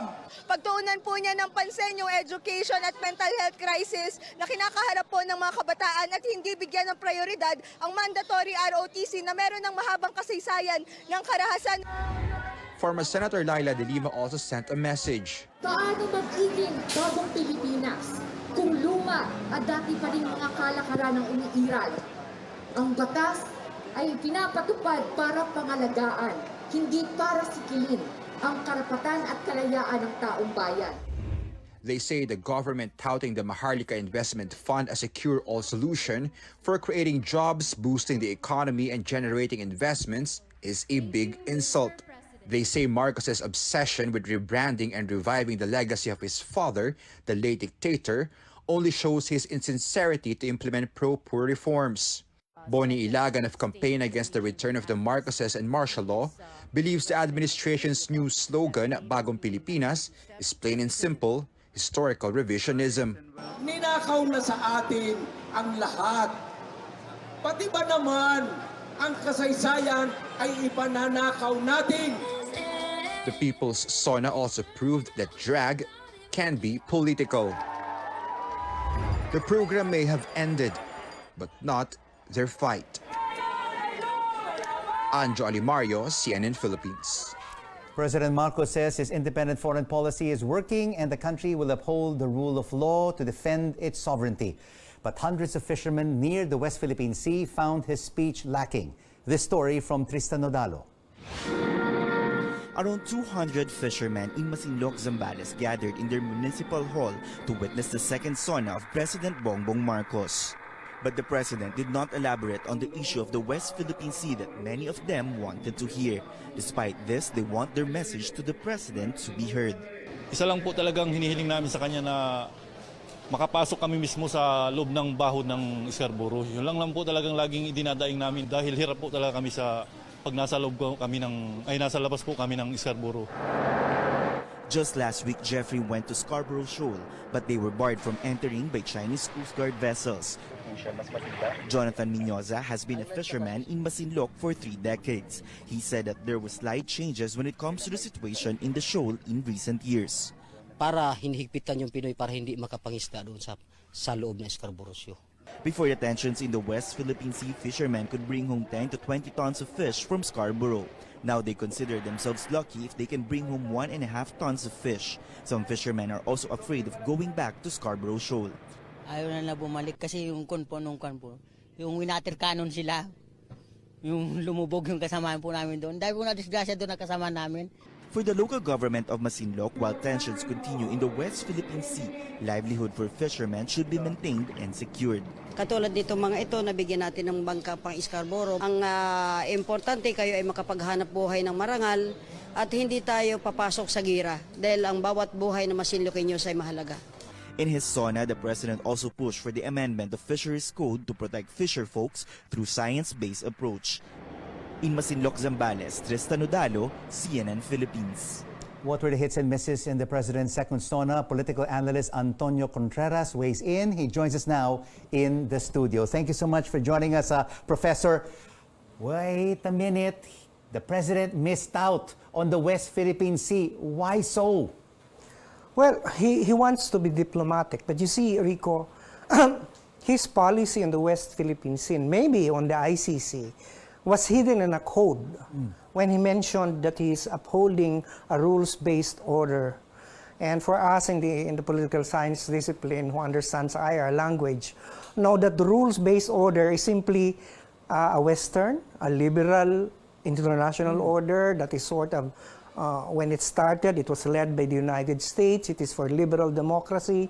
It is for the respect of rules and institutions that includes the international, the UNCLOS, that includes all these rules. So in that alone, it means that the Philippines is committed to the arbitral ruling because it is an institution. But isn't the International Criminal Court decision also rules-based? Precisely.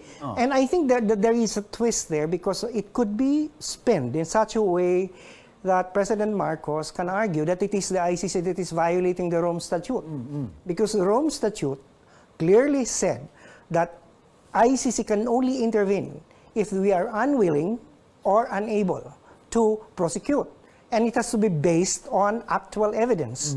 And so far, what is the evidence that we are unable? We have prosecuted 2 presidents in the past. We are prosecuting several policemen who have committed atrocities during the war on drugs.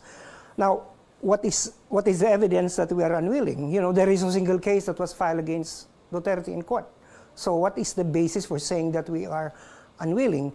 So maybe that is the spin. That I'm just second guessing, but if I were in that position, I would say, but it is the ICC that is violating the intent of the Rome Statute. Do you think that's why the former President Rodrigo Duterte did not attend this second SONA?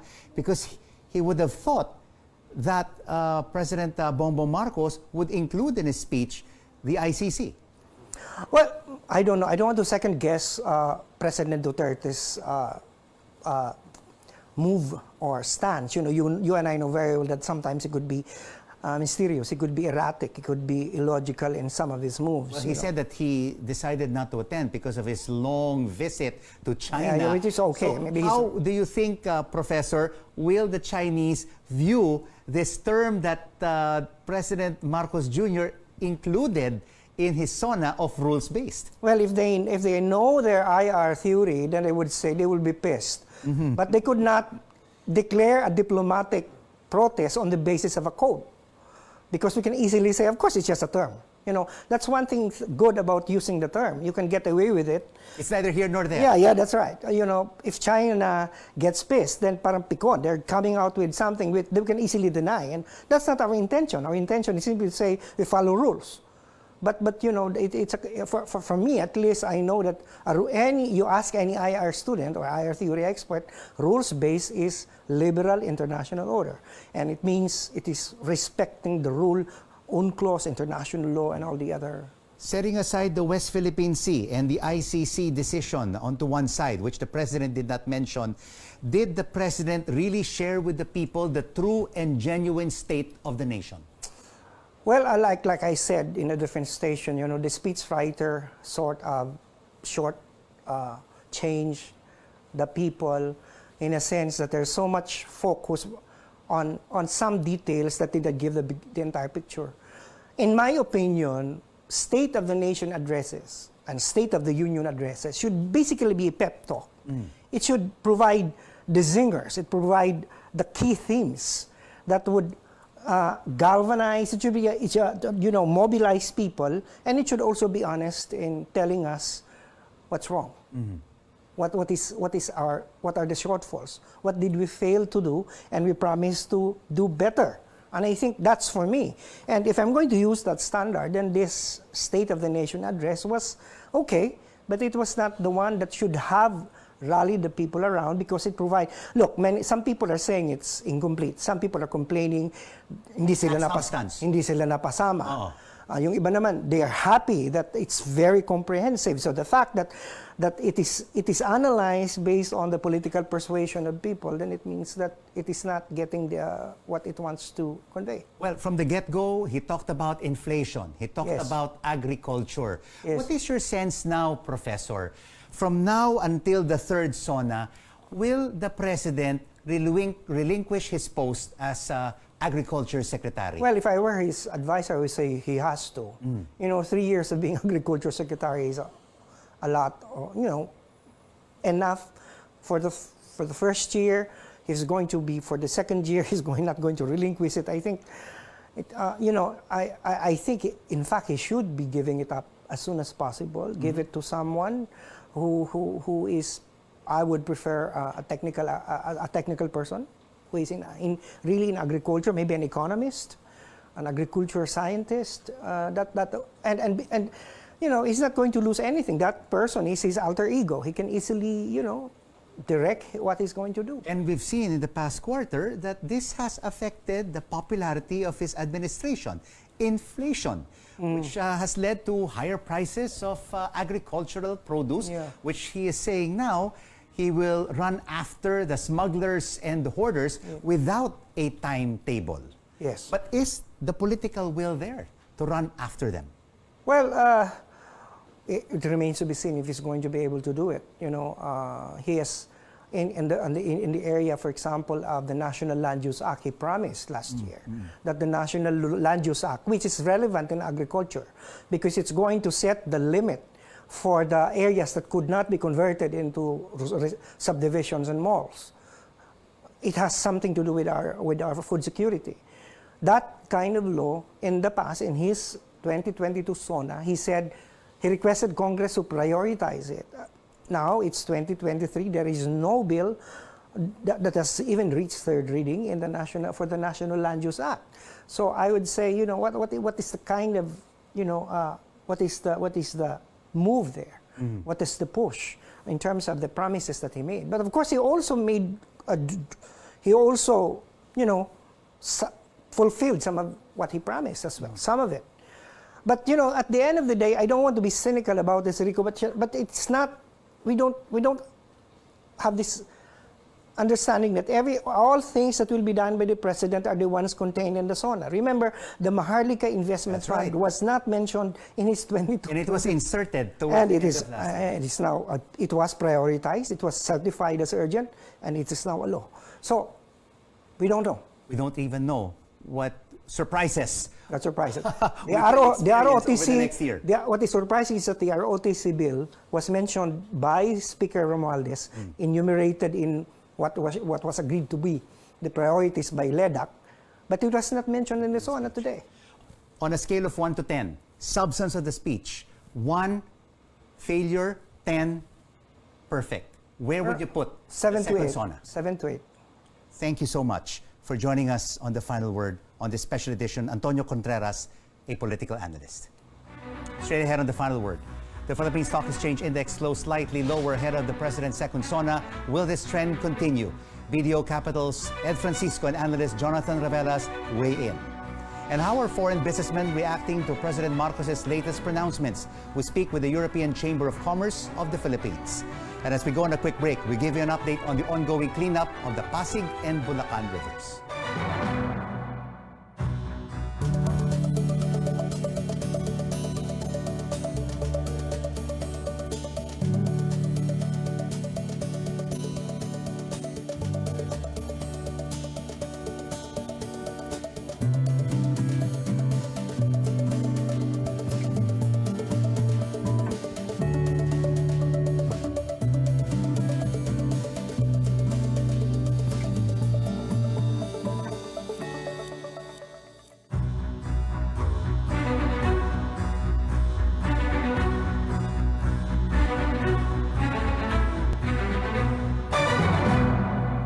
Glad you're staying with us on The Final Word on CNN Philippines. I'm Rico Hizon. Signal number 2 is raised over parts of Luzon and the Visayas due to Typhoon Egay. This includes Catanduanes, Isabela, Ilocos Norte, and the northeastern portion of northern Samar. Metro Manila, Masbate, Laguna, Eastern Samar, and other places seen on your screen are under signal number 1. Typhoon Egay may also enhance the southwest monsoon, causing rains over the western parts of central and southern Luzon and the Visayas. And according to Pag-asa, Egay could strengthen into a super typhoon and make landfall or get very close to the Babuyan Islands tomorrow. It may also exit the Philippine Area of Responsibility on Thursday. Motorists can expect to shell out more money for fuel starting tomorrow. Gasoline prices are set to increase by 1 peso and 35 centavos and diesel by 45 centavos per liter. For households and businesses, kerosene will cost 35 centavos per liter.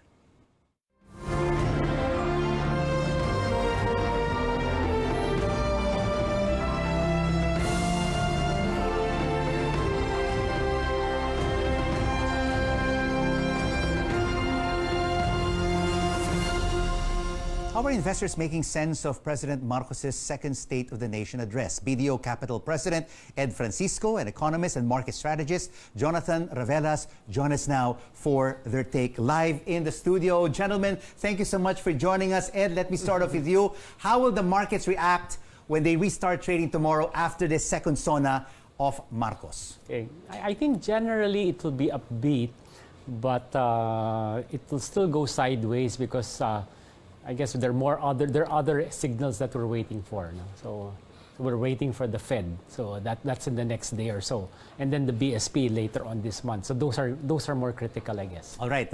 Interest rates putting pressure on rising inflation, which was one of the main hallmarks of Bongbong Marcos' speech earlier today. But could there be, Jonathan, some kind of factor that could just really boost the markets tomorrow? Well, okay, I think the president highlighted the SHE problem. So social, health, and economic. So he eventually addressed them properly and provided the achievements. And of course, to summarize it, we've seen inflation from 8.7 to 5.4 in June.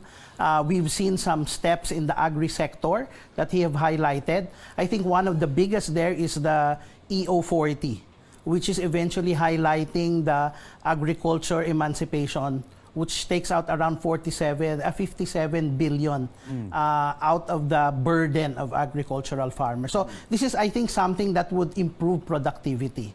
So I think moving forward for the agri-sector, that's a positive.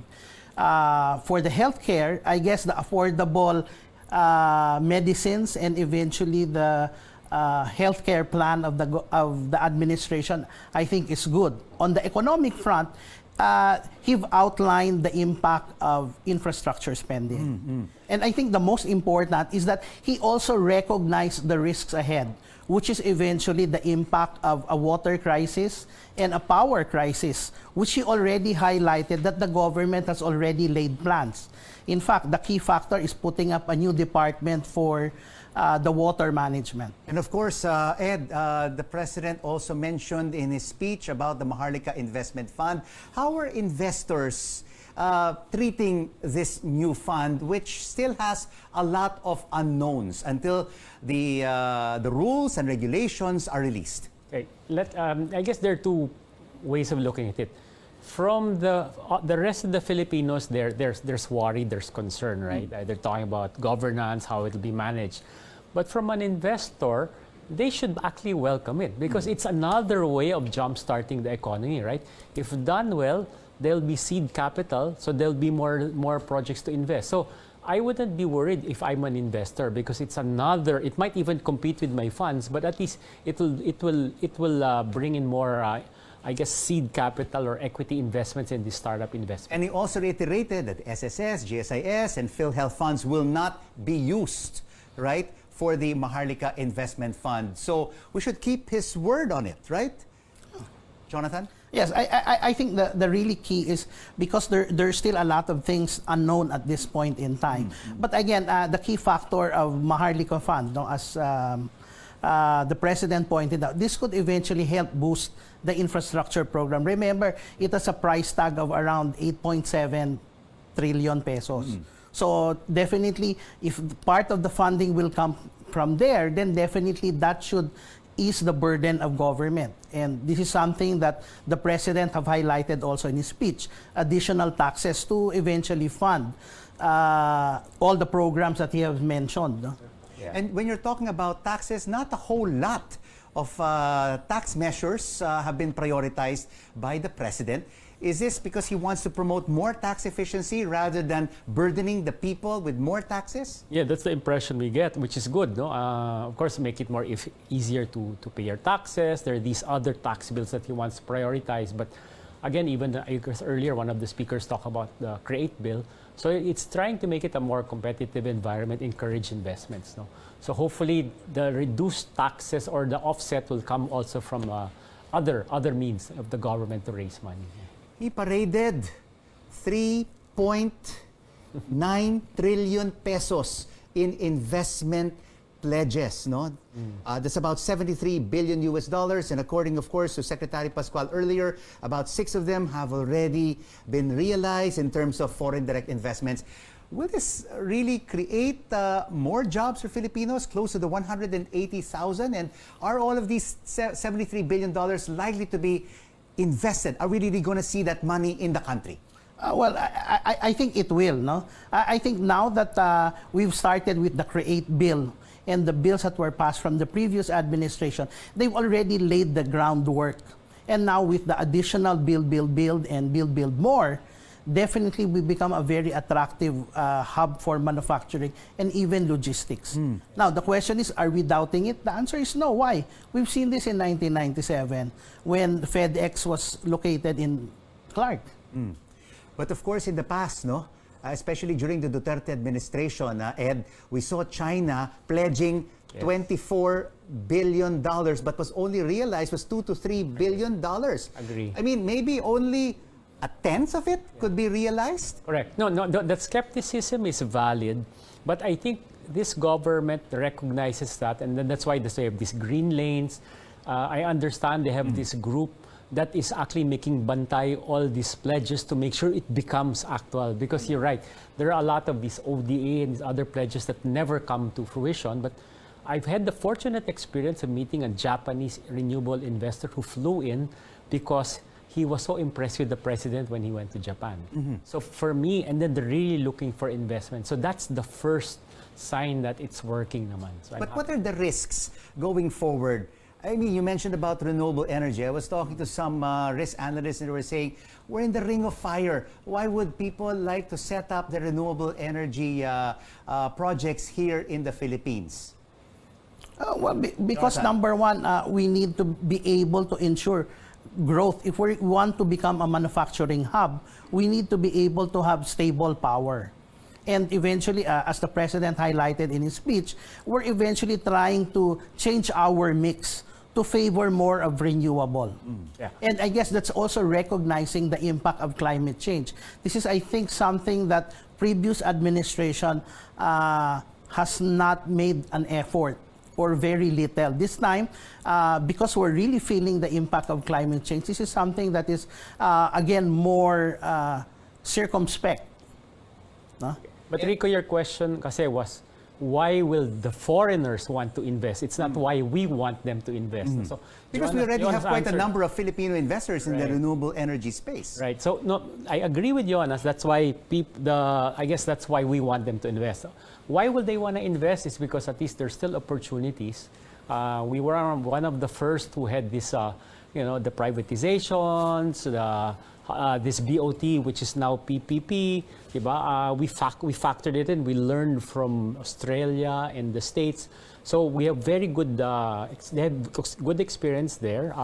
So I think there are still opportunities, even with offshore wind that has to materialize, even with mining, which in a way can be PPP. So that would be good revenue generating for the country. And the investors, if we finalize all these IRRs and the concessions with the taxes, can still make decent money and hopefully good for the consumers also. A lot of topics to discuss. What about the ease of doing business, graft and corruption, smuggling, hoarding? Aren't these issues that basically deter foreign investors from entering the country? Jonathan? Yes, definitely. But I guess right now, with the move to digitalize the e-government, that actually lessens that, because we're trying to do all of the transactions that are digital. So again, when you pay, you eventually get your receipt automatically based on the digital. So moving into the digital space actually creates that potential push for government. And I guess you also have to remember that, people are looking at the Philippines because we're growing at a faster rate against developed countries. Diba? They're growing at 1 to 2%, we're growing at least 6%. So people will want to invest here, whether it's power, real estate. People will want to look at the Philippines. And the final word on growth, are you hopeful that the President will follow through on all of his pledges and promises in this second SONA? Ed? Yes, we're still very hopeful. Last year was a PowerPoint presentation that's becoming reality, right? It's PPP, but in this case, he's following through. He listed his accomplishments, and we hope they'll continue. So we're optimistic. And briefly, Jonathan? I'm cautiously optimistic about it. I think the key two things to watch is really about where they're going to get the other funds to support it, and the last is the execution. Jonathan Revelas, Ed Francisco, gentlemen, two stalwarts in the markets. Thank you so much for joining us on The Final Word. Thank you. And straight ahead on The Final Word, the European Chamber of Commerce of the Philippines shares its insights on the President's SONA. We'll be speaking with its leader next. Keep it right here on CNN Philippines. News you can trust.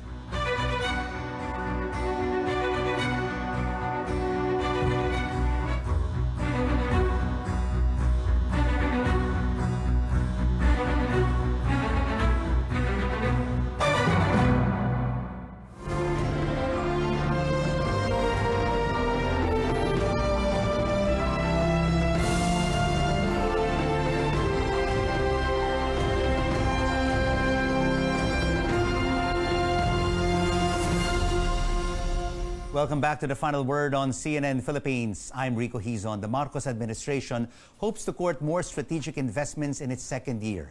How could it better attract business from Europe? European Chamber of Commerce President Paulo Duarte joins us now live in the studio. Senor, thank you so much for joining us on the program. Thank you. You heard the 1 hour and 11-minute speech of the President. He talked about investment pledges from Europe and from around the world. Will this encourage more European investors to put their money in the country? I think the results inspire confidence. I think the Philippine economy is doing quite well with regards to the GDP 2022, 7.6%. Then also in 2023, a very good start, being the #1 in the top 50 GDPs in the world. So we are confident that the measures that Marcos administration put in place will bring into fruition the pledges that have been made. What will European investors want to see on the second year of the Marcos Jr. administration to really say, this is the place in Southeast Asia we want to put our hard-earned euros?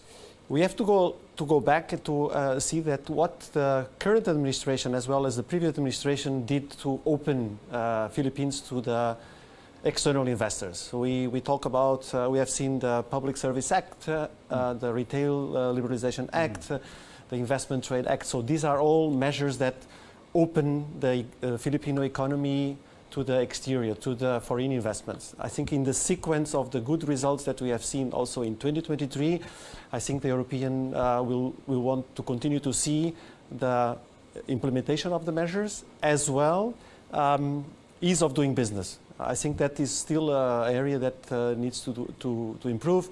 We have now Harta. Harta is a good way to reduce the inefficiencies in the administration. Also digitalization, data-driven decisions helps also to reduce corruption.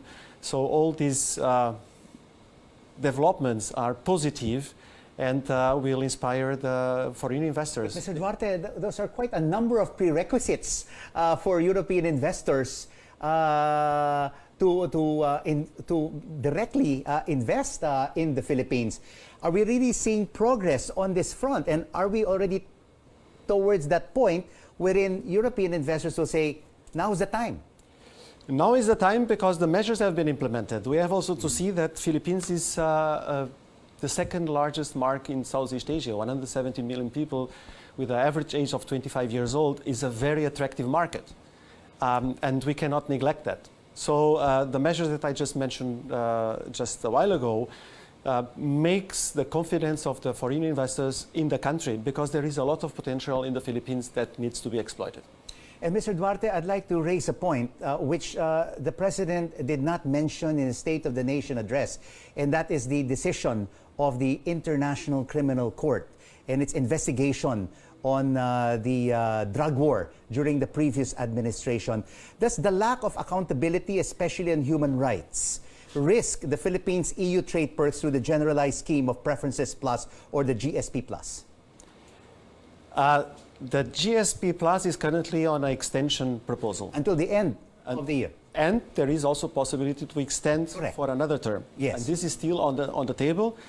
And the Marcos administration has made efforts also, and I think this was addressed today with regards to reduction of the corruption, as well also to continue the approach to the drug dealers, but in a different way. So in a more social way. I think these words, they resonate in the European Union, and this can also address the question that you just mentioned before. Yeah, because the EU's Special Representative for Human Rights has raised concerns about the very few number of convictions for drug war killings. And this could be connected to the extension of the GSP Plus.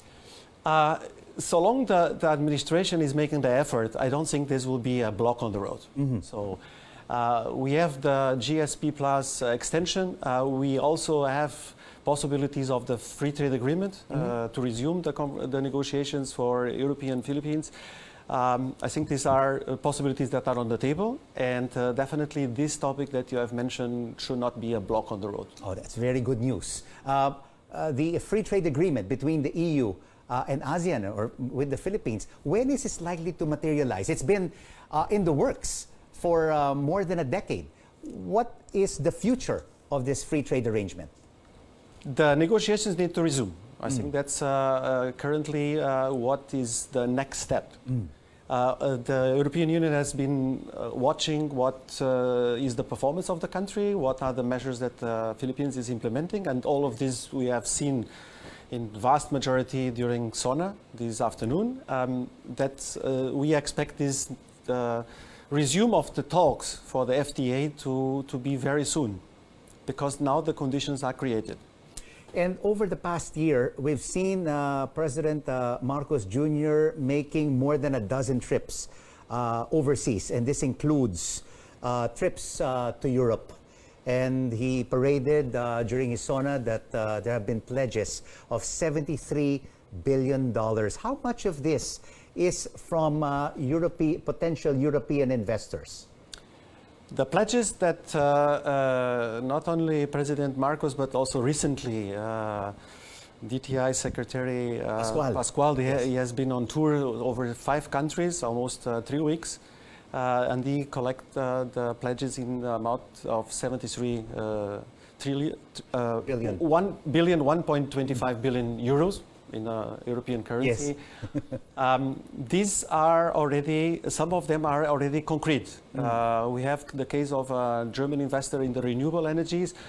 I think also the liberalization of the renewable energy sector has been seen as positive, and this has opened the eye for foreign investors that have experience on renewable energy sector, that see this opportunity to come to the Philippines and execute their know-how and capacities. I think this is not only in the air, but is already with a certain level of high level of hardness grade. So, Mr. Duarte, apart from the renewable energy sector, which there's a lot of interest from European investors, in which other sectors are European investors interested to make that foreign direct investment in the Philippines? There are multiple areas. We can also talk, for instance, in the factory automation, Industry 4.0, in the area of digitalization. There is plenty of opportunities that can be exploited. And I repeat, we are talking about a market of 117 million people, but average 25-year-old. So that's still very young demographics. Very young demographics, and this boosts the potential of the foreign investors, because they have to put investments where it's worthwhile, and I think Philippines is the place to be. All right. Everyone is talking about the controversial Maharlika Investment Fund. In Europe, you have some of the biggest sovereign wealth funds there. What can the Philippines learn from the sovereign wealth funds of Europe? Well, it all boils down how the management of the fund will be, and which focus areas the fund will go for. The focus area here is more on infrastructure. Infrastructure, this is possibility to attract investment, but we, from the ECCP side, we don't get yet the full visibility. So as of now, I'm not able to make a big comment, because I also need to see more how the fund will be structured. So it's still a bit too early for us to comment. And what is your expectation of the Marcos Jr. administration over the next year, after listening to his first State of the Nation last year and his second SONA? So first of all, we have a strong tailwind in terms of the results. So we see the GDP, I mentioned before. We see also the inflation is easing, which might also be influenced by the central bank rates that are currently at 6.25, also to protect the peso devaluation. I think what we want to see is the continuation. We want to see the execution part to continue, so that that's not only states on the theoretical side, but also boils down to the execution, implementation. But I think President Marcos mentioned that is important is to collaborate, that the agencies collaborate with each other, that the agencies also collaborate with the private sector, that the academe also cooperates with the government, also with the private sector. It's all about collaboration and not see this one by one. Altogether, we can get synergy effects, and the synergy effects is what brings the execution forward. So, from what you have seen over the past year, is the political will there for this administration to push through and execute the programs that they have started? The answer is yes. From the ECCP side, we have been in contact with several administrations. They have been very supportive. They are willing to listen what the private sector has to say, what the European companies have to say, so that they want to get our recommendations. even to propose memorandums of understanding between the chamber and the agencies.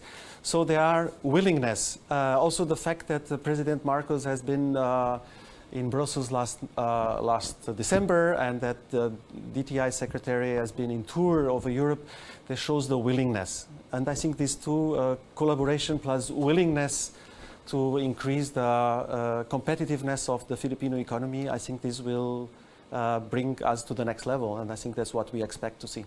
This is very good news and bodes well for Europe-Philippine relations. Thank you so much for joining us on The Final Word, President Paulo Duarte from the European Chamber of Commerce. Thank you.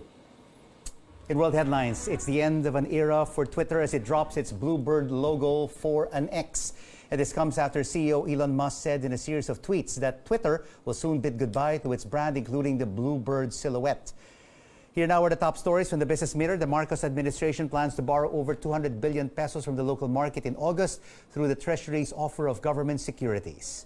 Latest government data reveals private sector construction projects reached almost 100 billion pesos in the second quarter of 2022, up 8% per annum. And the Cybercrime Investigation and Coordinating Center warns Filipinos against the growing use of phishing in social media. And straight ahead on The Final Word, once again, the State of the Nation address becomes a fashion spectacle. We'll find out who made heads turn in this year's SONA.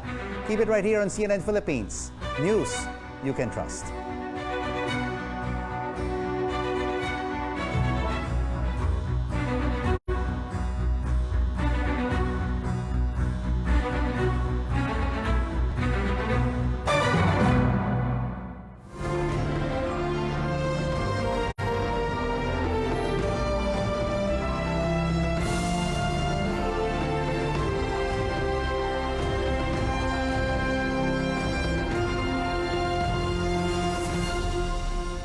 This is The Final Word on CNN Philippines. I'm Rico Hizon. Netizens are abuzz about President Marcos' second State of the Nation address, with hashtag SONA 2023 still trending. And one of them expressed disappointment over the absence of gender-related policies in the chief executive's speech. Another netizen pointed out Mr. Marcos should have mentioned concrete measures to address the climate crisis. But this netizen reminds Filipinos to be patient, adding that it is important to recognize that there is still a lot of work to be done. Others admired the final words in the president's speech, saying the state of the nation is sound and improving. It is also the time of the year when officials and stars make a fashion statement on the SONA red carpet. Vice President Sara Duterte paid tribute to the Moro tribes in a traditional Maguindanaoan dress by Cotabato City-based designer Israel Ella Ukankay, standing alongside the VP there. Is Senator Amy Marcos with an ensemble inspired by the people of the Cordilleras. And actress Heart Evangelista, who attended alongside her husband, Senator Cheese Escudero, stunned in a white, elegant Michael Leyva creation. And before we go, here are words from author Leroy Ames on leadership. A leader is one who sees more than others see, who sees farther than others see, and who sees before others see. And that's the final word this Monday, July 24th. Thank you so much for joining us for this special edition. See you again tomorrow for News You Can Use, News You Can Trust. I'm Rico Hizon. Stay safe, stay healthy. Good night.